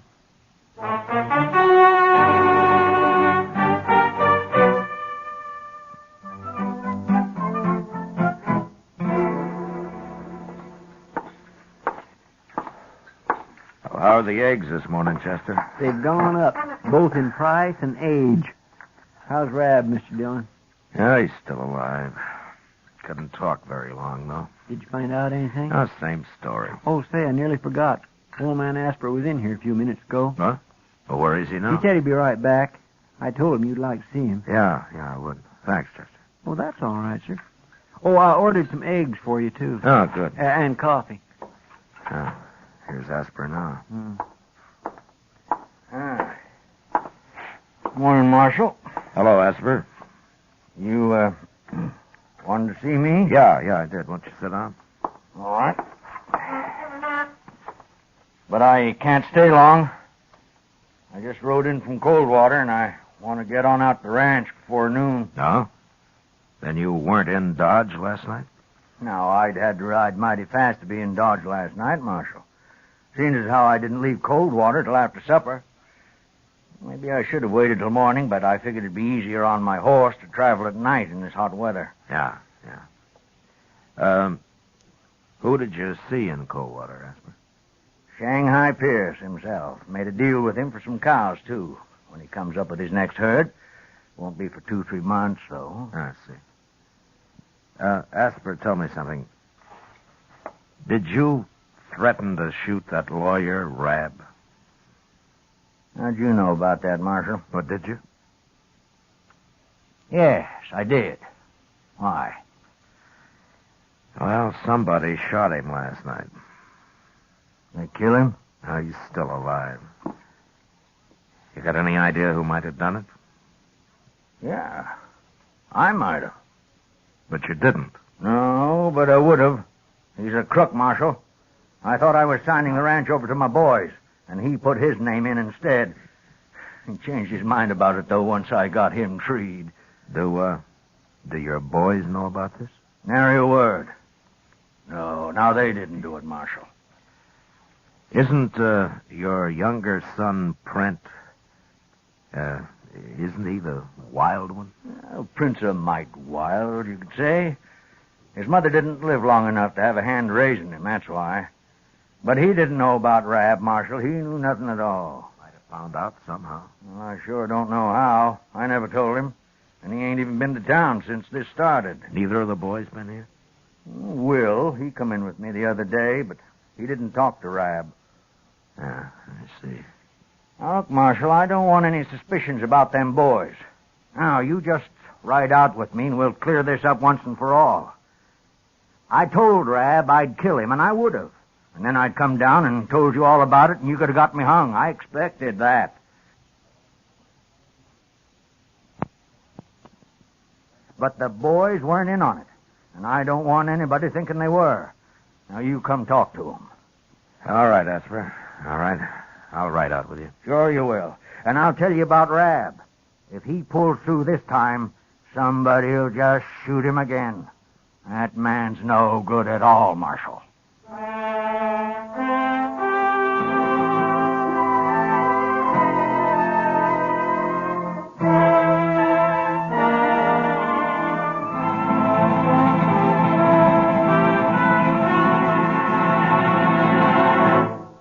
We will return for the second act of Gunsmoke in just a moment. But first, young women are needed to enroll as student nurses and to take their places as graduate nurses in an ever-expanding field where opportunity unlimited awaits. Older women should seek careers as practical nurses, where fine living and fine working conditions are in prospect. Ask at any hospital, at the nurse's registry desk, or at any qualified school of nursing. And now the second act of Gunsmoke.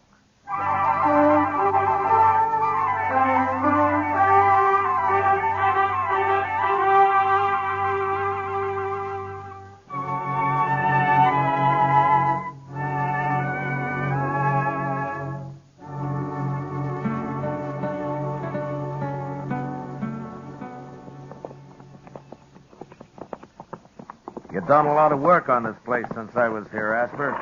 It's coming, Marshal. It's coming. I don't blame you for not wanting to be cheated out of it. Well, life's always uncertain, full of boils, Marshal. Never did have it easy on this ranch. Yeah. Well, I don't see the boys around. Maybe they're in the house. Come on, we'll have a look. All right.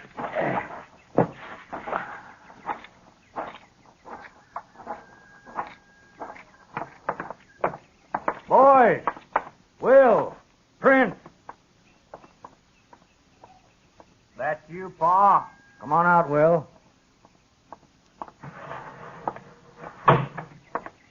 We got company. Hello, Will. Marshal? Where's Print? I want both of you here. He'll be around later, maybe. I'll go get him, Will. I got some coffee on the stove. Would you sit down for a cup, Marshal? Will! Yes, Pa. You know where Print is? No. When'd you see him last? Yesterday. Morning. All right, we'll find him later. Will, Rab got shot last night, and the marshal here is looking for the man who shot him. Did you do it? No, I didn't shoot him. You're telling the truth. I ain't been off the ranch. That's the truth. Satisfied, Marshal? Yeah, I'm satisfied. Now, what about Print? Think Print might have done it, Will? Ask him. You know more than you're telling me, don't you? Yeah. Well, I'll be. Now, what do you know about me and Rab? Tell me now, Will. I know what I heard. I was curious, so I went around back and listened at the window while you and Rab was talking. I heard you say you went and fuddled everything, and then I left. I told Print about it, too. And why didn't you listen some more since you were snooping around? I was going to shoot him all right, but he fixed everything up. This is your ranch now, yours and Print's. You understand? That's so? But now it looks like Print got hot-headed and rode to town. Doesn't it, Marshal? That could be. Anyway, I think we better find him. I'll find him. No son of mine's going to go around shooting people. You just said you were going to shoot that lawyer yourself, Pa. Sure I was. It would have been the first time I've killed, but that's different. You boys wasn't raised that way, and you ain't going to start now, do you? Now, wait a minute, Asper. Wait a minute. We don't know that Print did it. I know dang well he did now. But if he shows up, I'd like to talk to him, but I'm not going to go on a hunt for him unless Rab dies. You can find me in Dodge. I'll bring him in if he comes back, Marshal. All right. Well, so long, Will. Bye, Marshal.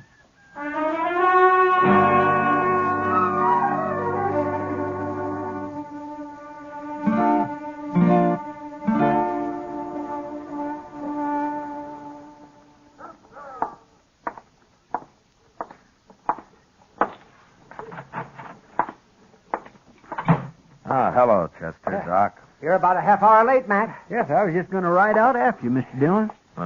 Why? What's happened? Rab got shot all over again. What? He's dead for sure now. Yeah, right in Doc's office, Mr. Dillon. We was sitting down here, me and Doc, when we heard it. But by the time we got upstairs, he'd gone, whoever done it, and Rab was dead. Shot him right on the couch and jumped out Doc's back window. Nobody saw him that I could find. Well, he sure was determined, wasn't he? Chester, go see if you can find out if Print Asper's been in Dodge in the last couple of days. Old Asper's young man? Well, he's 18, Doc. Oh. Well, yes, you're right. Oh, yeah, he's old now. Get going, will you, Chester? Yes, sir. And Chester, I'll be at the Texas Trail, huh? All right, sir.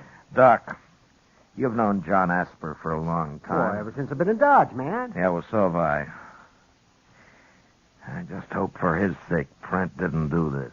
Oh, yes, man. Asper's a crusty old buzzard, but he's straight as a come. Yeah, sure is. Well, I'll see you later, Doc. Yeah, sure, man.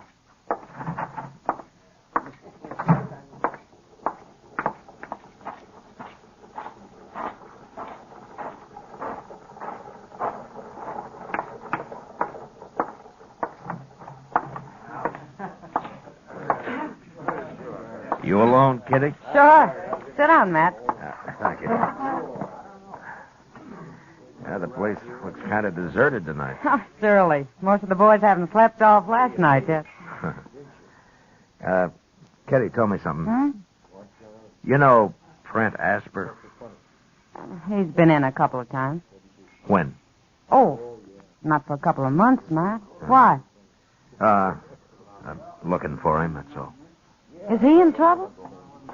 Yeah, I think so. Mr. Dillon? Yeah. Charlie at the stage office saw him this morning. It was the first place he stopped.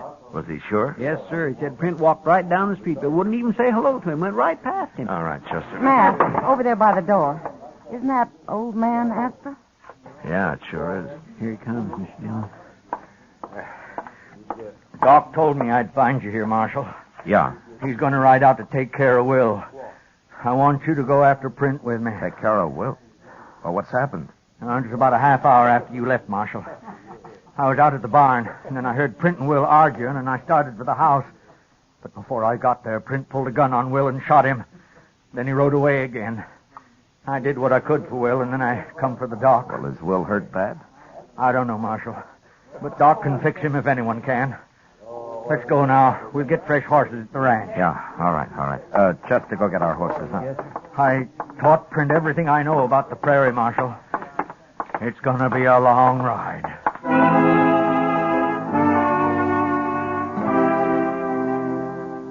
Asper was right. It was, sure enough, a long ride.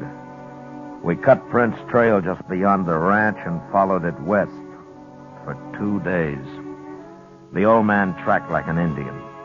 To determine how fresh the trail was, he'd spent a long time at certain places just looking at grass blades or scrutinizing the fine little marks made on bare ground by insects or calculating on the age of a doodlebug hole. He was slow, but as certain as death, and we never lost the trail once. On the 4th day, he announced that the tracks were just a few hours old, and we rode faster. About noon, we stopped behind a small hummock and walked forward to where we could see a cabin 100 or so yards off. surrounded by high brown prairie grass. He's in there, Marshal. Are you sure? Yes. He's decided to make his stand from there. It's a good spot. It sure is. He's got a clear field all the way around. Well, let's surround him and wait it out. Oh, no, that's too slow. And I'm in a hurry to get back to Will. He's still alive. Well, I'll put a couple of shots in there. Maybe he's ready to give up. I doubt it. But go ahead.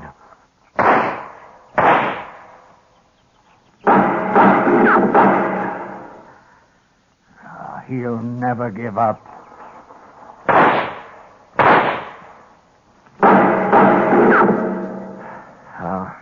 All right. Let's spread out and rush him. Then. No, Marshal. That'd just mean more bloodshed. He'd get one of us sure. I got a better idea. Oh? We'll burn him out. What? Look at that grass. It's as dry as tinder. All we have to do is fire it and take him when he comes out. He'll come out shooting. I know. I'll be waiting. Look, Asper, Chester and I will stay here and starve him out, huh? Oh, why don't you ride on back? No, I don't figure it that way, Marshal. Thank you just the same. All right. Oh, the cabin's downwind. We can fire it from right here. Okay. You and I'll move out a little, Chester. And, let go any time. Yes, sir. Look, Asper. I'll do the shooting, huh? I can knock him down without killing him. He'd only hang. We'll all shoot, Marshal. Okay. I bunched up a handful of brown grass and lit it, and the wind did the rest, and carried the flame springing higher and higher toward the cabin. It started down from Chester, too, and from where the old man lay. It was 4 or 5 feet high when it reached the cabin, which caught fire at once and was soon burning fast. No man could live in there for long. And after a minute or two, Trent ran out the door and came toward us past the flames. Throw down your gun, Trent. You're caught fair.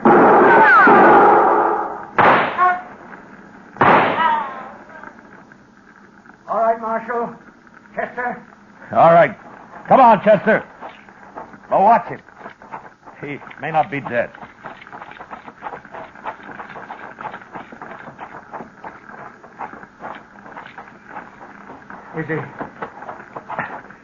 Is he dead, Marshal? Yeah. I'm sorry, Asper, but I was afraid he'd kill one of us if I didn't get him first. I saw your shot, Marshal. You hit him in the shoulder. On purpose, I figure. I killed him. I had to. Now let's get him buried. I want to get back to Will.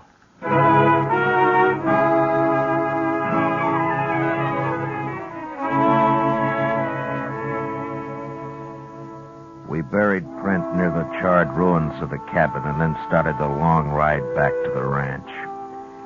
On the way, the old man never mentioned Trent, but talked endlessly of the prairie and his long life on it. He knew the land the way a preacher knows the Bible, and he accepted it and its ways with the same mixture of faith and fear.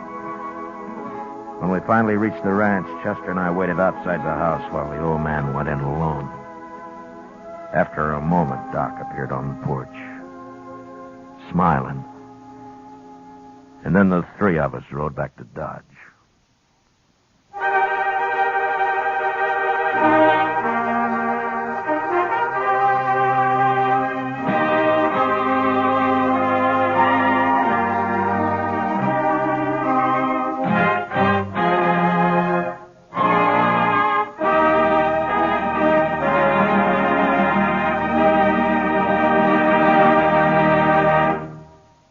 Gunsmoke, under the direction of Norman McDonald, stars William Conrad as Matt Dillon, U.S. Marshal. Tonight's story was especially written for Gunsmoke by John Meston, with the music composed and conducted by Rex Corey. Featured in the cast were Joseph Kearns, John Daner, and Sam Edwards. Harley Bear is Chester, Georgia Ellis is Kitty, and Howard McNear is Doc. Gunsmoke is heard by our troops overseas through the facilities of the Armed Forces Radio Service. Join us again next week when Matt Dillon, U.S. Marshal, fights to bring law and order out of the wild violence of the West in Gunsmoke.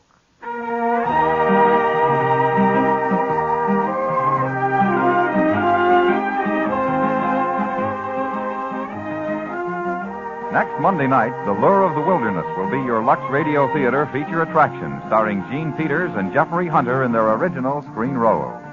And remember, too, radio's outstanding theater of thrills, Suspense, is heard Monday evenings on the CBS Radio Network.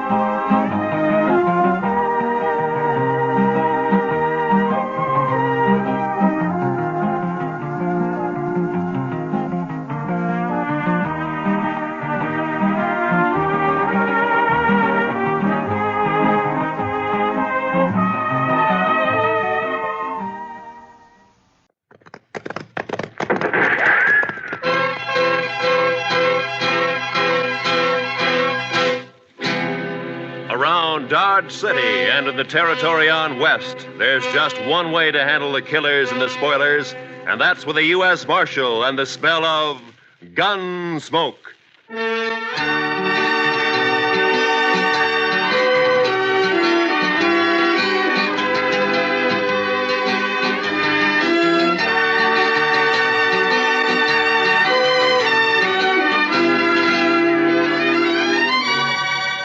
Gunsmoke, starring William Conrad. The story of the violence that moved west with young America. The story of a man who moved with it.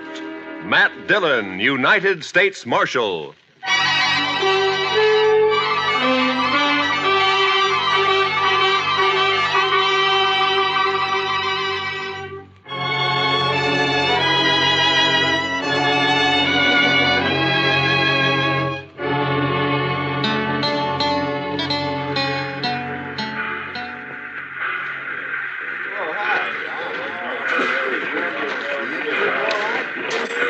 .20 p.m. We got in right on time, Mr. Dillon.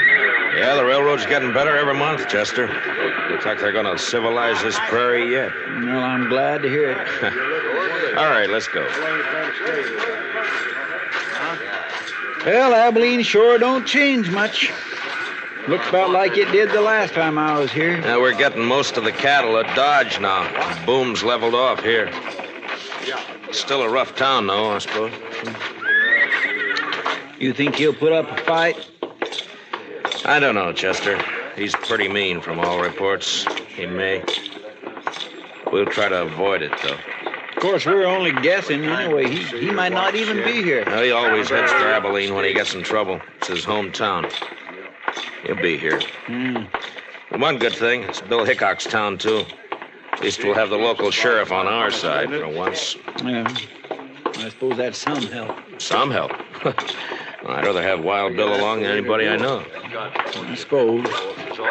Chester, what's the matter with you? You're acting like a man at his own funeral. Mr. Dillon, I've had an uneasy feeling ever since we left Dodge. Kind of a hunch, you might say. It's nonsense. They're going to pick up a killer and take him back for trial. That's all. Maybe. And maybe not. Look, Chester, any man who lives by a gun knows down inside that he's going to die by one someday. But if he's got any sense, he keeps from thinking about it. Of course, he can't help getting a hunch now and then. I had plenty of them myself. Mostly wrong. Come on, Chester, let's walk down to the Last Chance and I'll buy you a drink. As a matter of fact, I'll buy us both a drink.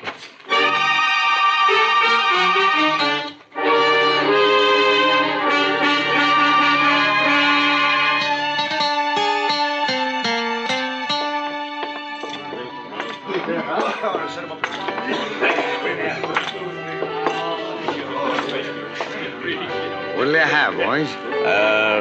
Rye for me. Yes, sir. You can make mine the same. A bottle of rye and a couple of glasses. Quite a crowd in here for this time of day. Yeah. I've been looking around for Wild Bill, but I don't see him. Suppose the Daget kid might be in here, Mr. Dillon? Well, he spent most of his time hanging around the saloons while he was in Dodge. Here you are, boys. Drink up. Thank you. Oh, by the way, bartender, do you happen to know a kid around town by the name of... Who, mister? What? Oh, never mind. Well, he's here, Chester. Down there at the end of the bar. Yeah, that's him, all right. Well, sir, Mr. Dillon? He's what we're here for. We gonna wait for Mr. Hickok? No. Come up on his left side, Chester, and watch his gun handle. Yes, sir, Mr. Dillon. I'm telling you, it was the funniest sight you ever seen. The bullet knocked that scrawny hound dog end over end. First shot I fired. Caught him right in the back of the...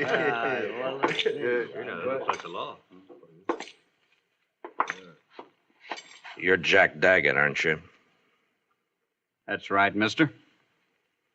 What about it? My name's Dillon, U.S. Marshal from Dodge. You're under arrest. You're kind of out of your territory, aren't you? Marshal's territory's anywhere. I'll take that gun of yours now. You will, huh? All right. Drop it. Drop the gun. Let go of my wrist. The gun. Drop nothing. You heard the marshal. That was easy, Mr. Dillon. A lot easier than what I thought it'd be. All right, Chester, put the cuffs on him. Yes.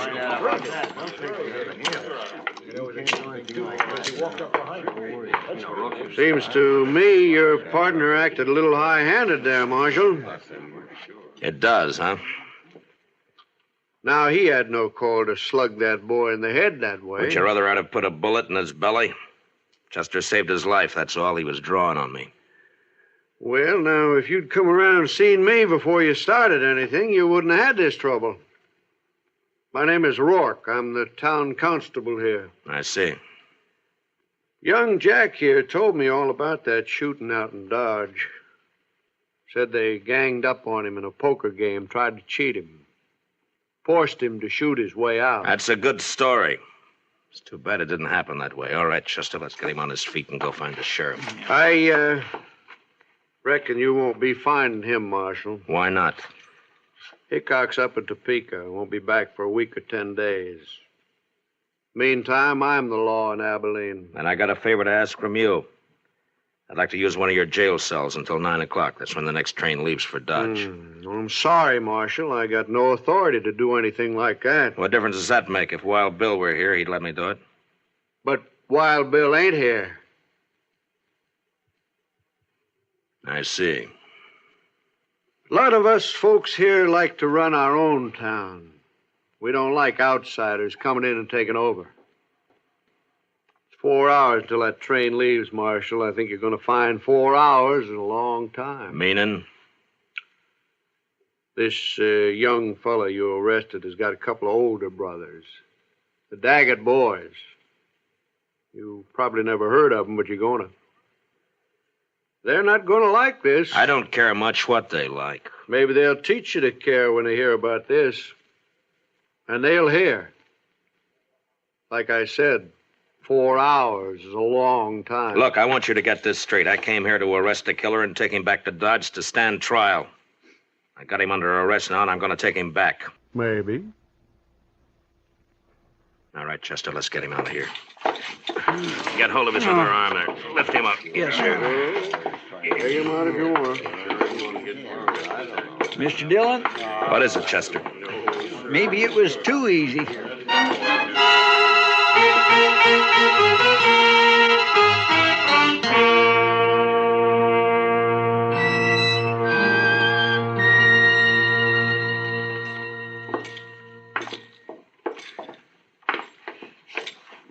Yes, gentlemen.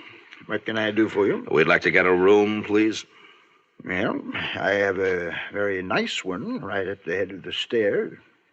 If you'd care to look at it. That won't be necessary. We'll only need it for about 4 hours until the train leaves for Dodge. Mm-hmm.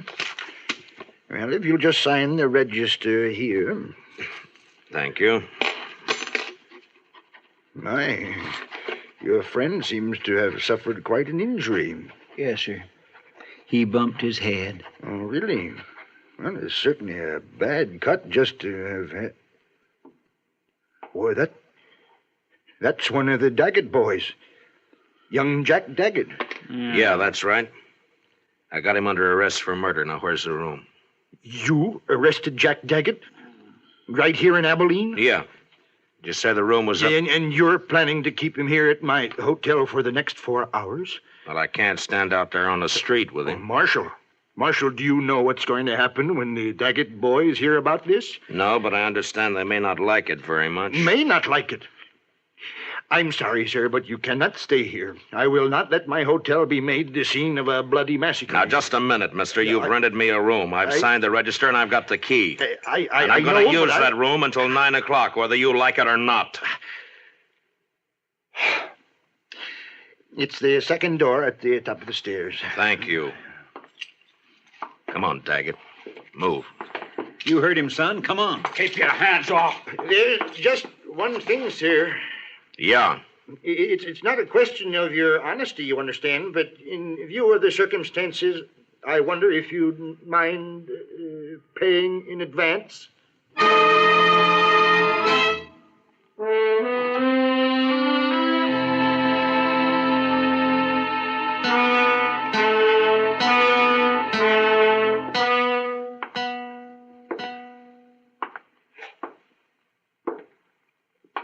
What time is it, Chester? It's 6:23, Mr. Dillon. I thought it was later than that. Yes, sir, I know. He goes pretty slow when you're waiting for something like this.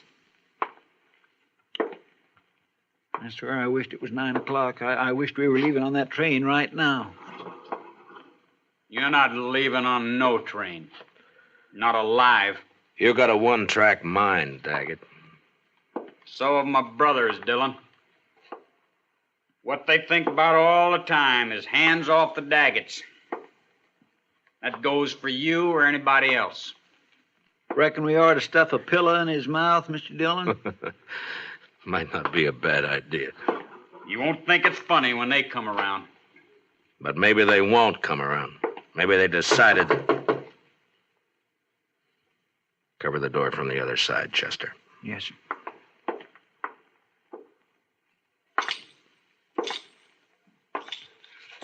Yeah, who is it?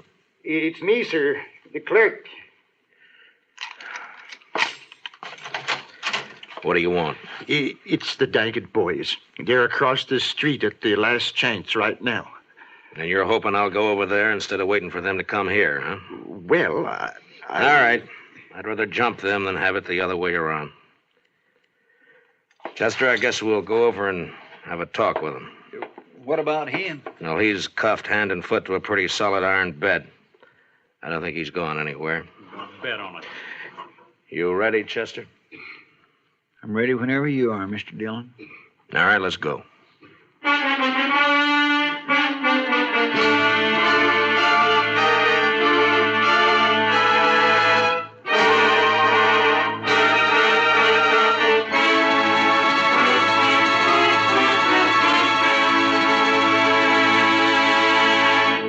We will return for the second act of Gunsmoke in just a moment. But first, this Monday night on most of these same stations, be sure to be with us when Lux Radio Theater raises the curtain on its full-hour adaptation of the exciting screenplay Phone Call from a Stranger. Shelley Winters and Gary Merrill recreate their original screen roles in this dramatic thriller about the experiences of a lone survivor of an airplane crash in bringing the tragic news to families of the victims. Remember, it's on Lux Radio Theater this Monday night on CBS Radio. Now for the second act of Gunsmoke.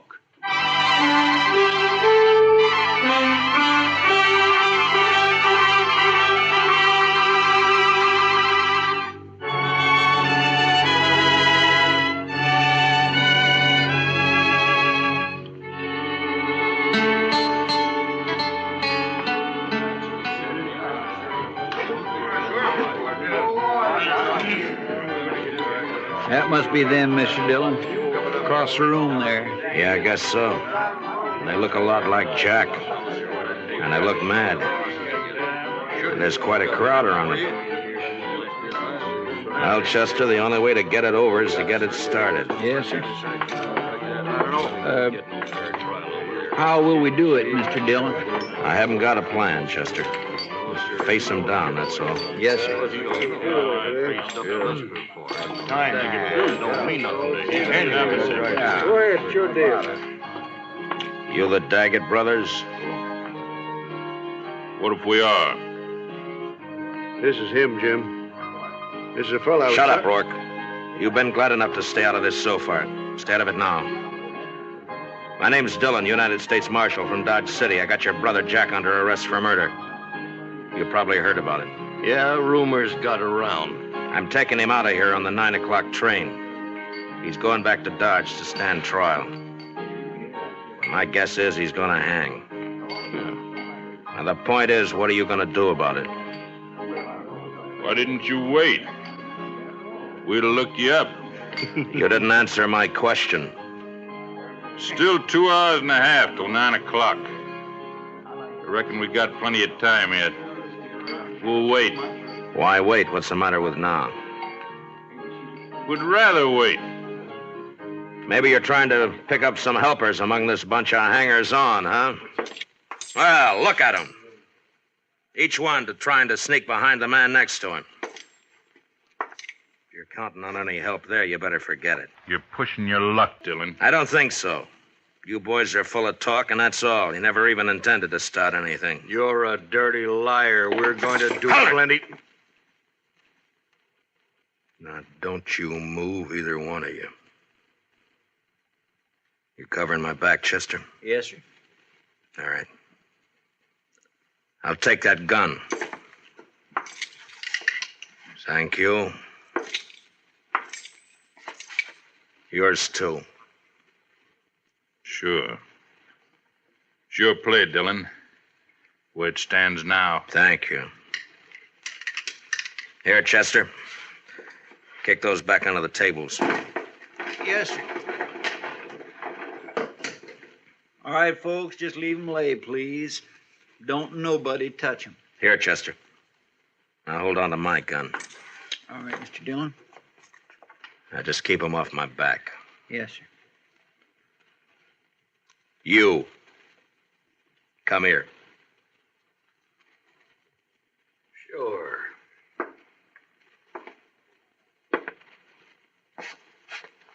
You called me a liar, didn't you? Yeah. Boy, you cheap tin horn. You... Oh, I can't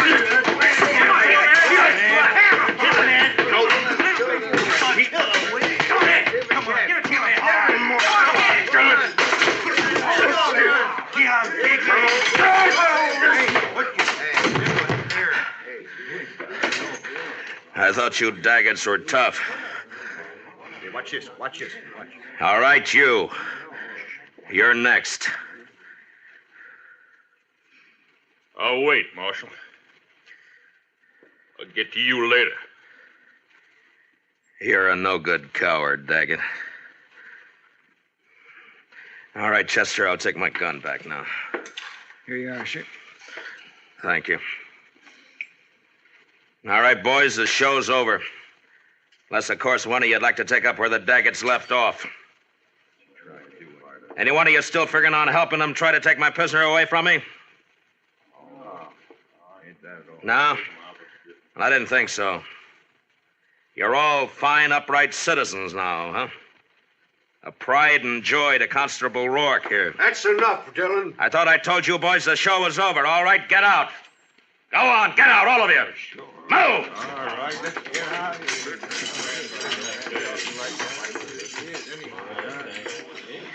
Marshal, I'd say you overreached yourself there. Stepped past the limits of your authority. How I enforce the law's my own business. I do things my own way. The way it'll get you killed someday. Maybe.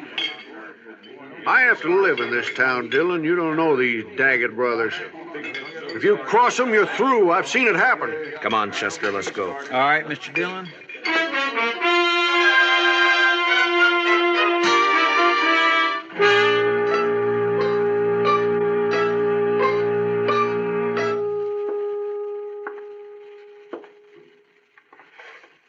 What time is it, Chester?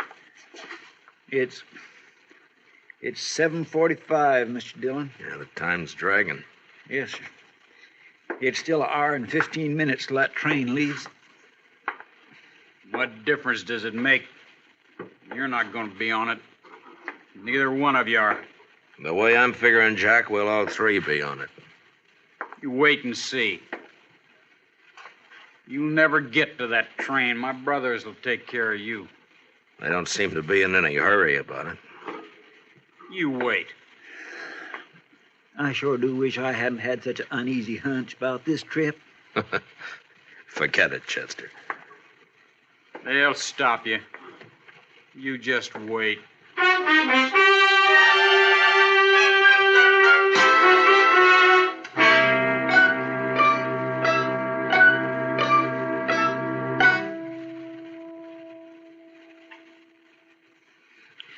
It's only 8:15. Mr. Dillon seems to be going slower all the time. Yeah, it's up, though. It won't be much longer now. 45 minutes, if the train's on time. And if we're lucky enough to get on it. Chester, you're wearing yourself out. Why don't you sit down and relax, huh? I just can't seem to set my mind to it, Mr. Dillon. No Daget will ever leave this town wearing handcuffs as long as the other two are alive. Well, I'd think that's up to them, Jack. Sure. And they'll take care of it, too. I swear and declare, Mr. Dillon, I almost wish they would try something and get it over with. The waiting's always the worst part, Chester. You find out what the worst part is. I could slug him, Mr. Dillon. No, let him talk. Let him talk, Chester. He's only got a few more weeks to do it in. They'll never hang me. I'll never even stand trial. You wait and see.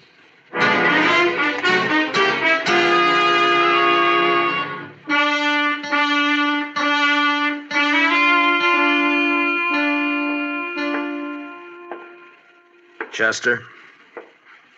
It's 8:30 exactly, Mr. Dillon. All right. Let's get started. A little early, isn't it? Won't take that long to walk from here to the station. It might if we have trouble. Yes, sir, I guess it might. You'll have trouble, don't you worry about that. Jack, why don't you get on a new subject? How are we going to take him, Mr. Dillon? Just drag him? If he wants it that way. Otherwise, he'll walk handcuffed to my left wrist. Keep him covered, Chester. I'll unlock these cuffs and get him loose from the bed. Yes, sir. Dillon, if you're smart, you leave me here and run while you still got the chance. Well, I've never been smart enough to run yet. Stick out your right wrist. All right. On your feet. Come on. You can put your gun away, Chester. Starting now, he's only going where I go. Now, come on, Jack. We got a train to catch.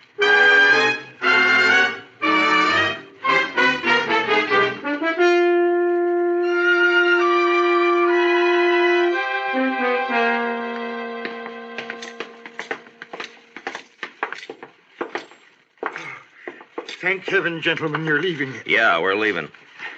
And I want to thank you for your wonderful hospitality. I'll be glad to recommend your hotel to anybody who plans to stop over in Abilene. Oh, I hardly know what to say, Marshal. You simply don't understand. You don't know these Daget brothers. No offense personally, Jack. I have to live in this town, and I... Come on, Jack. Now, you boys must run quite a bluff. You got everybody in town jumping sideways. You'd be smart if you did, Dillon. Good luck, gentlemen. Best of luck to all of you. All of us. Well, that's hedging his bet. Up there, Mr. Dillon. Not a soul on the street. Quiet as a graveyard. Yeah. They're going to make a play, Chester, somewhere between here and the depot. We can count on that. Yes, sir, I kind of figured they would. Especially after getting beat up over there at the saloon. Well, they would have anyway. And jumping them like that did one good thing. It scared the pack off. At least we only have to worry about the Dagets, not a mob. You'll think it's a mob Shut by up. the time... Now, from here on, you keep your mouth shut. If you don't, so help me, I'll slug you and drag you to the depot. All right, now let's go.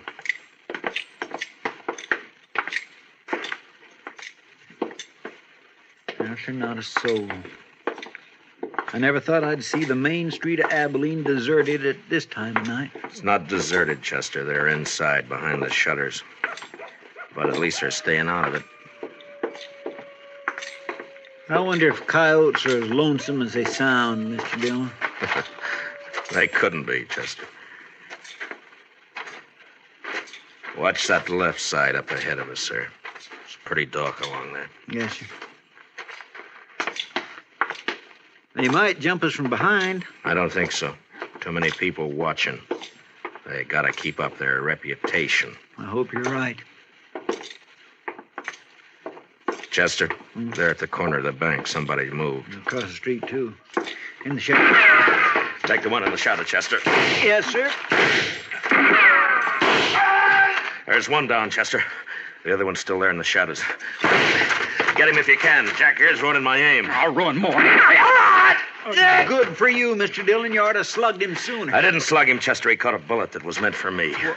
Shot by one of his own brothers. Here, let me unlock those handcuffs, Mr. Dillon. No time. Here, I'll get him up on my shoulder and... All right, let's move in and keep firing. Yes, sir.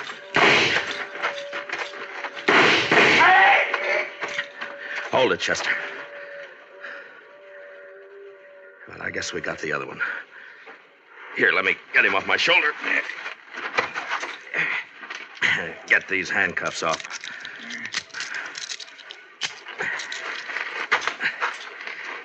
Well, there's our prisoner, Jack Daget.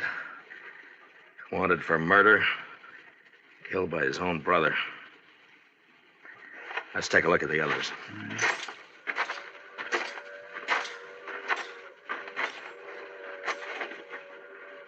Ah, 3 men dead. Look down the street there, Mr. Dillon. They're all starting to crawl out of their holes. Sure. They're all on our side now. Oh, come on, Chester. The train's coming. We gotta get on it and get out of here. Yes, sir. We'll let Rourke clean up this mess. He ought to be good for something. That sounds more lonesome than the coyotes. Gives a man the creeps. Yes, sir, it sure does. Well, you were wrong about that hunch of yours, Chester. It wasn't us. Not this time.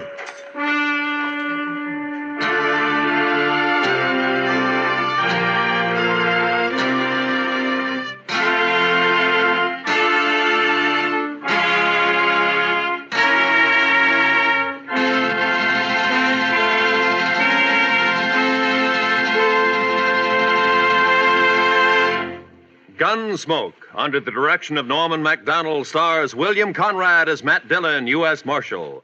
Tonight's story was specially written for Gunsmoke by Les Crutchfield, with music composed and conducted by Rex Corey. Featured in the cast were Sam Edwards and Barney Phillips, with John Daner, Tom Tully, Larry Dobkin, and Jim Nusser. Parley Bear is Chester. Gunsmoke is heard by our troops overseas through the facilities of the Armed Forces Radio Service.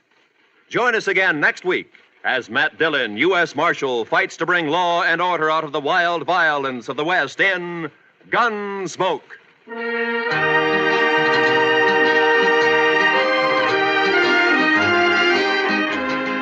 Tomorrow night, Lionel Barrymore and your Hallmark Playhouse invite you to enjoy another Hollywood cast bringing you another drama in the tradition of this fine program. Every week, your Hallmark Playhouse features Lionel Barrymore as host. Frequently, Mr. Barrymore stars as well. Historic dramas, stories about the human side of patriots, presidents, pioneers, and adaptations from literature. Enjoy them on Hallmark Playhouse over most of these same stations, presented by CBS Radio. This is Roy Rowan speaking. And remember, for thrilling dramas of escape, listen Sunday nights to the CBS Radio Network.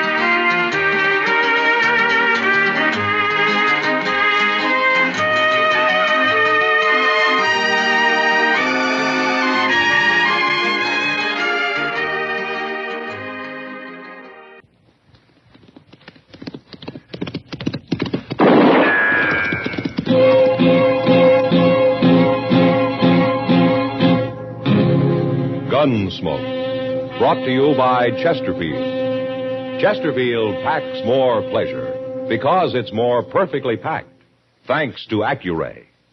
They satisfy the most.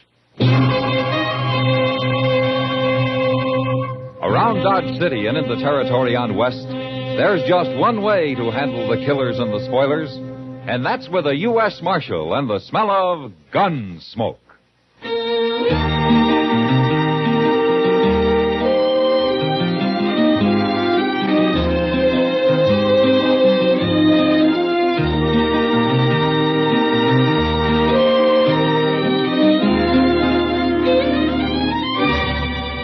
Gunsmoke, starring William Conrad. The transcribed story of the violence that moved west with young America. And the story of a man who moved with it. I'm that man, Matt Dillon, United States Marshal. The first man they look for and the last they want to meet. It's a chancy job, and it makes a man watchful and a little lonely.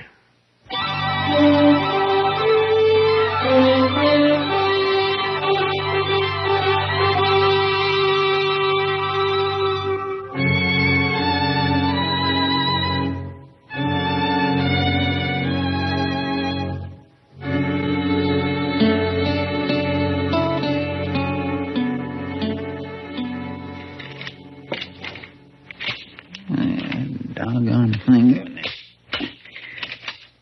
There. That works. Hello, Chester. Oh, Mr. Dillon? Are you going hunting? No. I saw all kinds of wild turkey about a mile down the Arkansas yesterday. I ain't going hunting, Mr. Dillon.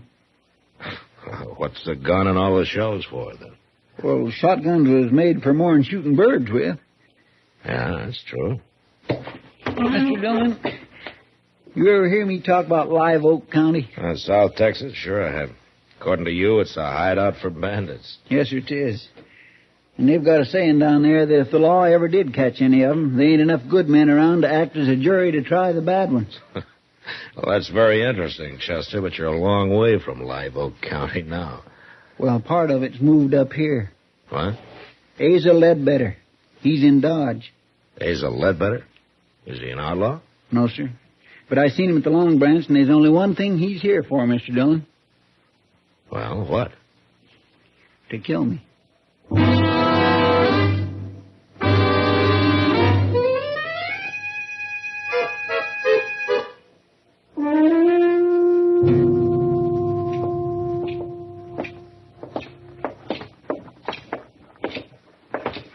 All right, Chester. Are you going to tell me why Asa Ledbetter is here to kill you? It don't matter why, Mr. Dillon. Okay. I'm going to go in there and talk to him. I'd as soon you didn't. I don't like people getting killed in Dodge, Chester. Even you.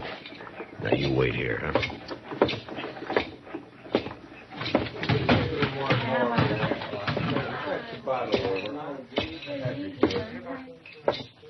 Hello? Oh, say, you're the marshal. Your name Asa Ledbetter? How'd you know that? Chester told me. Chester? Yeah, Chester Proudfoot. Well, okay, Marshal. He got my name right, but I don't recall his. What? I never heard no Chester Proudfoot. Glad to meet you, though. Buy a drink? Oh, thank you. Say, there was a fella in here a while ago, I remember, because he was staring at me so hard. He heard me say my name, too. I was talking to a cowboy about finding work around here. Where you from, Ledbetter? Texas. What part? Amarillo. Ever been in South Texas? No, never have. Marshal, what's this all about? Chester thinks that you came here to kill him. Now, just look here, Marshal. I don't know this Chester fella. Never even heard of him. I don't go around murdering people. I hope that's true, Ledbetter. Of course 'tis. And I don't like nobody dragging down my good name, Marshal. Nobody is. So long. You just asked anybody from Amarillo about me, Marshal. They can tell you.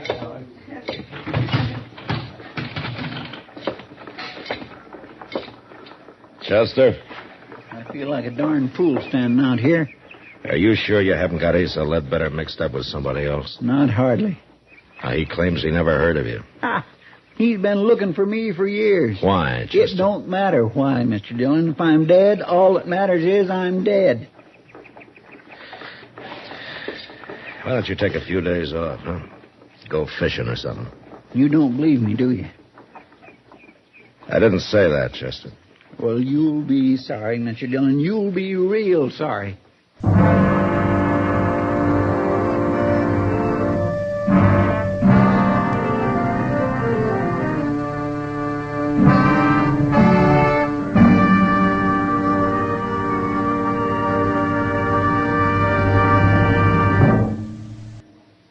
That whistling man, Bobby Haggart, really started something. Tonight, the Calypso Boys join in. Ready, amigos?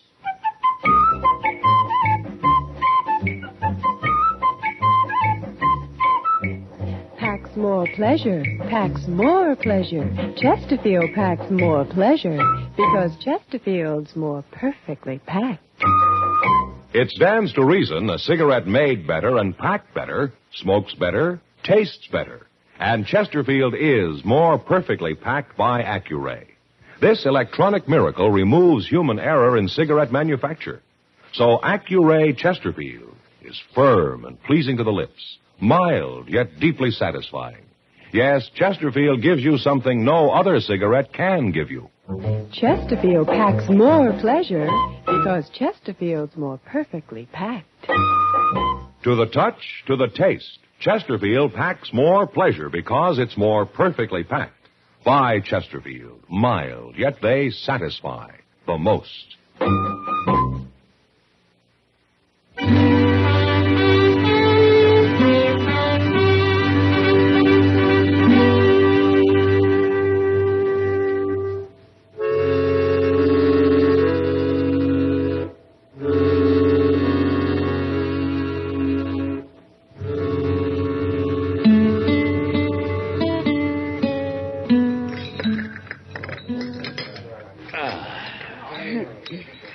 Well, Kitty, that was a real good dinner. Mm-hmm.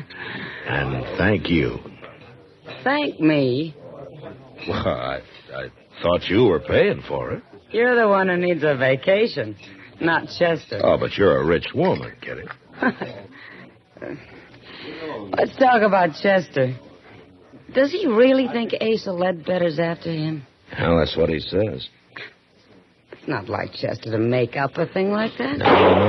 Matt? You stay here. No, I'm going with you.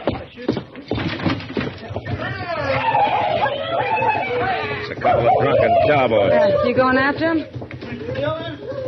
Mr. Dillon! It's Chester, Matt, down there by the alley. Come on.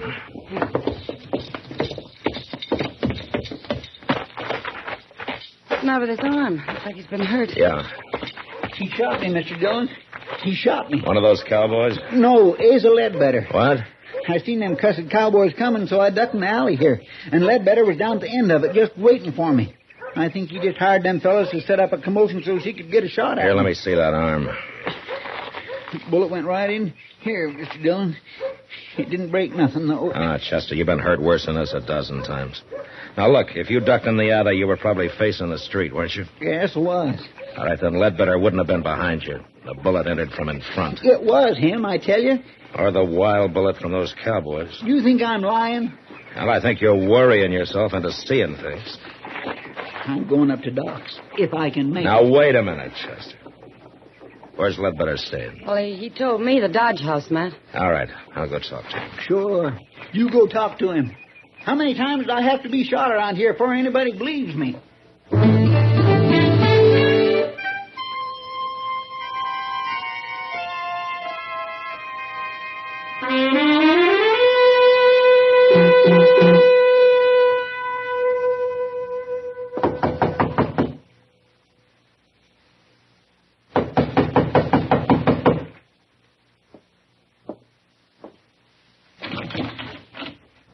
Oh, hello, Marshal.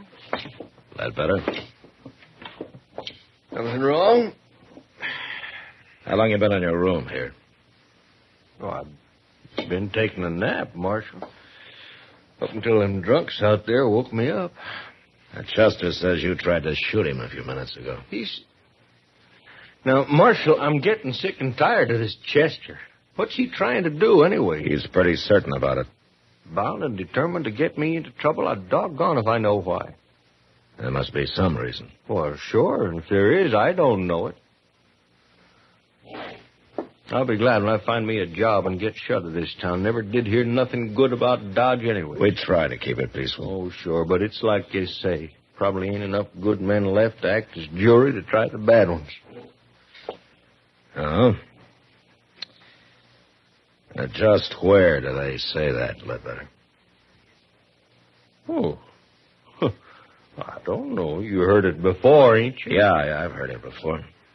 It's a saying down in South Texas in Live Oak County. Well, that may be, Marshal. And I heard it in Amarillo. Now, ain't that possible? Yeah, I guess it is. Marshal, listen here. If I come here to kill a man, what did I be waiting around for? A change of weather? It don't make sense, does it? No. No, it doesn't make sense. Any part of it.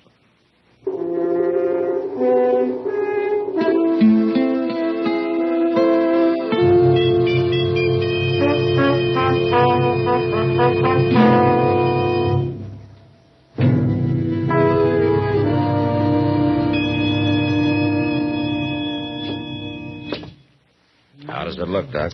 Well, it's just a scratch, man. A scratch? I suppose if I come in here scalped, you'd say the barber just give me too tight a haircut. Now, Chester, be brave, boy. Yes, there we are. In a week, you'll never know you got hit. Well, it's a mercy it wasn't my gun arm. Chester, I told you Asa Ledbetter was in his room the whole time. You mean he told you? I asked the desk clerk on the way out. Then he was lying, too. Chester, how long since you've had a good night's sleep? Now, Doc, don't you start that. Well, you admit you didn't actually see Ledbetter in that alley. But next time you'll see him all right, won't you? Yeah, whether he's there or not. Have you finished doctoring my wound? Oh, now, wait a minute. Getting mad won't help you. Well, maybe it will. Well, where are you going now? Who cares where at I'm going?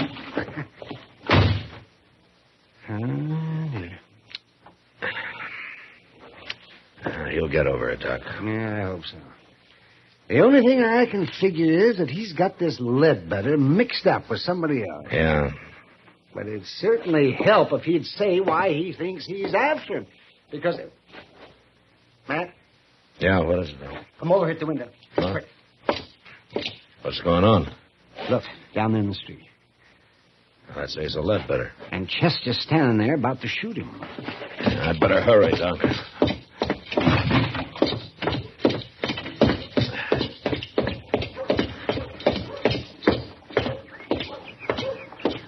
You, I'm just getting plumb good and tired of you. Then why don't you do something about it? Chester. You stay out of this, Mr. Dillon. I don't like gunfighting, no matter who starts it. I didn't start it. He come here to shoot me. Marshal, he is crazy. He ought to be locked up.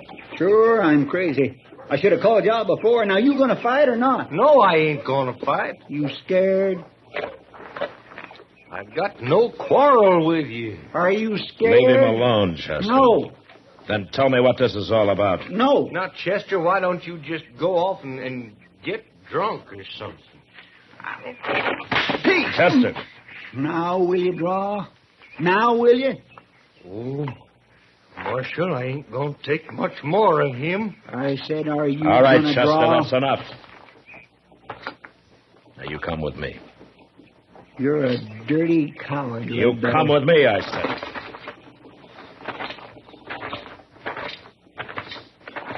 You're with him, ain't you? You and Doc and everybody. Maybe you are crazy, Chester. Sure.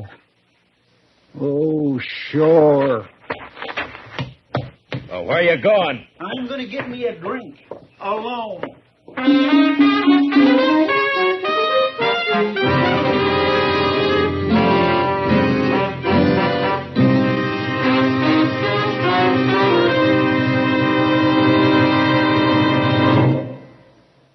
Say, where are you listening to Gunsmoke?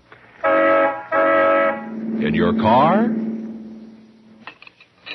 Getting ready for dinner? Oh, I see. Just relaxing in your favorite easy chair. Well, I'd say you're in a good spot right now to really enjoy a Chesterfield. You see, Chesterfield packs more pleasure because it's more perfectly packed. It stands to reason.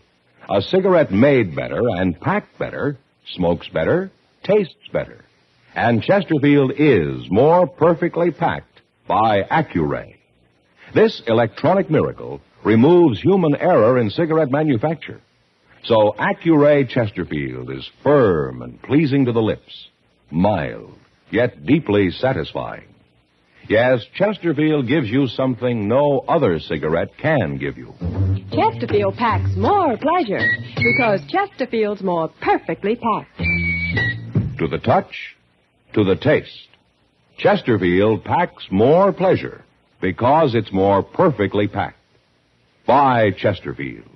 Mild, yet they satisfy the most.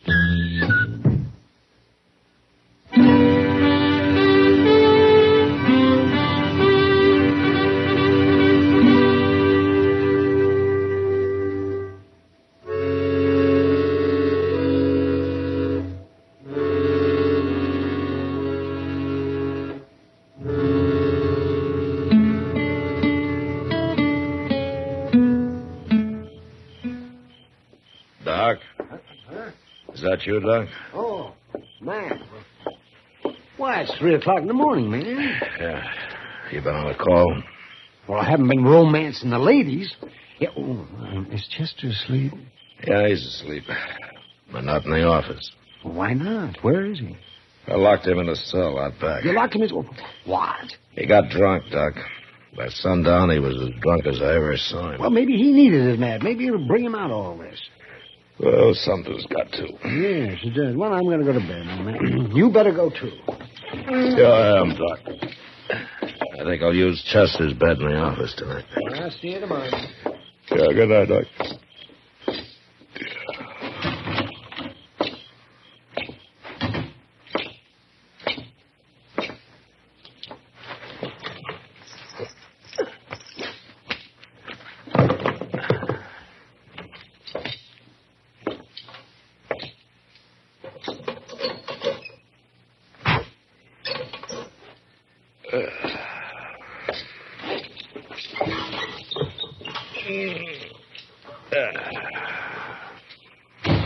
Don't move, Chester. This here's a shotgun.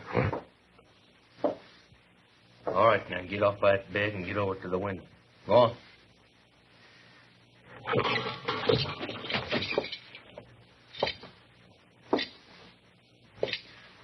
Better. I'm going to sit down here and light the lamp now. But you just stand steady. The shotgun's right across my knees.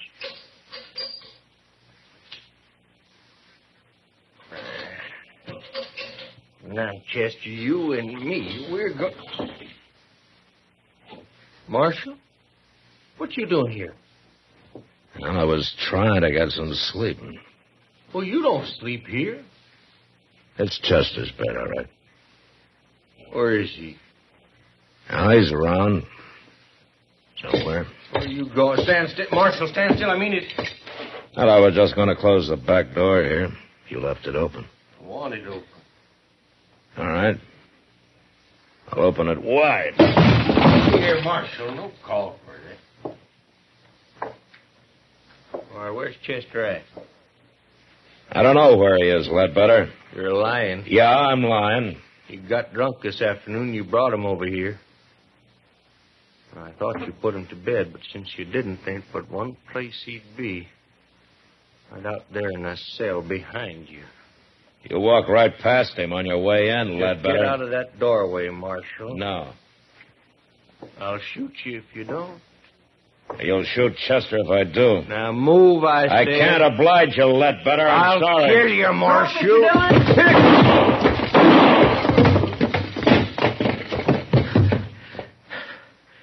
Don't shoot again, Chester.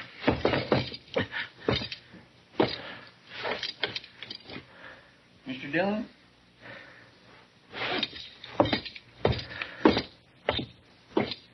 Is he dead? Yeah. You hit him in the head with the first shot, Chester. Pure luck. I heard you kick that door. It woke me up. So I wonder anything could wake you up tonight. Well, I don't feel so good, but I ain't drunk no more. Hey, you got me locked in here. Yeah, I thought of that, but I forgot to take your gun away from you. That was mighty careless of you, Mr. Dillon. Well, it doesn't matter now. You knew I had it. You were going to let him shoot at you so it'd wake me up and I'd have a chance at him.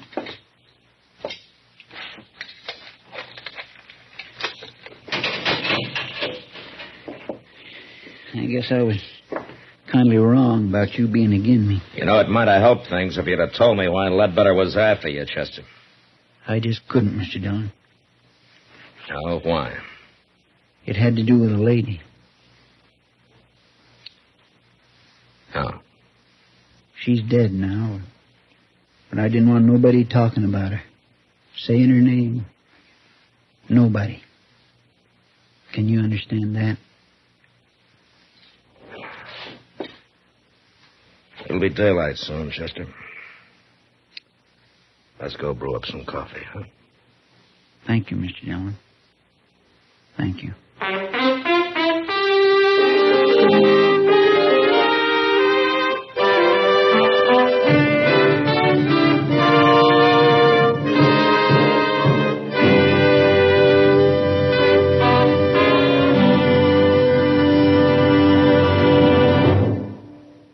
In a moment, our star, William Conrad.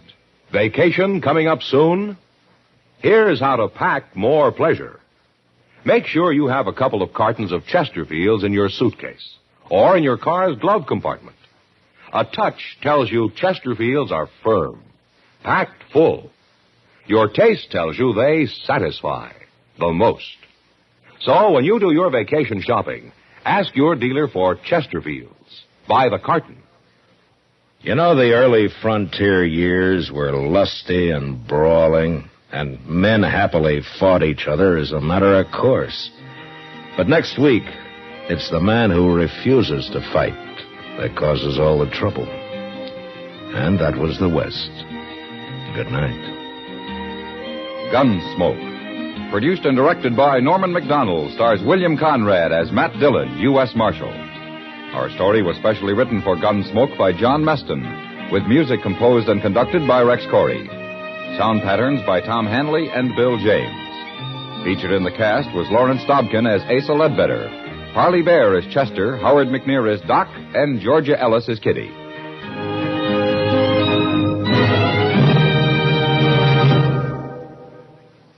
Live modern. Smoke L&M. Live modern. Change to L&M. Yes, have an L&M. No other cigarette you can buy, plain or filter, gives you the full, exciting flavor you get through the pure white L&M Miracle Tip. Through the modern Miracle Tip, L&M tastes richer, smokes cleaner, draws easier. So light up, free up, let your taste come alive. Live modern. Smoke L&M. Join us again next week for another specially transcribed story on Gunsmoke.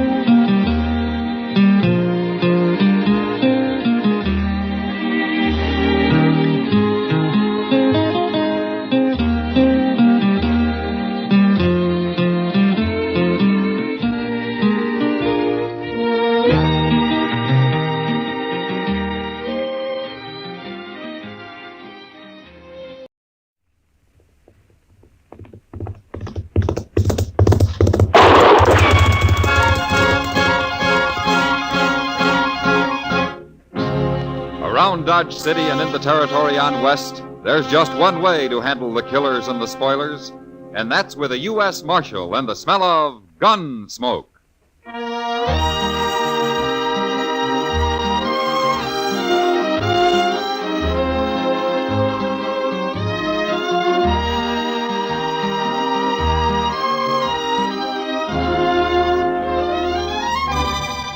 Gunsmoke, starring William Conrad.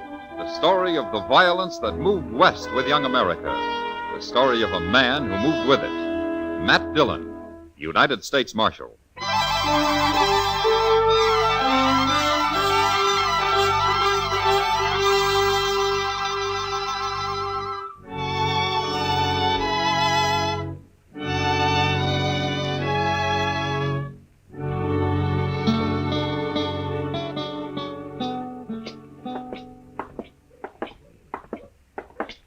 Mr. Dillon, would you mind stopping at the Alfraganza here for a minute?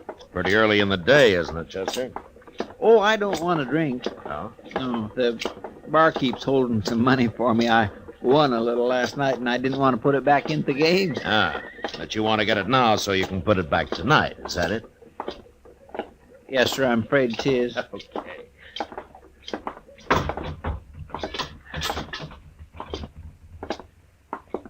Mike? Come for your money, Chester? Yep. Hello there, Marshal Dillon. How are you, Mike? Well, here you are, Chester. 3, 4, 5, 6. Thanks, Mike. Here. Buy yourself a drink. Yeah, I sure will. See you tonight, Chester. Sure. Excuse me. Yeah. I heard the bartender call you Marshal Dillon. Well, that's right. I got something to tell you, Marshal. Go ahead. It's important. Okay. You're going to die, Marshal. Who are you, mister? Wilbur Hawkins. I'm a whiskey drummer. First time I've been to Dodge, though. I worked around St. Louis till they sent me out here. Liked it better in St. Louis. There are lots of important people there. Wait a minute. What are you talking about? You're going to die, Marshal. I heard them saying so. You heard who saying so? Well, I don't know their names. It was dark, and they weren't there long. I didn't dare say anything, or they'd have known I was listening. And then, of course, I'd never heard of you till just now, that is. You're not making much sense, mister. Oh, it makes sense, all right. You see, I rode the Santa Fe out here from St. Louis, and one night I was all wrapped up trying to sleep, and these two men came by and stood there in the aisle. One gave the other $300. He said it was to kill Marshal Dillon, but he didn't say where. So, of course, I didn't know till just now. Is that all you know about it, Mr. Hawkins? Yeah, that's all, Marshal. I've done my duty now. I'll be going. Goodbye. Well, what do you make of that, Mr. Dillon? I don't know, Chester. He acts so crazy like I don't know whether to believe him or not. No. But I suppose we'll find out soon enough. The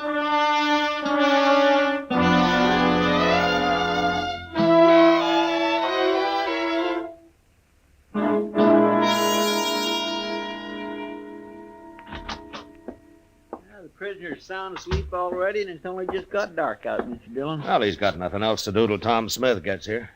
Is that who you're holding him for? Well, I thought I told you, Chester. Yeah, but Tom Smith's sheriff of Tascosa, ain't he? Sure. Why? I thought this fellow was wanted in Abilene. No, they never heard of him in Abilene. That's why I wired Tom. I'm going out back for a minute, Chester. I think I left my new bridle on the hitching rail out there. Yes, sir. Well, I better get this place swept up a little, Mr. Dillon. That's a good idea.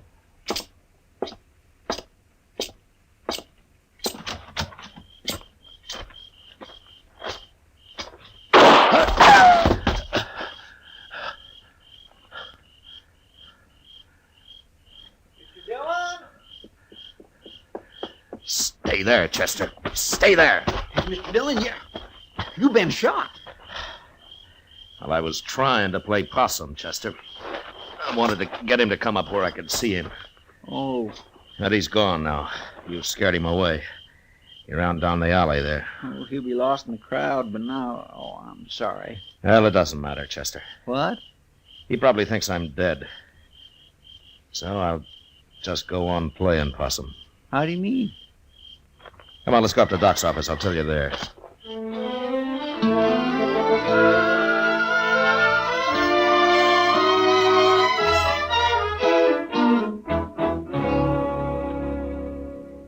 What'd you say that whiskey drummer's name is, Matt? Wilbur Hawkins, Doc, but you never heard of him. This is his first time in Dodge.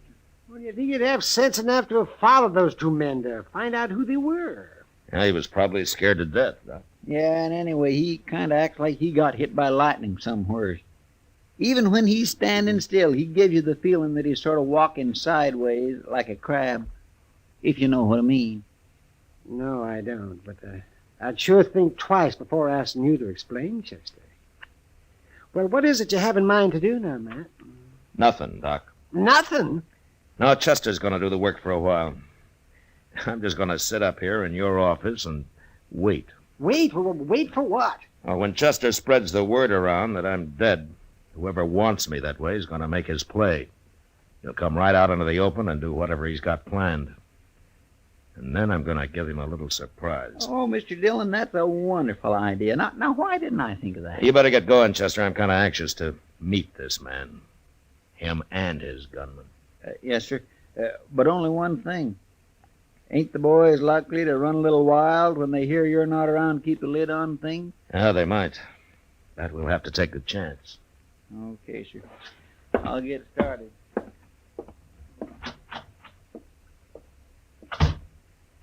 Well, I kind of think Chester's right, Matt. There's a lot of men in Dodge who are just waiting for an excuse like this. If it gets too bad, I'll just have to come to life again. Tell me something, Doc. What are you going to do to entertain me while I'm waiting up here, huh? Say, I never thought about that. I suppose I got to feed you, too. You'd be a mighty poor host if you didn't. Well, how long do you figure on staying here, anyway? I don't know, Doc, but I don't think it'll be very long. Huh. You want to play a little cribbage, or would you rather fix supper first? You're the first dead man I ever saw with an appetite. Well, I'll go get the cribbage board, but I'm making no promises about supper.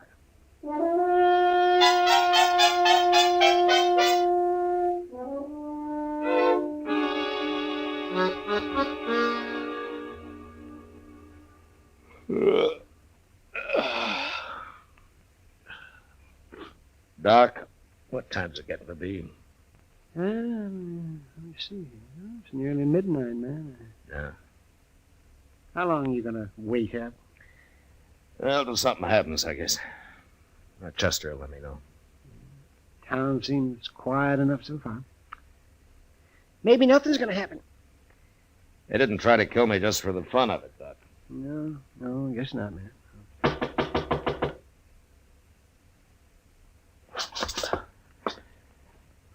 All right, answer it, Doc. After I get to the back room. Maybe it's a patient. I'll be holding a gun on him anyway.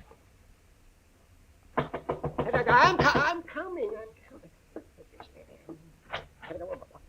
Kitty, what are you doing here this time of night? I might tell you if you ask me in, Doc. Well, of course. Come in. Kitty. Where's the corpse, Doc? What's that? The body. I expected to find him all laid out. Oh, you mean Matt? You, don't seem too upset about the corpse, Kitty. Oh, all that talk didn't fool me. Just didn't make sense, Chester, running around telling everybody you've been killed. No, why not? I know Chester too well. If you were dead, he wouldn't be acting like that. No, I guess he wouldn't. Where is he, anyway? I haven't seen him for a couple of hours, but most everybody else believes it, Matt. Now they do, huh? Mm-hmm. Good. I don't know what you're up to, but I figure someone's been trying to kill you. Is that right? Yeah? Ambush, Kitty. That's not the way he's telling it, Matt. Not the way who's telling it. I never saw him before, but there's a man standing at the bar of the Texas Trail bragging about outdrawing you. You mean he's admitting he killed me? I kind of thought you'd like to know. That's him, Matt. This is what you've been waiting for. Is there anybody with him, Kitty? No. He's alone as far as I know. Anyway, you better come to life again, Matt. There's going to be trouble if you don't. There hasn't been any trouble yet, has there? No, but they're working themselves up to it. Yeah. Well, maybe I better not wait any longer. But I'd like to take that gunman's employer along with me, though. You can find out who it is, Matt. Beat it out of him. You better come with me, Kitty, so you can point this man out. Yeah. And you take cover in case he wants to fight. Any man who's coward enough to shoot you in the dark isn't going to face you now, Matt. Yeah, maybe not, Doc, but you never know.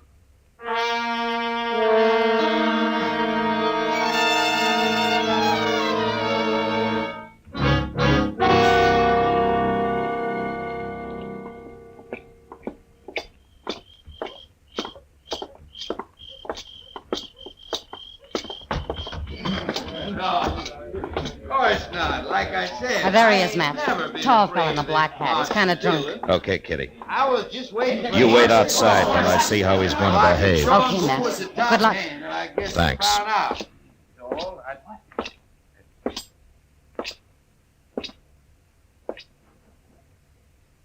I'm Marshal Dillon, mister. Oh. Who are you? I'm Tom Rogers. I thought you was dead, Marshal. I changed my mind. What do you want? You've been bragging about shooting me.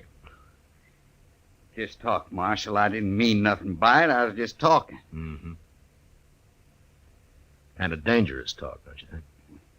Everybody said you was dead. Well, I was waiting for you to come out of your hole, Rogers. You know, I don't like getting ambushed. Marshal, I never even seen you before. I didn't ambush you. All right, turn and face the bar while I take your gun. Go on. I ain't gonna try nothing. You got the wrong man, Marshal. Okay, you can turn around.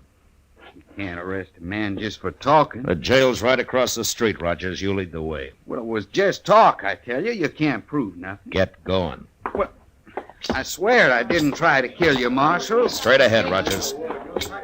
When we get there, you're going to do some more talking. I want to know who hired you. Nobody hired me. I ain't even got a job. Hey, Mr. Dillon, I want to Mr. Dillon, what are you doing out here? Who's this fella? His name's Rogers, Chester. He's been bragging about shooting me. I was just having a little fun. I ain't no gunman. It doesn't take much of a gunman to try to ambush a man. I don't know why I started saying I'd done Mr. it. Dillon? Yeah, what, Chester? Mr. Dillon, I was on my way up to docks. I was coming to tell you something. Well? I've been over at the Alafraganza. I declare, I just don't understand it. Well, say it, Chester. Yes, sir. Well, there's a fellow over there, and he's been bragging about shooting you, too. What? Yes, sir, that's right. He's saying he outdrawed you and killed you. Of course, he's a little drunk. Yeah, of course he is. So it was Rogers here till I scared him sober. Sure, I've been drinking, Marshal. I wouldn't have talked like that if I'd been plumb sober. Here's your gun, Rogers.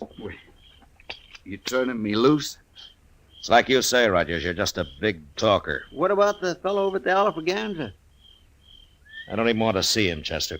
He'll shut up fast enough when he hears I'm still around. And you go on back to the bar, Rogers, unless the men laugh you out of town. Yes, sir.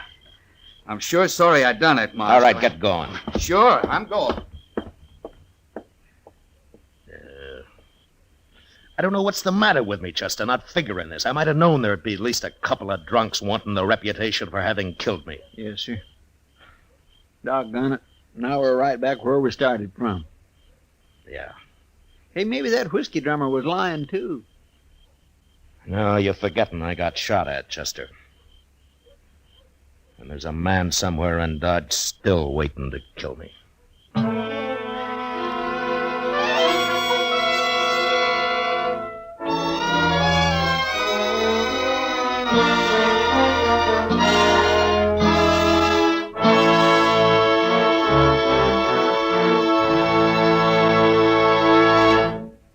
We will return for the second act of Gunsmoke in just a moment. But first, this Monday night on most of these same CBS radio stations, hear Ida Lupino and Edmund O'Brien in the stirring screenplay adaptation of The Star on the Lux Radio Theater.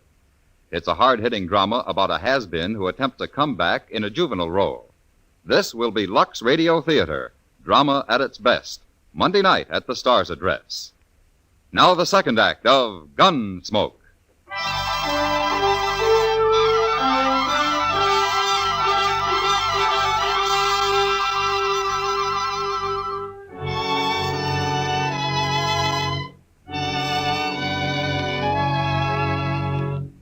It wears a man down, living from day to day, waiting for a bullet in the back, and not knowing who to expect it from or when. Makes you feel kind of helpless. And before long, in spite of everything you try to do to stop it, you get kind of spooky. And you start shying at the most ordinary noise, especially if it comes from behind you. No way to stay alive, because this is the one time you need to be as calm and clear as you've ever been in your life. Well, I had a week of it, and nothing happened. Until Chester came into the office one day with a telegram from Sheriff Tom Smith at Tascosa. I thought I'd better get right over here at this, Mr. Dillon. Might be important. Now, you told me it was from Tom Smith, Chester. Yes, sir, it is. Well, if you know that, how come you don't know what the message is? Oh, well, I didn't read it too close, Mr. Dillon. Here. Thanks. He's coming for his prisoner. He'll be here on the stage. Day after tomorrow, the way I figure it. Now, anything else? What? Well, is that all it says here? Yes, sir, that's all. Well, there's just one thing you missed, Chester. What's that? The date it was sent. It got delayed somewhere along the line. Tom's due in today. He is? Yeah, what time is it? About noon, I guess. Well, that stage ought to be here right now. Come on, let's go see. All right, sir.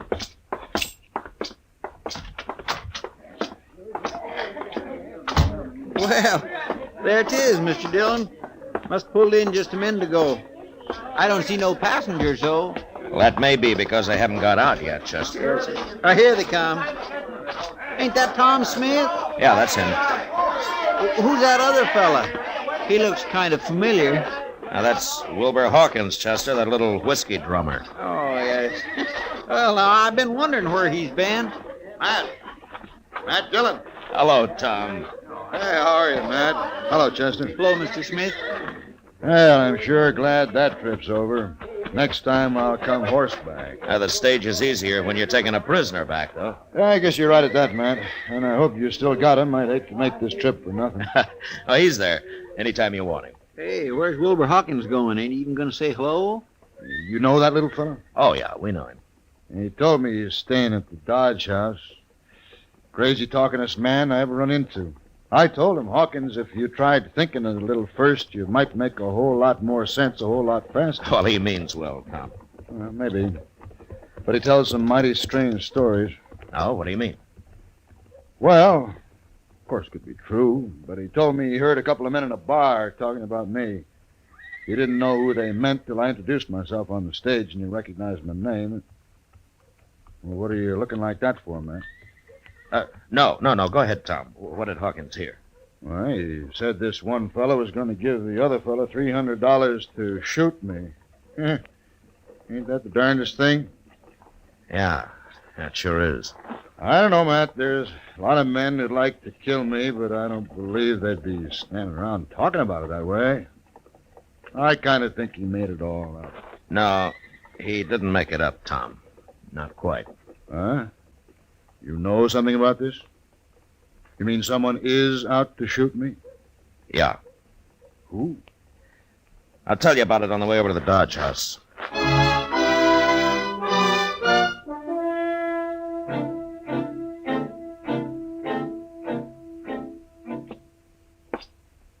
You wait here, Chester, just in case he gets past us. All right, sir. He ain't gonna get past us. But I can't figure, Matt.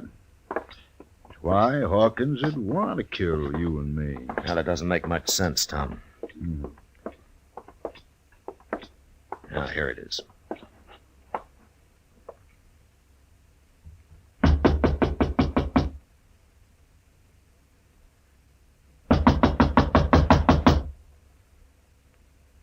Who is it? It's Tom Smith and Matt Dillon, Hawkins. What are you doing here? We want to talk to you. Open up, Hawkins. Tom, Get out of the way. Yeah.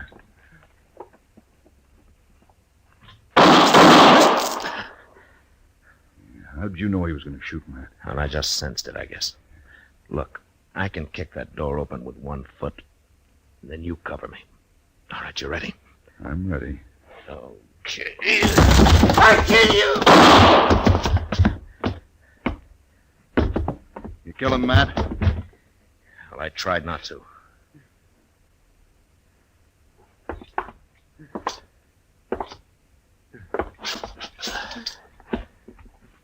Hawkins.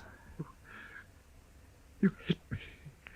Now, I'm going to die. I had to shoot Hawkins. But why did you want to kill us? Smith and me. A lot of people want to. I hear them saying. Nobody said nothing. You made all that up, Hawkins. You took a shot at me last week, didn't you, Hawkins? Didn't you? No, Dan. I can't kill anybody now. Why? Why did you want to, Hawkins? Tell me. I killed other men. Important men. I told them about it first. And then I killed them. But why, Hawkins? I don't know. I had to.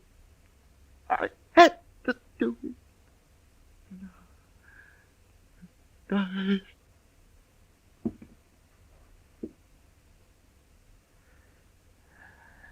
He's dead, Tom. Matt, what the devil was he talking about? I don't know. But it doesn't matter much. I don't understand it. I never saw him before yesterday. Now, Hawkins was a murderer, Tom. The kind that doesn't need any particular reason. Nobody will ever know why he did what he did.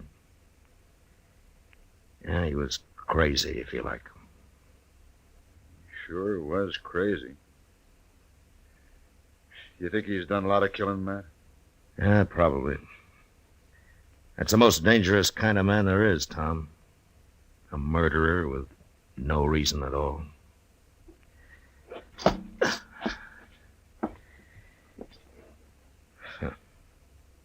Innocent-looking little whiskey drummer.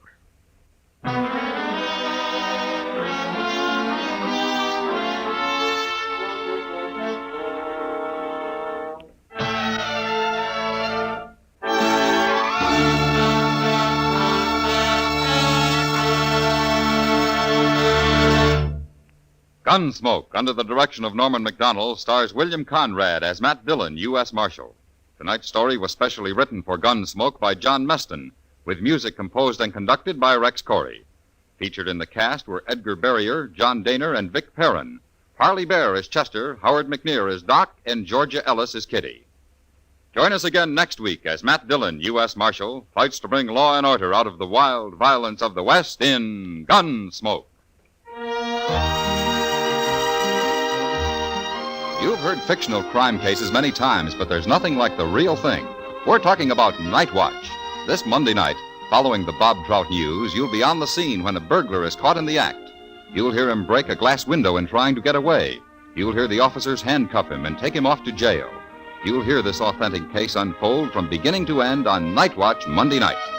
George Walsh speaking. John Lund, as yours truly, Johnny Dollar, brings you Colorful Mystery Tuesdays on the CBS Radio Network.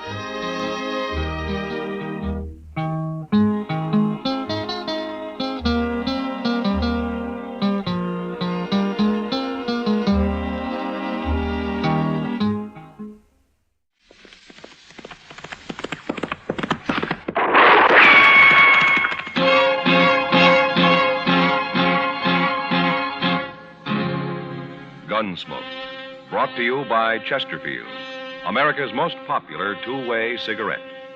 What a pair. Chesterfield King Size at the new low price. Chesterfield Regular.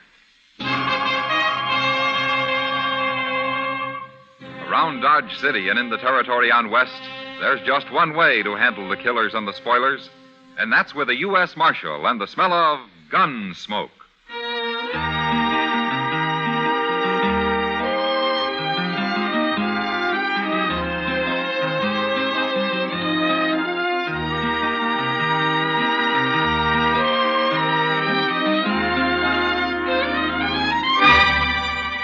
Gunsmoke, starring William Conrad, the transcribed story of the violence that moved west with young America, and the story of a man who moved with it. I'm that man, Matt Dillon, United States Marshal. The first man they look for and the last they want to meet. It's a chancy job, and it makes a man watchful and a little lonely.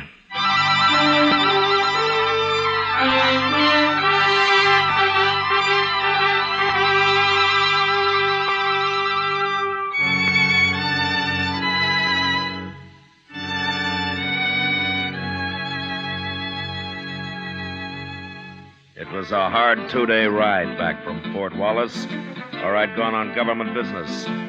And I was pretty saddle-weary when I reached Dodge late the second night. So I went straight to bed without seeing anybody. I'd been gone a couple of weeks, but I'd wired Chester a few days before when to expect me back. And he wasn't surprised when I walked into the office next morning. I figured you'd rode in last night sometime, Mr. Dillon, but I didn't want to bother you. Oh, bother me? Why, was there trouble last night, Chester? Well, no, sir, but everybody was sort of expecting you. Oh. Where was you yesterday, anyway? I mean, where'd you ride from? Pawnee Creek. I camped at Rocky Bend up there. Oh, Rocky Bend's a good camp. I remember it. Oh, I meant to tell you, Mr. Dillon, they hung up a new sign at the Texas Trail across the street there. Come on over here at the window and you can see it. Well, I'll look later, Chester. I'd like to go through my mail now. Yes, sir. Well, now who's that? What? About 4 men just pulled up in a wagon right out in front there. They're getting down. Hey, they're heading this way. I don't believe I know any of them. Well, let them in anyway, huh, Chester? Oh, yes, sir. Come in, gentlemen, come in. Where's Marshal Dillon? He's just sitting right there at his desk, mister. Marshal, I'm Red Samples. Hello? These other men here work for me, except him. Huggins, come up here. This is Jim Huggins, Marshal. Huggins? Hello, Marshal. There's another man laying in the back of the wagon out there, Marshal. He's been shot. Did you say shot? That's what I said. Oh, then I better run upstairs and get Doc Adams. I'll be back, Mr. Dillon. Doc Adams ain't going to do him any good. No? That man's dead, Marshal. He's been dead since yesterday morning. Who is he? Lou Price. Lou Price? That's right. Same man you ran out of town about a month ago. You were pretty mad at him the way I heard it. Yeah, I was. He tried to put a knife into me.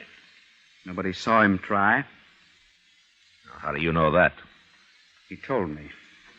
Lou Price was a sort of partner of mine, Marshal. Oh? Buying up cattle, Marshal, all over Kansas. Buying lots of them. Gonna have me a big ranch when I'm through up on Pawnee Creek. Well, that's fine. You were camped on Pawnee Creek night before last, weren't you, Marshal? Yeah, I was. At Rocky Bend. That's right. Hear that, men?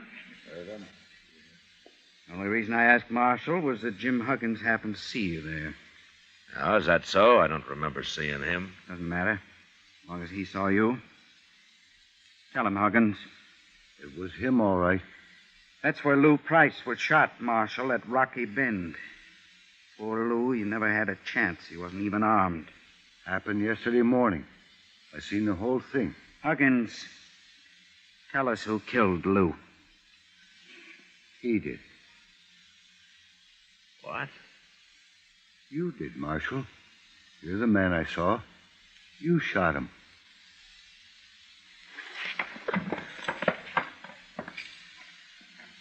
All right, what's your game, Samples? I've got no game. My partner was murdered. You had a grudge against him. You just admitted before witnesses you were at Rocky Bend. Jim Huggins has identified you as the man he saw kill Lou. It's good enough evidence for any court of law. You'll hang for it, Marshal. You got it all figured, haven't you? We're going down right now and swear it out legal on paper. Then I'm going to send it to the governor. Don't you try to get away, Marshal. We'll run you down, sure. Yeah, I expect you would, Samples. Your men look like professional gunmen. Except for Huggins there. I never saw Huggins till he run into us yesterday. I don't bear you no grudge, Marshal. I'm only trying to do what's right. Sure. Sure you are. All right, let's get going, men. The sooner I get this to the governor, the sooner we'll see justice done. Remember what I said, Marshal. Don't you try to run.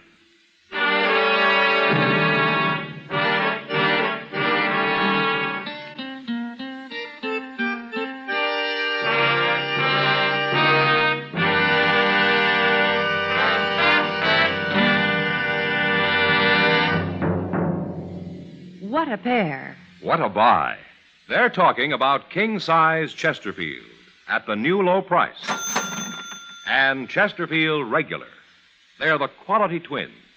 Either way you like them, you get the same highest quality, the same low nicotine, the same wonderful taste and mildness, a refreshing smoke every time. Yes, the Chesterfield you smoke today is the best cigarette ever made. And it's America's most popular two-way cigarette. So buy a carton today. King-size Chesterfield at the new low price. Or Chesterfield Regular. What a pair they are. They satisfy millions. They're best for you.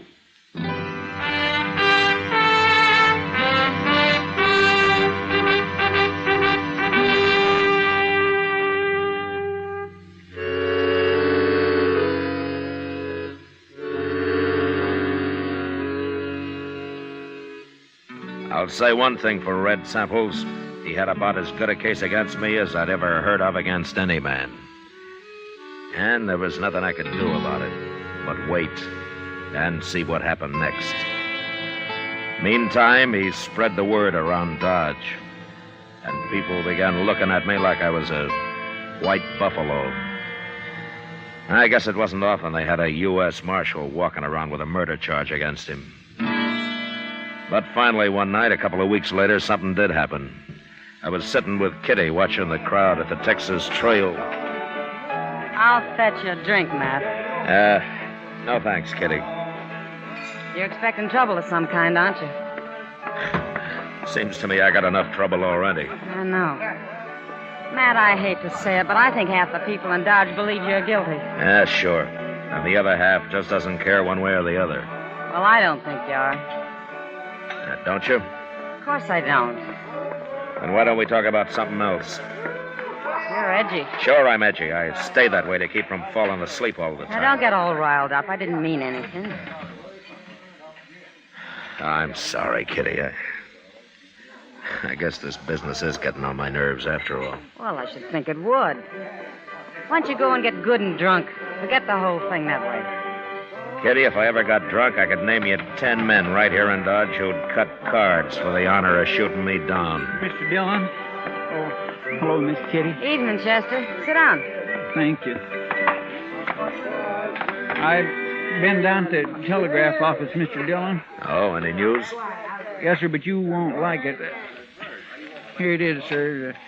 A telegraph from Washington, D.C. How do you know I won't like it? Well, you see, I was standing there when he was writing it out, and I couldn't help watching him work and all that. I don't want to read it, Chester. You tell me what it says, huh? Well, it's from the War Department, and it says they heard from the governor, and, well, you'd better read it, Mr. Dillon. No, you're doing fine. Go ahead. Well, you're suspended. What? You're suspended from U.S. Marshal, Mr. Dillon. And to make it legal and formal like, they're sending somebody to arrest you and take you up to Hayes City for trial. I don't believe it. Neither do I, Miss Kitty, but that's what it says. It's the only way they see how to clear this up proper. Evening, Dillon. Miss Kitty. Oh, I see Chester beat me back with the news. What? How'd you know about this, Samples? I'm just as interested in this business as you are, Chester, so I sort of talked the clerk into giving me a copy of that telegram after you'd left. Well, you got no doubt It's okay, Chester. It doesn't matter. Dillon, Dodge is going to breathe a lot easier now that you're suspended. You won't be around as marshal. I'm still around, Samples. But you're not marshal anymore. You won't be around for long, anyway. Tell me something, Samples. Sure. With me out of office, are you going to be breathing easier, too? I'll tell you, Dillon. There are two reasons I'll be glad to see you hang. One is for murdering my partner. And the other? Well, I always heard you were too strict here, and I like to do a little gambling now and then. Oh? In fact, I'm thinking of running a few tables myself. I see. It's more fun without some hard-nosed lawman looking over your shoulder all the time. You understand? Yeah, I understand. Well, I'll see you at the trial. I hope I'm around when they come to arrest you, Dillon. You probably will be. So long. What's he talking about, Mr. Dillon? You're being too strict. Why, there's plenty of gambling going on in Dodge right now. Not his kind of gambling, Chester. What do you mean? Well, he told me he's buying up cattle and getting himself a big ranch. But he's probably going to finance it from his gambling. And that takes a lot of money. Sure, steady money. Oh. And I've always run crooked gamblers out of Dodge. Matt, what are you going to do? I don't know, Kitty. I'd sure like to have a talk with that witness of theirs, Jim Huggins. Well, why don't you? Well, I can't find him. I got him hid out someplace. Matt, is there something I can do? No, nothing, Kitty. Thanks anyway.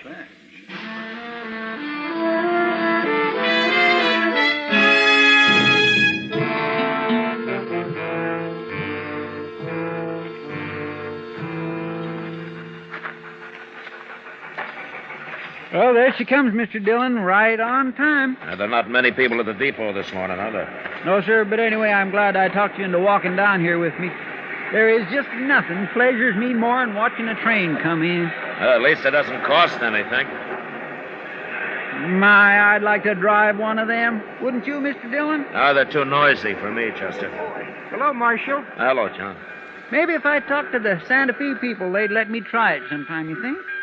Hey, wait a minute. What? Over there, just getting off. The man with the long hair. Well, I'll be... It's Wild Bill Hickok. It sure is. Hey, Bill! Hey, Bill! Hello, Matt. How are you, Bill? How are you, Chester? Fine, Mr. Hickok, just fine. Hey, that's quite a surprise. Why didn't you let me know you were coming? I didn't know myself till just before I left Abilene. Well, how is Abilene these days? Well, I'm still sheriff there. Guess I will be till somebody gets around to shooting me. Oh, nobody's going to shoot you, Mr. Hickok. They keep trying, Chester. They keep missing, too, don't they, Bill? Well, so far. Maybe that's just because nobody's tried to shoot me in the back yet. Yeah, you've always worried about that, haven't you? I'll tell you something, Matt. What? I don't think I'd mind so much if I was to be shot by a man like you. By me? You might take it in mind to try it. I never could tell which way he was going to jump next. Like right now. Wait a minute. Yeah? You came here to arrest me, didn't you? That's what I come for. Yeah, sure. I might have known they wouldn't send a tin horn. Guess they figured you might not take easy, Matt. I tried to tell them they could lose a good lawman this way. We're a pretty fair match, you and me. Yeah? Yeah, we are. Well? It's your play, Bill. Oh, I guess that can wait a while. Okay. I'm still on salary, man. So? Let's go have ourselves a drink. Good. You too, Chester? Thank you. I'd be right proud to, Mr. Hickok. I figure if I get a couple of drinks in you, Matt, I might worm your side of this business out of you. Why, Bill? Don't you believe their side? Well, I've seen you pretty mean and ornery, but even if I was to watch you judged and hung for it, I still wouldn't believe Matt Dillon killed an unarmed man. Thanks, Bill.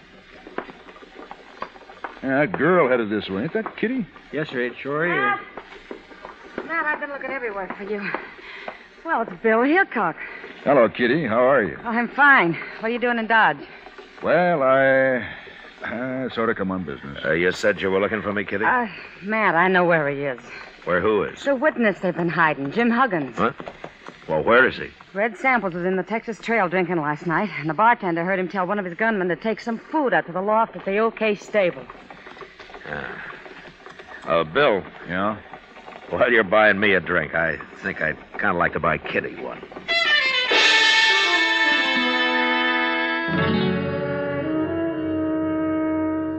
Later on, back at my office, I explained the situation to Bill Hickok, and we talked it over.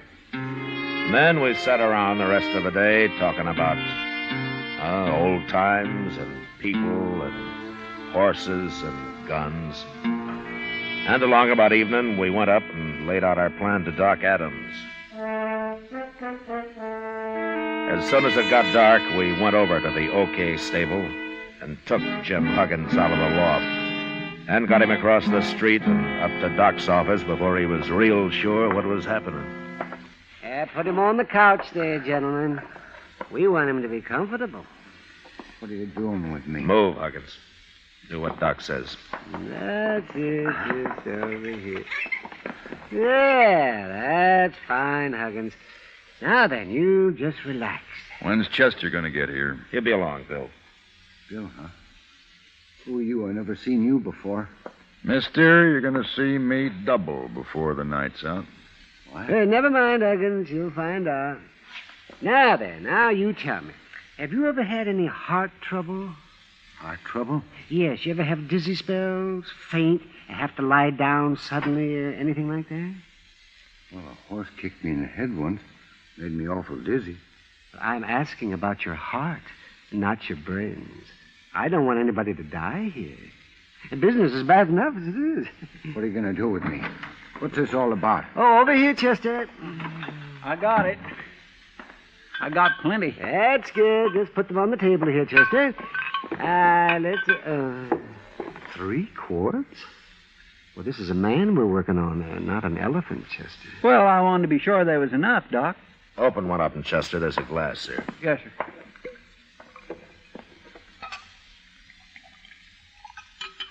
Here you are, Mr. Dillon. Yeah. What is that? What are you doing? It's nothing but good whiskey, Huggins. And for once in your life, you're going to drink all of it you want. Maybe a little more. Here.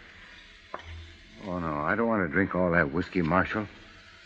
I couldn't hold all that. Oh, you can drink it slow, Huggins. But you're going to drink it. Now, go on. Go on, get started.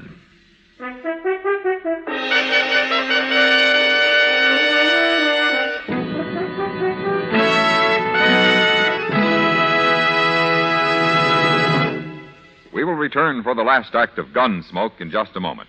They've got the taste and they've got mildness, millions all agree. They're low in nicotine and they're the highest quality. 30 years research went into this great cigarette. So here is all you say to get the finest smoking yet. Chesterfield's for me, Chesterfield's for me. You just say it's Chesterfield's for me. Remember, friends, Chesterfield is tested and approved by 30 years of scientific tobacco research. For the taste and mildness you want, next time say Chesterfield's for me. Buy a carton of king-size Chesterfield at the new low price, or Chesterfield Regular. What a pair they are. They're best for you.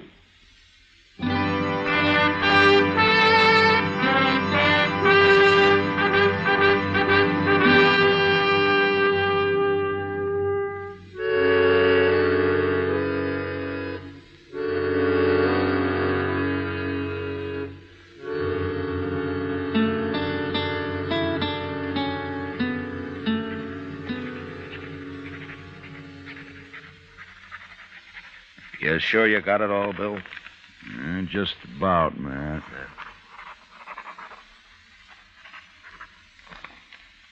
There she is. Want to read it over? No, you heard everything I did.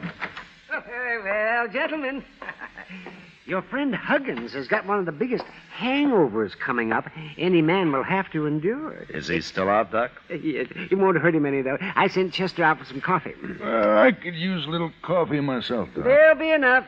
Oh, say, wasn't it something how that Huggins talked once he got started? I told you, you get enough whiskey in the man and he'd start bragging. Well, you were sure right, Doc. He's not going to feel so big and smart when he wakes up. I don't know. The man was awful drunk. He may not even remember what he said. Oh, he'll remember when we tell him we even know where he hid the money Red Samples paid him. Yeah, that's Samples. Imagine him shooting his own partner. Well, he's smart, Doc. You shoot your partner, you get his half, don't you? That's a fine way for a lawman to be talking. You mean an ex-lawman, don't you? You know, Bill, I'm just starting to get mad about all this. Come on, let's get going. Now, Matt, you calm down a spell. We got to get Huggins to sign all I got wrote down here first. Doc, how long it'll be before he'll know what he's doing? Oh, maybe 5, 6 hours. Look, Bill, you do what you like, but I'm going after Samples before he finds out his witness is missing. It don't seem quite legal till we get Huggins' signature. Maybe not, but my arresting Samples isn't going to be quite legal anyway. I'll arrest him. No, you won't, Bill. He's mine. All right, Matt. But I'm coming along. Okay. But you stay out of it. Matt, once you get your tail up and your stinger out, you're the hardest man to stop I ever saw.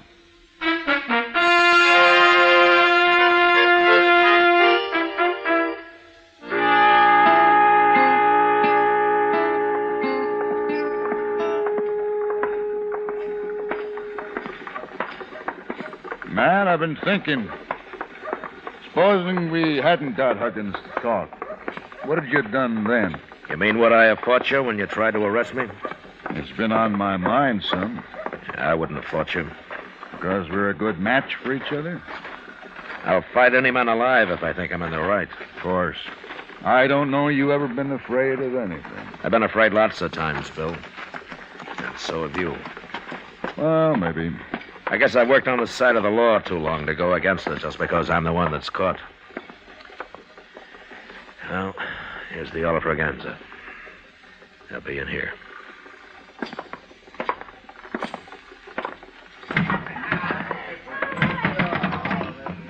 Which one's Samples, Matt? The end of the bar, the one in the middle. The other two are his gunmen. Come on.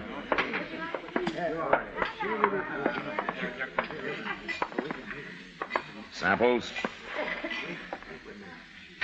Samples, I'm taking you to jail. You gone crazy, Dillon? You're the one that's going to jail. It's no use, Samples. Jim Huggins has confessed the whole deal. What? You killed Lou Price, and you paid Huggins to testify that I did it. You paid him $500 and promised him another $500 after the trial. He's lying. Who's going to believe that? I believe it. And don't look at your hired help. They're not going to get you out of this. You can't throw anybody in jail, Dillon. You ain't a marshal anymore. No, that's not stopping me. It ain't legal. Wait a minute, gentlemen. It's true Matt Dillon ain't a marshal right now, but I'm making this arrest, and I'm deputizing him to help me. Who are you? Sheriff, up at Abilene. Samples, I want them two hound dogs of yours to move a little to one side where I can keep an eye on them easier. Forgetting it's 3 against 2. That's fair enough odds for us. Start shooting. No, Bill. There's no need for killing. I want these men alive. You ain't taking me alive, Dillon. You, nor Hickok, nor anybody else. I ain't gonna hang. Drop your gun belt, Samples. Why? We just might be lucky enough to kill you. Take Dillon first, men, and then go for Hickok. Wait, Samples. Now!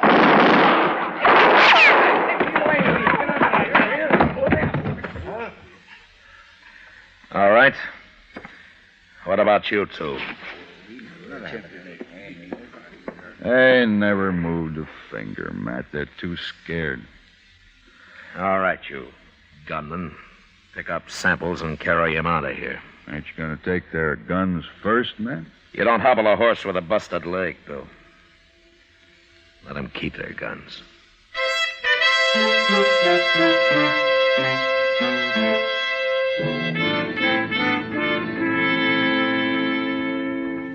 Later, Hickok and I decided to run Jim Huggins and Sample's 2 gunmen out of town. And the way they took off, we figured they reached California before they stopped to breathe. The next day, Bill went back to Abilene and took Huggins' confession with him. And a week later, I had a wire of apology from the governor. Washington took a little longer. They just sent me my regular paycheck with the time of my suspension carefully deducted, which left me almost enough money to pay for the liquor I'd poured into Jim Huggins.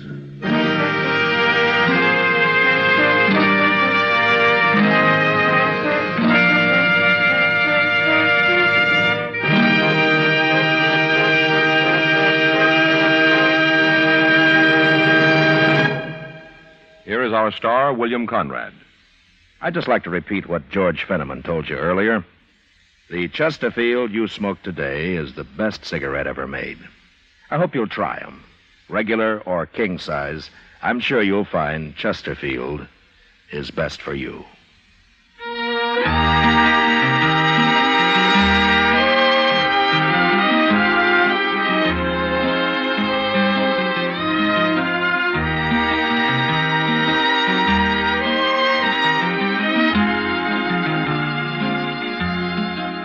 Gunsmoke, produced and directed by Norman Macdonald, stars William Conrad as Matt Dillon, U.S. Marshal. Tonight's story was specially written for Gunsmoke by John Meston, with music composed and conducted by Rex Corey.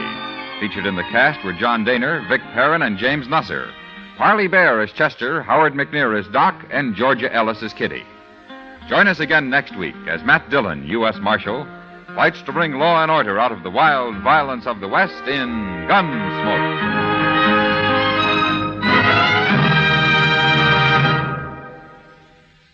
Filter tip smokers, this is it. L&M Filters. At last, a filter tip cigarette with much more flavor, much less nicotine. L&M's Miracle Tip contains alpha cellulose for effective filtration. It's the filter that counts, and L&M has the best. Yes, this is it. As Patricia Morrison puts it, L&M filters are just what the doctor ordered. Buy L&M Filters. The light and mild smoke.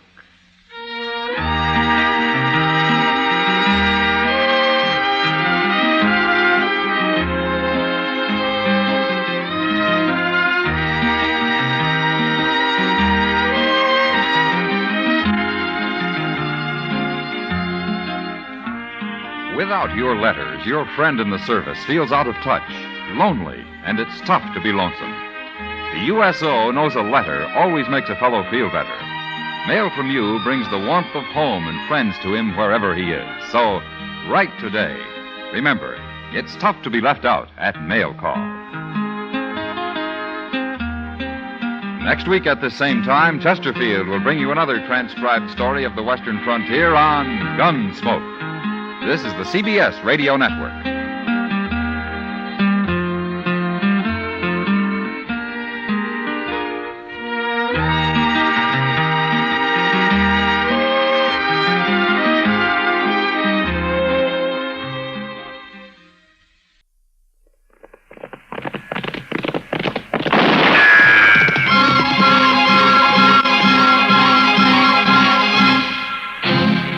Around Dodge City and in the territory on West, there's just one way to handle the killers and the spoilers, and that's with a U.S. Marshal and the smell of gun smoke.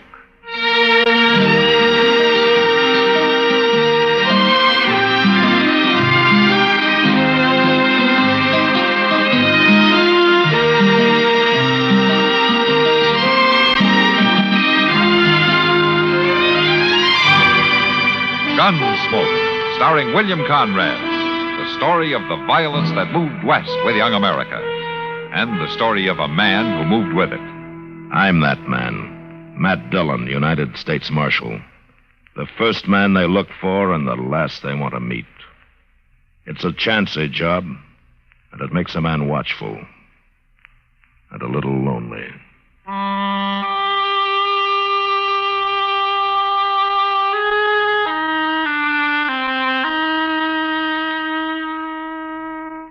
Mm-hmm.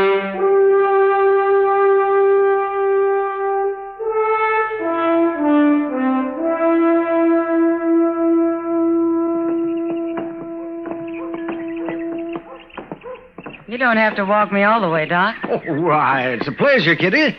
I don't often get to be seen with a beautiful woman. Now, Doc. Yeah, that's true. And what's more, you know it. Oh, there you go. And I was just beginning to enjoy myself. There's Matt. Just came out of his office. Let's go say hello to him. He's sitting down. We better hurry before he falls asleep. Wish I had a job like his. Say, where's Chester these days, anyway? Yeah, he's still visiting a friend out at Fort Dodge. Some old army pal from the war. Is he ever coming back? Of course he'll be back as soon as he gets tired of the cooking out there. Matt, you've got company. Hello, Matt. Well, hello, Kitty. Doc, why don't you sit down? Thank you. Just for a minute. I gotta get to work pretty soon. You been shopping? Yeah, but I didn't buy anything. What about all those clothes and stuff you told me you ordered?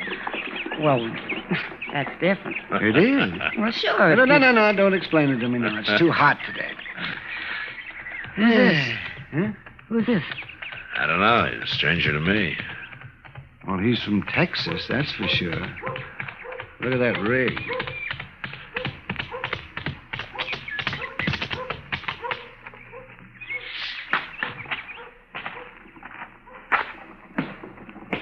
I'm looking for a U.S. Marshal. You're wearing a star. Maybe you're him. Now, sit down, stranger. You Matt Dillon? That's right. Oh. Well, I'm Phil Jacks, Marshal. With a herd of 3,000 San Saba cattle, about 5 days' drive from here. Name of the trail boss is Dolph Quince. Dolph Quince? Well, he was in here last year. Give him my regards, will you? Well, he says for you to ride back with me, Marshal. What? That's all he said. Me to bring you back. Well, can't you tell me what it's all about? It's about Kansas, Marshal. Kansas? We don't like it. Oh, you're running into trouble, huh? We're about to quit driving cattle and turn into an army, Marshal. Yeah. You go get yourself a drink, Jacks. Meet me here in about a half hour. I'll go with you.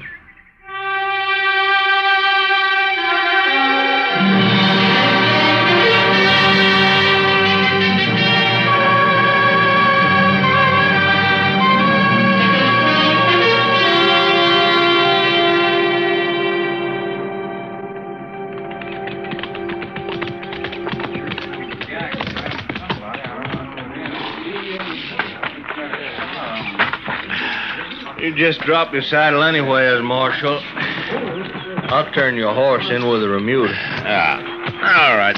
Thanks, Jacks. I will. And Dolph Quince will be over there by the fire somewhere. Okay. I'll find it.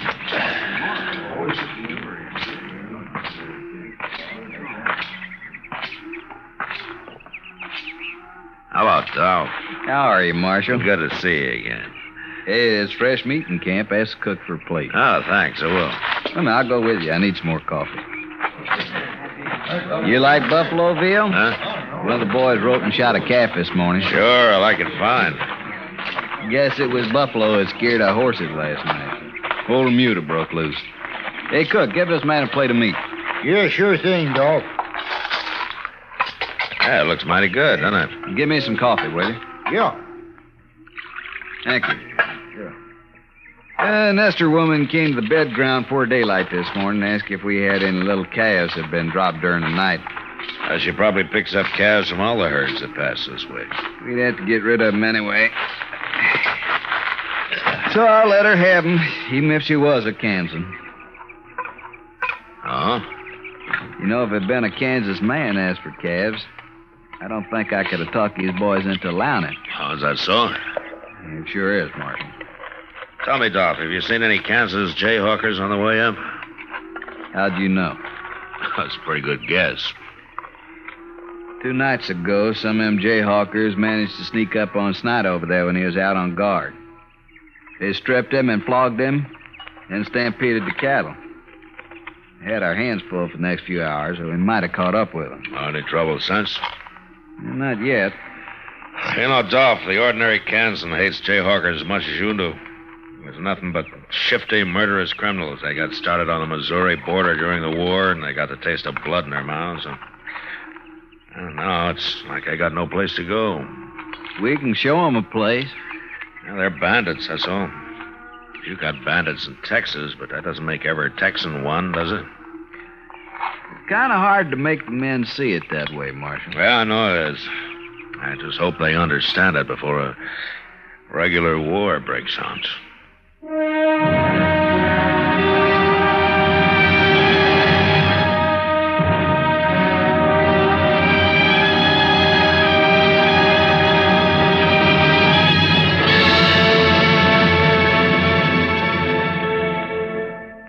Another visit with Joe and Daphne Forsythe.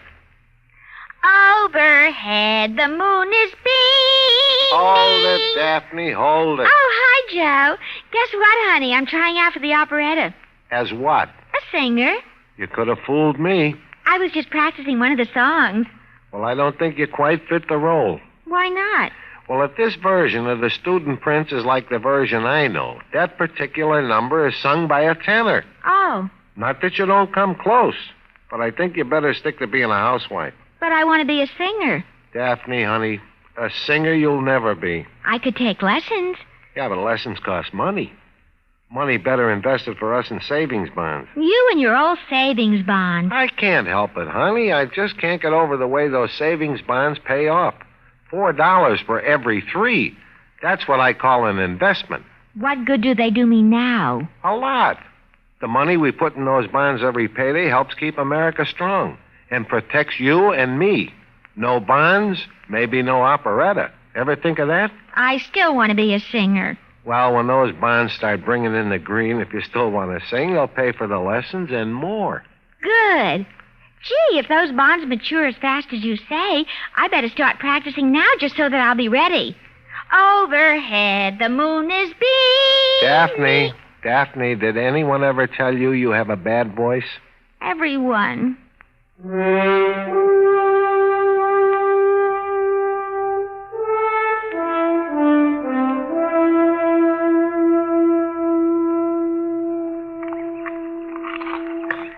Hello, Dolph. Marshal. Jax. Join you if you don't mind. Sit down, Jax. I've been sitting here drinking coffee complaining to the marshal about our welcome in Kansas. Yeah. I heard the trail drivers buying off them jayhawkers $2-3 a head. Now, let's see. 3,000 cattle. It cost us... I'm paying nobody nothing. Well, they ain't asked us yet. But I'll kill the first one I see anyway, so... Marshal, one reason I wanted you to come down here was to ride with us a few days. Get to know the boys a little. You're in a bad temper, and when they hit Dodge, they're going to be looking for Kansas scalps. All right with you. I figured you would. See, Marshal, the way we look at it, the good citizens of Dodge are out to fleece us anyway. And on top of that, they hire gunfighters to shoot us as soon as we kick up our heels a little. Now, all in all, it makes for a bad feeling. There's some misunderstanding on both sides, I guess. Yeah, you and I know that. But they they don't. Dolph, I near forgot. What? Stranger just rode up to the Remuda over there and asked for a job. I told him to eat first. Where is he? Well, I'll go get him. Say, Dolph, I'd like to stand a guard tonight. Oh, there's no need for that. Well, if I'm riding with you, I'll do my share of the work. All right. You go out with the second watch. Rango will give you a night horse. Thanks. Here he is, Dolph. This here's Dolph Quint's trail boss. Mr. Quince. Quince will do. Well, my name's Studer. Carl Studer. You lost? I don't know what you mean. Well, you know we're only 4 days' drive out of Dodge. I was wondering, could you use a hand? For 4 days? That'd help. You must be awful hungry. I thought maybe you'd be driving past Dodge. I'm not. But we'll feed you from here to Dodge if you work. I won't pay you anything, though. I haven't got the money. I don't need a hand anyway. Fair enough. Hey, by the way, where are you from? Colorado. And you ain't a Kansan? No. Good. Maybe the boys won't tear you apart. You'll be on the third watch tonight, Studer. All right. He's the sort of man spends his whole miserable life just looking for salt pork and sundown. Yeah. If that's all he's looking for. What do you mean? Just an old habit of mine, Dolph. I wouldn't be alive if I trusted everybody on first sight. You don't trust this fella? Oh, he's probably all right. Still, I'd keep him in camp unless it's daylight. I wouldn't put him on night guard. All right. Marshal, I always thought I led a hard life. Till now. I think you beat me. I just get shot at more than you, so... Maybe that's it. Hey, you better stretch out somewhere. You'll be out singing to those cow brutes in 2 hours. Yeah.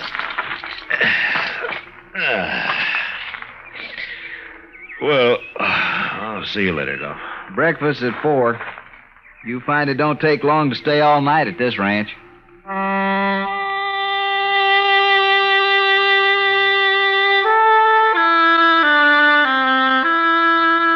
I didn't have much chance that night to get to know the boys on guard. 2 of us rode around the herd in opposite directions, singing or humming a little to let the cattle know where we were. And after 2 hours, we were relieved by the 3rd watch. But at breakfast the next morning, the men treated me a little less like a gunfighter hired to shoot them when they got to Dodge.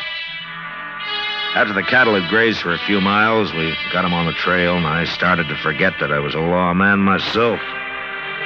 Jax and I were riding the swing of the herd when Dolph Quince loped up behind us.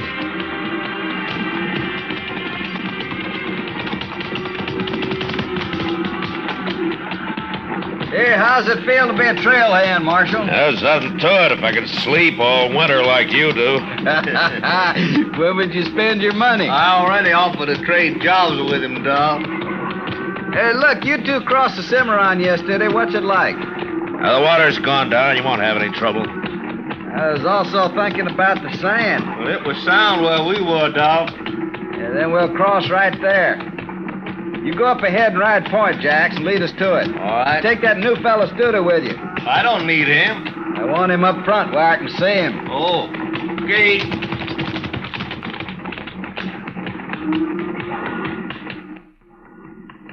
First crossing I tried last year had a quicksand bottom and bog of saddle blanket. Oh? Lose many cattle? 30 head.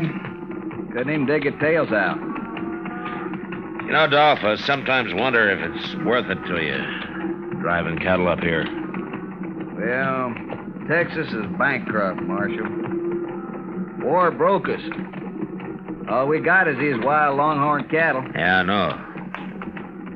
Well, maybe there'll be an easier way someday. We'd starve waiting for the railroad. I suppose so. Anyway, the San Saba herd of yours is the first to reach Dodge this year. The price is pretty high. You ought to profit, about $20 a head. I hope so. Money in your pocket, Dodge could offer high-class entertainment. Almost anything you'd want. Well, the boys will be... Hey, that's up ahead. Come on.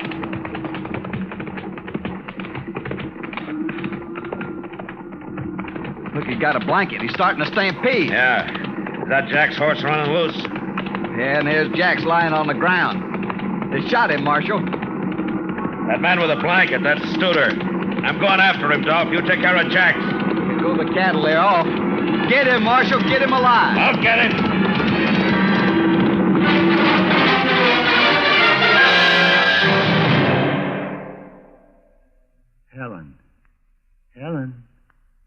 Helen. Hi there. What are you doing? I'm memorizing my wife's name. You, a memory expert? What happened? I called her Joanne. Oh. Yeah, I was nearly a hospital case. Which brings us to the subject of Medicare. I knew you'd work it in somehow. Well, why not? Sooner or later, Medicare comes into the lives of every serviceman and his dependents. Well, you sure got it into mine a lot. Excuse me, I got to get back to my memory work. Hazel. You know, I've got a hunch somebody is going to need medical care real soon. To learn how Medicare helps your family, get the pamphlet Dependents Medical Care Program. Maryland.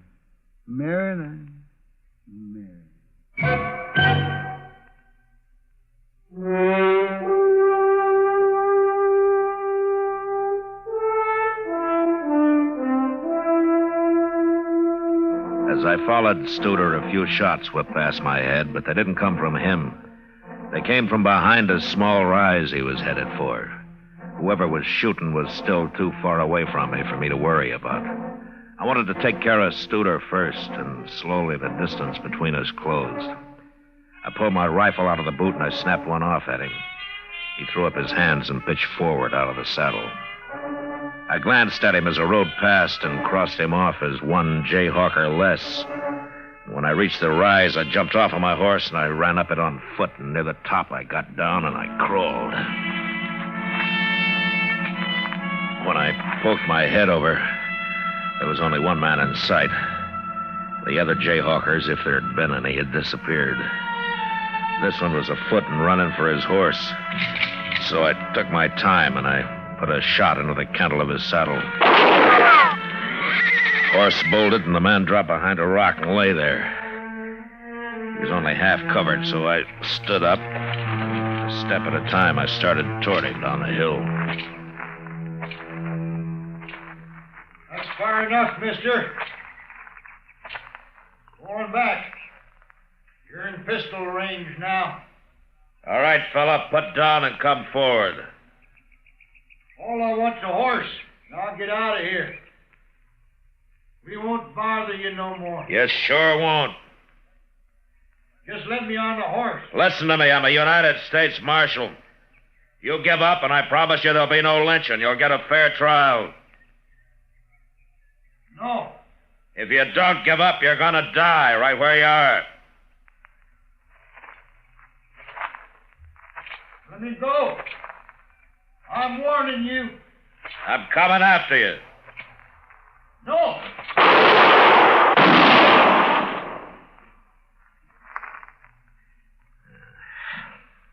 You just had to try it, didn't you?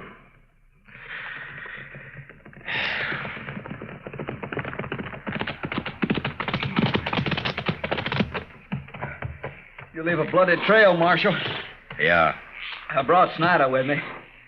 At the whipping they gave me the other night, I figured he deserved to be in on this. Guess I'm too late. Looks like the marshal's done taking care of everybody. Be glad you don't have to kill a man, son.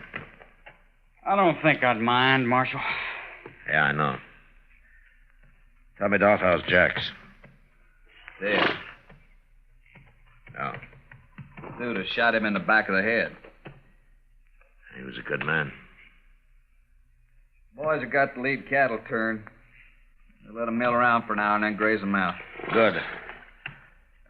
Snyder, I left my horse over the rise there. Would you get him for me?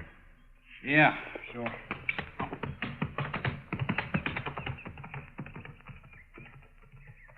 Looks like you walked right down onto this man. Well, I tried to take him alive like you asked. I just wanted to hang him myself. Anyway, I'm glad he's dead. Yeah, sure. Marshal, we'll be burying Jax out here. I'm wondering if you might know how to do it. Maybe a prayer or something? Well, I tried, Dolph. Just get back in.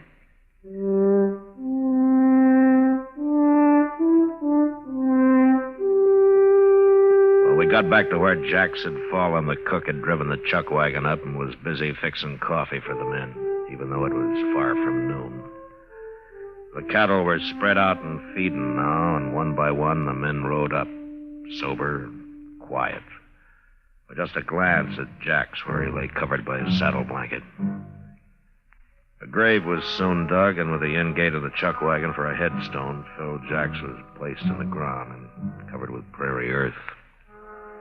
Their hats in their hands, the Texas men had watched the service in silence. When it was done, they turned and walked away.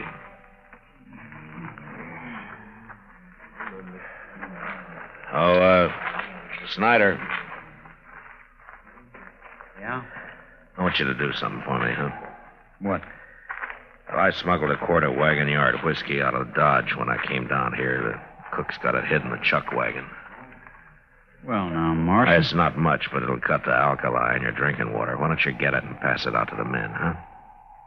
Mighty decent of you, Marshal. All us wants a drink of the Marshal's whiskey. Get on over to the chuck wagon.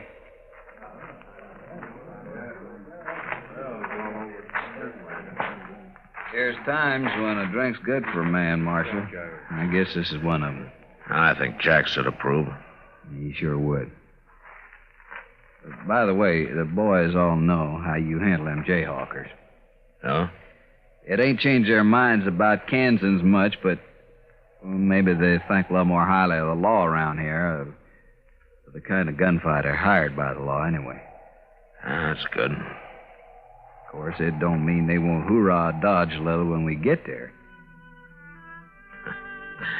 I expect that. Sure. Come on, we got a drink coming out of that bottle, too.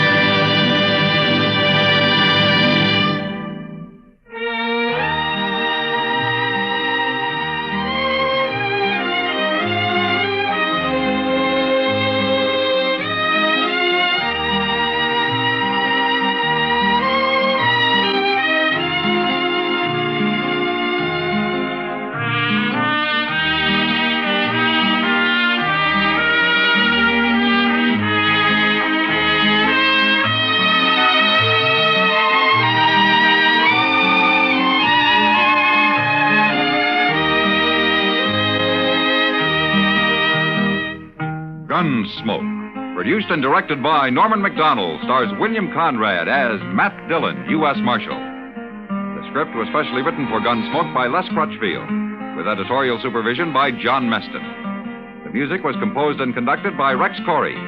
Sound patterns were by Ray Kemper and Bill James. Featured in the cast were Parley Bear as Chester, Howard McNear as Doc, and Georgia Ellis as Kitty. George Walsh speaking. Join us again next week for another specially transcribed story on Gunsmoke. This is the United States Armed Forces Radio and Television Service.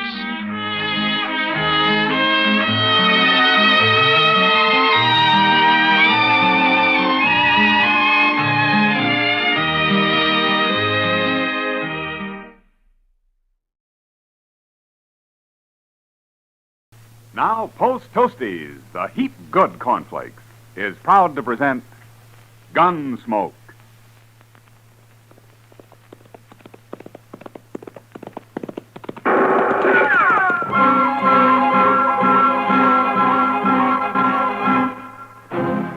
Around Dodge City and in the territory on west, there's just one way to handle the killers and the spoilers, and that's with a U.S. Marshal and the smell of Gunsmoke.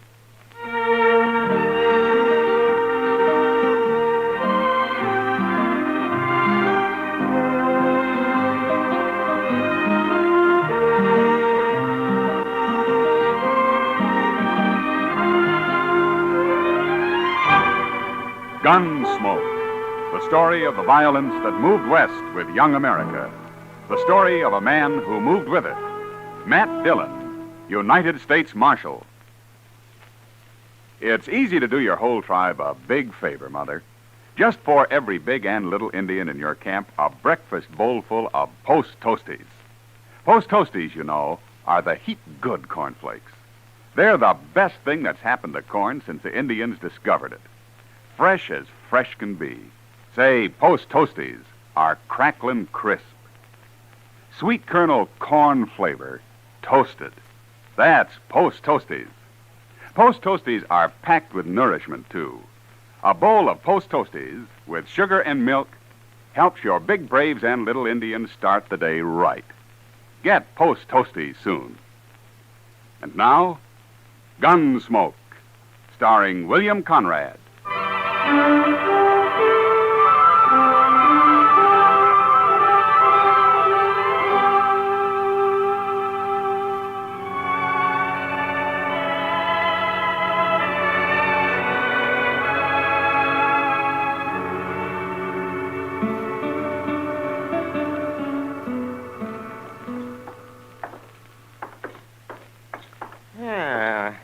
Nice day, Matt.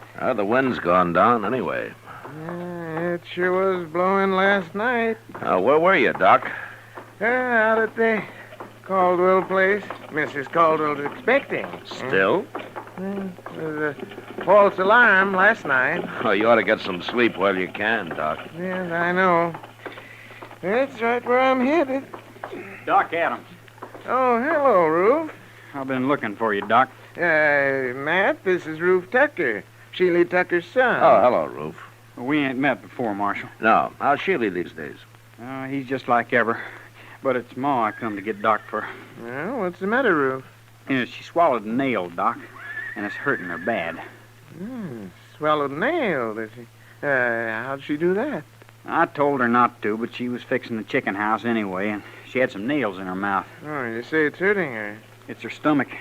She's got a terrible pain in her stomach. Oh, that's bad. I'll ride out with you right away, Roof. As soon as I get my tools, may have to operate. You know Pa, Doc. You know how he is. Oh, yes, I forgot about him. Sheely doesn't like doctors, does he? He hates them.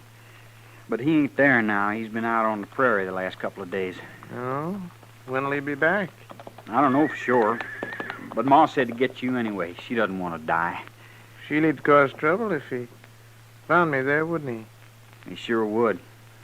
He'd beat you half to death. Well, maybe I better ride out with you, Doc, just in case Sheely comes home while you're there.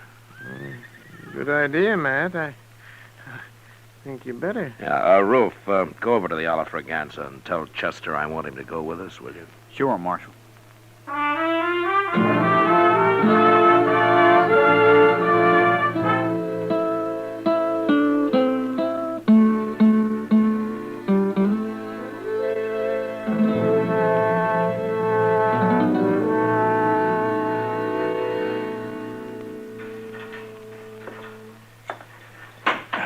How is she, Mr. Dillon?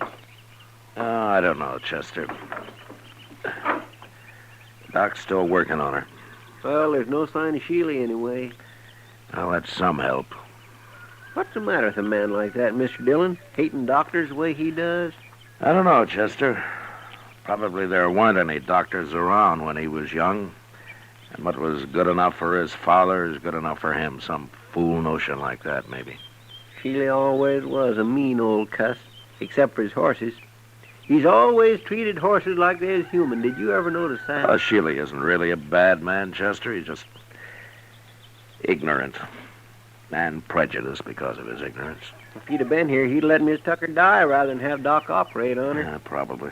Well, that's bad. To me, it is. Maybe if Doc saved him someday, he might get over his ideas. Old Sheely's never had a sick day in his life I know of. Oh, Doc, you all through? Huh?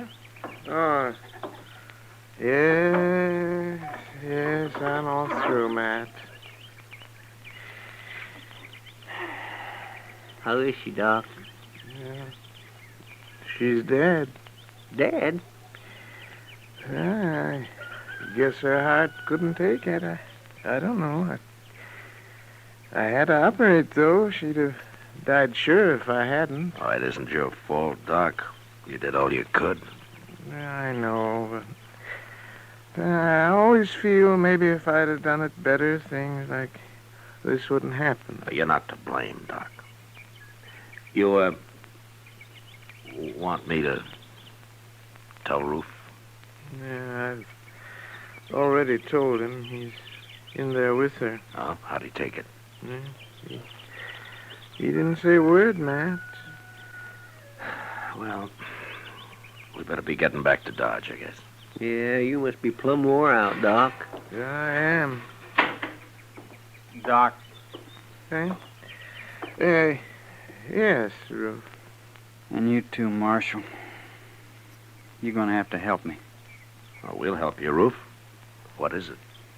It's about Pa. I don't know what to tell him when he comes back.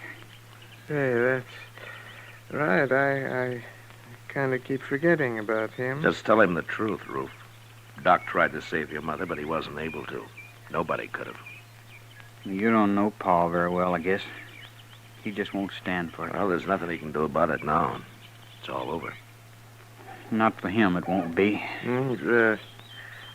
What do you mean, Roof? When Pa says a thing, he means it. and he said none of us was ever to go near a doctor. Ruth, do you agree with your pa's thinking? No. And neither did Ma. But we didn't dare cross him when he was around anyway. I'm afraid of him, Marshal. You'll have to stay here and tell him. Yeah, well, I can't stay. I have to get over to the Caldwell place. That baby's due any time now. But you can't go. All right, Ruth, all right. I'll stay here till he comes back. Chester, you better ride into town in case anybody's looking for me, huh? All right, you, Mr. Dillon. Yeah, it's a funny thing how a doctor can lose one life and maybe bring another into the world all on the very same day. Yeah. Come on, Chester. We can ride partway together.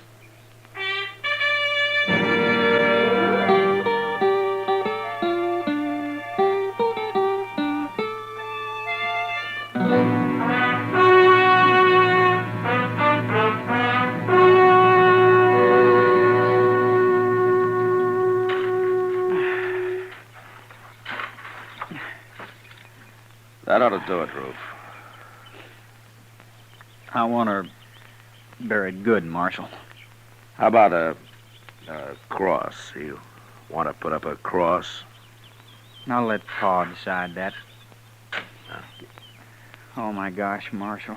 Here he comes now. Yeah, looks like he's been riding pretty hard. Pa always rides hard, but he takes mighty good care of his horses all the same. He's never hurt one yet. I know. Oh, boy. Oh, there, Marshal. How are you, Sheely? What are you doing out here? What's this?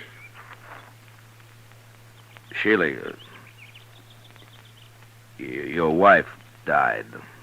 Ruth and I just finished burying her. She died? Just a few hours ago. We didn't know when you were going to get back, so we went ahead and buried her. What'd she die of? She was holding some nails in her mouth, and she swallowed one of them. Oh. Ruth, take this horse into the barn and dry him off. Sure, Pa. Rub him good now. I will, Pa. Don't let him near no water yet. I won't. What are you doing out here, Marshal? I came out with Doc. With who?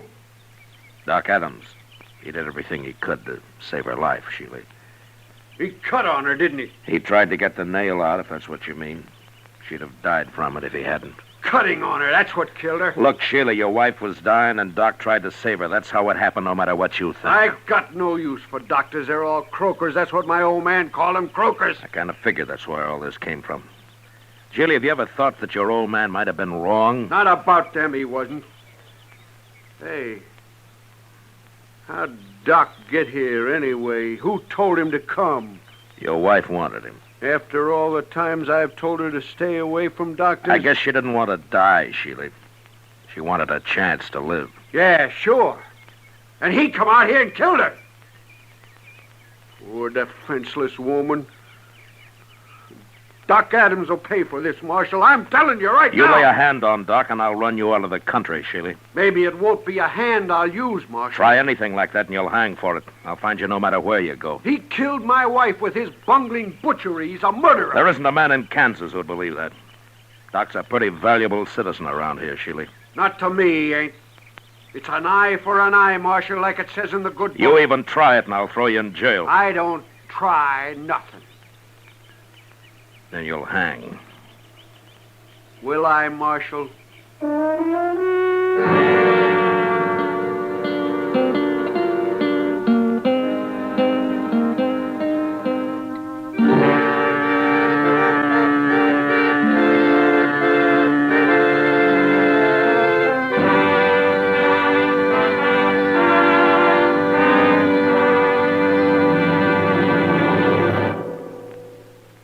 Say, what goes on at your house at breakfast? Well, you can take it from me. The best thing that can go on your breakfast table is Post Toasties. Yes, sir, Post Toasties, the heap good cornflakes. Those golden crisp cornflakes are the best thing that's happened to corn since the Indians discovered it. You know how to prove it? Just pour out breakfast bowlfuls of Post Toasties for your whole tribe, and then watch how they enjoy 'em. Post Toasties are crisp and tasty. From the first bite down to the last spoonful, that sweet kernel corn flavor makes your breakfast. So always ask for Post Toasties, the heat good cornflakes. Post Toasties, heap good cornflakes. The best thing that's happened to corn since the Indians discovered it. Heap good cornflakes. Post Toasties, heap good cornflakes. Remember, Post Toasties is one of the famous triple-wrapped Post cereals, guaranteed fresh or triple your money back. Now back to Gunsmoke.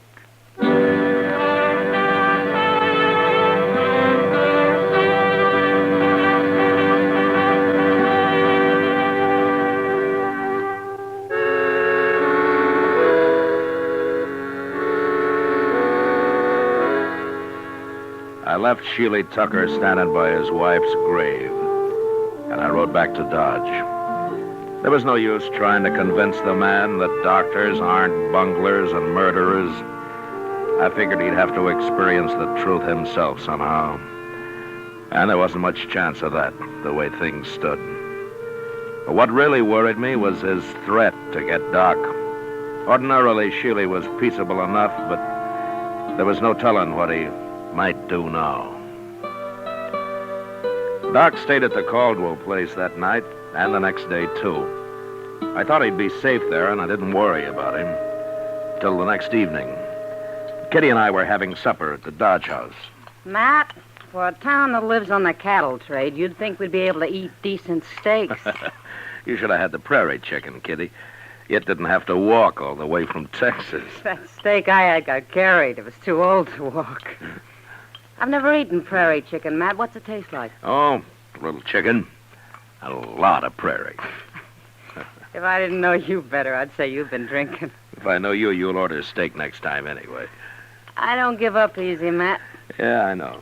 Remember it, then. Sure. You don't know much about women, do you, Matt?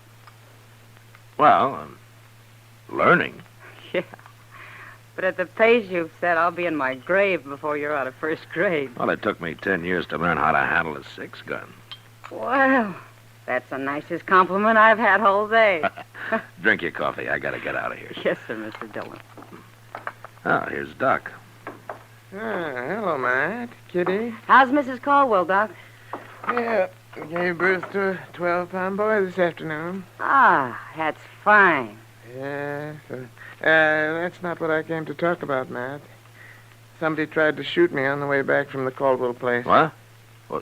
Who was it, Doc? Yeah, I didn't see him, and since I didn't have a gun, I rode straight ahead. Fast. Where did this happen? Yeah, about a mile the other side of the grove. I should have come out and ridden back with you, Doc. You should have, huh? Well, then, you know something about this? Yeah. Sheely Tucker, huh? He came back after you and Chester had left, Doc. He made some threats. Yes, I might have known it. But I'm not going to be a target for Sheely every time I go on a call in the country. I'm going out and see him, Matt. We'll have this out face to face. I don't think you can change his mind, Doc, but I'll go with you. And if he admits shooting at you this afternoon, I'll bring him back to jail. Maybe I'll bring him back anyway. Well, I should hope so. People around here'd be in an awful fix without Doc. Well, then there's me too, Kitty. Oh, sure, Doc. I was thinking of you. We'll ride out in the morning, Doc. Yeah, good.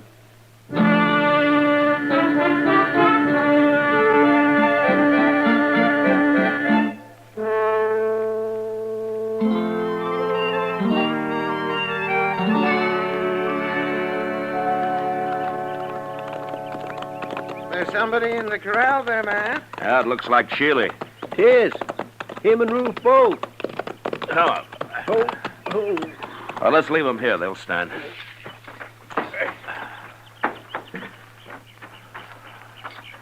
I got a horse tied down in there, Mr. Dillon. He's down, Chester, but he isn't tied. No, by golly, he ain't. Oh, say, look at that. Yeah, broke his leg. Now, that's too bad. Well, here we are. Doc, I'll go first in case Sheely gets excited. Oh, all right, man. Yeah. Go ahead, I'll close it.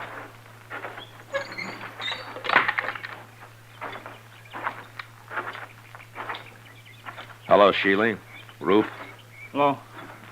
You bring that croaker out here to kill my horse for me, Marshal? Now, Sheely... Wait a minute, Doc.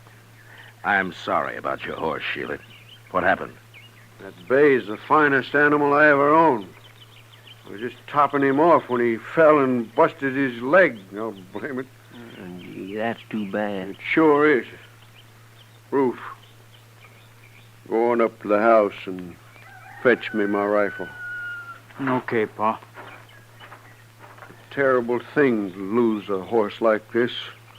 Sheely, if you like, I'll do the shooting. Oh, thanks. I'll kill him myself. It's my job. You know, it's a funny thing. We always shoot a horse if it breaks a leg, but we wouldn't think of shooting a man when he does. You croakers got other ways of getting rid of people. Yeah, I'll overlook that, Sheely, but I'll tell you something. I don't want to hear nothing from you. Well, you like that horse, don't you? Of course I do. Well, then, don't shoot him. What? Well, look, Sheely, that horse is done for anyway, so it won't hurt to let me try to fix his leg the same way I would a man. It just might work. You mean put a cast on him? I do. I never heard of putting a cast on a horse, Doc. Yeah, neither have I. It's crazy. I don't like it. It's up to you, Sheely. Well, I wouldn't have let you near my wife if I'd been here. Why should I let you fool with my horse? All right, Sheely. Shoot your horse, and I'm taking you back to Dodge. What for? You're going to jail for trying to kill Doc yesterday. At least that's what Doc told me. Yeah, now, Matt, I didn't exactly Shut up, say... Doc. I ain't going to jail. I can't... Yes, you are. Unless maybe Doc changes his mind about charging you with attempted murder. Then I couldn't put you in jail. Oh? Yeah, no. No, yeah, he couldn't then. You know, Sheely, I might get so busy working on this horse, I'd plain forget about everything else. I might even save the animal to boot. Well, make up your mind, Sheely. I gotta get back to Dodge. Well, all right. But you better make it work, Doc. I said I'd try. That's the best I can do. Ever. No matter who the patient is. Okay, Doc, you try. But try real hard, will you? I always do, Sheely. Real hard.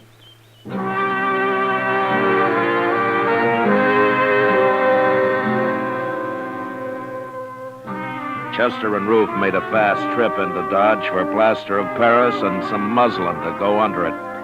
And when they got back, Doc went to work. An hour later, he had a heavy cast on the horse's leg. And after giving Sheely some final instructions, he was finished. He promised to come back in a couple of weeks and put a lighter cast on, and then we left. Sheely didn't say much, but I knew if anything went wrong with that horse, he'd be after Doc again. However, 6 weeks went by before anything happened. Doc and I were hiding out in his office with a game of chess we'd started a few days earlier. Yeah, doggone rook, if you're sitting there, Matt. If I move my bishop, you'll be right in on that queen. That's the only move you got, Doc. All right. There you are, Matt. See what you can do with it. A couple more of those and I'll get that queen. Doc. Well, hello, Sheely. Doc, I've been looking everywhere for you, blast you. Why'd you put a sign on your door saying you were out? How come you're wearing a gun, Sheely?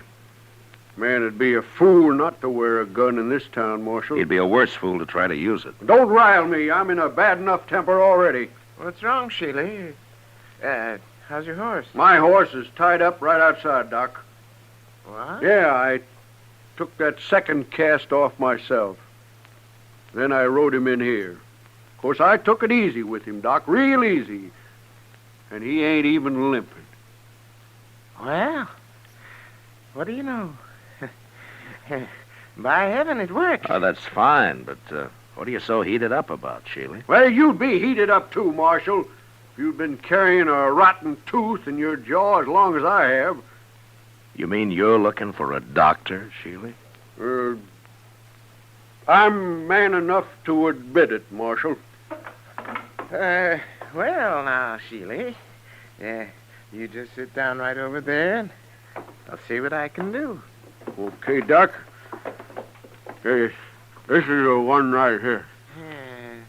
Try to get it out, will you? I'll try, Sheila. That's the best I can ever do. Ever. That's good enough for me, Doc.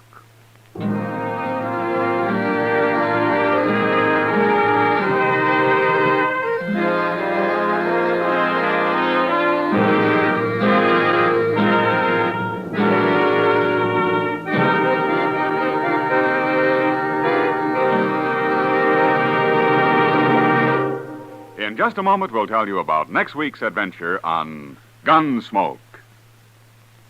Say, exciting things happen to breakfast when there's sugar crinkles at every place. Sure, new sugar crinkles make breakfast more fun than a circus. You know why? Sugar crinkles is the sugar rice treat that's just right sweet. Not too sweet, the way some sugar-coated cereals seem to be, and not like others that aren't sweet enough. Sugar crinkles, every golden crisp nugget of them, is just right sweet. So try starting your day off just right with new sugar crinkles. And don't forget, when you're listening to the radio or watching television, sugar crinkles make great snacks. From the bowl or from the pack, for your breakfast or a snack, sugar crinkles are more fun than a circus. Try sugar crinkles soon. They're the sugar rice treat that's just right sweet. So better get several packages.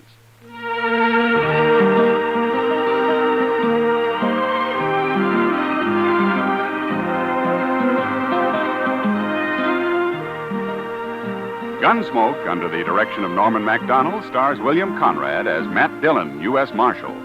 Tonight's story was specially written for Gunsmoke by John Meston, with music composed and conducted by Rex Corey. Featured in the cast were Sam Edwards and Tom Tully. Parley Bear is Chester, Georgia Ellis is Kitty, and tonight Paul Frees played Doc. Ken Peters speaking. Join us again next week as Matt Dillon, U.S. Marshal, fights to bring law and order out of the wild violence of the West in Gunsmoke.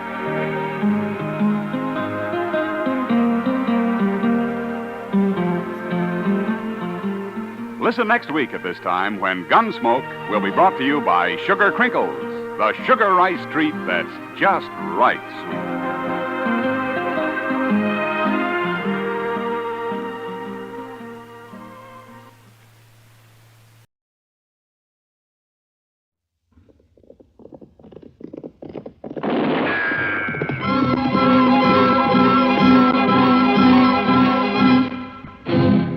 Around Dodge City and in the territory on West, there's just one way to handle the killers and the spoilers, and that's with a U.S. Marshal and the smell of Gunsmoke.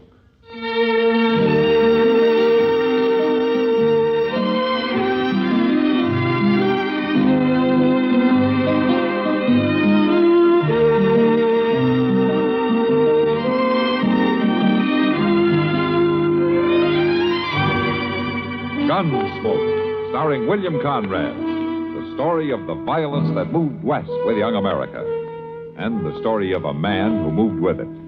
I'm that man, Matt Dillon, United States Marshal. The first man they look for and the last they want to meet. It's a chancy job, and it makes a man watchful and a little lonely.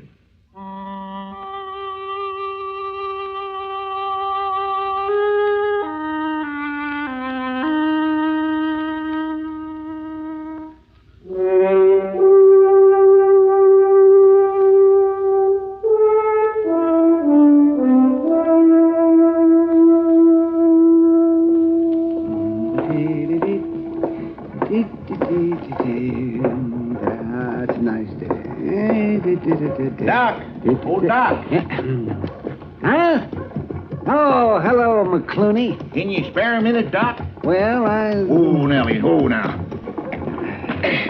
Now, you stand right there. McClooney, if you've got another one of those ore samples you want me to test for you, I'll tell you right now I haven't... It wouldn't take you no time at all, Doc.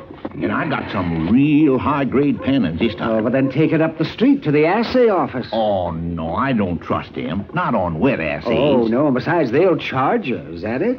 Well, you... McClooney, I'm running a doctor's office, not a metallurgical laboratory. Oh, shucks, you got the scales there and acid and everything. But I haven't got the time, and the answer is no. It's against the law for a doctor to refuse medical help when it's asked of him. Oh, hello there, Matt, Marshal. it's got nothing to do with medical help.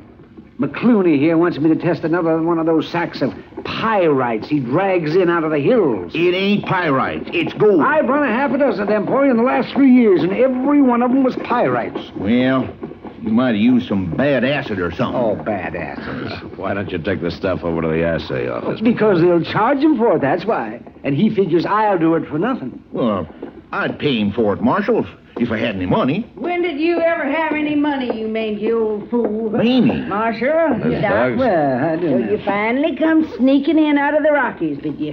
Why don't you go to Denver instead of coming clear back here all the time? No, Mamie, I like it here. Marshal, you know what this scrawny old goat done to me? Old McClooney here. Well, it just slipped my mind to time. So help me, it did. Last time he was in town, better than 6 months ago, I washed up all his dirty duds for him. Done him up nice and clean, and then, by golly, he took off for Colorado in the middle of the night and didn't pay me a cent. Well, I just forgot's all. But I got me a job now, loading hides over to railroad. I'll pay you at the end of the week. Honest, I will.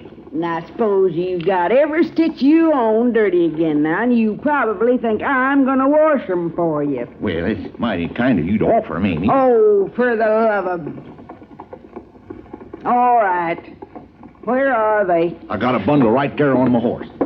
You got any shirts that need washing this week, Marshal? As a matter of fact, I do, Miss Duggs. If you stop over to the jail, Chester will give them to you. Here you are. And I sure am obliged to you, Mamie. I'll say you are. For 2 washings now, and you ain't getting this one back till you pay me for both of them. Oh, I'll pay you. Now, don't you worry now. In money. Money, too. Now, that fool's gold you keep lugging back from Colorado Territory. Why, it's real gold, Mamie. I keep telling you that. Oh, sure you do. Well, I'll pick up your things, Marshal. Get 'em back to you tomorrow. Thanks, Miss Duggs. Oh, Doc, let me leave one of these sample sacks with you, just in case you find some time. I won't find time. Well, I'm much obliged to you, Doc. Wait a minute. Come back here. So long, Marshal. Wait So a long, minute. McClooney. Come on, boy. Confounded lunatic. I don't know, Doc. He's pretty good at getting people to do things for him. Oh, he's loony, Matt. This here's nothing but fool's gold. And he's got that shack of his down the river bottom stacked full of it. Well, as long as you're sure of that, why don't you bother testing it? And who said I was going to test it? I did. Oh, Matt, you're out of your mind. I wouldn't waste 5 minutes on this. Yeah? You want to bet?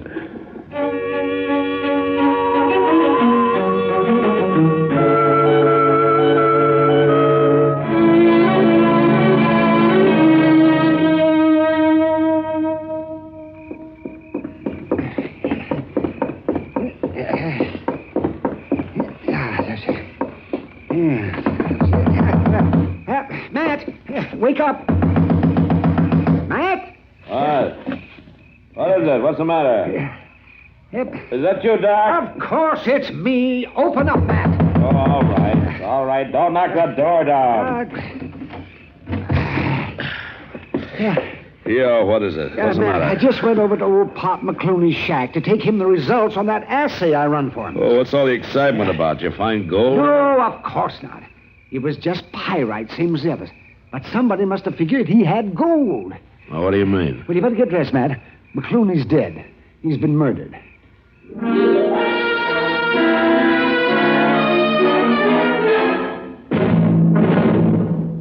Another visit with Joe and Daphne Forsythe. Joe, Yeah, Daphne. look at this story about savings bonds in the paper. Yeah? What about it? Do you think that's the best way to tell people about savings bonds? Why not? Look, see, it says here that savings bonds are a guaranteed investment. Right now, they pay off at the rate of $4 at maturity for every $3 invested. You're not convinced? Mm-mm. Why not? No salesmanship. No salesmanship? What more do you need to know? Why, right now, more than 8 million Americans are buying saving bonds regularly through the payroll savings plan. So? So what? That's what I say. So what? Now, look, Daphne, if millions of Americans are convinced that saving bonds are their best investment, not only financially, but for the future of their country, what the heck is bothering you? Well, I think they could sell a lot more with salesmanship. You know, slogans and jingles.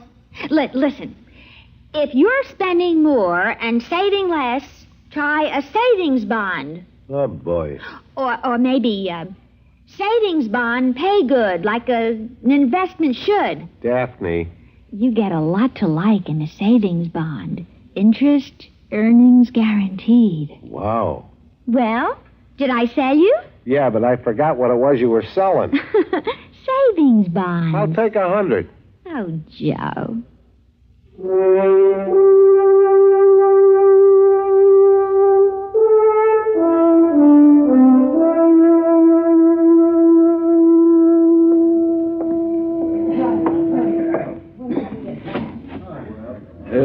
Miss Kitty? Huh? Oh, hello, Chester. Miss Kitty, you ain't saw Mr. Dillon, have you? Oh, no. I guess he's pretty busy trying to find who killed old Pop McClooney. Well, yes, he's doing that all right. We both been. But he is supposed to meet me here around about now. Oh, then he'll be showing up. Sit down and wait for him. I'll just do that. Sweet spirit, my feet is plain killing me. Chester, Matt have any idea who killed McClooney? Well, not yet, he ain't. He took Indian Joe out there this afternoon to look at some horse tracks we found around the shack. Horse tracks? Well, somebody rode all around the place, sizing it up, I guess. If the horse is still in town, Indian Joe can probably find it just from studying the tracks. Oh. Say, if you don't mind, Miss Kitty, Yeah? I think I'll just ease these boots off a minute. Sure. Go right ahead.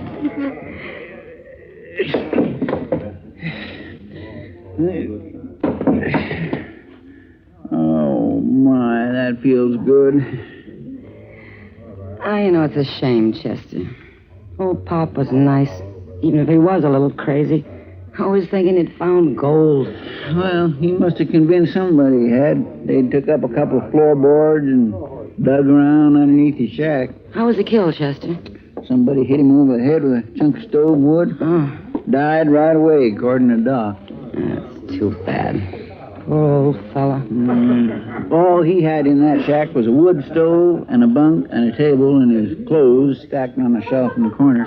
And, of course, some sacks of fool's gold piled up all over the place. Fool's gold. Maybe that's the only kind there is. Well, it kindly worked out that way for him, I guess.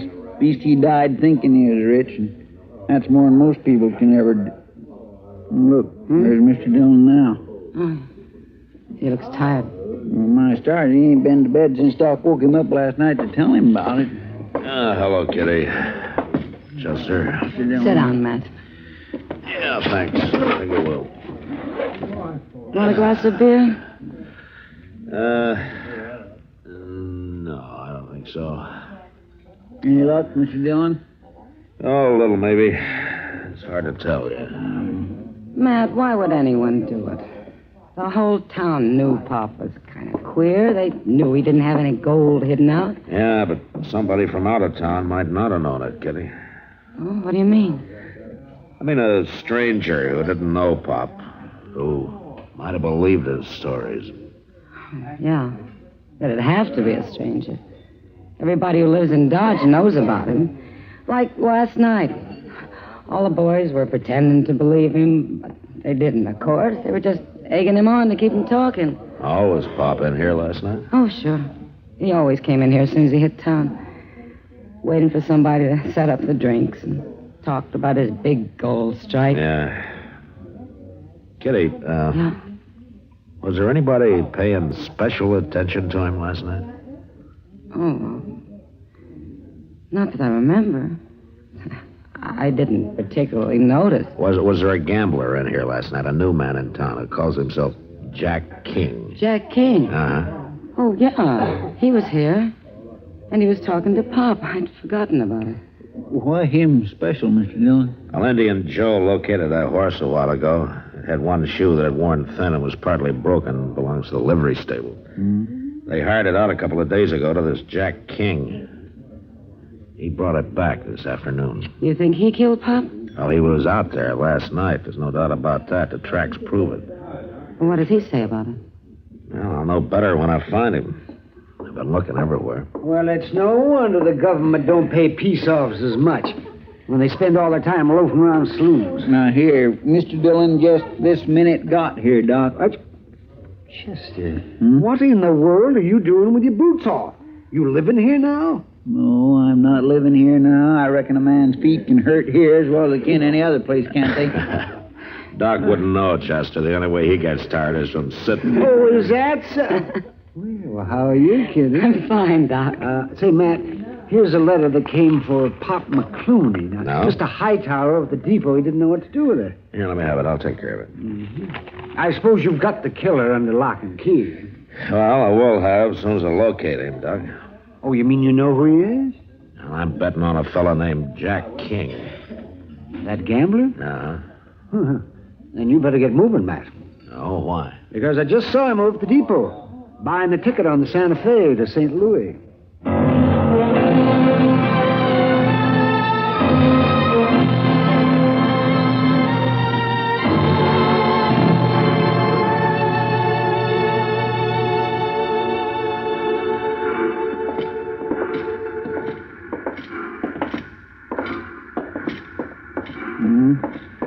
You must have got scared and decided to make a run for it, Mr. Dillon. Yeah, it kind of looks that way. I sure don't see no sign of him there on the platform. Well, he might be on the train. Mr. Hightower said that he was still here a few minutes ago. He couldn't... Wait a minute. What is it, Mr. Dillon? What's the matter? Over there. To the baggage truck there.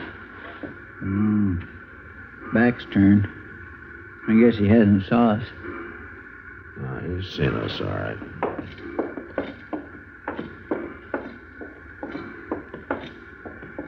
You leaving town, mister? Oh. How are you, Marshal? Your bag already on the train? Oh, no, it's right over there. What difference would it make where it is?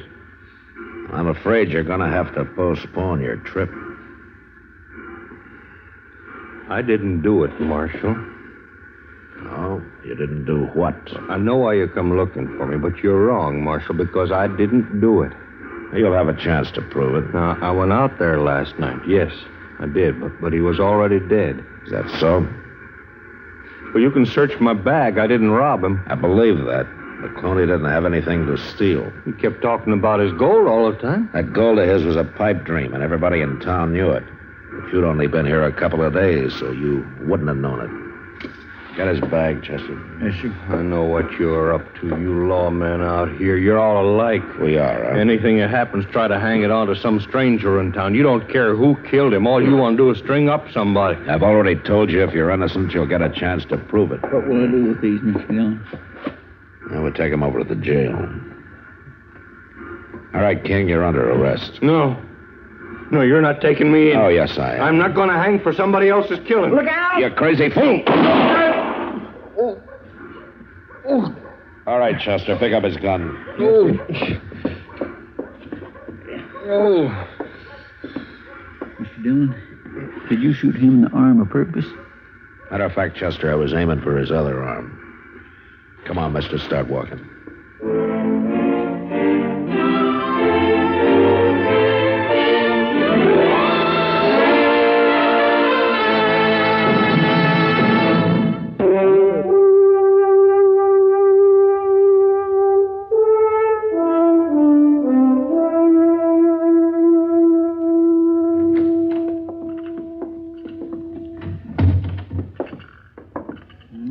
Wouldn't eat a bite of breakfast, Mr. Dillon. Well, that's his privilege.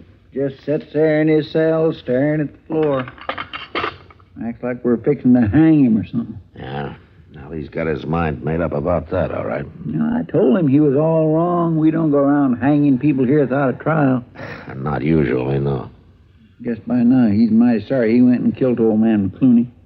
Chester people aren't usually sorry for what they've done. They're just sorry that they got caught, that's all. Well, he'll be sorry enough after he's convicted. And I doubt he'll be convicted. What do you mean? We just haven't got much of a case against him when you come right down to it. By jing, I sure would hate to see him go free. Crazy or not, old Pop McClooney was a real nice old fellow. Yes, he was. Oh, did I show you this letter to McClooney? Letter? No. Came the day after he was killed. Doc picked it up at the depot last night. My dear Mr. McClooney, this is to, But Mr. Dillon... Yeah, there have been a dozen more like it over the last 2 years. I telegraphed Denver last night, and I got an answer this morning. Well, my gracious sakes, I just can't believe this. Yeah, come in. Come on in, Marshal. Mr. Chester. Oh, come on in, Miss Doug. Oh, thank you kindly. I brung your washing back. Oh, thanks. You can just leave it there on the table. if you Yes, want. sir. That feller confessed yet, the one that killed old man McClooney? No, not yet. Well, hanging's too good for him. I was always joshing Pop, but I had a fondness for him. Yeah, I guess everybody in town liked him. Person just never knows. Why, who'd ever thought that afternoon I run into all of you there in the street would be the last time I'd ever see him alive? That was the day before he was killed. You, took some clothes of his to wash, as I recall, didn't you? He'd always come back out of Colorado with every stitch he owned needing washing. That's funny. You wouldn't expect him to live like that, a man as rich as he was. Rich? Him? A letter came for him yesterday from an assay office in Denver. It's a report on a sample of concentrates that Pop sent him. It shows 60% free gold. 60. And that's only the last of a dozen samples Pop sent in the last few years, all of them just as rich. He was smart, Miss Duggs. That act with the fool's gold was just a blind so that nobody tried to rob him. But I guess he outsmarted himself in the end. And so did you, Miss Duggs. Me? What did you do with it? You might as well tell me. We're going to search your cabin and we'll find it. I don't know what you're talking about. I'd have probably guessed sooner if I'd known he was rich, but I was looking for a stranger in town. You just said you hadn't seen him since that afternoon on the street. But I saw his clean laundry stacked on a shelf in the corner of his shack. Well, I guess it's the sight of all that gold that done it. I walked in on him that night and caught him counting it.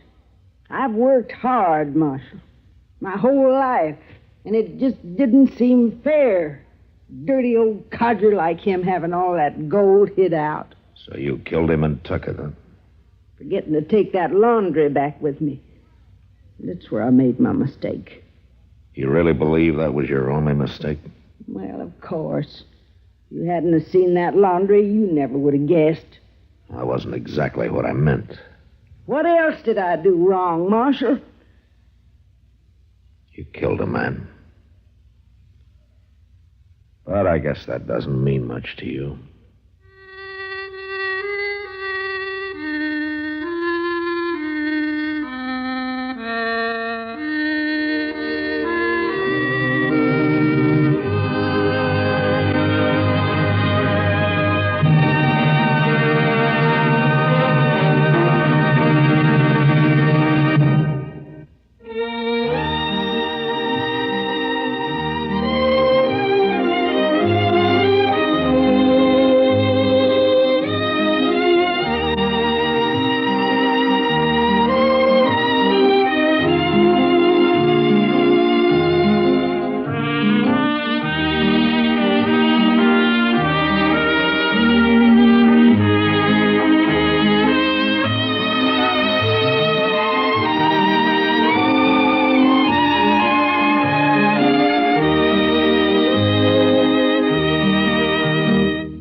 Gunsmoke, produced and directed by Norman Macdonald, stars William Conrad as Matt Dillon, U.S. Marshal.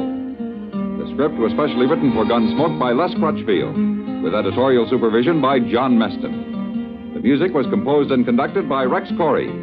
Sound patterns were by Ray Kemper and Bill James. Featured in the cast were Parley Bear as Chester, Howard McNear as Doc, and Georgia Ellis as Kitty. George Walsh speaking. Join us again next week for another specially transcribed story on Gunsmoke. This is the United States Armed Forces Radio and Television Service.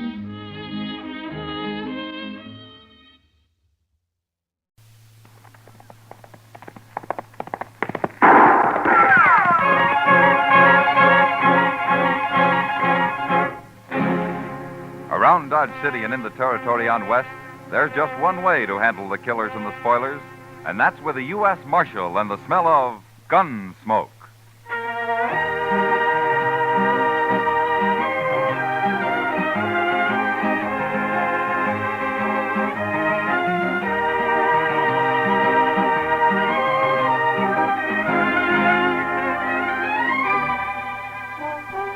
Gunsmoke, starring William Conrad.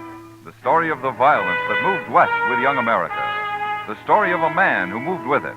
Matt Dillon, United States Marshal.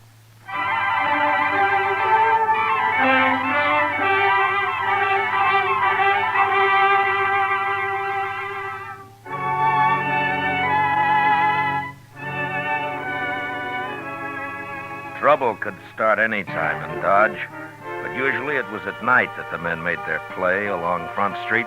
And so ordinarily, I was up a good part of the night and did my sleeping in the morning. It was a rare thing for me to be out in the early day, and for some reason, it worried Chester. I just don't understand why you couldn't sleep, Mr. Dillon. Unless you had the colic or something.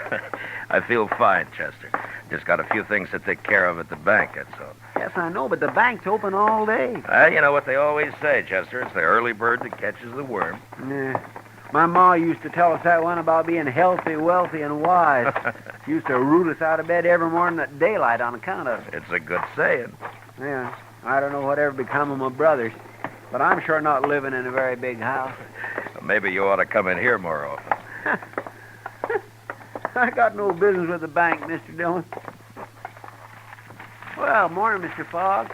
Morning, Chester. Morning, Mr. Dillon. Morning, Fogg. I'll be over there in a minute as soon as I straighten this stuff out.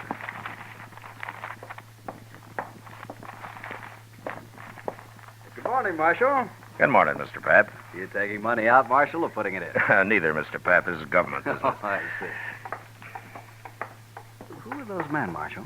What? I say, who are those men? I never saw him before. That one in the middle holding the envelope, he seems pretty excited about something. Certainly, sir. What can I do for you? I want a loan of money immediately. Well, we'll do what we can, sir. First of all, how much do you want? $20,000. 20. Mr. Pap. Yes? Yeah, excuse me, Marshal. Gentlemen, this is our president. You'll have to talk with him. I heard you say $20,000, gentlemen. That's a lot of money. What do you have for collateral? My collateral, sir, is right here in this envelope. You may look at it, but don't reveal it to these other gentlemen.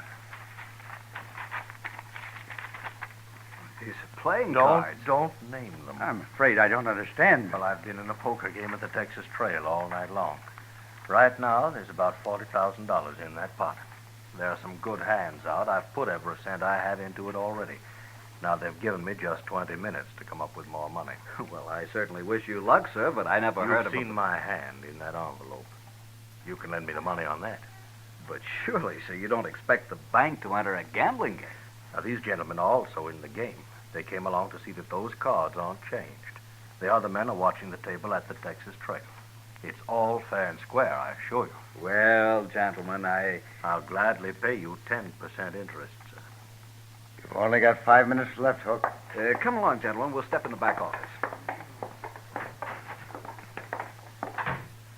Well, now that's about the craziest thing I ever did here. He must have a pretty good hand, Chester. I know, sir, but you don't think Mr. Pap's going to let him have $20,000 on it? It certainly looks that way. Yeah, there we are. I'll take care of this and we'll get out of here. This is government stuff, Fogg. You know what to do with it. Certainly, Mr. Dillon. Now, let me see.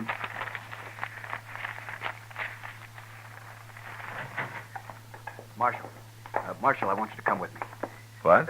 These gentlemen, there's a poker game, and I've got the money here. I think you'd better come along just to be safe. You mean you gave him his $20,000, Mr. Pratt? Yes, of course. Now, come over here, Marshal, I'll tell you.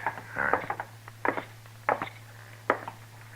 Marshal, that man Hook there has 4 aces and a 10 in his hand. It's a sure thing. Why, the bank stands to make $2,000 on this loan, and it won't take but a few minutes. Well, you run the bank, Mr. Pratt, but are you sure you ought to take a gamble with other people's money this way? I can't lose. There's not a chance in a million. But I want you to protect this money till I get it back here. Well, all right. I'll see nobody takes it at the point of a gun if you think that'll help. Good. Now, you come along, men. Hook's only got a few minutes to get back in the game.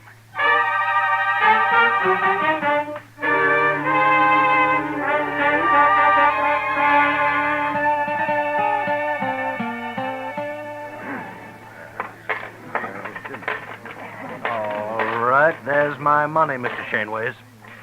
I'm calling you, sir. You must have a pretty good hand, Hook. All the trouble you've been to. You will see it. What have you got? 5 little hearts, all blue. I win, sir. 4 aces. But look at my hearts. They read 2, 3, 4, 5, and 6. Straight flush. Your aces lose, Hook. Aces, how could he have a straight flush? Got it dealt right out of the deck, Hook. Right out of the deck. Nice pot. Had enough? But he won. Mr. Pap, sir, I don't know what to say. $20,000. Just like that, $20,000. It's not even my money. Now, Mr. Pap, don't you worry, sir. I only borrowed that money. You'll have it back. You have my word as a Confederate gentleman on that. Hook, please. Hook, I've got to have it back. It's not my money. I have to put it back in the bank. I'll be ruined if people find out You about only this. loaned the money, sir. I lost it. Now, I'll send for it today, sir. I'll wire my agents. They'll have it on the next Santa Fe that leaves St. Louis. No, Hook. No, I don't think that'll happen. My word as a gentleman, sir. But you must be patient. I shouldn't have done it. I had no right to do it.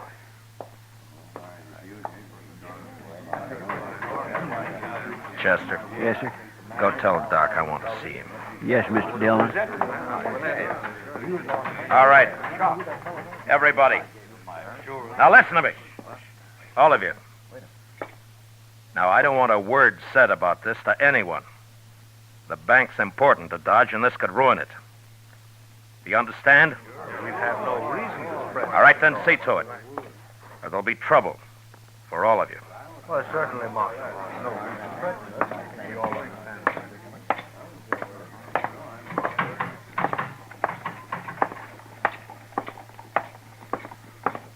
Mr. Pap, hold up a minute, will you? Mr. Pap? Marshal, I should have listened to you. I'm ruined now. Now, look, Mr. Pap, maybe Hook's got money, I don't know, but if not, we'll figure something out. People will give you time. No, they won't. As soon as they hear about this, there won't be any bank. They won't trust it anymore. But they have to. It's the only bank there is. What'll Joanne think? My kids. I can't face it, Marshal. I just can't face it. Now, look, you just go back to the bank and tell the cashier to keep his mouth shut about this. You just got to give it time. Sure, Marshal. I'll go.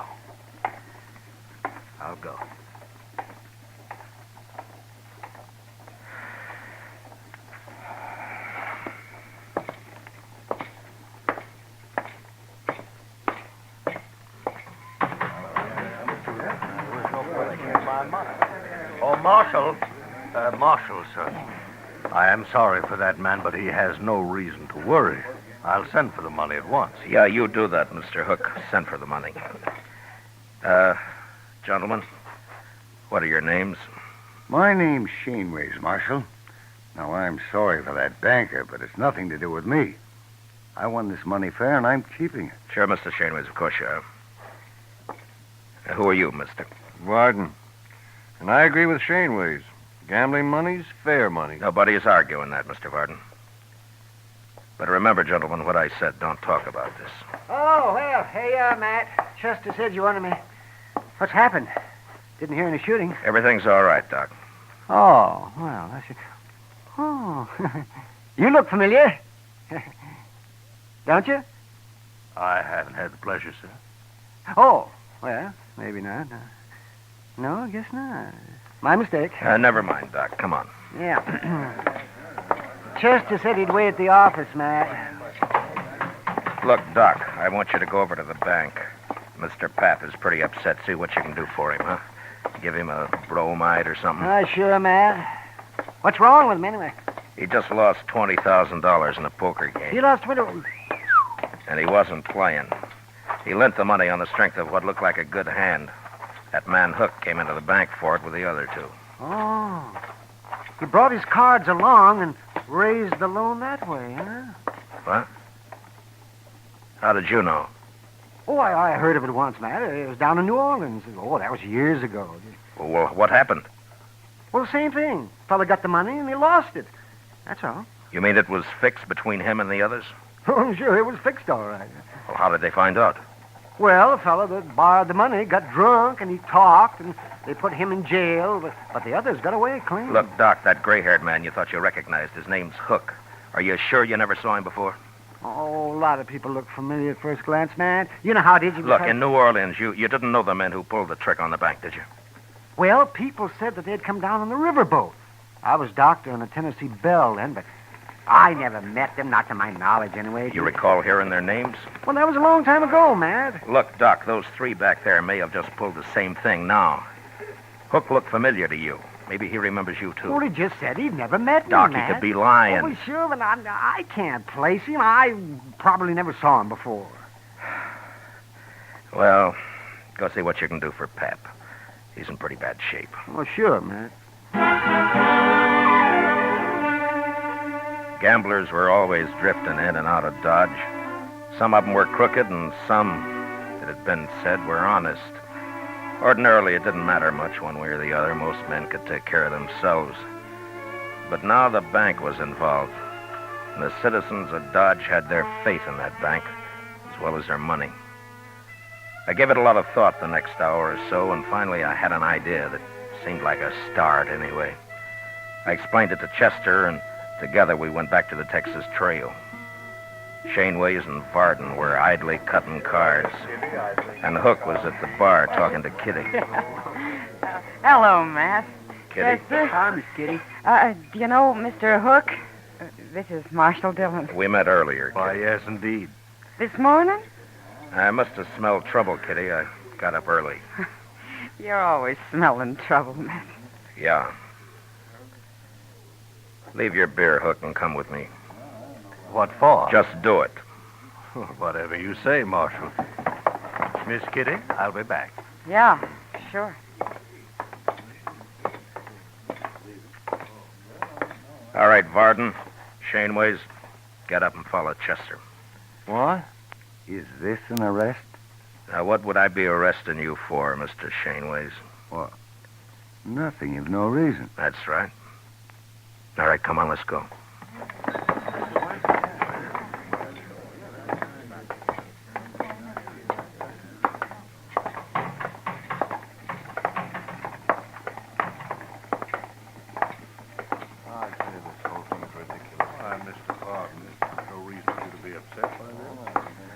Just follow her along, please.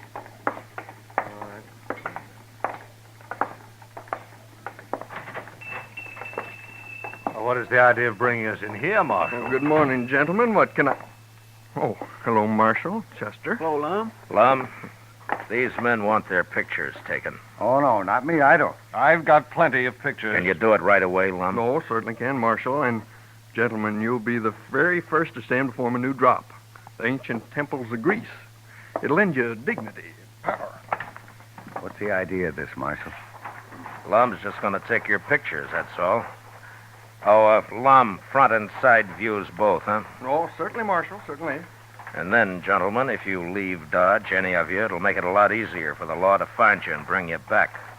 Wherever you go. This is outrageous. I won't stand for it. Pardon. Wait a minute. I agree the marshal is being a little high-handed, but after all, he must protect himself in his job. But since we've done nothing wrong, we have nothing to fear. Sure. Hook's right, Wolf Garden. I'll go first. Are you ready, Lum? No, right this way, sir. Chester, you stay here and wait for the pictures. Bring them over when they're finished. Yes, sir, Mr. Dillon.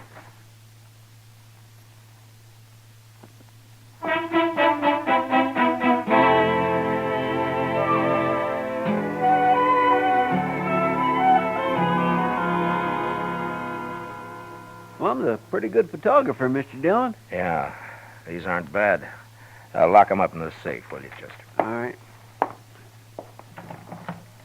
You think this will keep them in Dodge, sir? No, not if they really get scared. They're guilty, all right, aren't they, Mr. Dillon? And I can't prove a thing, Chester, one way or the other. Matt. Oh, Matt. Bad news. What, Doc? Well, this is Pap. Sent for me a little while ago. I just come from there. Oh? Matt, he killed himself. Suicide. Pap? About an hour ago. Well, that poor man. How's Mrs. Pap taking it? Not a tear so far, but I suppose she'll break down later. Neighbor woman's there with her. Yeah. Does she know why he did it, Doc? Well, it seems he told her all about it, and then he went out and he shot himself. And there's no stopping it now. The story will be all over town in no time. Well, what are you going to do now, Matt? I don't know, Doc. I just don't know.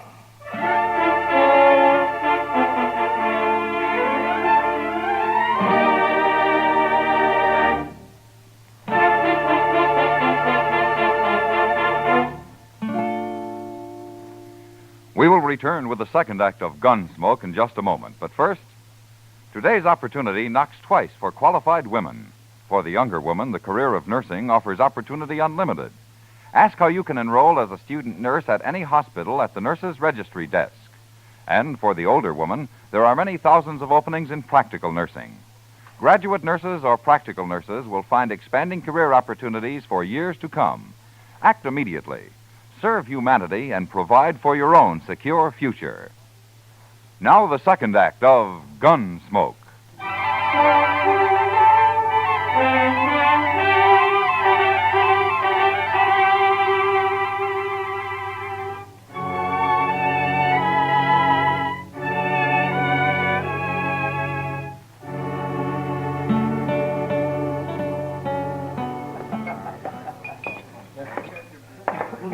I'll buy you a drink, Kitty. Gosh, I'd like it, Matt, but I just said I'd join Hook over at his table. Well, I'd like to talk to him, too. I'll just sit with you for a few minutes. That's fine with me. I don't know about him, though. Oh, I don't think he'll object. I just have time for a smoke, Mr. Hook. I didn't think you'd mind. Why, no, of course not. You're quite welcome, Marshal. May I buy you a drink? No, thank you. Marshal, I want you to know I sent for that money today, just as I promised. Oh?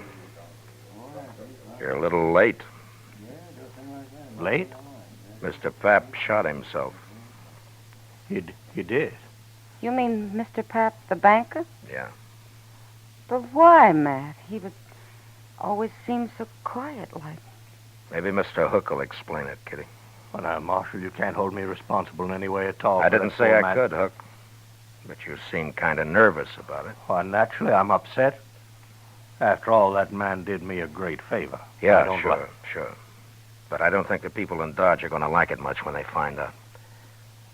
Tell me something, Mr. Hook. When were you in New Orleans last? New Orleans? Mm-hmm. Well, why do you ask that, Marshal? Just curious. Well, sir, I've never been in New Orleans. Does that answer your question? Yeah, it's good enough. For now. Goodbye, Kitty. I'll drop by later. Sure, Matt. And, Mr. Hook, it still goes about not leaving town. I like it here, Marshal. Yeah. Yeah, you should.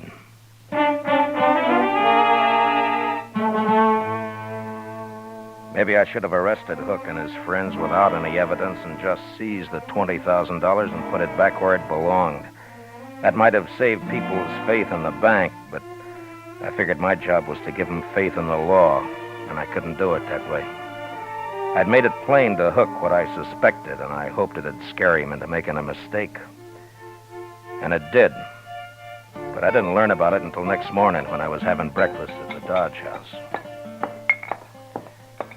Mr. Dillon? What? I've been looking everywhere for you, at your room, Delmonico's, the Texas Trail, everywhere. This is the last place I hit. Well, what is it, Chester? Here, look at here, just you read that.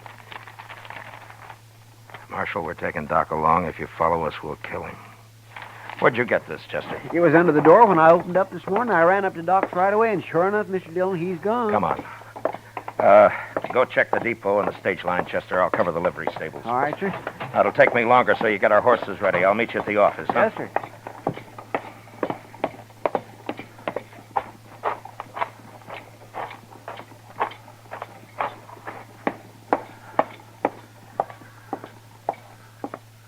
Well, it's the marshal. You're out early today. Not early enough, Andy. Yeah? What can I do for you? I want to know if you rented out any horses last night. Well, sure, a few. Why? Did you rent 4 to anybody, 4 in a bunch? Why, yes, I sure did. Be back today, so they said. Who said? Well, strangers to me. Paid me in advance, though. The greenhorn. What time was this, Andy? Oh, it was late. Yeah, it was way after midnight it was. Something wrong? Yeah. Tell me, Andy, what'd they look like? Well, one was an old fellow, gray hair. Didn't give me his name, though. I don't think I got much of a look at the other one. You have any idea which trail they took out of town? I know I don't. One of them said something about St. Louis. But that's not much help, is it? That might be. Well, thanks, Andy. Oh, one thing, Marshal. Yeah. If you're riding after them, those horses, they gotta just crowbaits. I didn't figure they could handle anything better. There was nothing to do but take a chance and ride east. Luck was with us, though, and within an hour we cut their trail. 4 horses leave a pretty fair track, and we followed it, riding hard.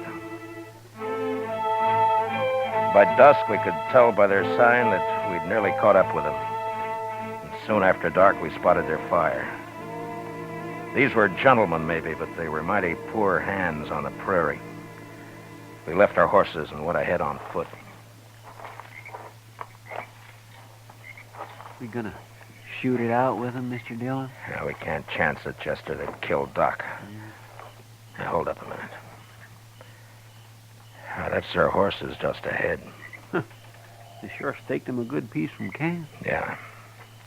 Lie down, Chester. What'll we do, Mr. Dillon? We just wait. Those men are mighty green at this game. I think we can steal their horses without any trouble at all. Just leave them afoot, huh? Yeah.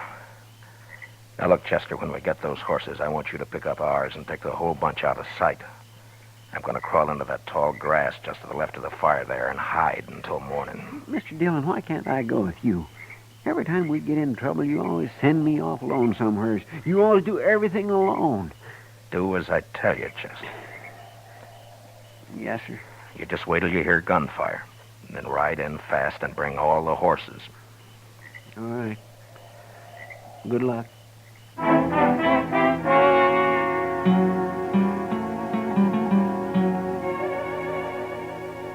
By dawn next morning, I was half burrowed into the ground and covered by blue stem grass, not more than 30 feet from their camp. I could hear their talk all right, but I couldn't see them unless they were on their feet. Shaneways had already gone out after the horses. Pretty soon he was back. With their ropes, that's what every last one of them. What do we do now? You and Shaneways go after them. I'll stay here and guard Doc. Now, hurry up. We've got to get moving. Come on, Bardner. We'll never find them. I'm coming. I don't know why he's going. You can have this country, Doc. I don't know why you ever left that soft berth you had on the Tennessee Belle. Well, I didn't have to leave it. That's more than you can say about New Orleans. More talk like that, you'll get your throat slashed like a fat shoat, Doctor. Oh, spoken like a true gentleman, Hook. Or whatever your name is. Now, if you hadn't talked so much in the first place, you wouldn't be where you are now. Oh, you're a fool, Hook. I might have seen you somewhere, but I sure couldn't connect you with that New Orleans business. Anyway, you're giving yourself away now. Just how? Don't you know there wasn't a thing the law could do until you ran? Oh, you'll be caught now for sure, yeah. Oh, I doubt it. Why don't you untie my hands? I can't eat this way. You'll manage. I let Hook and Doc wrangle on till I figured the other two men had walked about a half a mile from camp. Then I waited till Hook had his back to me, and I stood up slowly and moved quietly forward.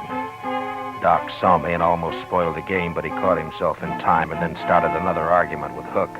I was about 15 feet away when Doc suddenly kicked the coffee pot off the fire and all over Hook's legs. And then I moved. Oh! Hit him again, Matt. He can stand it. No, that's enough. All right, get up, Hook. Oh, Marshal, easy now. Don't shoot. Get Doc untied and be quick about it. Yes, get me untied and be quick about it. Yes. Oh, that feels better. Oh, Hook, if I weren't a professional man, I'd punch you right in the eye. Never mind, Doc. Here, put his gun in your belt. I'm just mad enough. I'd like to have an excuse to use this. Matt, what are you doing? You'll see. Matt! Why, you'll have them back here in no time. I got a surprise for Hook, but he's not going to like it much. Huh? Oh, Where they got the money, Doc? He in that saddlebag, right over there. The yellow. All right, get it, will you, quick? Hurry up. Them two didn't get very far away. All right, Doc, if you got the money, get up on the horse. You too, Hook. Come on, quick now. Come on. Yonder they come. You see him, Mr. Dillon? Yeah, I see him. They're shooting at us. Well, I'll fix that. All right, hold it, Chester. They can't hit us from there. Come on, let's ride. You just gonna ride off and leave them, Matt? Oh, we got you, Doc, and we got Hook, and we got the money. Oh, but they'll die out here, Marshal. There's none of us know how to live on this prairie. Well, maybe they'll learn. It's a good way. You're murdering those men. Oh, they'll be all right for a few days, Hook. You'll all meet in prison. All right, ease up. Oh. We've left. Well, what do you plan to do about this? They're full of fight right now, that's all. I don't want to have to kill them to take them. But in a few days, they'll be so hungry and scared we can walk right up to them. Nobody will get hurt that way, neither them or us. Mr. Dillon? Yeah, what is it, Chester? Mr. Dillon, later, in a couple of days, let me come back and bring them in. What? Just me this time, alone. Well, now, Chester, Please, Mr. Dillon. Okay, Chester. You can do it. Alone. Thank you, sir. All right, Hook. Ride a little faster there. We ain't got all day.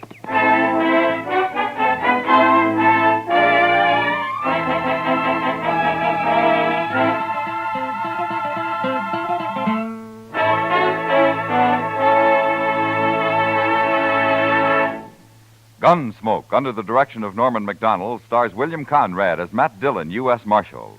Tonight's story was especially written for Gunsmoke by John Meston, with music composed and conducted by Rex Corey.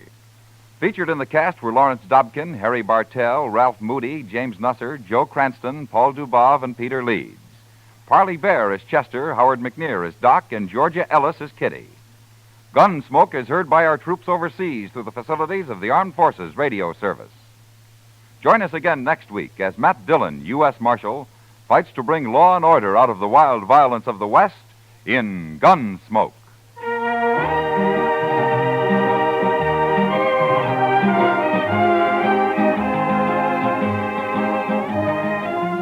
This Monday night on the Lux Radio Theater, June Allison recreates her original screen role and appears as the Girl in White.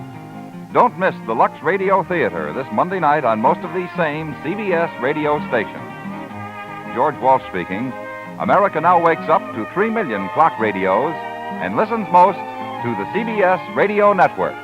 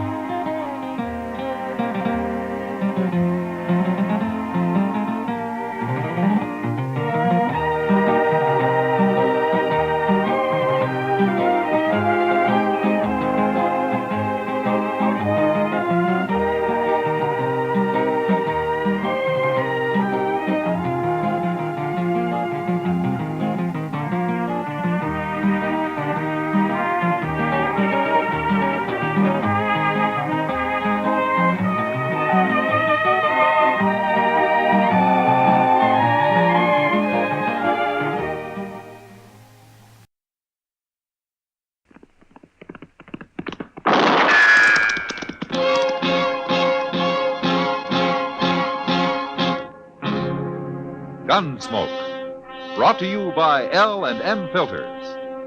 This is it. L&M is best. Stands out from all the rest.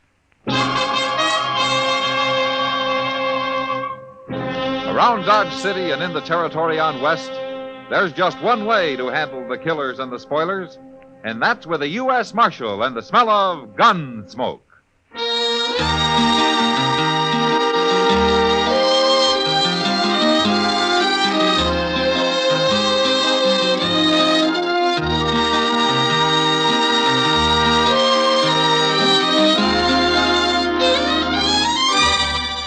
Gunsmoke, starring William Conrad. The transcribed story of the violence that moved west with young America. And the story of a man who moved with it. I'm that man. Matt Dillon, United States Marshal. The first man they look for and the last they want to meet. It's a chancy job, and it makes a man watchful. And a little lonely.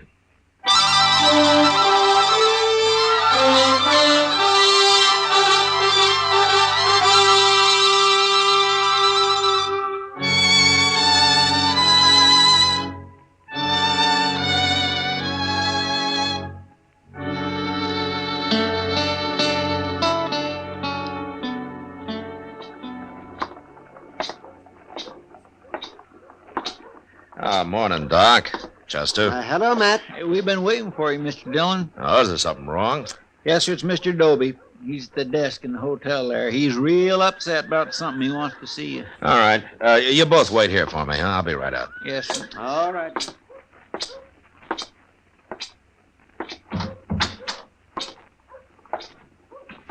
Marshal Dillon, I've sure been wanting to see you. Oh, what's the trouble, Mr. Dobie? You got a riot in here or something? There'll be a riot if you don't get them people out of here, Marshal.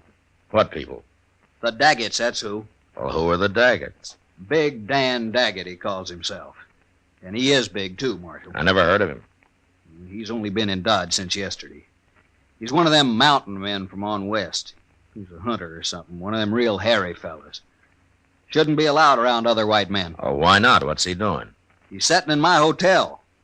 I let him in before he told me. Before he told you what? It's better you see for yourself, Marshal. Room's right at the top of the stairs there. Well, okay, Dobie, let's go. It's true, ain't it, Marshal, that I don't have to let nobody stay in my hotel I don't want. I guess so, if you got a good reason. I got plenty of reason. 3 men have moved out already. And it sounds to me like he must have a box of rattlesnakes with him or something. Worse than that. This is room here. This is a double room, isn't it? He needs it. Needs a whole doggone prairie. And that's where he's going. Now, you tell him, Marshal.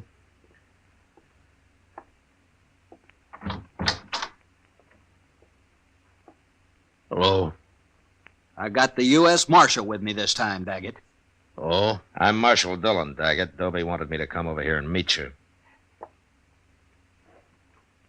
Come on in. Well, you were right about his being big, Dobie.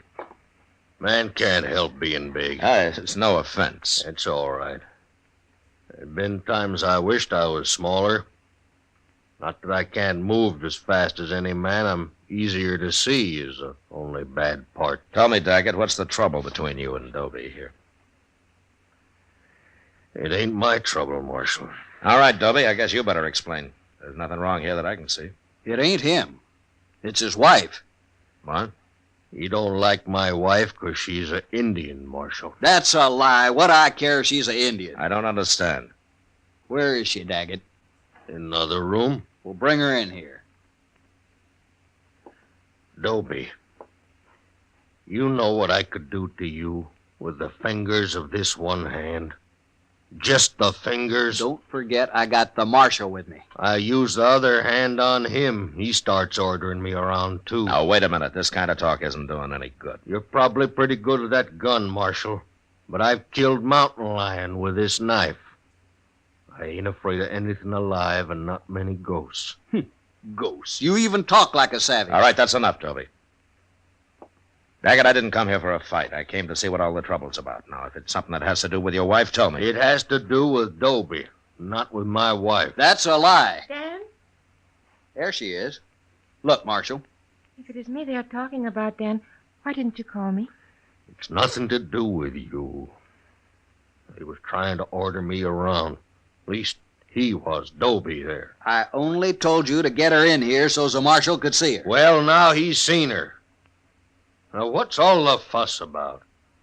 You're playing dumb, ain't you, Daget? Wait a minute. I don't think he is. Tell me something. Where did you and Miss Daget meet? Near Denver? Near Denver? I'm a mountain man, Marshal. Never been on the prairie before. Well, what were you doing near Denver, Miss Daget? I was sent there 4 years ago to complete my education. My father was a chief, Marshal. A chief? What chief?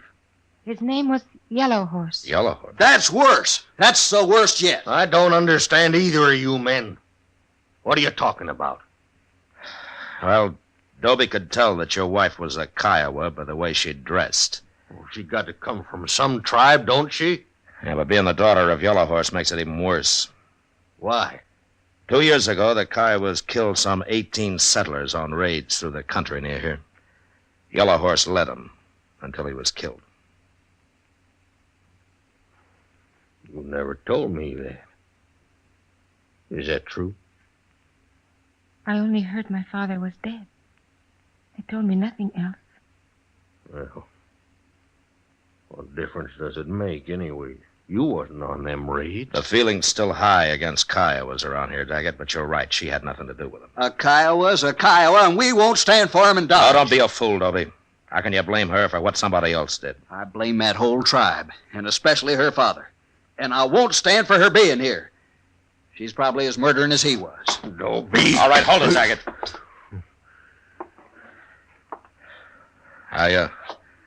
I'd like to apologize to Miss Daget for bothering her. Apologize? Let's get out of here, Dobie. Now. No. You come here to throw him out, and you're going to do it. Dobie, I guess I'm a little like Dan Daget here. I don't like taking orders very well either. All right, Marshal. If the law won't help me... The law won't help you. And don't you try anything else. Now, come on, we're getting out of here.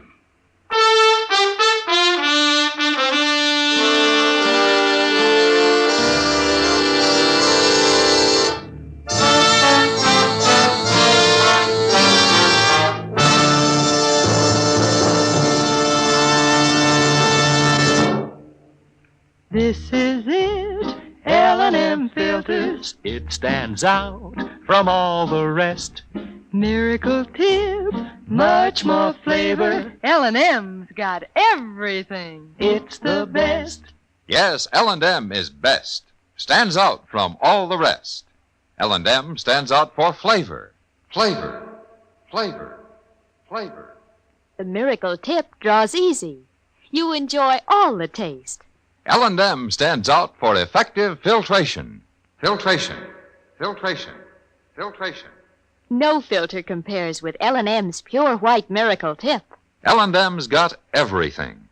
It's America's best filter tip cigarette.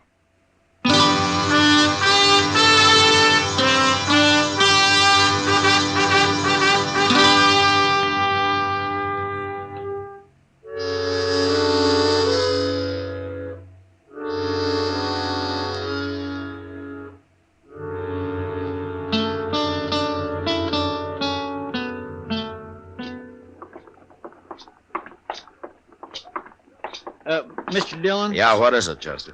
Well, would you mind stopping in Mr. Jones's store here? It won't take but a minute or two. Oh? You're going to spend your betting money on clothes again? Oh, no, sir. I mean, well, you see, Mr. Dillon, I need a little string tie. For Sundays, kind of. Oh. They don't cost more than a quarter. All right, in that case, I'll go with you.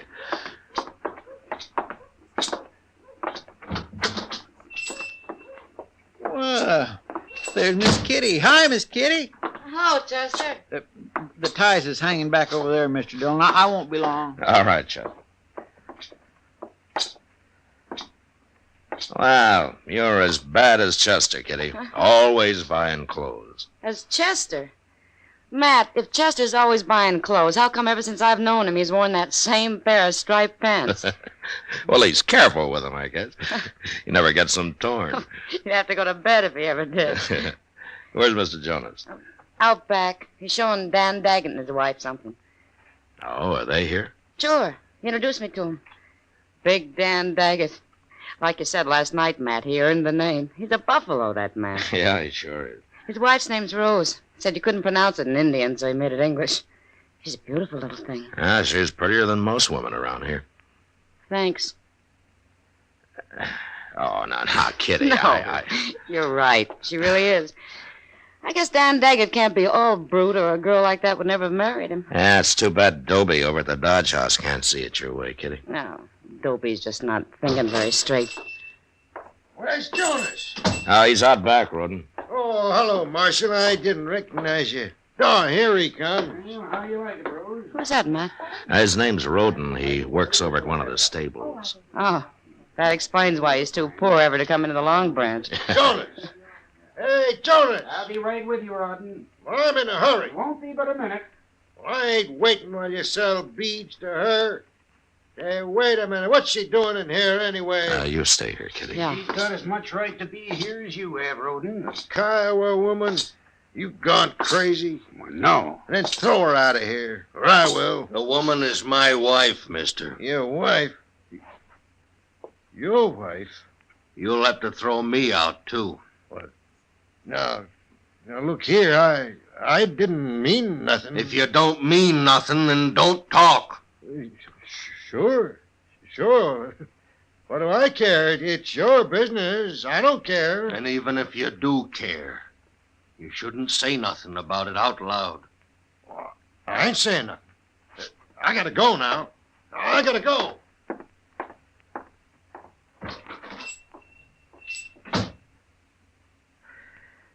Well, it looks like you handled that pretty well, Daggett. Can't fight every man in the world. No, I guess you can't. And I don't aim to. Long as they don't push me too far. Is Dobie leaving you alone? Oh, he's doing a lot of talking around. He's trying to stir up trouble. But before it comes, we'll probably be gone. Back to Colorado in the mountains. Oh? But Marshal, you come and see us sometime the next day or so. Rose would kind of like that. Well, thank you, Daggett. It'll be a pleasure.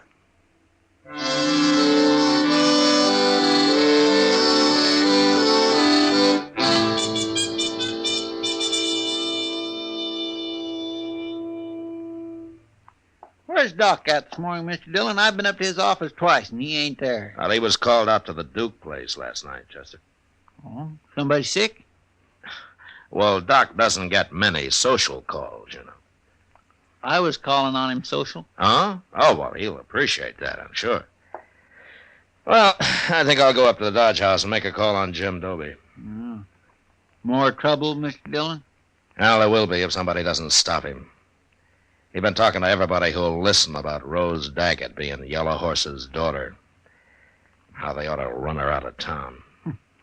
It's like he's looking for help, ain't it? Yeah. You ought to know better than that, a man like Dobie. Well, that's what I'm going to try to explain to him, Chester. Marshal? Hello, Daggett. Marshal,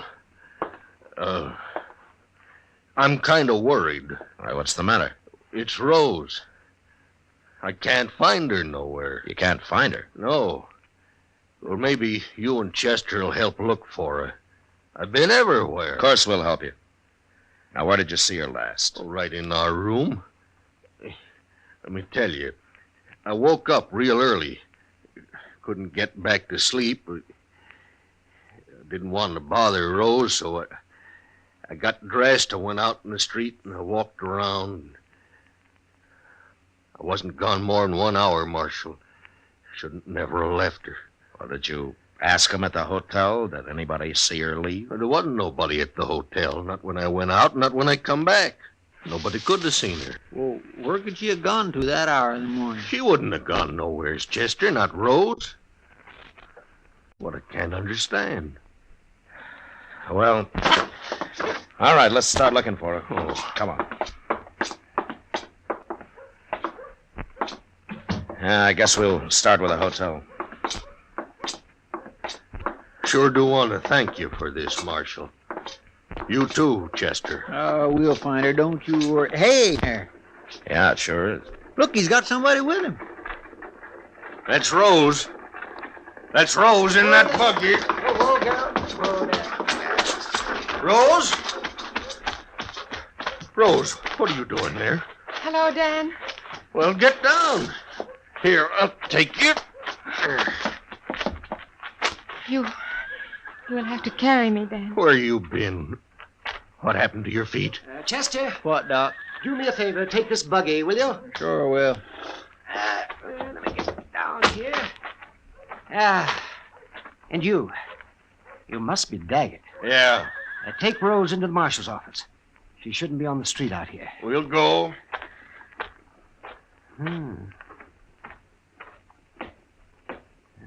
She told me about her husband, Matt, but she didn't tell me that he was that big. Come on, let's follow him. Yeah. Tell me, Doc, what was Rose doing with you? I found her out in the prairie, about 10 miles east of here. Well, what was she doing out there? I'll let her tell you that. Just you stay and sit right there, Rose. I'm all right there.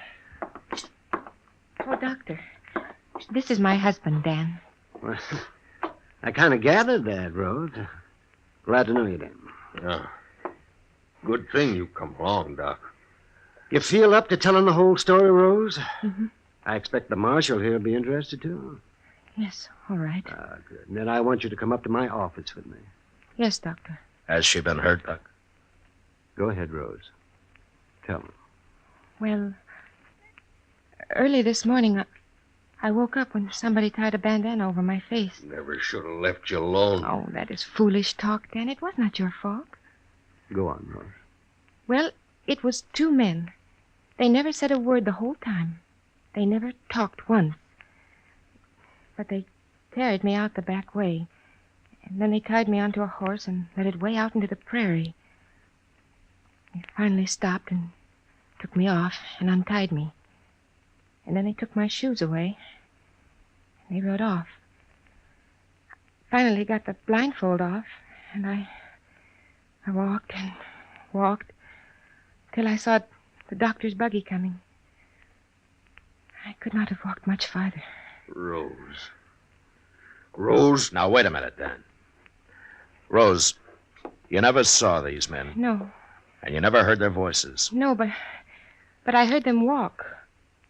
Everybody has a different walk. Well, did you recognize either of them from hearing them walk? No. It was not Dobie or that man in the store. We'll find them, Rose. We'll sit on the street. We'll listen until we find them. When we do, I'll cut them. I'll cut them awful before I kill them. No, Daggett. You let Rose find them if she can, and then I'll take them. They're mine, Marshal. They're just as much mine as Rose is mine. I wouldn't let nobody else in the world touch them but me. That'd be murder. Is that what you call it? Rose, Doc wants you in his office. You go along now. And then we'll start listening. It's as good a way to hunt as any.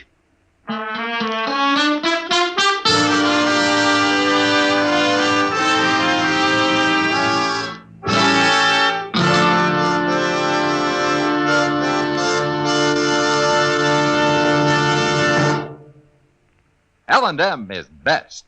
Stands out from all the rest. L&M's got everything. Everything? Everything. Best flavor? L&M stands out for flavor. The miracle tip draws easy. Lets you enjoy all the taste. Best filter? L&M stands out for effective filtration. No filter compares with L&M's pure white miracle tip for quality or effectiveness. Best tobaccos? Highest quality tobaccos. Low nicotine tobaccos. L&M tobaccos. Light and mild.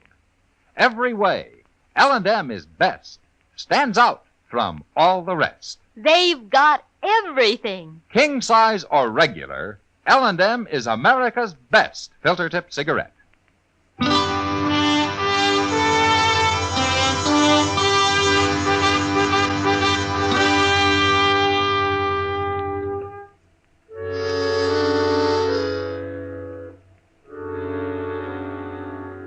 For the next few days, the Dagets took up their post on the boardwalk halfway down Front Street. Rose would sit there for hours, her head down, her eyes half closed, listening to the footsteps of hundreds of men as they passed. And Daget would stand at her side, his bowie knife in his belt, waiting with animal patience for a sign from his wife. But it didn't come. And I began to hope that for his sake the kidnappers had left the country and nothing had happened. And then the morning of the third day, Chester and I were loafing around on the porch of the general store. Oh. Where's the Dagets this morning, Mr. Dillon? They ain't over there where they usually are. Well, I guess they haven't started yet, Chester. I swear every man in Dodge must have walked past there by now. All but two, maybe.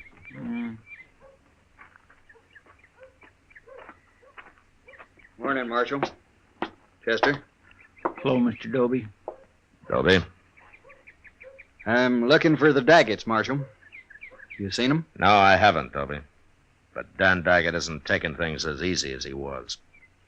If I were you, I'd stop looking right now. Doc told me what happened, Marshal. Doc did, huh? Well, he knew nobody else would, so he took it on himself. What for? For my own good, the way he put it. Well, did it do you any good? Made me mad. Mad at myself, mostly. Marshal, I've been a fool. Hey, Mr. Dillon, there's Rose now. Huh? In the street there. She's got a shotgun. Hey, what's she doing? Looks like she's following those two men. Oh, she sure is. Come on. She stopped them. She's got them turned around. See, she's going to shoot them. Oh, they ain't making a move. How do you know it was us? What if it was? I guess you ain't learned nothing. Maybe we'll have to do it again. Don't shoot, Rose.